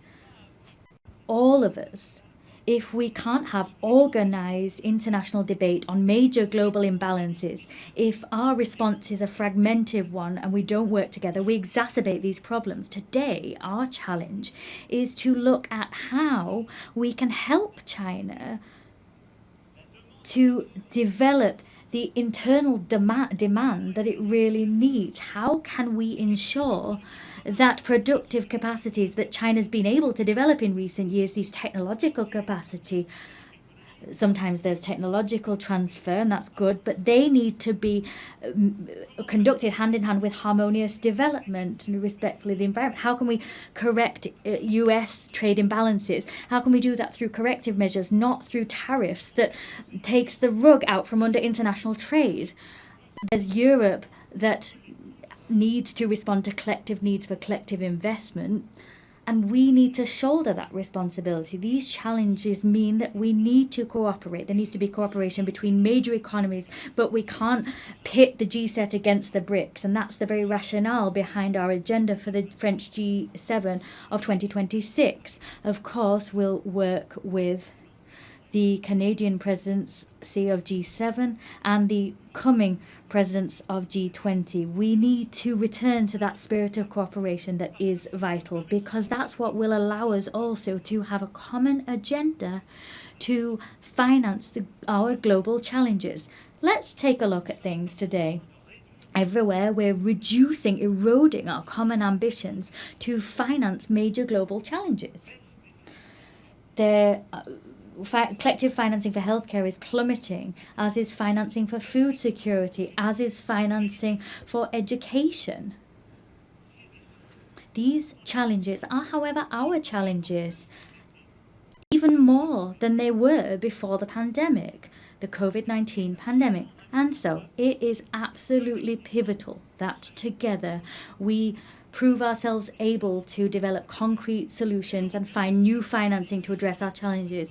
The European Union decided to mobilize. The Commission's President's speech was great in this connection. We are mobilizing financing as Europeans to meet these challenges, but we must do so within a renewed framework. That's what we tried to do together during the pandemic itself with our African partners, during the financing summit which we held in 2021. The work we did there was work we continued at the 4P summit, where we developed this pact for the prosperity of peoples and the planet. Ultimately, the agendas were the same. Together, we need to work together better to address global economic imbalances. We must develop an agenda of growth everywhere, but we must do that to also help countries to finance education, healthcare, stabilization and food security, and help them to address challenges of biodiversity and the climate. Let us come off the horns of a dilemma. We don't need to choose between growth, climate change and biodiversity. We can do everything if we mobilize private and public financing within a framework that brings together, reconciles east, west, north and south. That's the framework we've built. And now what we need to do is expedite the transition that's already underway. And I thank you all. The heads of the World Bank, the IMF, have commented on these efforts, but we need to go faster. The frameworks we developed have already become obsolete. We need to mobilize more private financing to accompany transitions in middle-income countries, developing countries and the poorest nations. We must develop guarantee mechanisms that losses will be covered, and we need to mobilize more private financing to help those countries and help them to grow. That is vital if we want to avoid crises, destabilization tomorrow. This agenda is an agenda which brings us together. and in some way forces some people to cast aside selfishness and avoid a situation whereby others are alone facing their challenges. It is for that reason we must also continue. Whatever the ill winds that blow, continue to mobilize to stop biodiversity loss and help the climate. As I was saying, together we were able to notch up victories recently. The Nice Treaty that entered into force through collective rallying. We finally have a regulation framework for our oceans. That was something we'd been waiting for decades. The same collective mobilization is what we must see on plastic. We need to develop an international treaty that aims to put an end to plastic pollution. The same mobilization is what we need to have to mobilize biodiversity credits and give more consistency to our carbon credits. This same rallying needs to be seen as we move towards the Berlin COP. France and Europe will be at that meeting, and we will be in step with the 2030 goals. We will mobilize all financing necessary to usher in this transition, whether that be public or private financing. We have no right to turn away, stray from the course towards the goals we set ourselves. We have no right to simply crumble and become isolated. As you've seen, all of these global challenges, education, healthcare, agriculture, food security, biodiversity, climate, the fight ultimately against all inequalities that destabilize our global order require the same spirit of cooperation, the same spirit that I talked about, the spirit we showed in the face of war and destabilization. Our challenge is the fact that crises, there's a plethora of them, they're growing in number. My speech was long and quite comprehensive, but I do reassure you I'm coming to an end. But I forcefully say to you once more, in spite of all that, in spite of the long list that sometimes gives the impression that we might be overwhelmed, our duty is to remain on our feet and to continue to act together. 80 years ago, those that preceded us were facing collapse. The war hadn't finished. The worst had just come to pass. A world already divided was kind of stuttering, and it was up to them to build the treasure that is the United Nations. We could overwhelm our assembly, level criticism against it, reproach it for everything. Not all reproaches are fair, some are. This assembly is us. If it's ineffective, it's because some people are blocking it. Sometimes it's the most powerful. If it's not going fast enough, it's because people don't have enough resolve to make things move forward. The United Nations is all of us. There's one thing. It's that we don't have a right to be cynical. We don't have the right to get fatigued. We can't have this defeated heart, because our world is here before us, and our risk, the risk that we face, is that of fragmentation, that the law might is right will prevail, the status quo prevailing, cynicism, and to some extent that we will lose control. Yes, the loss of control. That's what all of our peoples are experiencing. Fear in the face of a future they no longer control. The fear before in the face of migrations that they're weathering, a climate that we can no longer control, fear of inequalities that we can't bring under control, a fear in the face of a war we can't stop. This fear has one friend, the strongest friend, the mightiest person that was able to prevail, the cynic that was allowed to prevail. We have one responsibility, that is to act together, build this multilateralism once again with the same faith, with the same resolve as the founding fathers of this assembly. We need to do that with even more effectiveness, but with the same will. We cannot give ground to injustice. We can give nothing to fatality or the sense of the inevitable. We need to act, act, and act. So it's up to us to do just that together. I thank you.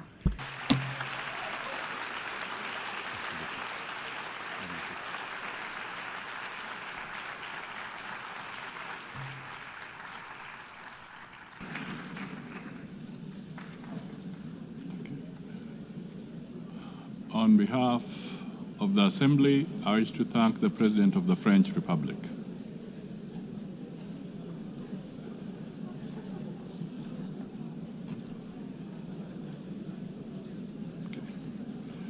The Assembly will now hear an address by His Excellency Shadia Zaparov, President of the Kyrgyz Republic. I request protocol to escort His Excellency and invite him to address the Assembly.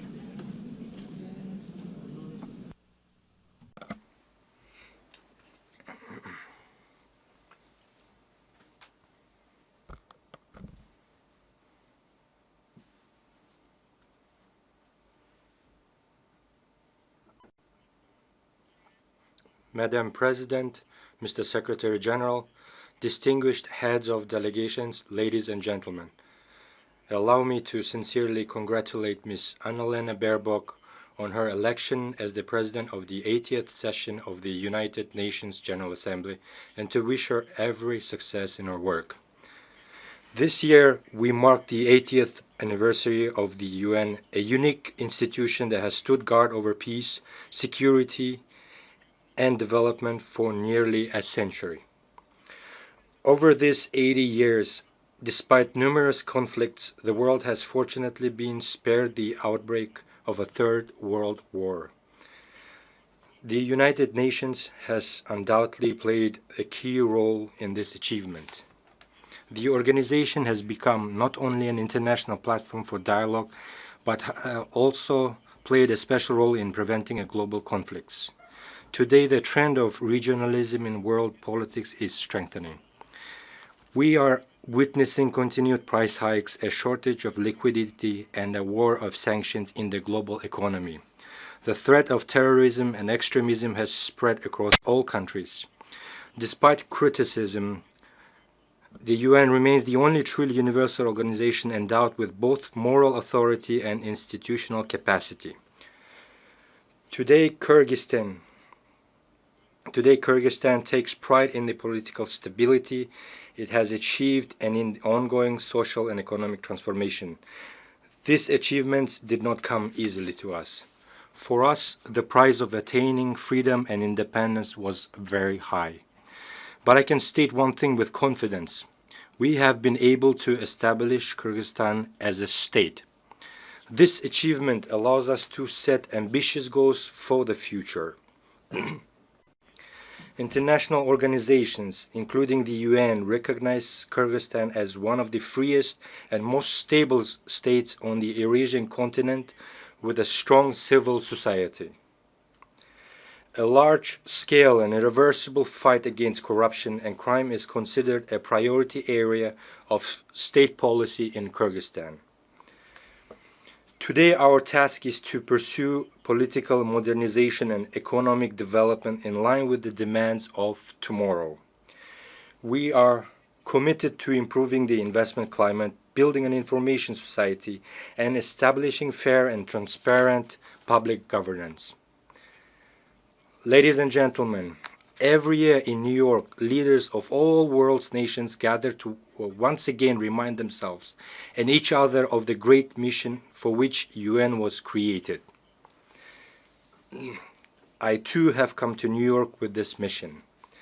Today, my diplomatic staff have prepared a polite text that takes into account the international diplomatic situation.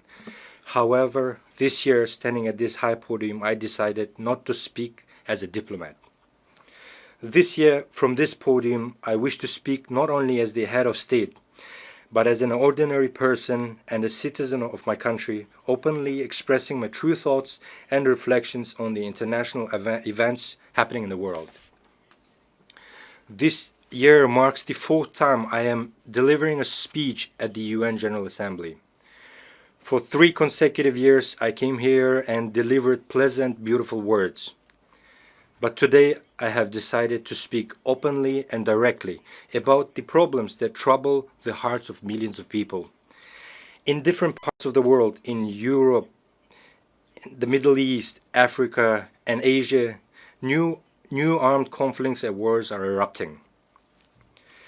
Millions of people losing their homes are forced to abandon their native lands, and millions become victims. Who suffers the most? First and foremost, ordinary people. We cannot turn a blind eye to the suffering of many peoples.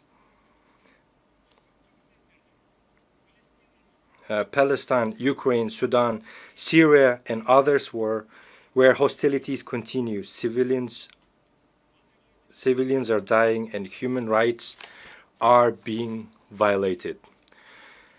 The world community, applying double standards, prioritizes these conflicts as more or less important, depending on its own geopolitical interests.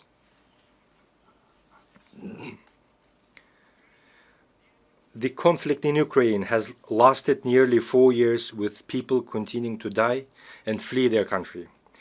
We support the efforts of US President Donald Trump and Russian President Vladimir Putin to seek solutions for a peaceful settlement of conflict in Ukraine. We are interested in this outcome because we too are suffering from the consequences of the Russian-Ukraine conflict. Unilateral sanctions negatively affect us as well, a country that is only just getting back on its feet. Kyrgyzstan is making every effort to strengthen its economy independently. Therefore, we view unjustified sanctions as interference in our internal affairs and as pressure that hinders the development of our still-forming economy. I have always said, I will say again, Kyrgyzstan has strictly fulfilled and will continue to fulfill its international obligations. However, we cannot sacrifice the interests of our citizens and the economic development of our country. The sanctions imposed on Kyrgyzstan are based on false information spread by certain non-governmental organizations and dishonest people. We are ready to accept independent international audits to thoroughly review the activities of Kyrgyzstan's banks. In 2024, EU countries traded with Russia to the amount of $141 billion, of which $36 billion was Russian imports.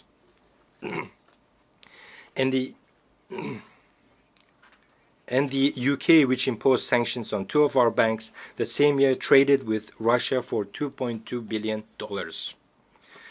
Frankly speaking, some keep the option of cooperating with Russia in defense of their own interest, but forbid others from doing the same.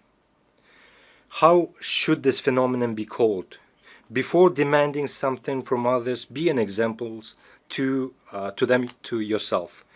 You demand from us not to cooperate with Russia, yet you yourselves are cooperating extensively.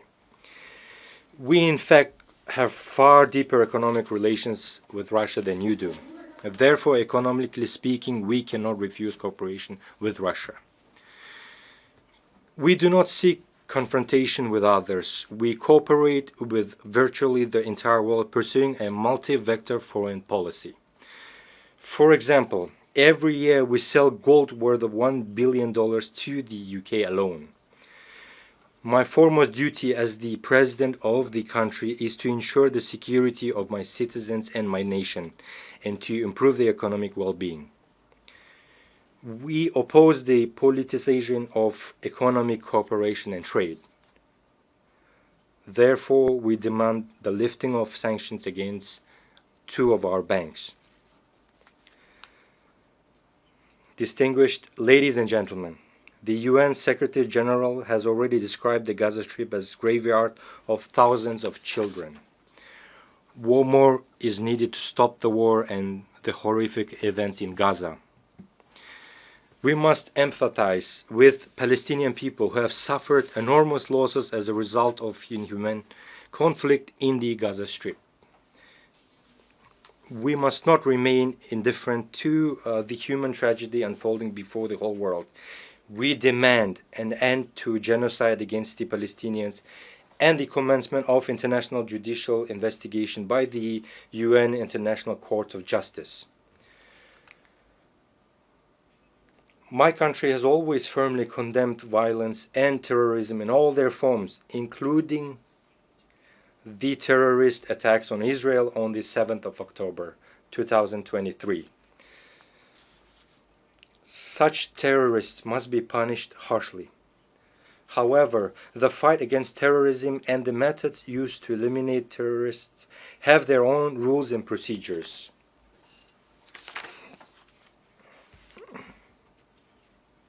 Those methods must be used. Because of actions of such terrorists, millions of ordinary civilians should not perish.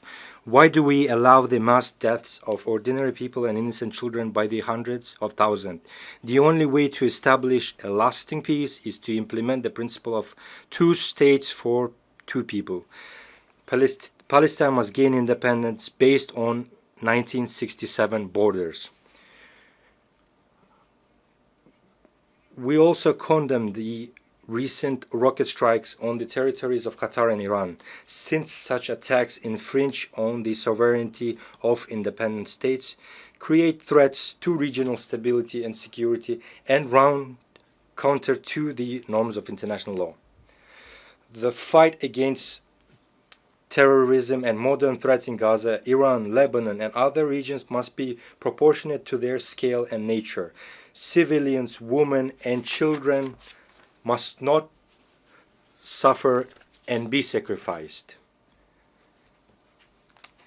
Distinguished ladies and gentlemen, as a neighboring country, Kyrgyzstan considers it important, especially in these difficult times, to provide comprehensive support to the Afghan people by integrating Afghanistan's economy into the regional and global economic processes. To isolate Afghanistan at the international level and deprive it of foreign assistance is wrong. It is unjust.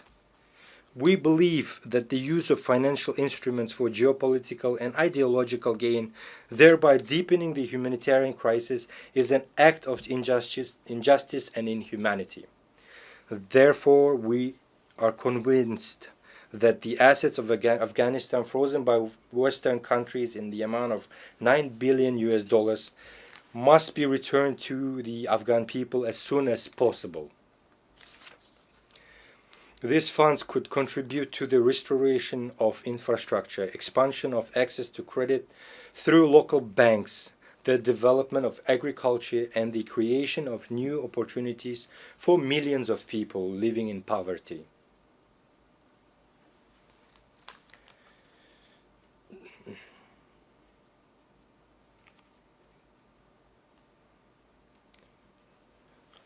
According to the UN data, in 2025, 15 million people in Afghanistan faced hunger and 24 million required humanitarian assistance. As we all know, at the beginning of September, more than 2,000 of our Afghan brothers lost their lives as a result of an earthquake.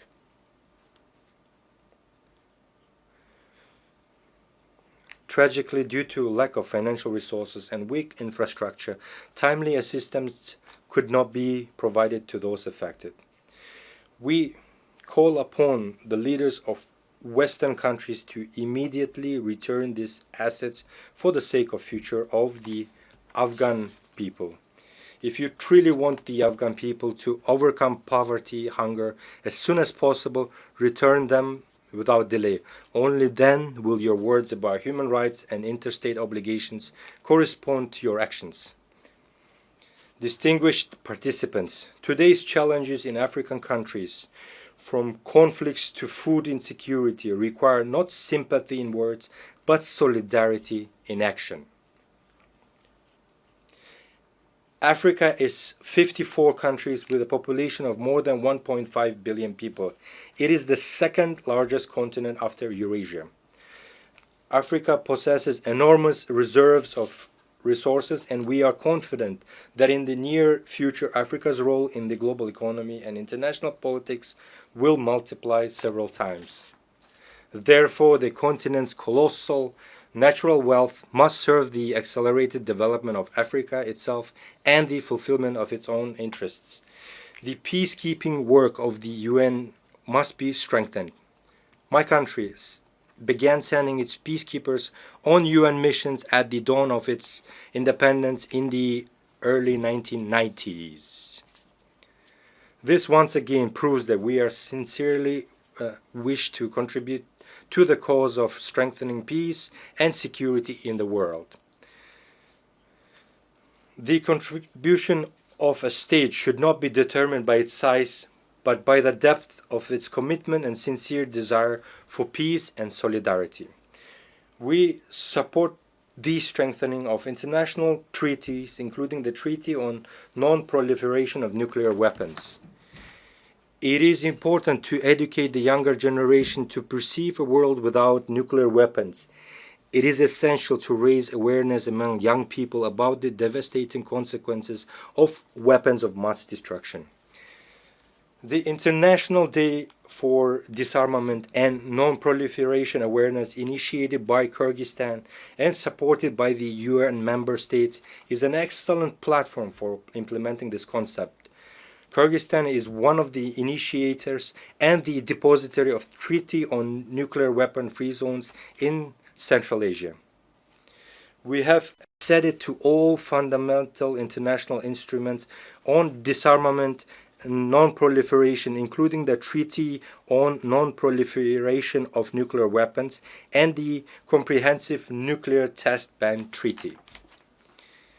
In line with the principles of consistency, this year the Kyrgyz Republic made the political decision to sign the Treaty on Prohibition of Nuclear Weapons. We firmly believe that our planet must exist without nuclear weapons. This human invention must be used solely for peaceful purposes. Ladies and gentlemen, for sustainable development and regional integration, the countries of Central Asia require equal dialogue and active cooperation. Despite complex historical and geographic factors, Kyrgyzstan has peacefully resolved its border issues with neighboring countries, in particular Tajikistan and Uzbekistan. This process involved lengthy negotiations and at high political levels, expert levels, and was resolved with due respect for the interests of all sides.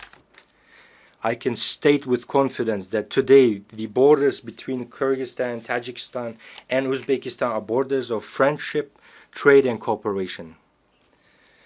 This experience confirms that peace is possible where there is political will, respect, and dialogue, which enabled us to resolve existing contradictions and embark on a path of creation and development.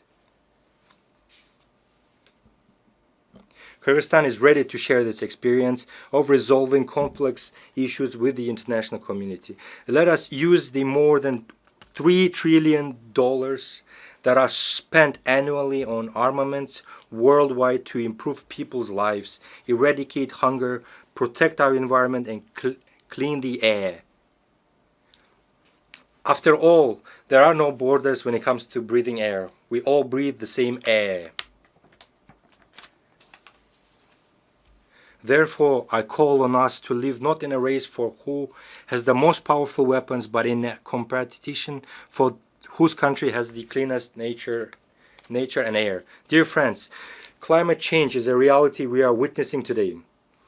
We face threats of drought, melting glaciers, changes in ecosystems, and loss of biodiversity. Kyrgyzstan, as a mountainous country, is particularly vulnerable to these changes. We are already experiencing the threat of declining water resources and risks to agriculture and biodiversity. Although Kyrgyzstan is landlocked, it actively participates in international environmental initiatives and can play a significant role in supporting agreements aimed at protecting global ecosystems. The Kyrgyz Republic consistently advocates for recognition of the interconnection of natural systems from mountains to oceans, which are two poles of a single system.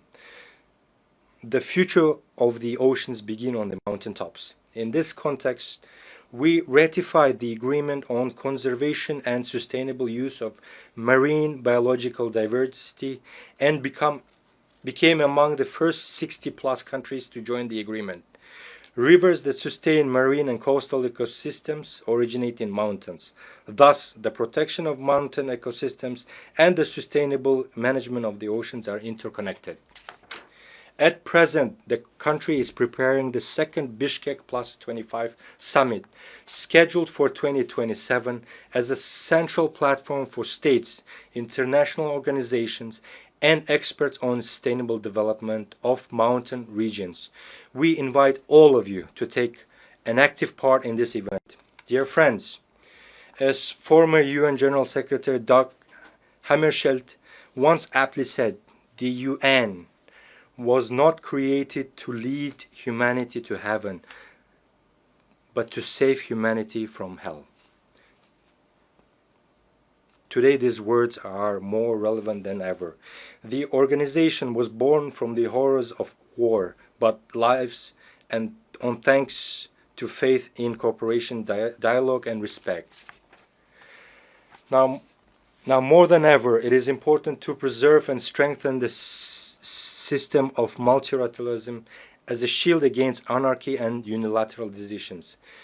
There is an urgent need to develop fundamentally new international mechanisms that adequately respond to contemporary challenges and threats. Our organization needs to change. This is no longer a choice, but a requirement of time and today's realities. In this context, we support the effort of the Secretary General to reform the UN under the initiative UN 80. It is also time to improve the reform work of the UN Security Council.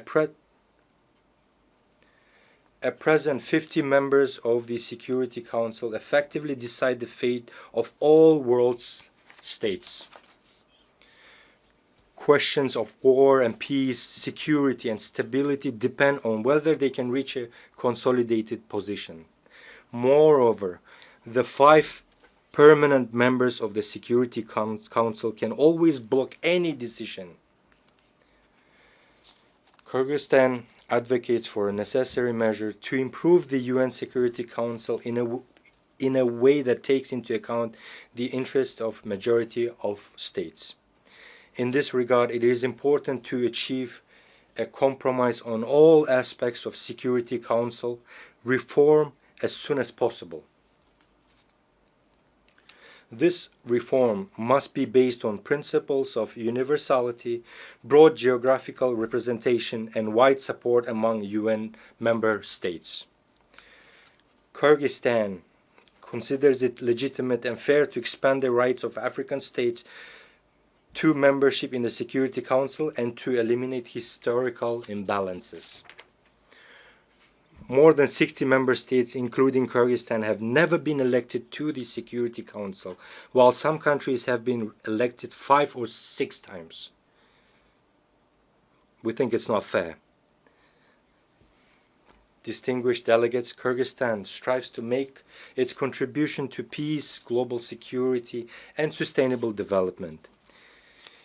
In order to draw the attention of the UN and the world to the challenges faced by small states, Kyrgyzstan has put forward its candidacy for non-permanent membership in the UN Security Council for the period 2027-2028.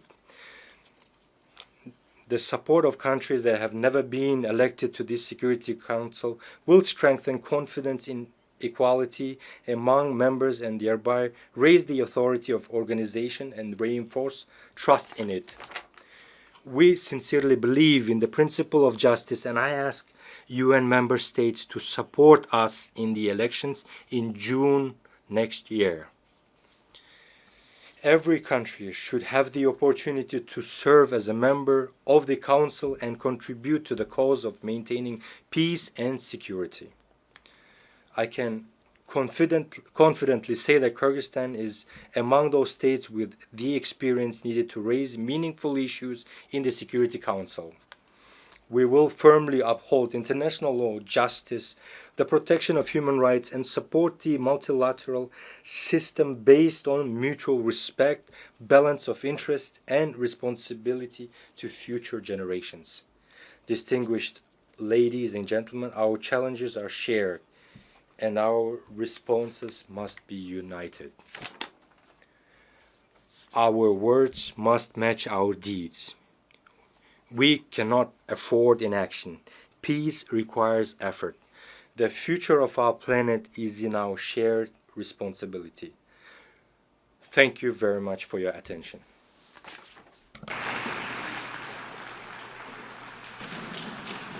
On behalf of the Assembly, I wish to thank the President of the Kyrgyz Republic.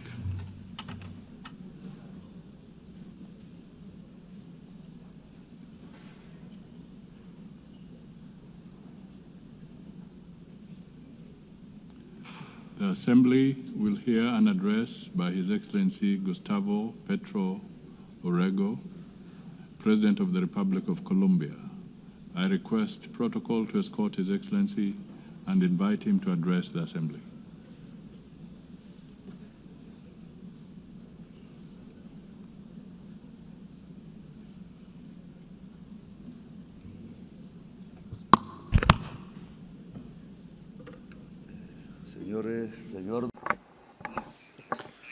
President of the General Assembly, this is my last statement as President here, the fourth time.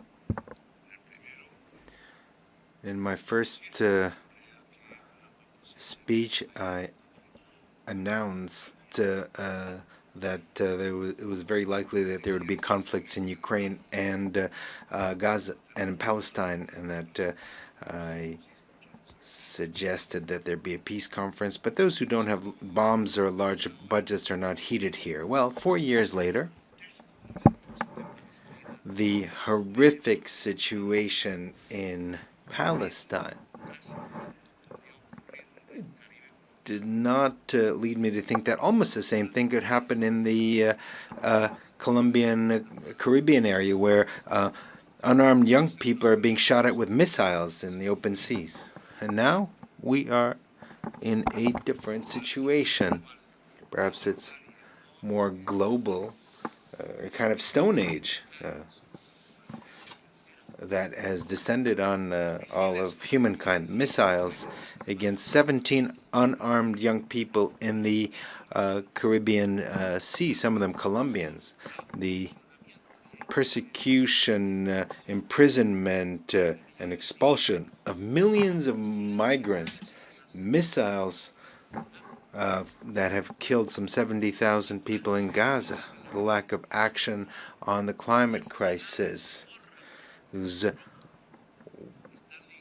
All this is linked, and all this has the same cause.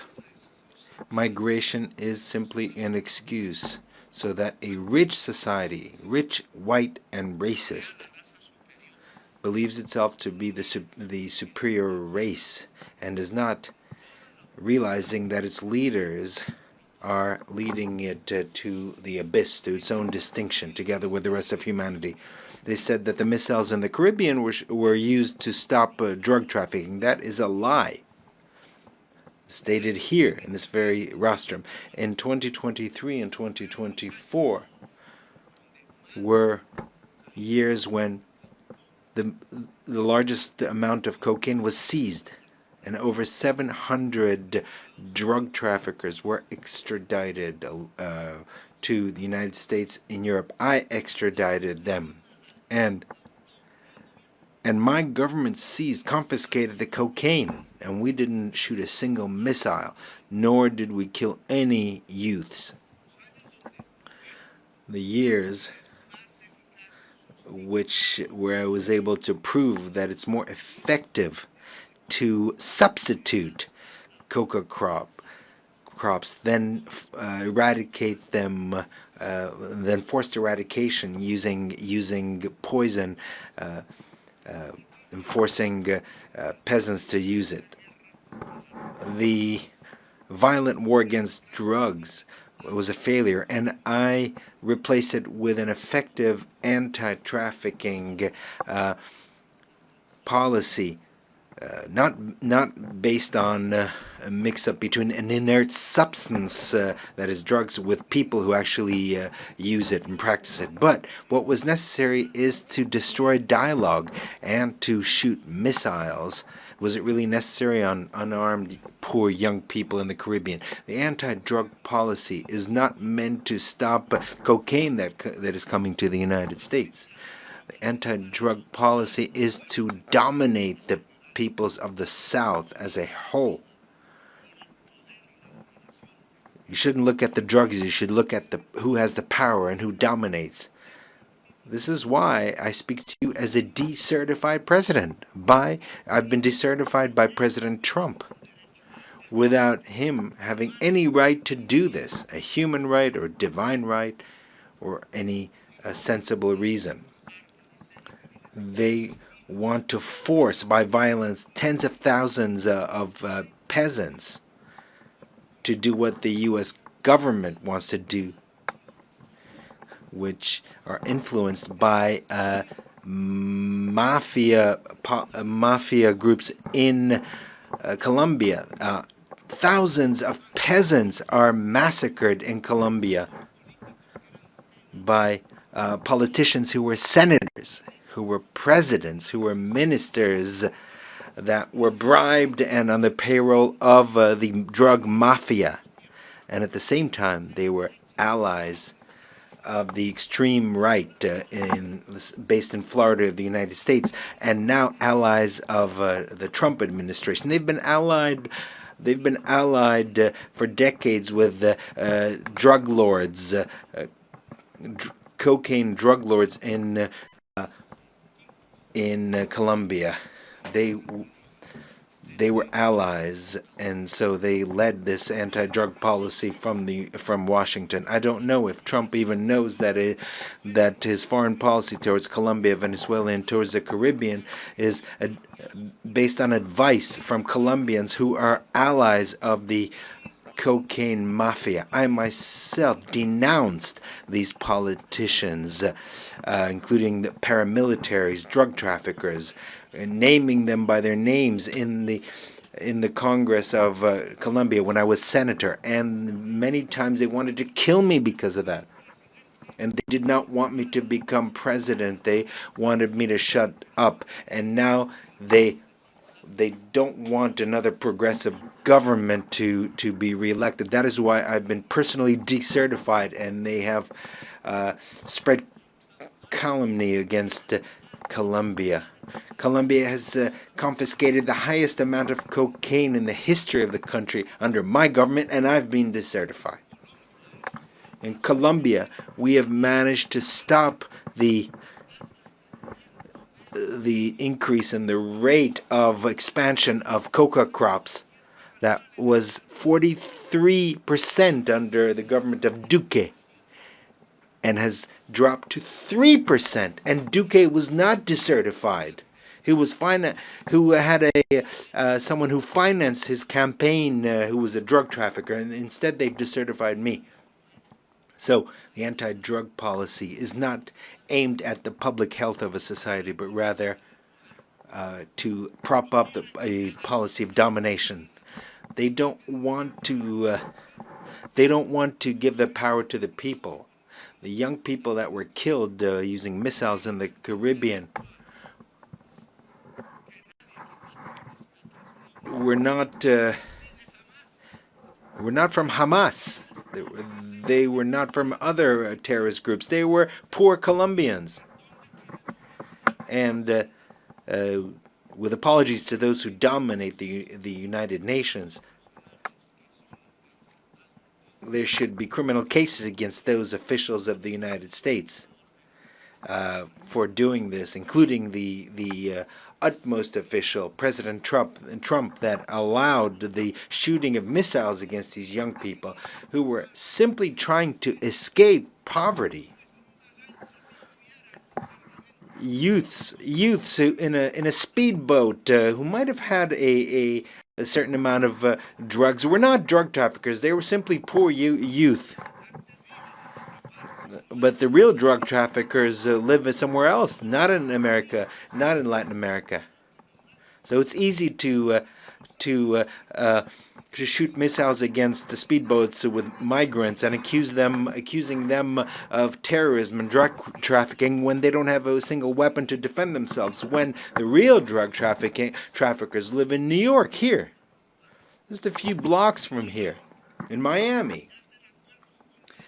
And they reach agreements with the DEA, and they're allowed to traffic in Africa, in Russia, in China, but not in the United States, a country that has not managed to reduce its consumption of cocaine. Because it's drug addicts, or rather, they did manage to reduce the consumption of cocaine simply because their addicts switched to another type of drug, fentanyl, which is much deadlier. This fentanyl is produced in the industrial heartland of the United States, here, not far from here. And the consumers are here as well. It's produced and consumed in the United States. That is the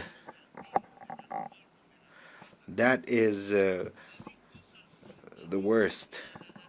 They're addicted to fentanyl and to gasoline, the two main poisons of life in the world. And gasoline is even worse than fentanyl.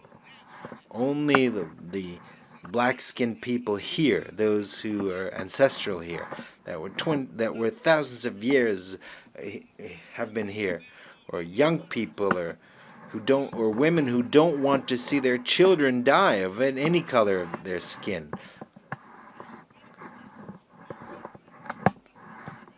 People are still hooked on fentanyl or hooked on television. Only they can stop this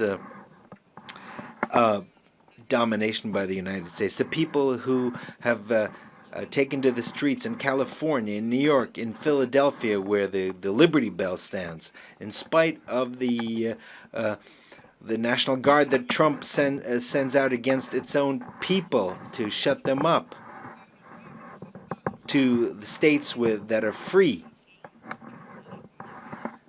These states are no longer uniting their efforts in the face of tyranny. The President of the United States does not know that 1 million Latin Americans have died. The largest share of them from Colombia. And another 1 million will die in North America in 10 years because of fentanyl. Cocaine killed 3,000 people a year today. Fentanyl kills 130 per year, 30 times more. That is the outcome of 30 years by the United States of a policy that is absurd and that is leading its society to the horrific death due to drugs that kill the brain. And in this situation, Trump not only allows missiles to be fired at young people in the Caribbean, does not only imprison migrants, but also allows missiles to be killed against children, women, and old people in Gaza. He is an accomplice to genocide. It is a genocide, and we need to prevent it. This forum is a mute witness to a genocide. In a world where we thought that this was something only a legacy of Hitler. Here they don't speak of life, of the climate crisis. What is happening is the death of thousands of children. Meanwhile, we in Colombia have not increased the rate of killings. We have the lowest unemployment rate in the country this century. We have the lowest unemployment rates. We have developed our agriculture by 10% and our industry by 5%. We have more tourists than ever who have come to see the beauties of our country, our cultural and natural beauties. And we are seeking peace by negotiating with drug traffickers and with rebels. I will always be ready to discuss, to negotiate, to save lives, and to eradicate coca crops, but based on their own voluntary decision by Colombian peasants. Let us not be bribed by the drug traffickers, as was the case in previous governments in Colombia. And 25,000 hectares have already been eradicated voluntarily. We have been successful in this new policy. It's not an anti-drug policy, but an anti-drug traffickers policy. That is something different. And we're grateful to the countries that have helped us. such as Qatar, Cuba, Mexico, Vatican, Norway, Brazil, and Venezuela. We don't want to thank those who want to sow war between us. People of the world, listen. Latin America does not only mean drug trafficking or coke or cocaine. Latin America has a massive, massive potential for clean electrical energy, renewable alternate energy based on wind, water. The United States has a huge demand for energy, and 70% of it is filled by fossil fuels, in other words, based on carbon, coal, gas. Latin America is developing its clean energy potential, and we can satisfy the entire demand of the United States for energy. What is necessary is investment, and we would make the biggest contribution to fighting climate change.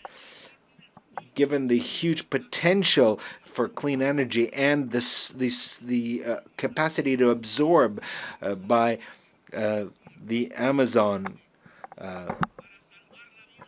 Latin America can make a tremendous contribution to save the life in this planet. All that is necessary is $600 billion to develop this potential. Africa and Europe can do the same. It is this decarbonization would provide us with over $1.3 trillion.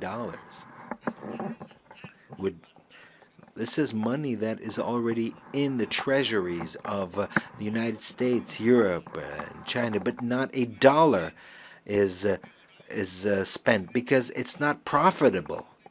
Or rather, it might be profitable in terms of human life, including life in the United States, in Europe, and China. However, they don't want to depend on Latin America and Africa. They know that to bring together the clean energy of Africa and Latin America would not only decarbonize the planet, save it from the climate collapse, but it would also change the global power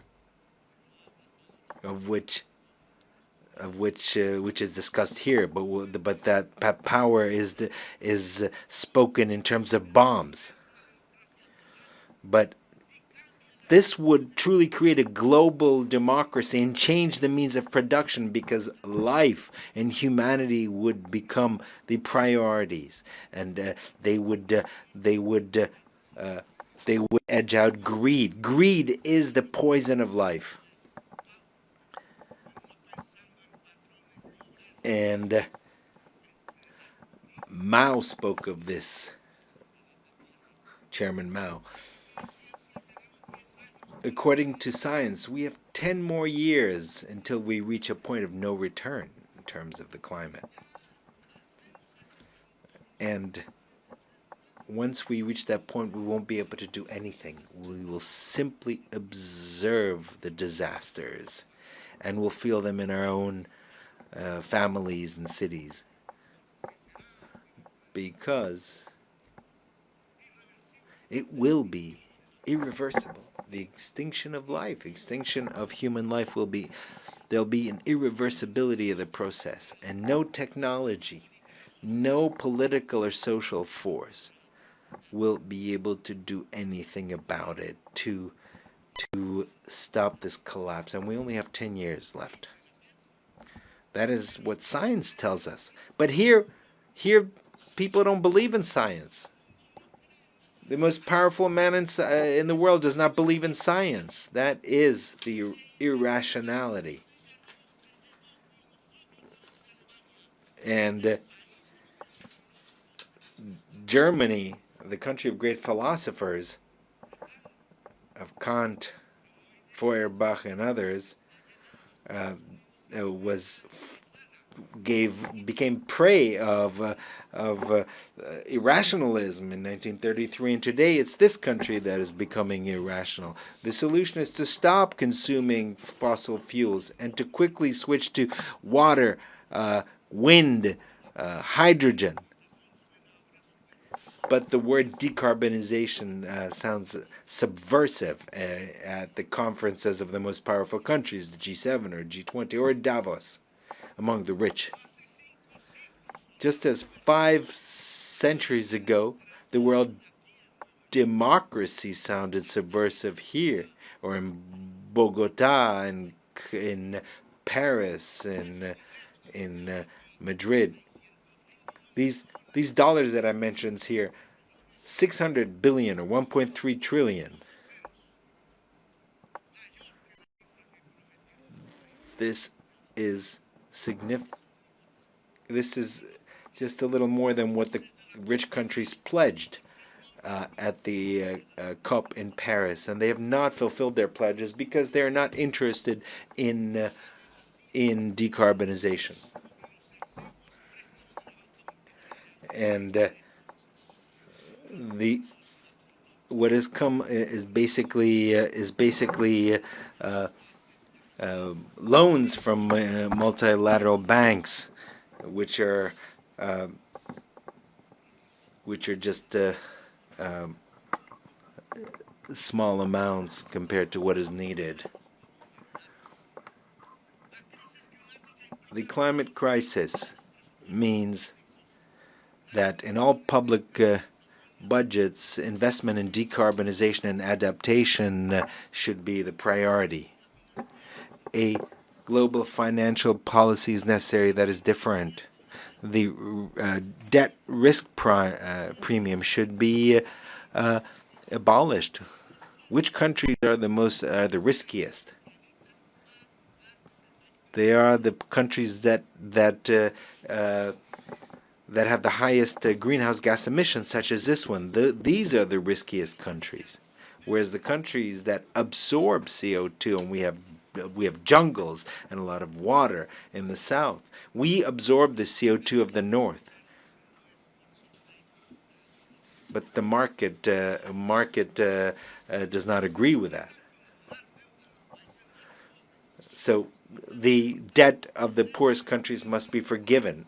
There should be swaps, debt swaps for adaptation and mitigation and investment in the climate crisis. So people from the United States and those from Wall Street, from London, you want to collect the interest payments from the debt of our countries. What you will find eventually is cemeteries, because we'll all be dead. The money will be useless in the midst of all the cemeteries.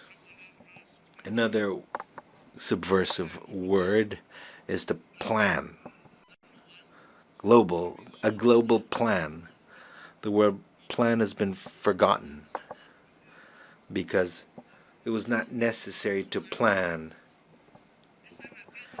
Because to plan is anathema.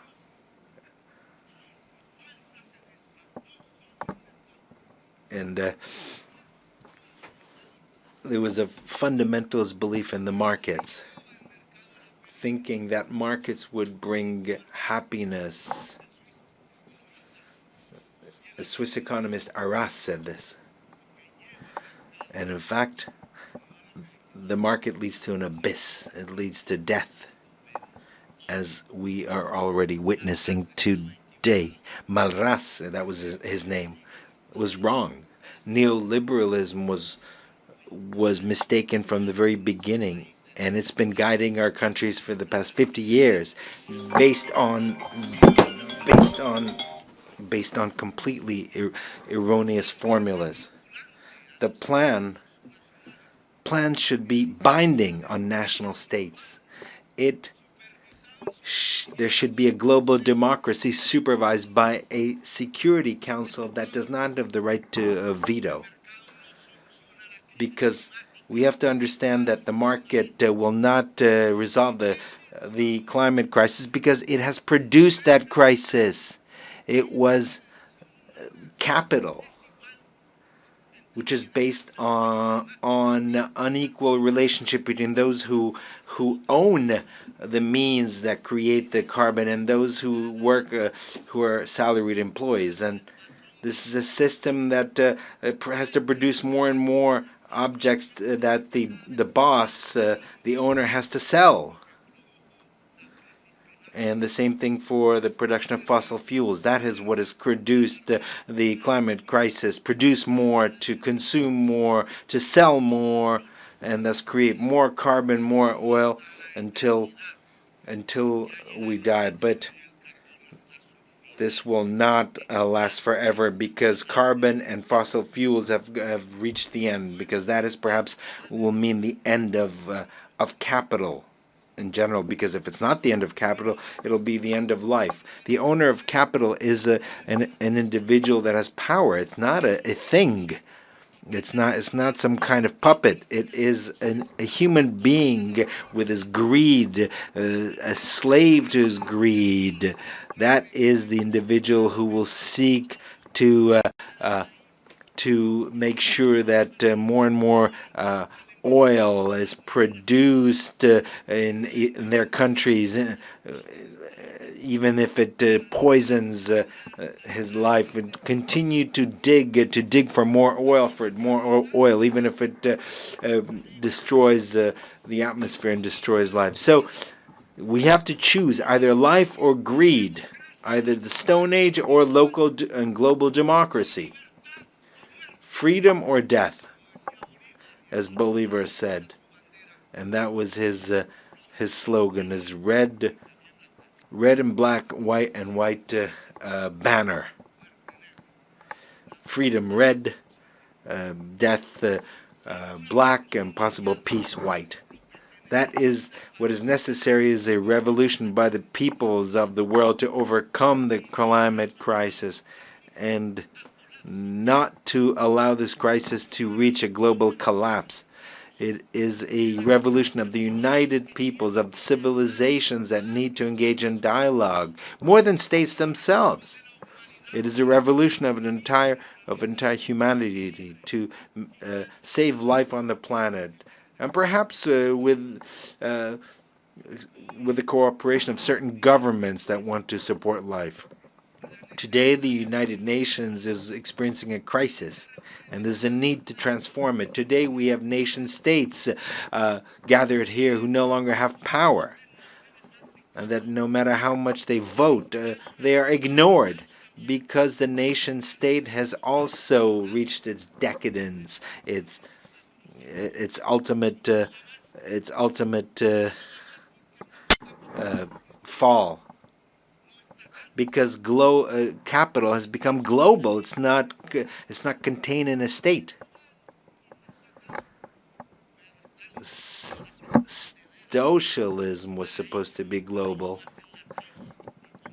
but Stalin, in fact, in Yalta, condemned a global revolution that was occurring in Spain and in Greece, and it might have occurred in Latin America and other places. So humanity is a new political subject that has emerged rather than the nation state. And so the United Nations has to become a united humanity, even though a diverse but united humanity. A new subject is appearing in human history, and this is very important. And I think that this is wonderful, because we have to overcome the idea of a nation state to become humanity, but that humanity must be united. For that, there needs to be democracy around the world. There needs to be permanent dialogue in the midst of diversity. It is our differences that compels us to coordinate our action at the global level. Dialogue, yes. Humanity, yes. Humanity profoundly democratic, yes. Hopefully a humanity of based on leaders who are free rather than a humanity that is basically slaves, just to beasts of burden. A humanity that shoots missiles against young people, are defenseless armed people, or shoots missiles in a place of the world near where Jesus was born. These problems cannot be resolved with governments who are bribed by oil producers, by oil corporations.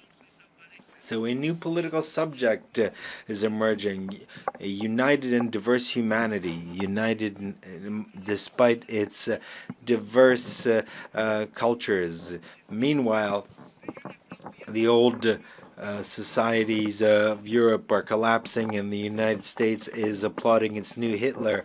It's not listening to its own young people or its older people who died in Europe in the battlefields of Europe fighting against Hitler and against his criminal ideology. Today,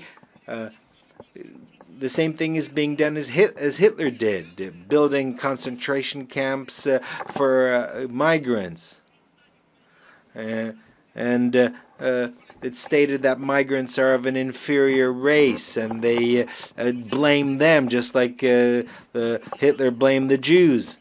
They call them drug traffickers and thieves, whereas the majority of drug traffickers are blonde and have blue eyes, and they keep their fortunes in the largest banks in the world, and they don't live in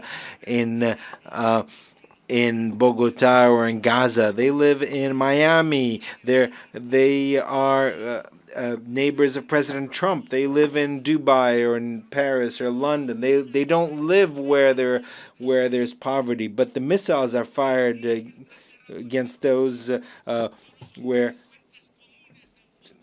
there's poverty. Tren de Aragua is a group that is considered a terrorist group, but that is not true. Migrants are not criminals. They should not be put in concentration camps, expelled and chained up. Immigration is not immigration is due to a blockade against countries like Iraq or Cuba. Immigration is a result of the impoverishment of many countries because of their indebtedness, because of wars unleashed by the United States and Europe to grab their oil.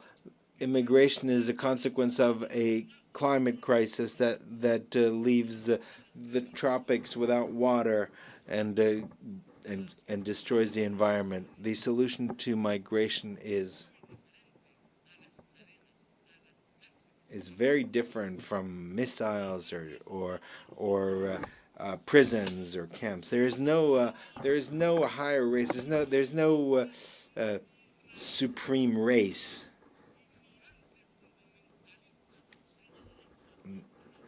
Only ignorant extremists think like that. All of humanity is made in God's image. They use immigration as a scapegoat to do nothing against the climate crisis, which will put an end to life. They use immigration to get the votes of the whites, but what is necessary is to put an end to the consumption of CO2 and oil, and stop drilling for oil. We need a different world, a humane world. And first and foremost, we need to stop the genocide in Gaza. Humanity cannot allow a single day more of this genocide, or for the genocidal Netanyahu and his allies in Europe and the United States to continue. The United Nations must uphold the decisions of the International Court of Justice. International law is the basis of civilization and of its wisdom as distilled in history, and it must make sure that the decisions of international justice are implemented, are applied. Diplomacy has been tried in Gaza. It could not resolve the situation. I'm sorry, and I'm sorry, President Macron. We can keep insisting and insisting in when every single day, every single minute, a missile is fired and destroys the bodies of babies and children in the Arab state of Palestine. Every day, there are decisions, resolutions that are vetoed in the Security Council. Every day, more and more children die. More and more bombs, more and more dead.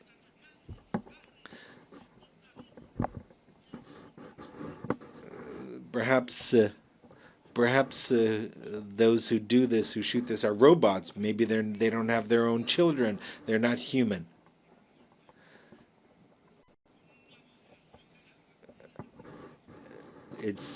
Can we stop the genocide with a vote, the General Assembly? Yes, that's what we should do rather than a vote in the Security Council, because that is vetoed. United for peace for Palestine. We should establish a peacekeeping force to protect. What's necessary today are words, not blue helmets that are often lack training.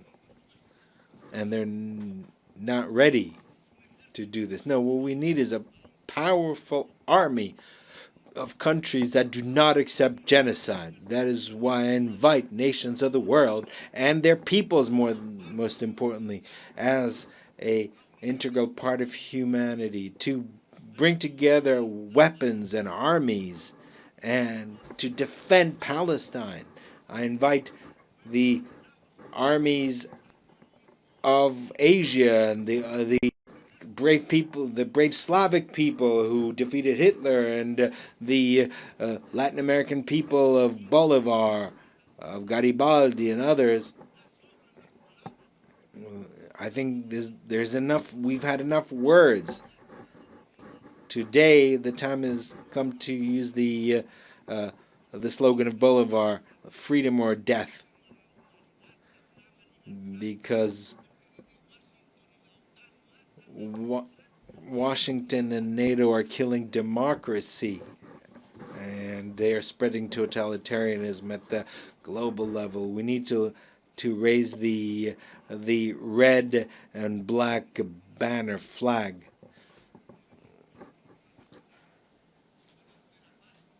Without forgetting the white color, which was the color of peace and the color of hope in the heart of humanity. The United States no longer teach democracy, but rather kill democracy, especially among its immigrants, filled with greed. The UN should begin its change by stopping the genocide in Gaza with a army of liberation and salvation, and there should be a decision here taken in the General Assembly without any veto. After Gaza, we can start working on decarbonization so that we can found a truly global democracy and a new Security Council can be established without any vetoes, and where its decisions would be binding, and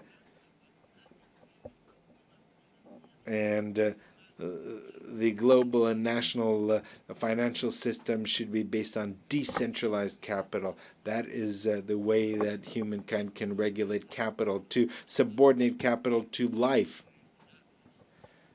to regulate it to people. That is the path by which the United Nations will move from an alliance of states to an alliance of cultures and peoples. If we overcome the climate crisis and if we unite as humanity, we will manage to make the United Nations an assembly of peoples which seeks to make sure that every individual is free, making sure that every human being achieves their potential, and because the intelligence of human beings, illuminated by science, will make it possible to not only save life, but to fulfill the mission of humanity by expanding life into the stars. A humanity that is united and free can look at the stars and reach the stars, as the Romans, the legionnaires, thought of Judea when they used the word astra, or star. It's the time of freedom or death. A real death from missiles, but freedom is also real in the heart of human beings and its capacity to rebel and to resist. Thank you very much.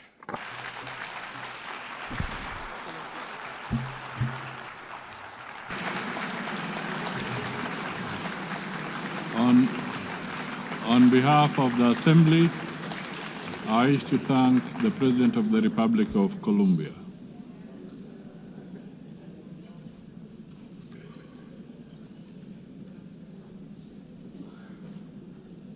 The Assembly will now hear an address by His Excellency Karol Nawrocki, President of the Republic of Poland. I request protocol to escort His Excellency and invite him to address the Assembly.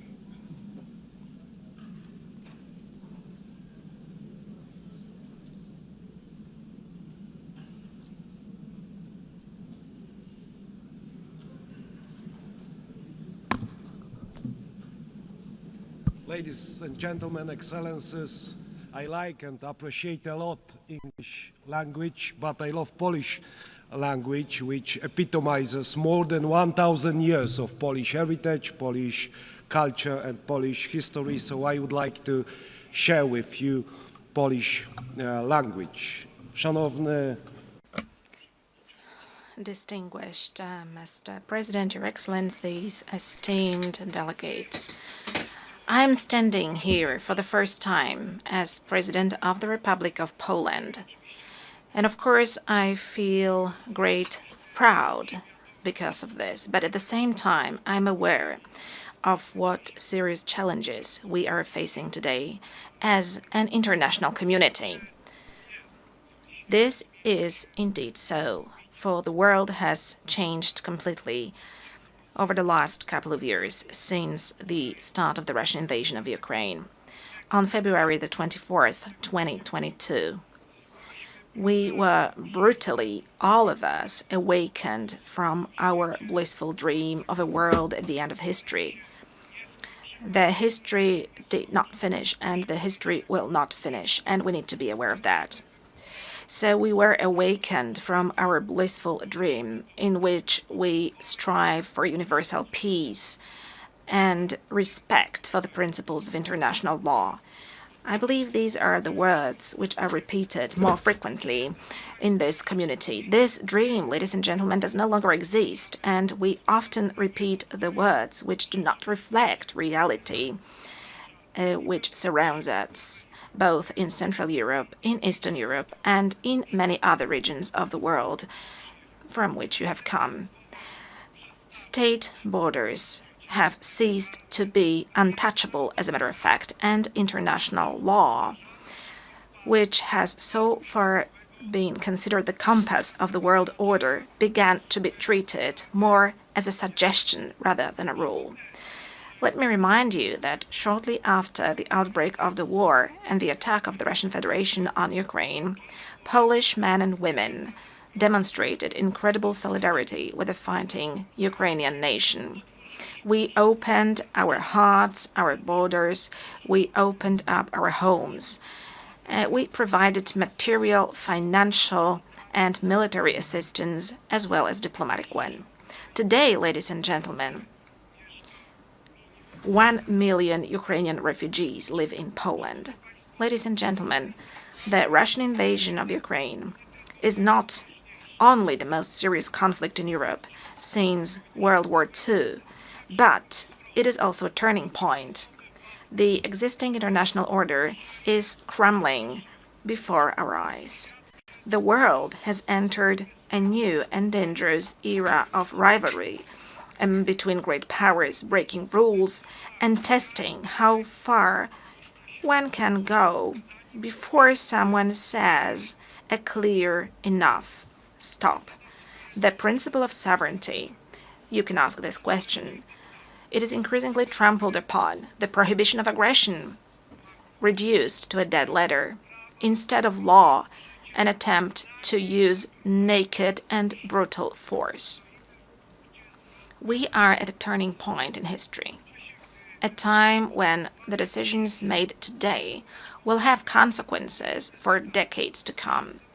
And all of us need to be aware of this, and all of us are taking responsibility for this. That is why now, as a community of democratic states, or those aspiring to be democratic states, we must view the current situation as a battlefield for principles whose observance may determine the future of our civilization. Ladies and gentlemen, I think this is the last moment to take concrete action. Ladies and gentlemen, Russia's aggression against Ukraine is not just a regional conflict. It is a test of whether the principles on which the UN is based will stand the test of time, or whether they will succumb to the weight of the imperial and colonial ambitions of a state which considers itself above the law and which has repeatedly ignored the resolutions of the assembly, of this assembly, of other assemblies, and to a certain extent, all of us take responsibility for that. Further, repeating the words about peace and security, which have to be spoken out loud, but which should be followed by concrete action. Moscow speaks of the need to address, and I quote, the root causes of the conflict. I share this view, but I believe that the root causes of Russian aggression are primarily ideological. Russia refers to an imperial vision that treats entire nations as a colonial property. It denies them subjectivity on a regular basis, claiming that they are artificial constructs, and it justifies the invasion as a historical correction. And ladies and gentlemen, in Poland, in Central Europe, in Eastern Europe, we know all of that. We have known it for at least 86 years. It is the same set of notions which appears also in the 21st century during our discussions, plenary sessions, and assemblies. To us in Central Europe and in Eastern Europe, this set of notions is nothing new. Whether we are talking about Poland, the Republic of Poland, in the first half of the 20th century, or whether we are talking about Ukraine today. As a historian, I view the present also through the lens of the past. That is natural. After centuries of conquests, wars, partitions, deportations, rapes, and crimes, in the 20th and in the 21st century, Russia has simply not abandoned its imperial ambitions. One of my great predecessors, the late President Lech Kaczynski, understood this perfectly well when he spoke in front of the Georgian parliament in 2008. His words, spoken at that time, have stood the test of time. President Lech Kaczynski said, ladies and gentlemen, today Georgia, tomorrow Ukraine, the day after tomorrow the Baltic states, and later, perhaps, it will be time for my country, for Poland. When Russia attacked Georgia, it was not clear to everyone that this was only the beginning of the Kremlin's new imperialism. Unfortunately, the wind of history, which we know and understand so well in Poland, is beginning to blow again. Once again, we are experiencing Russian imperialism also on our soil, in Poland. 2 weeks ago, on the night of September 9th to 10th, the Russian drones attacked the territory of a NATO member state and the territory of Poland. A dozen or so drones violated my country's borders deliberately, because I assure you, ladies and gentlemen, that this was not a coincidence. It happened on orders issued in the capital of a country which is a permanent member of the Security Council. As a result, for the first time since World War II, Poland was forced to open fire on hostile objects over our territory. And rest assured, ladies and gentlemen, as Commander-in-Chief of the Armed Forces and as President of Poland, that Poland will always react adequately and it stands ready to defend its territory. Poles, ladies and gentlemen, were not scared of the Soviets in 1920, and they defended the European civilization. They defended the Soviets in 1920. Polish people and the countries of Central Europe did not give up their spirit of freedom and sovereignty for 45 years of Soviet colonialism after 1945. And Polish people, as well as countries of Central and Eastern Europe, will not be scared of Russian drones either. But, ladies and gentlemen, this is not the point. The point is, how long are we going to agree to such acts of violating our international community? And that is precisely why, ladies and gentlemen, in Poland we're allocating significant amounts to develop our defense capabilities. That is why we are building the resilience of our country, but also of our part of Europe. Since the victims of similar provocations by Russia are also the Baltic states, our friends, the Estonians, for example, as well as Romania.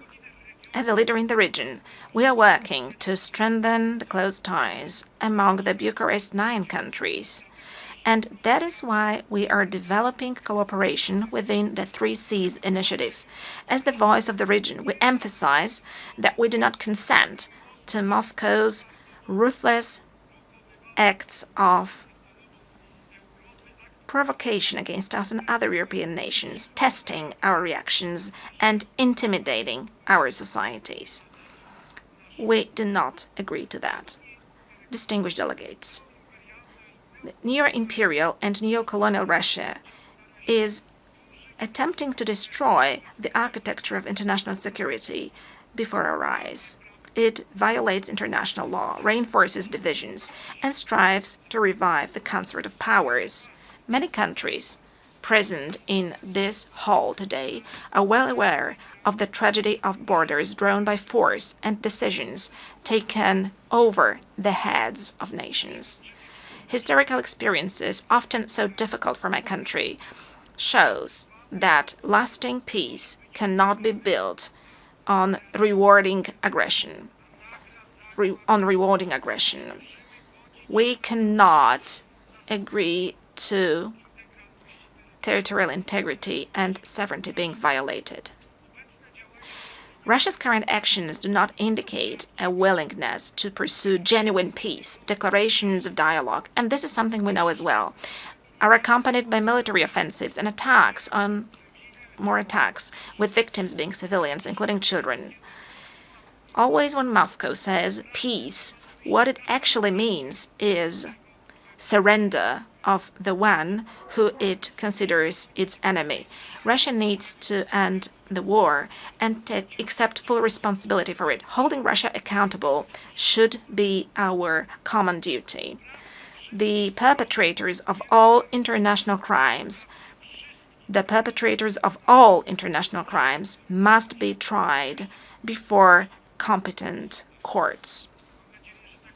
And I hope this is going to be the case soon, and that we are going to meet in the coming years, also during my presidency, and discuss things which should be obvious for all of us. That is why Poland supports the work of the International Court of Justice and the International Criminal Court and endorses the idea of establishing a special ad hoc tribunal to try the perpetrators of aggression. For no war can be profitable for the aggressors. Wars cannot pay off to the aggressors, also in terms of economy. States and nations deserve full compensation also from those who started the Second World War. Because if we want to build a community of states, of democratic states, a common European Union, then we have to agree together that war must not pay off in terms of economy to any aggressor. Ladies and gentlemen, as I mentioned, we are currently facing a whole range of global and local challenges. The eyes of the world, and ours too, are currently looking at the Middle East. Poland, like many other countries in the world, is following with concern the situation in this region, in the Middle East, where, as a result of the brutal attacks by Hamas on October the 7th, 2023, the conflict has escalated. Israel, like any other country, has the right to self-defense. Actions undertaken by Israel, however, must comply with international law, including international humanitarian law. Poland continues to advocate for a two-state solution to the conflict in the Middle East, in such a way as to give both the Palestinians and the Israelis the right to live in peace and security. Poland consistently supports international efforts to improve the situation in the Middle East and calls on the UN to take action. Ladies and gentlemen, Poland has no colonial past, which is why we are a reliable and trustworthy partner for Asian and African countries. What is more, we ourselves, we Poles, were victims of colonial policies pursued by superpowers, so we understand perfectly well the instruments used by neo-imperial powers, and we do not consent to them destabilizing certain regions of the world. As President of the Republic of Poland, I will pay particular attention to developing our cooperation with various regions of the world. I'm referring to the African continent. We can all see how the ongoing wars, conflicts, and terrorist attacks undermine the efforts of proud African nations to live and develop in safe and just conditions. The world must stand with all those affected by insecurity and help them restore peace. We do not consent to neo-imperial powers destabilizing, for instance, the Sahel, in order to arbitrarily manage global migration flows or apply migratory pressure. Nor do we consent to international criminal groups profiting from human trafficking and slave labor. We also want, and it is obvious as Poland, to develop relations with the countries of Asia and the Pacific. The role of this region in shaping the international order in the 21st century has significantly grown. This dynamic economic development is, however, accompanied by growing geopolitical tensions, which affects stability, prosperity, and security also in other regions of the world. Ladies and gentlemen, as Polish people, we are concerned about the negative impact of global crises. But as President of Poland, I want to say openly here in front of this international community that we are also deeply concerned and we are aware of the mistakes made by our Western partners, friends, and neighbors. Yes, I agree with President Donald Trump that in recent years, And that is something that we were warning against as Poles. And this was the signal sent also by Central European countries, Eastern European countries. Europe is deep in ideological madness. This led to bad decisions on migration. This led to green craziness, green madness, the Green Deal, which is destroying economic markets and also agricultural markets. Yes, the very same Europe, our friends and our partners with whom we want to build a common European Union. For many years, we're subsidizing the Russian Federation buying Russian cheap gas. Ladies and gentlemen, in Poland as well as in Central Europe, we know all of that, and we are glad whenever the leaders of the European countries, Western European countries, draw conclusions and when they listen to our voice. Ladies and gentlemen, development and humanitarian aid are an integral part of our country's foreign policy in terms of building global peace, security, and development. We see it as a joint investment in our future, security, stability, and prosperity. We are present with our support in many areas in Africa, in Eastern Europe, and in the Middle East. Distinguished delegates, Poland, a co-founder of the United Nations, is the world's 20th largest economy, and a country which has successfully transformed itself over the past 30 years from a developing country into a developed country and from a centrally planned economy into a market economy. This unique experience allows us to make a significant contribution to UN discussions on development, combining the perspectives of the global East and the global West, as well as North and South. Given our potential and experience, we consistently seek to participate in the works of the G20, a format that serves as a bridge in these turbulent times.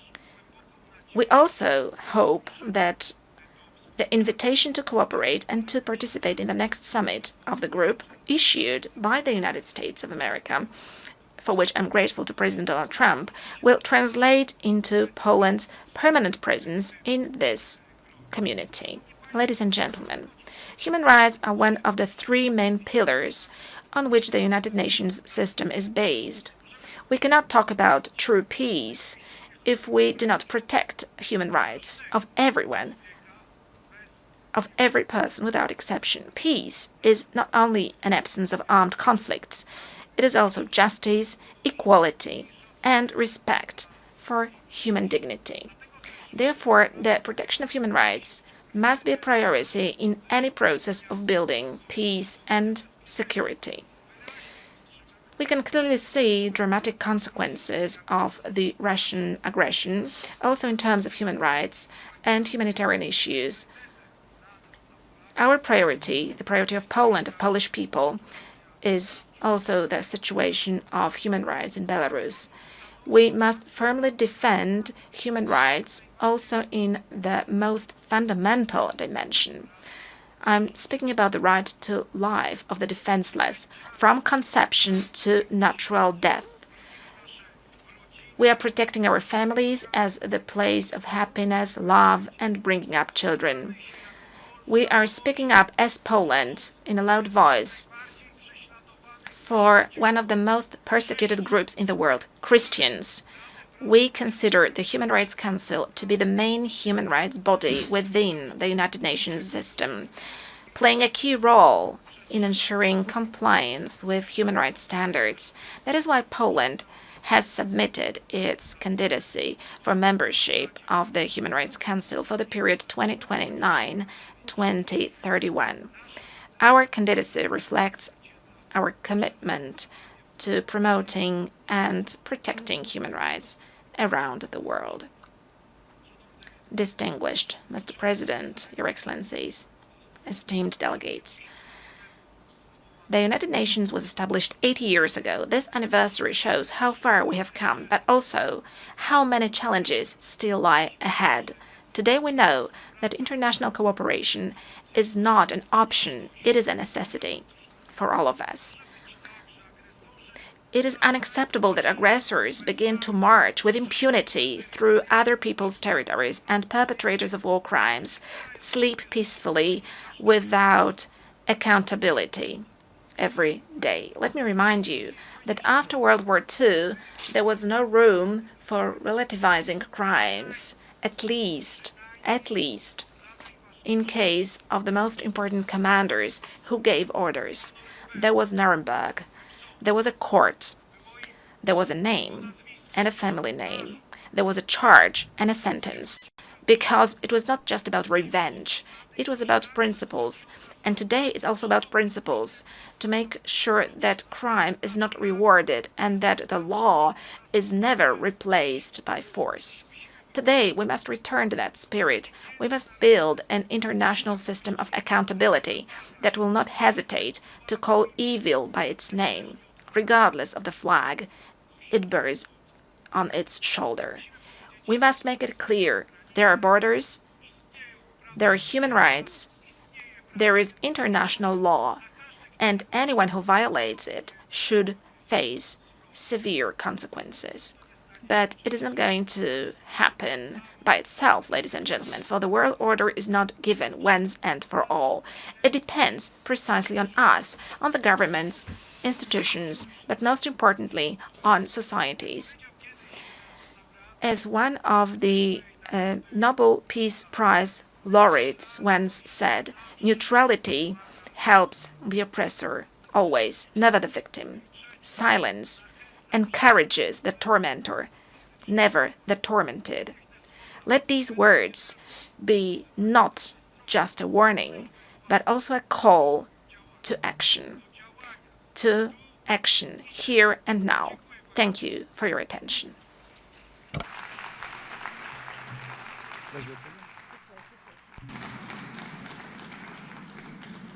On behalf of the Assembly, I wish to thank the President of the Republic of Poland.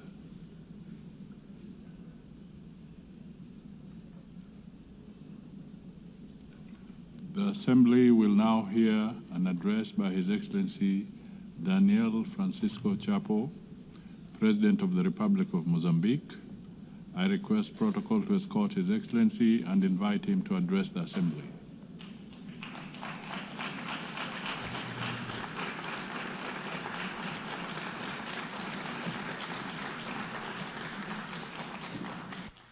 Muito obrigado.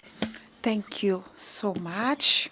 Your Excellency, Madam President of the 81st session of the United Nations General Assembly, Your Excellency, Secretary General of the United Nations, Your Excellency, heads of state and the government present here, distinguished head of delegations, ladies and gentlemen, it is for us an honor to address for the first time as the President of the Republic of Mozambique in a very important moment, both for Mozambique and for the Organization of the United Nations.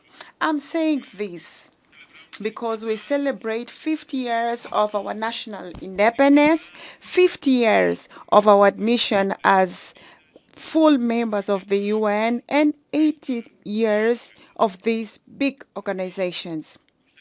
Therefore, we would like to congratulate the President, Her Excellent Madam Annalena Baerbock, for her presidency of the 80th session, as well as commend the work of the outgoing President, His Excellency Philemon Yang, that did a wonderful work. We cannot fail to pay tribute to the Secretary General of the United Nations, Engineer Antonio Guterres, for his tireless advocacy in the defense of multilateralism, for the attention to Africa's priorities, and for his vision in launching the UN 80 initiative. Today, 8 years after its creation, we are pleased to witness the progress that the United Nations has helped to achieve. the independence of the Republic of Mozambique, as well as the many African countries and other continents of this planet. This is one of just one of the evidence of this legacy of the UN. Despite multiple challenges that the UN faces, it remains firm at the forefront of the global processes, which is why we emphasize that any reform effort aimed at making it more responsive and with better capacity to address contemporary realities will only be complete when we include the reform of the Security Council of the UN. Your Excellencies, the year 2025 has tested the limit of multilateralism with the United Nations at the epicenter. We have witnessed the intensification and escalation of conflicts and growing sense in the whole world, and we also see a growing sense of impunity. The ongoing conflicts in various corners of the world and the crisis remind us that the promise to save the future generations from the scourge of war, written in the letter of 1945 Charter, remains unfulfilled. 8 years of building multilateralism institutions, safeguards, and principles that have governed global affairs are now at risk. The result is clear. Wars are multiplying, the climate crisis is worsening, debt are mounting, tariffs are rising, the disillusion is spreading, and above all, the nuclear spectra is returning. Added to these threats, we also have the economic consequence of successful crisis in the world. We are talking about the pandemic of COVID-19, the war in Europe, in the Middle East, and the wars in Africa.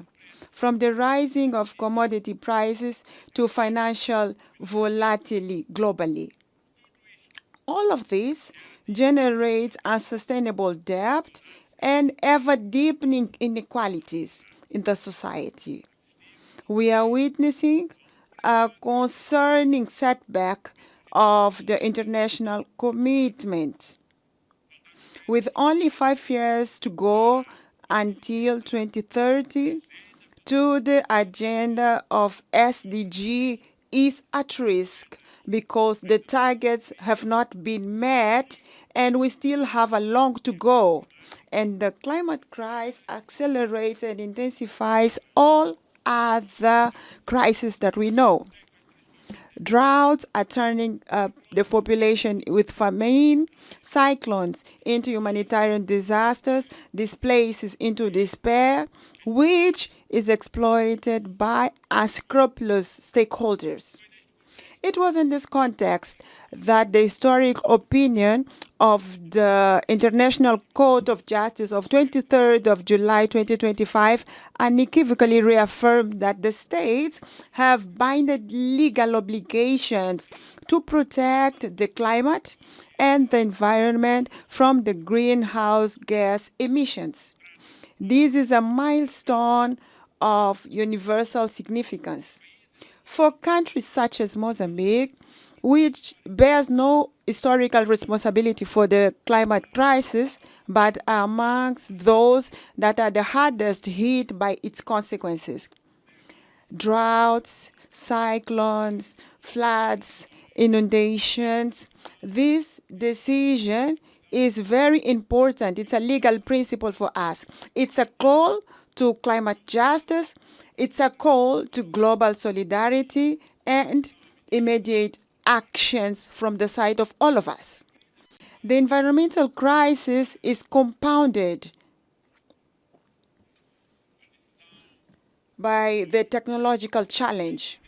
Artificial intelligence and other emerging technologies offer extraordinary opportunities, but also serious risks of exclusion, manipulation of the society, and even militarization throughout autonomous weapons. These advances pose new challenges to the defense and human dignity, justice, and labor. As long as we do not fully understand how these models work, we cannot entrust them critical tasks without robust safeguards in place. Otherwise, we are going to destroy the world. For that reason, Mozambique advocates a technological and climate diplomacy capable of regulating risk and democratizing benefits through genuine transfer and sharing of knowledge, of technology, so that the science and technology are not factors of exclusion, but rather instruments of climate justice and inclusive development in the world. Faced with these interconnected challenges, our continent, Africa, can and must play an active role in defining international rules and standards, formulating principles and scientific ethics, and determining research priorities, ensuring that technology innovation is always at the service of the humanity and not at the service of destruction of the humanity. In face of this crisis, the isolation is not the answer. Constructive dialogue and strengthening of multilateralism are.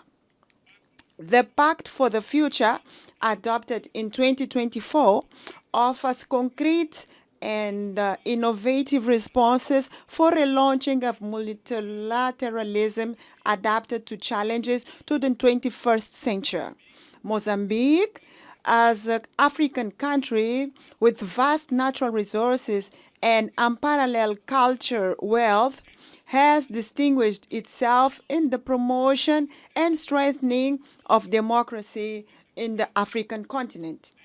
Since we moved forward with political pluralism, we've been working tirelessly to consolidate the foundation of a robust democratic system, holding regular and transparent elections that reflect the will of people and ensure that every Mozambican citizen has the voice and a say in the decisions that shape the future of our nation in Mozambique. Indeed, our presence in this podium is a result of a free and a transparent process of the Mozambican people from Rovuma to Maputo, from Zumbo to Indico, and in the diaspora. We have historically had an ongoing commitment to dialogue and building bridges between different political and social actors.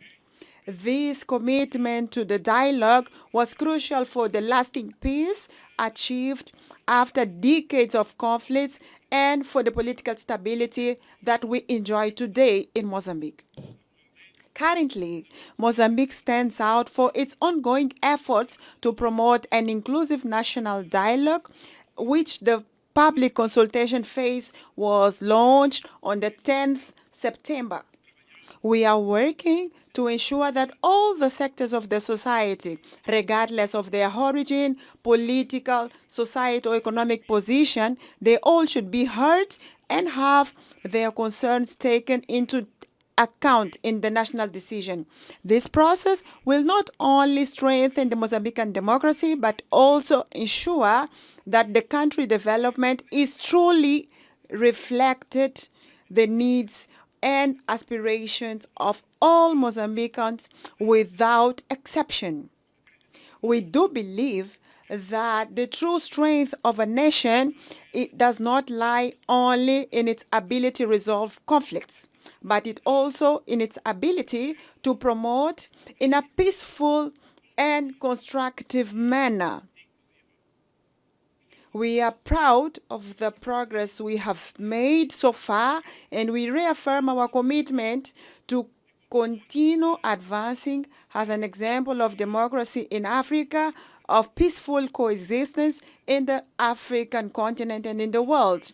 We are proud to have promoted during our term the Security Council, where we were non-permanent members, the presidential statement on Africa about the role of Africa in global affairs, as well as to have contributed for the historic resolution 17/19/2023, which paved the way for the predictable and sustainable financing of the operations of support to peace in African Union through United Nation treasure. This milestone confirmed that Africa is not only a beneficiary of multilateral order, but also an indispensable actor in the reforms and revitalization.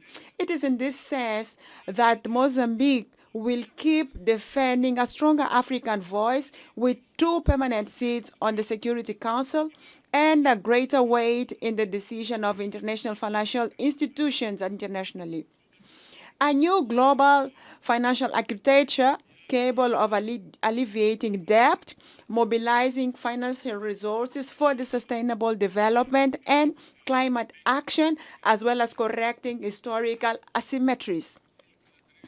An inclusive multilateralism which preserves intergovernmental character of the UN without allowing that this organization can become an assembly of shareholders dominated by the richest.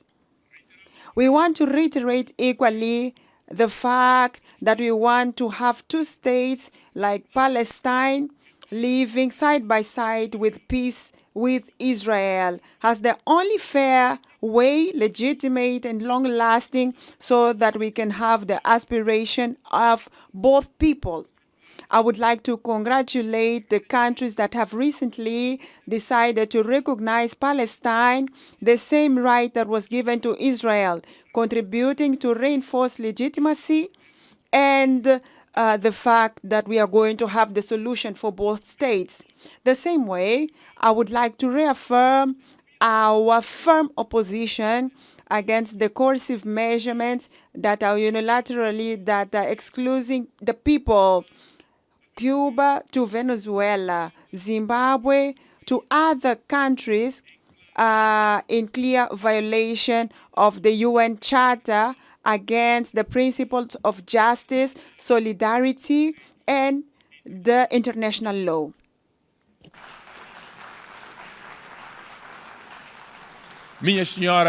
Ladies and gentlemen, the topic chosen for this session is like it's better to be together. 8 years and counting for peace, development of human rights could not be more timely.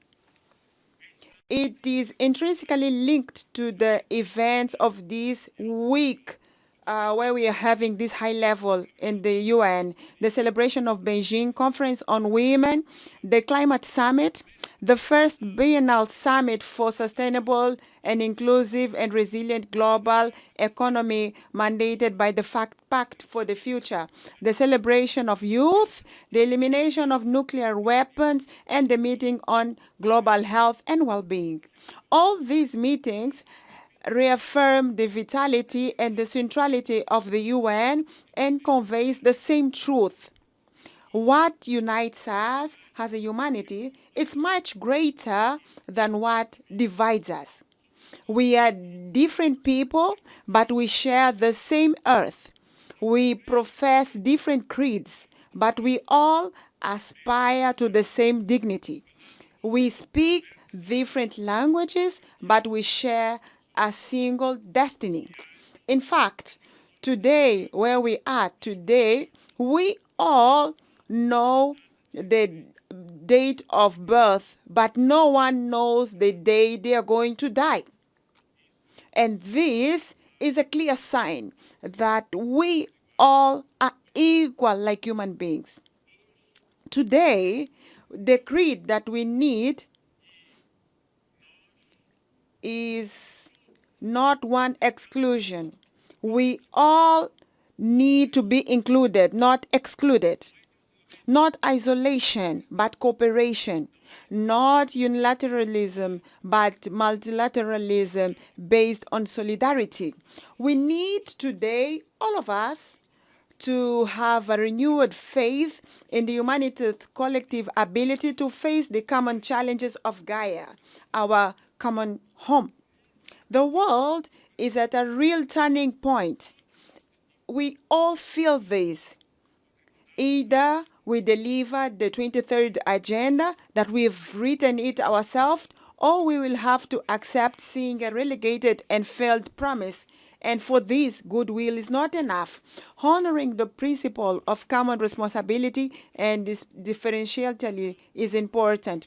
We need resources on a scale. We need to work in a smarter way to align mandate with national priorities for each of us, to invest in data, technology, institutional capacity, and most of all, ensure that Africa has a full seat at the table where decisions are taken for its future. The message of Mozambique is very clear. We want partnerships based on mutual respect and shared value. To paraphrase the late President Samora Moises Machel, the president of the Popular Republic of Mozambique at the time, today Republic of Mozambique, international solidarity is not an act of charity. It is an act of unity amongst allies. The 80th anniversary of the UN invites all of us to renew our spirit of solidarity, international solidarity, and human solidarity. The challenges before us are enormous, but we are indeed better together, as the topic of the UN says. And if it is true that each generation inherits the world from the previous one, it is also true that each generation has the duty of leaving a better world for the next generation. This is the guidance principle of the Agenda 2030. It is the spirit of the Pact of the Future, and it is the reason why we have this organization, the United Nations, to transform the hope of the people in the world into actions, solidarity into concrete results for the people, so that we may have the courage, all of us in the planet, to reform with wisdom, learn from our mistakes, and the determination to offer peace, development, and human rights to everyone, all human beings in the planet. To conclude, I would like to say that Mozambique counts on the UN, and the UN can count on Mozambique. Thank you so much, everyone, and wish you success. Thank you. On behalf of the Assembly, I wish to thank the President of the Republic of Mozambique.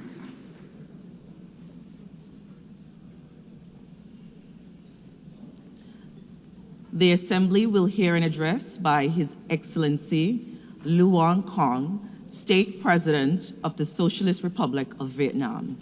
I request protocol to escort His Excellency and invite him to address the Assembly.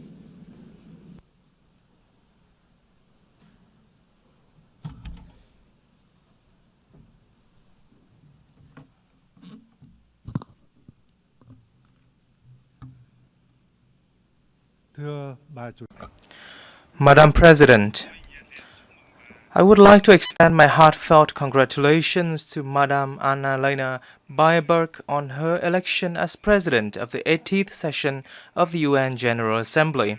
I am fully confident that with her experience and able leadership, this session will be a great success.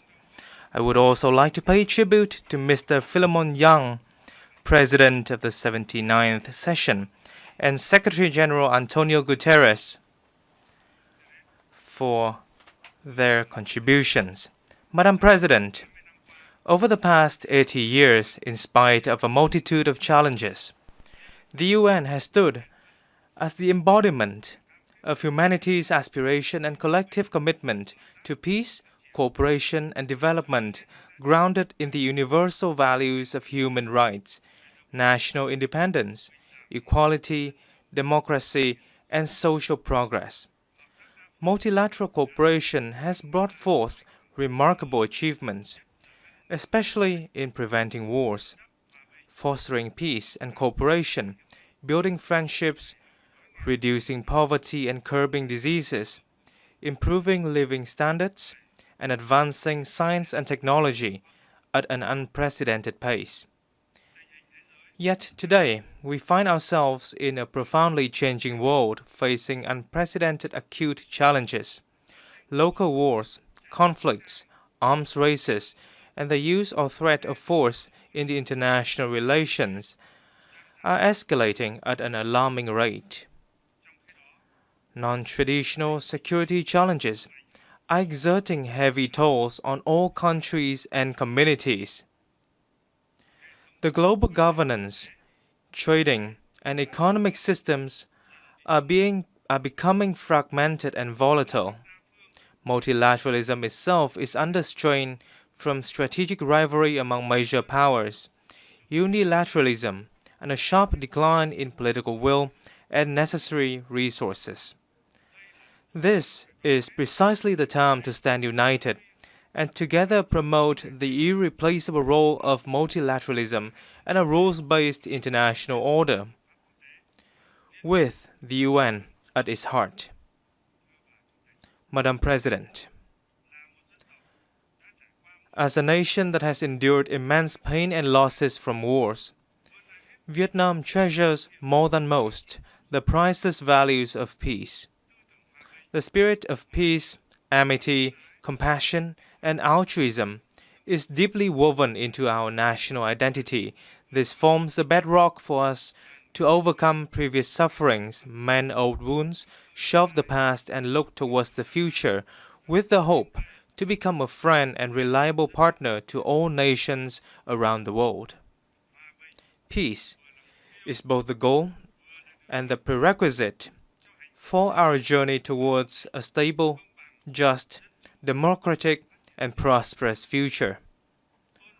Honoring the value of peace and driving robust transformation for a sustainable future is the sincere message that Vietnam wishes to share with the international community on the occasion of the UN's 80th anniversary.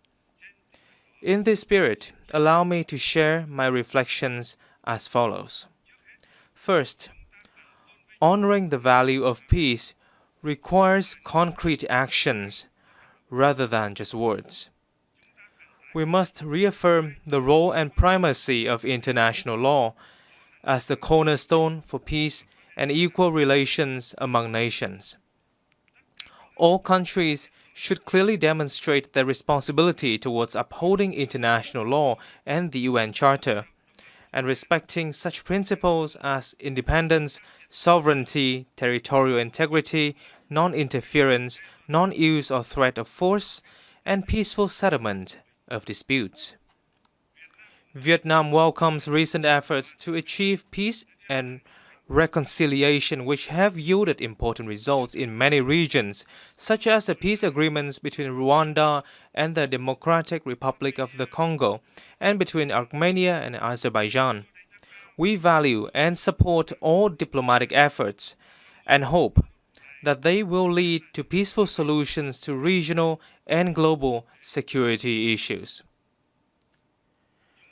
We must nurture and practice a culture of peace by building trust, enhancing international cooperation and solidarity, promoting dialogue, listening and understanding, respecting differences, and cultivating friendship among nations. On this occasion, Vietnam calls for ceasefires and an end to all acts of violence, protection of civilians, and facilitation of humanitarian access in conflict zones. Vietnam welcomes the recent recognition of the State of Palestine by more countries and urges the international community to act swiftly to end the humanitarian crisis faced by the Palestinian people. We also reaffirm our solidarity with the state and people of Cuba and call upon the United States to lift its embargoes against Cuba and remove Cuba from the list of state sponsors of terrorism. We must further promote the role of regional organizations in promoting peace, cooperation, and development. International efforts for peace and development will be truly effective when driven by regional organizations in line with the particularities of each region and countries. As an active ASEAN member state, Vietnam is proud of ASEAN's growing strength and its centrality in the Asia-Pacific's security and development architecture. Most recently, ASEAN contributed to the ceasefire agreement between Cambodia and Thailand, and we are committed to upholding ASEAN's core values of solidarity, consensus, and unity in diversity, building a resilient, inclusive, and sustainable ASEAN community, and effectively implementing the 5-point consensus on Myanmar. We shall also strive to maintain peace, stability, security, safety, and freedom of navigation in the South China Sea in accordance with international law, particularly the UNCLOS 1982, while fully implementing the Declaration on the Conduct of Parties and working to finalize the Code of Conduct in the area. Second, in a world at a historic crossroads, we must transform boldly to shape a sustainable future. Global governance institutions, particularly the UN and international monetary and financial bodies, must undergo vigorous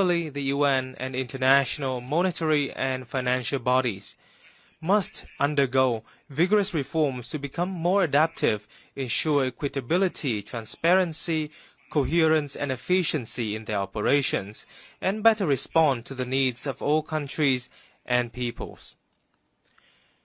Vietnam welcomes and supports efforts to reform the UN, including the UNAT initiative, to build an UN 2.0 that is leaner, more coherent, effective, and efficient. This initiative must follow a holistic and integrated approach being driven by member states. Vietnam stands ready to share its experience in successfully implementing the Delivering as One initiative of UN organizations in the country. We must build sustainable development models based on digital transformation and green transition, two mutually reinforcing drivers that can spark a sweeping revolution. As they stand for convergence of scientific and technological advancements and environmental sustainability. To optimize this dual transformation, countries must formulate relevant master plans, invest strongly in R&D, train high-quality human resources, and develop green technology infrastructure. Furthermore, it is of great importance to advance international cooperation on technology transfer and mobilization of green finance to ensure that no one is left behind. Developed countries must take responsibility in sharing and transferring technology to developing and underdeveloped countries. In this digital era, societies are undergoing transformation of an unprecedented pace, scope, and depth, accompanied by rising challenges such as poverty, inequality, unemployment, and a crisis of information and trust. We must ensure that social transformation remains a human-centered process, with focus on such priorities as comprehensively eradicating poverty, providing full and decent employment, and ensuring social justice and inclusion. Vietnam hopes that the Second World Summit for Social Development this November will deliver important outcomes and add momentum to the implementation of the 2030 Agenda for sustainable development. Madam President, from the ruins of wars, once poor, outdated, and isolated, Vietnam has made historic progress. We now enjoy diplomatic relations with 194 countries, strategic and comprehensive partnerships with 38 nations, and membership in over 70 international organizations. Vietnam is now among the world's 32 largest economies and top 20 trading nations. The lives of over 100 million Vietnamese citizens have vastly improved, with a sharp drop in multidimensional poverty rate. We have met the Millennium Development Goals ahead of schedule and are striving to fulfill international commitments and are on course toward 2 strategic centennial goals: becoming a modern, industrialized, upper-middle-income developing country by 2030 and a developed high-income nation by 2045. On behalf of the state and people of Vietnam, I express heartfelt gratitude to the UN and its agencies, member states, and partners who have been working with us and supported us on this journey of development. Guided by the spirit of self-reliance, resilience, and solidarity for the common cause, Vietnam pursues an independent, self-reliant foreign policy for peace, cooperation, and development, while diversifying and multilateralizing our external relations, and strive to further expand and deepen our international integration in a more proactive manner, with a strong commitment to being a friend, a reliable partner, and a responsible member of the international community. Vietnam will continue to make every effort and stand with all nations to shoulder our shared responsibilities, overcome challenges, and foster transformative changes to build a world of peace, stability, prosperity, and sustainability, delivering happiness and well-being to all. Vietnam is actively preparing to assume the presidency of the 11th Review Conference of the Treaty on the Non-Proliferation of Nuclear Weapons in 2026, and we look forward to the valuable support of member states for our candidacies to the UN Human Rights Council for the 2026-2028 term, and to the International Tribunal for the Law of the Sea for the 2026-2035 term. We particularly look forward to welcoming you all to Hanoi on the 25th of October for the signing ceremony of the UN Convention against Cybercrime. I thank you.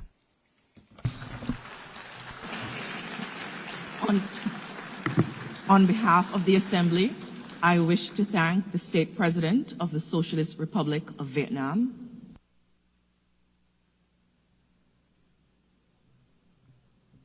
the Assembly will hear an address by His Excellency Juan Manuel Gonzalez Lourenço, President of the Republic of Angola. I request protocol to escort His Excellency and invite him to address the Assembly.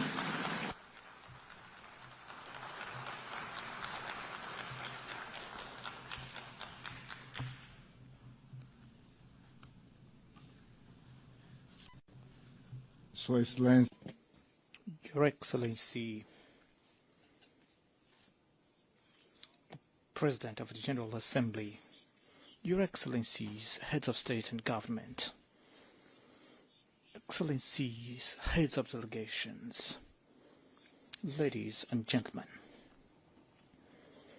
I stand before Your Excellencies in my capacity as President of the Republic of Angola and current chairperson of the African Union to speak about my country, to share our perspective on the evolution of the events unfolding in this increasingly troubled world, and to discuss matters concerning Africa, a continent that mobilizes our energies and efforts as we seek solutions to finally awake it once for all towards development. Allow me to extend my congratulations to Her Excellency Annalena Baerbock on her election to the distinguished office of the President of the United Nations General Assembly, convinced that her experience and the knowledge she has accumulated through the various functions she has performed with great mastery will ensure the success of the work she has taken on since the beginning of this month of September.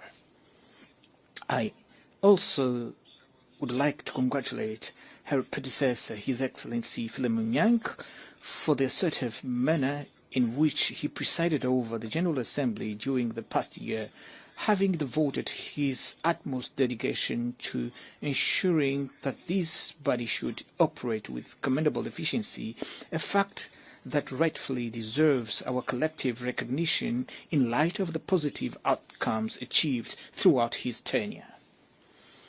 I cannot fail to acknowledge His Excellency Antonio Guterres, Secretary General of the United Nations, for the role that he has so ably played with a profound sense of commitment underpinned by his admirable qualities as a man of dialogue and peace amid prevailing geopolitical complexities.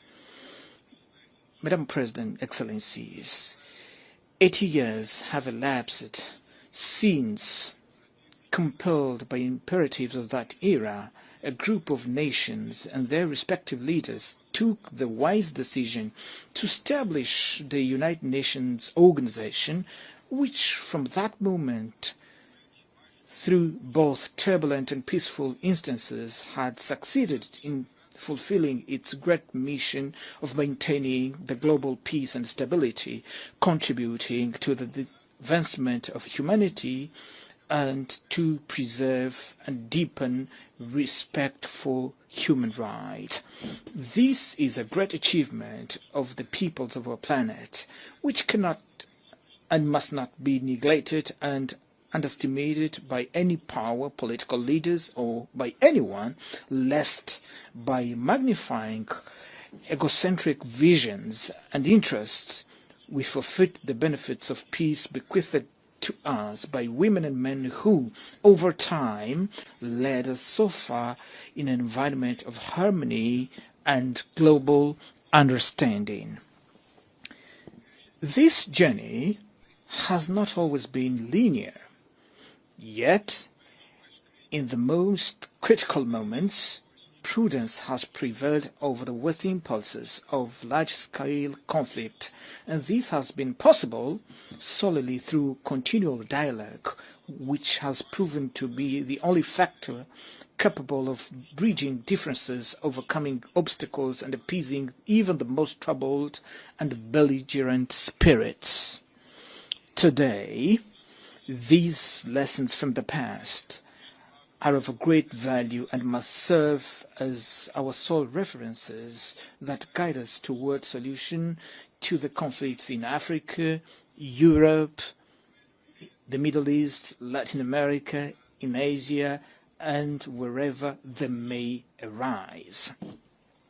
Under the context of uncertainty in which we celebrate the 80th anniversary of the United Nations, the theme, Better Together, 80 years and beyond for peace, development, and human rights, holds a significance that compels us to reflect upon the profound meaning of the appeal by Her Excellency the President of the General Assembly for the renewal of multilateralism and solidarity in action within a framework of collective and complementary undertakings by a more agile, effective and responsible UN as envisaged in the roadmap of the Secretary General's Initiative 80.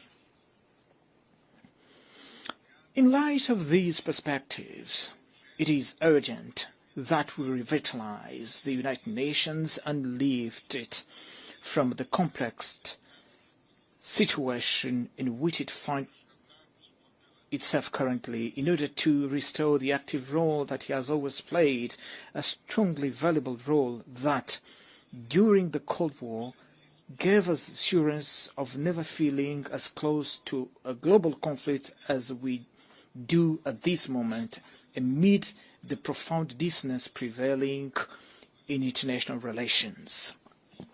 The main world powers appear to be turning their backs on one another, distancing themselves from even the most basic points of convergence that would allow them to remain committed to, above all, to the dialogue and concerted action.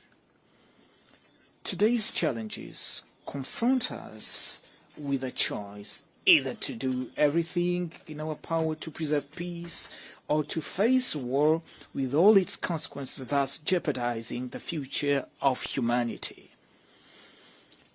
Those world powers that in the past played a crucial role in the liberation of Europe and its people from the clutches of Nazism and fascism, as well as in the liberation of Africa and its people from the apartheid regime in South Africa, cannot today act differently by aggressing other countries, invading and annexing foreign territories, nor by financing or organizing upheavals that could cause the overthrow of legitimate governments as we currently witness in our own continent.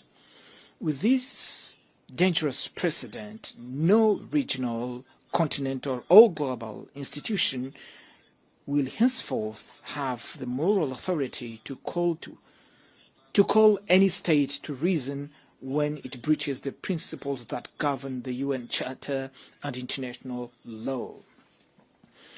We Africans, from countries that endured centuries of colonization, perhaps understand better than anyone else the importance of peace, for we have had to face daily struggles to provide our people with food, clean water, health care, education and other fundamental necessities. This experience engenders heightened sensitivity to the harmful impact that insecurity and instability have on the attainment of our goals and developmental projects. This reality is further exacerbated by numerous conflicts and wars afflicting countries and regions across the globe, from which we had hoped to find cooperation and fruitful exchanges, so that together we might overcome our difficulties and contribute with our immense resources and capabilities to global prosperity. It is upon this foundation that the Republic of Angola has sought to make an earnest and genuine contribution to resolving the conflict in the Sahel region, in Sudan, and in Eastern Democratic Republic of the Congo, regarding which our efforts established a negotiation framework with peace solution that regrettably did not come to fruition in December 2024 as anticipated, but nonetheless remains a valid platform for further efforts being undertaken with the aim of bringing a definitive end to that conflict. Madam President, Excellencies, that conflict and so many others that we recall are to a large extent the result of passivity of the United Nations member states, who have often revealed themselves to be ineffective in the face of invasion of third-party territories and interference in internal affairs of sovereign countries that occurred over the recent years, and have not provoked a firm, resolute and assertive reaction therefore have become fait accompli that lie at the very center of the major tensions that the world is currently experiencing. The consequences of these are very evident before our eyes in the Middle East, where the systematic failure to comply with the relevant UN Security Council resolution regarding the creation of the State of Palestine has perpetuated a conflict that worsens with each day passing and appears to have no end in sight in face of this disproportionate and violent response and retaliation by Israel, which, while having a right to exist as a state and to demand the release of those still held hostage from the tragic events of October 7th, must not, however, be allowed to pursue in Palestine, and particularly in the Gaza Strip, a policy of extermination of a whole people. The Palestinian people, who must not be conflated with Hamas, for there is no peoples and certainly no children who are terrorists, has precisely the same right to an independent sovereign state where they may assert their culture, safeguard for their future and provide predictable and secure prospects for their youth. The concerns surrounding that conflict grow ever more severely in the face of silence, hesitations and timid response of the international community, which seems to legitimize the expansion of war to other countries in the region, inexorably corroding the authority of the United Nations. There is nothing more serious than the exclusion of the delegation of Palestine from this forum, where it should rightly have the opportunity to make its voice heard as member state in accordance with the terms of the host agreement. The failure to guarantee the presence of the President of the Palestinian Authority at this General Assembly sends a profoundly negative signal as it encourages the continuation of genocide we all are witnessing helplessly and with impunity, which delays the resolution of the issue and complicates the efforts that have been made to bring an end to that intricate conflict. We strongly condemn this unilateral position, which is contrary to the principles that govern the United Nations, even as we urge unconditional lifting of the unjust and prolonged embargo against Cuba, which has dire consequences for the economy and the living conditions of the Cuban people, who struggle daily to withstand a punishment rejected by the international community as a whole. Cuba, which played an important role in the struggle of African peoples, leading to the overthrow of the racist and inhuman apartheid regime in South Africa, and by virtue of this was a signatory to the New York Peace Accord of December 22nd, 1988, which brought freedom to the South African people and led to the independence of Namibia, cannot be arbitrarily and unilaterally considered a state sponsor of terrorism in light of the relevant United Nations resolutions. This model of conduct by a small group of countries, which does not conform to the even minimum acceptable standards of global coexistence, is at the root of the unilateral and subjective sanctions imposed also on Zimbabwe and Venezuela, measures that produce no other results other than the suffering of population who, in an act of great patriotism, ultimately unite themselves in the defense of their nations. Madam President, Excellencies, the authority of this organization, whose foundation is the UN Charter and international law, must be urgently restored without narratives that highlight a logic of double standards, so that just solutions may be sought for the war in Ukraine, or so that solutions proposed by the meeting held in Alaska may be reinforced.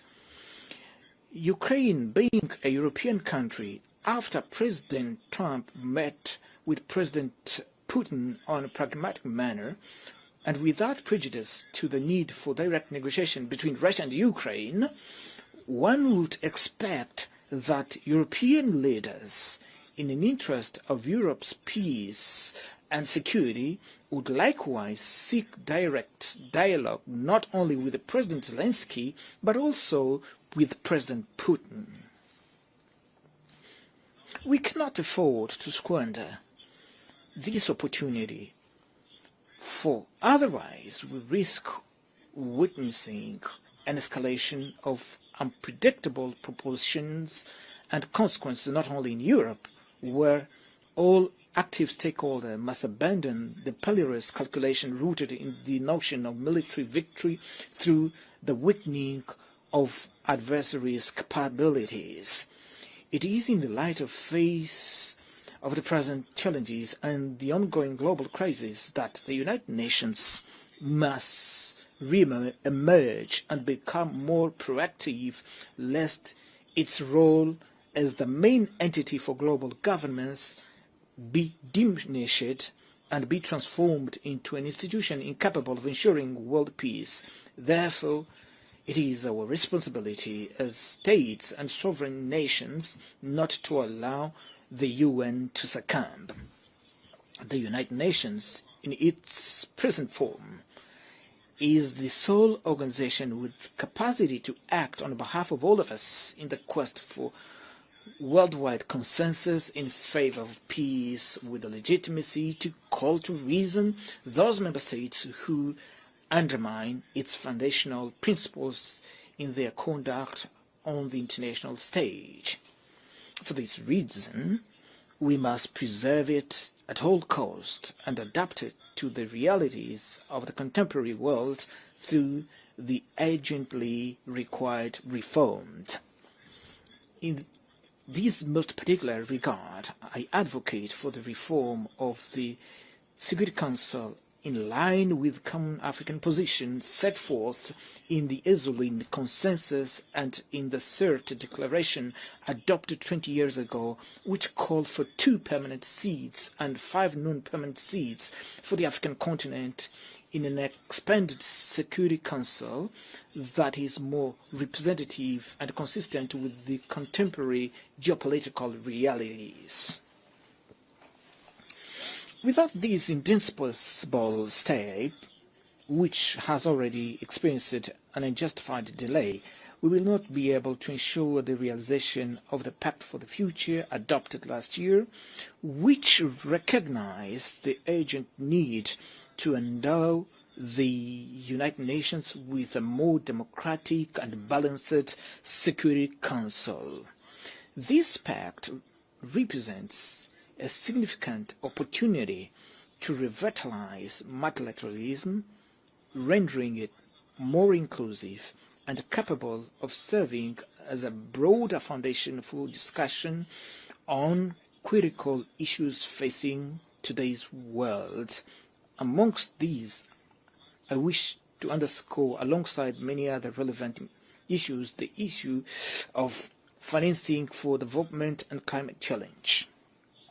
With regard to matters concerning support for development, there remains much to be discussed, but also it's appropriate to recognize the recent progress achieved with the adoption of the Seville commitment reached at the 4th Conference on Financing for Development, which advocates the urgent reform of international financial institutions so as to render them more representative, inclusive, and equipped to address the pressing needs of the developing countries, especially those of Africa.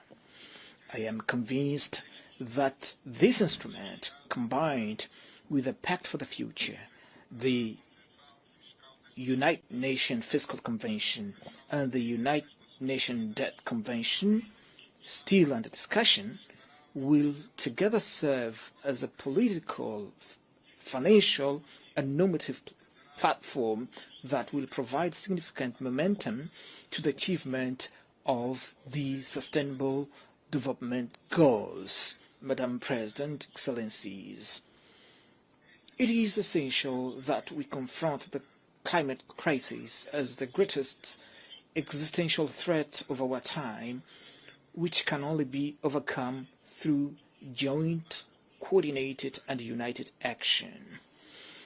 In view of the ongoing increase of global warming and the increasingly violent, frequent natural disasters, it has become imperative that the nations which derived the greatest benefits from industrial and economic development in the past fully assume today their historical responsibility, ensuring, as an act of climate justice, adequate financing, technology transfer and support for adaptation and mitigation for the developing countries. The countries with only residual share in greenhouse gas emissions are those that disproportionately and virtually alone face the impact of climate change, global warming, and their devastating effects on agriculture, food security, and public health. In view of such evidence and the responsibilities arising therefrom, Angola remains steadfastly committed to the Paris Agreement and to the implementing adaptation and mitigation measures in an alignment with the United Nations 2030 Agenda and the African Union 2063 Agenda, which enshrine the consensus concerning the mobilization of predictable, affordable climate financing intended to ensure a just energy transition capable of protecting the most vulnerable communities. This cross-cutting theme, which demands increasingly heightened sense of responsibility both within the scope of public agendas and among major industrial corporations, will receive due attention at the forthcoming COP30 climate summit to be held shortly in Brazil, which for the second time hosts an event of this magnitude, a testament to the country's commitment and engagement with environmental issues. In 1992, in Rio de Janeiro, the United Nations Framework Convention on Climate Change was inaugurated, a paradigm that has proven greatly beneficial for the increasingly profound discussion that endured to this day and which will assuredly, at the forthcoming conference, enable us all to take another step forward on this long journey that we must undertake to achieve the major climate goals aspired by humanity. Excellencies, 80 years after the founding of the United Nations and following the end of the Cold War, our expectation was that we would be living in a world without present uncertainties, not as perilous as that which we now witness. Until 1991, we lived in a context marked by sharp division between two ideologically opposed blocs, which nevertheless offered a more predictable framework and was less susceptible to drifting into large-scale confrontation. This flashback should not lead us to the conclusion that the global stability is only possible within a framework of rigid divisions of any kind. Rather, it should inspire us to build a system based on balanced interest and shared concern on matters pertaining to global security that fosters complementarity and all forms of convergence within an environment of multilateralism which remains the sole pathway capable of preserving as from a true catastrophe. With these few words, I thank you for your kind attention.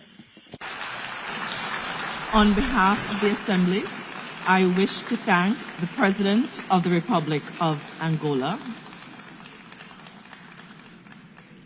The Assembly will hear an address by His Excellency Joseph Nauma Boakai, President of the Republic of Liberia.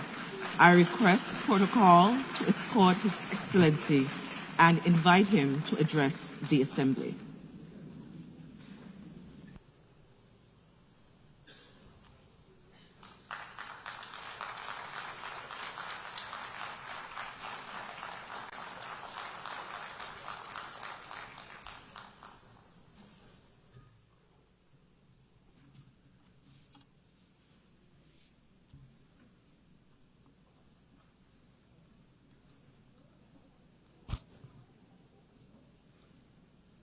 Madam President,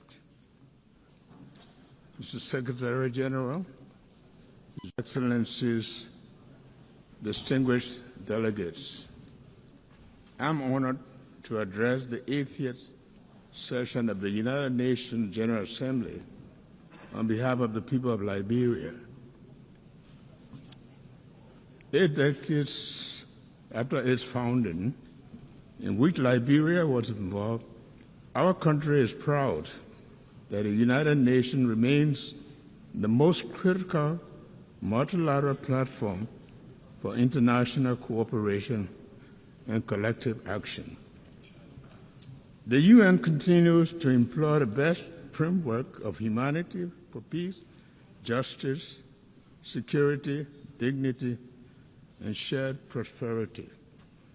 Madam President, please accept the congratulations from the delegation to Liberia on your assumption of the esteemed office of President of the 80th session of the General Assembly.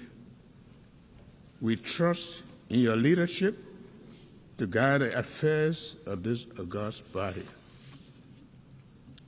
We also extend our commendation to your predecessor for his stewardship on the 79th session, and I am grateful to the Secretary General for his leadership. Excellencies, distinguished delegates, please accept the gratitude of the Liberian government and the people for the overwhelming trust demonstrated by the General Assembly members in electing Liberia to serve on the non-permanent seat of the United Nations Security Council for the 2026-2027 term. This marks Liberia's first full term on the UN Security Council, 80 years after the country signed the charter in Herbst Theater Auditorium in San Francisco. While the nameplate during this 2-year term will read Liberia, the seat, however, belongs to Africa. We are committed to ensuring that Liberia's contribution to the Security Council's discussions and the decisions are shaped by hard-earned experiences in conflict resolution, as well as our successes in peace-building, democratic reform, political transition, and governance. Additionally, the collective experience of the continent will be taken into consideration. Liberia looks forward to advocating for Africa's fair representation on the UN Security Council, which can only be achieved through permanent representation as a key part of the UN Security Council reform agenda. Excellencies, when the UN was founded in 1945, nations came together in the belief that peace could only be secured through cooperation. After 2 world wars, it became a widely held conviction that nations are stronger when united than when divided. 80 years later, That conviction is being tested like never before. From wars and displacement to terrorism, threats to technological advances, climate change, and widening inequalities, today our world faces challenges that no country can solve alone. At the same time, and paradoxically, when the world needs to strengthen multilateralism, its credibility and efficacy are being questioned. As one of the 4 African countries to sign the Charter of the United Nations, Liberia feels morally obligated to call for renewal rather than reversal of multilateralism. Reversal of multilateralism is not an option for a just and peaceful world. We call for greater inclusion, effectiveness, and respect for international law, recognizing that the credibility of the United Nations depends on our ability to act together in the service of humanity, rather than apart in the pursuit of narrow interests. Madam President, wars in Europe, Middle East, and Africa remind us that peace is often fragile and must be constantly defended. Therefore, as in 1945, Liberia once again reaffirms its commitment to the dialogue, diplomacy, and the peaceful resolution of disputes. In this spirit, Liberia supports all credible mediation efforts aimed at resolving conflict between Russia and Ukraine, as well as Israel-Palestinian conflict. Liberia stands on a common African position for the realization of the two-state solution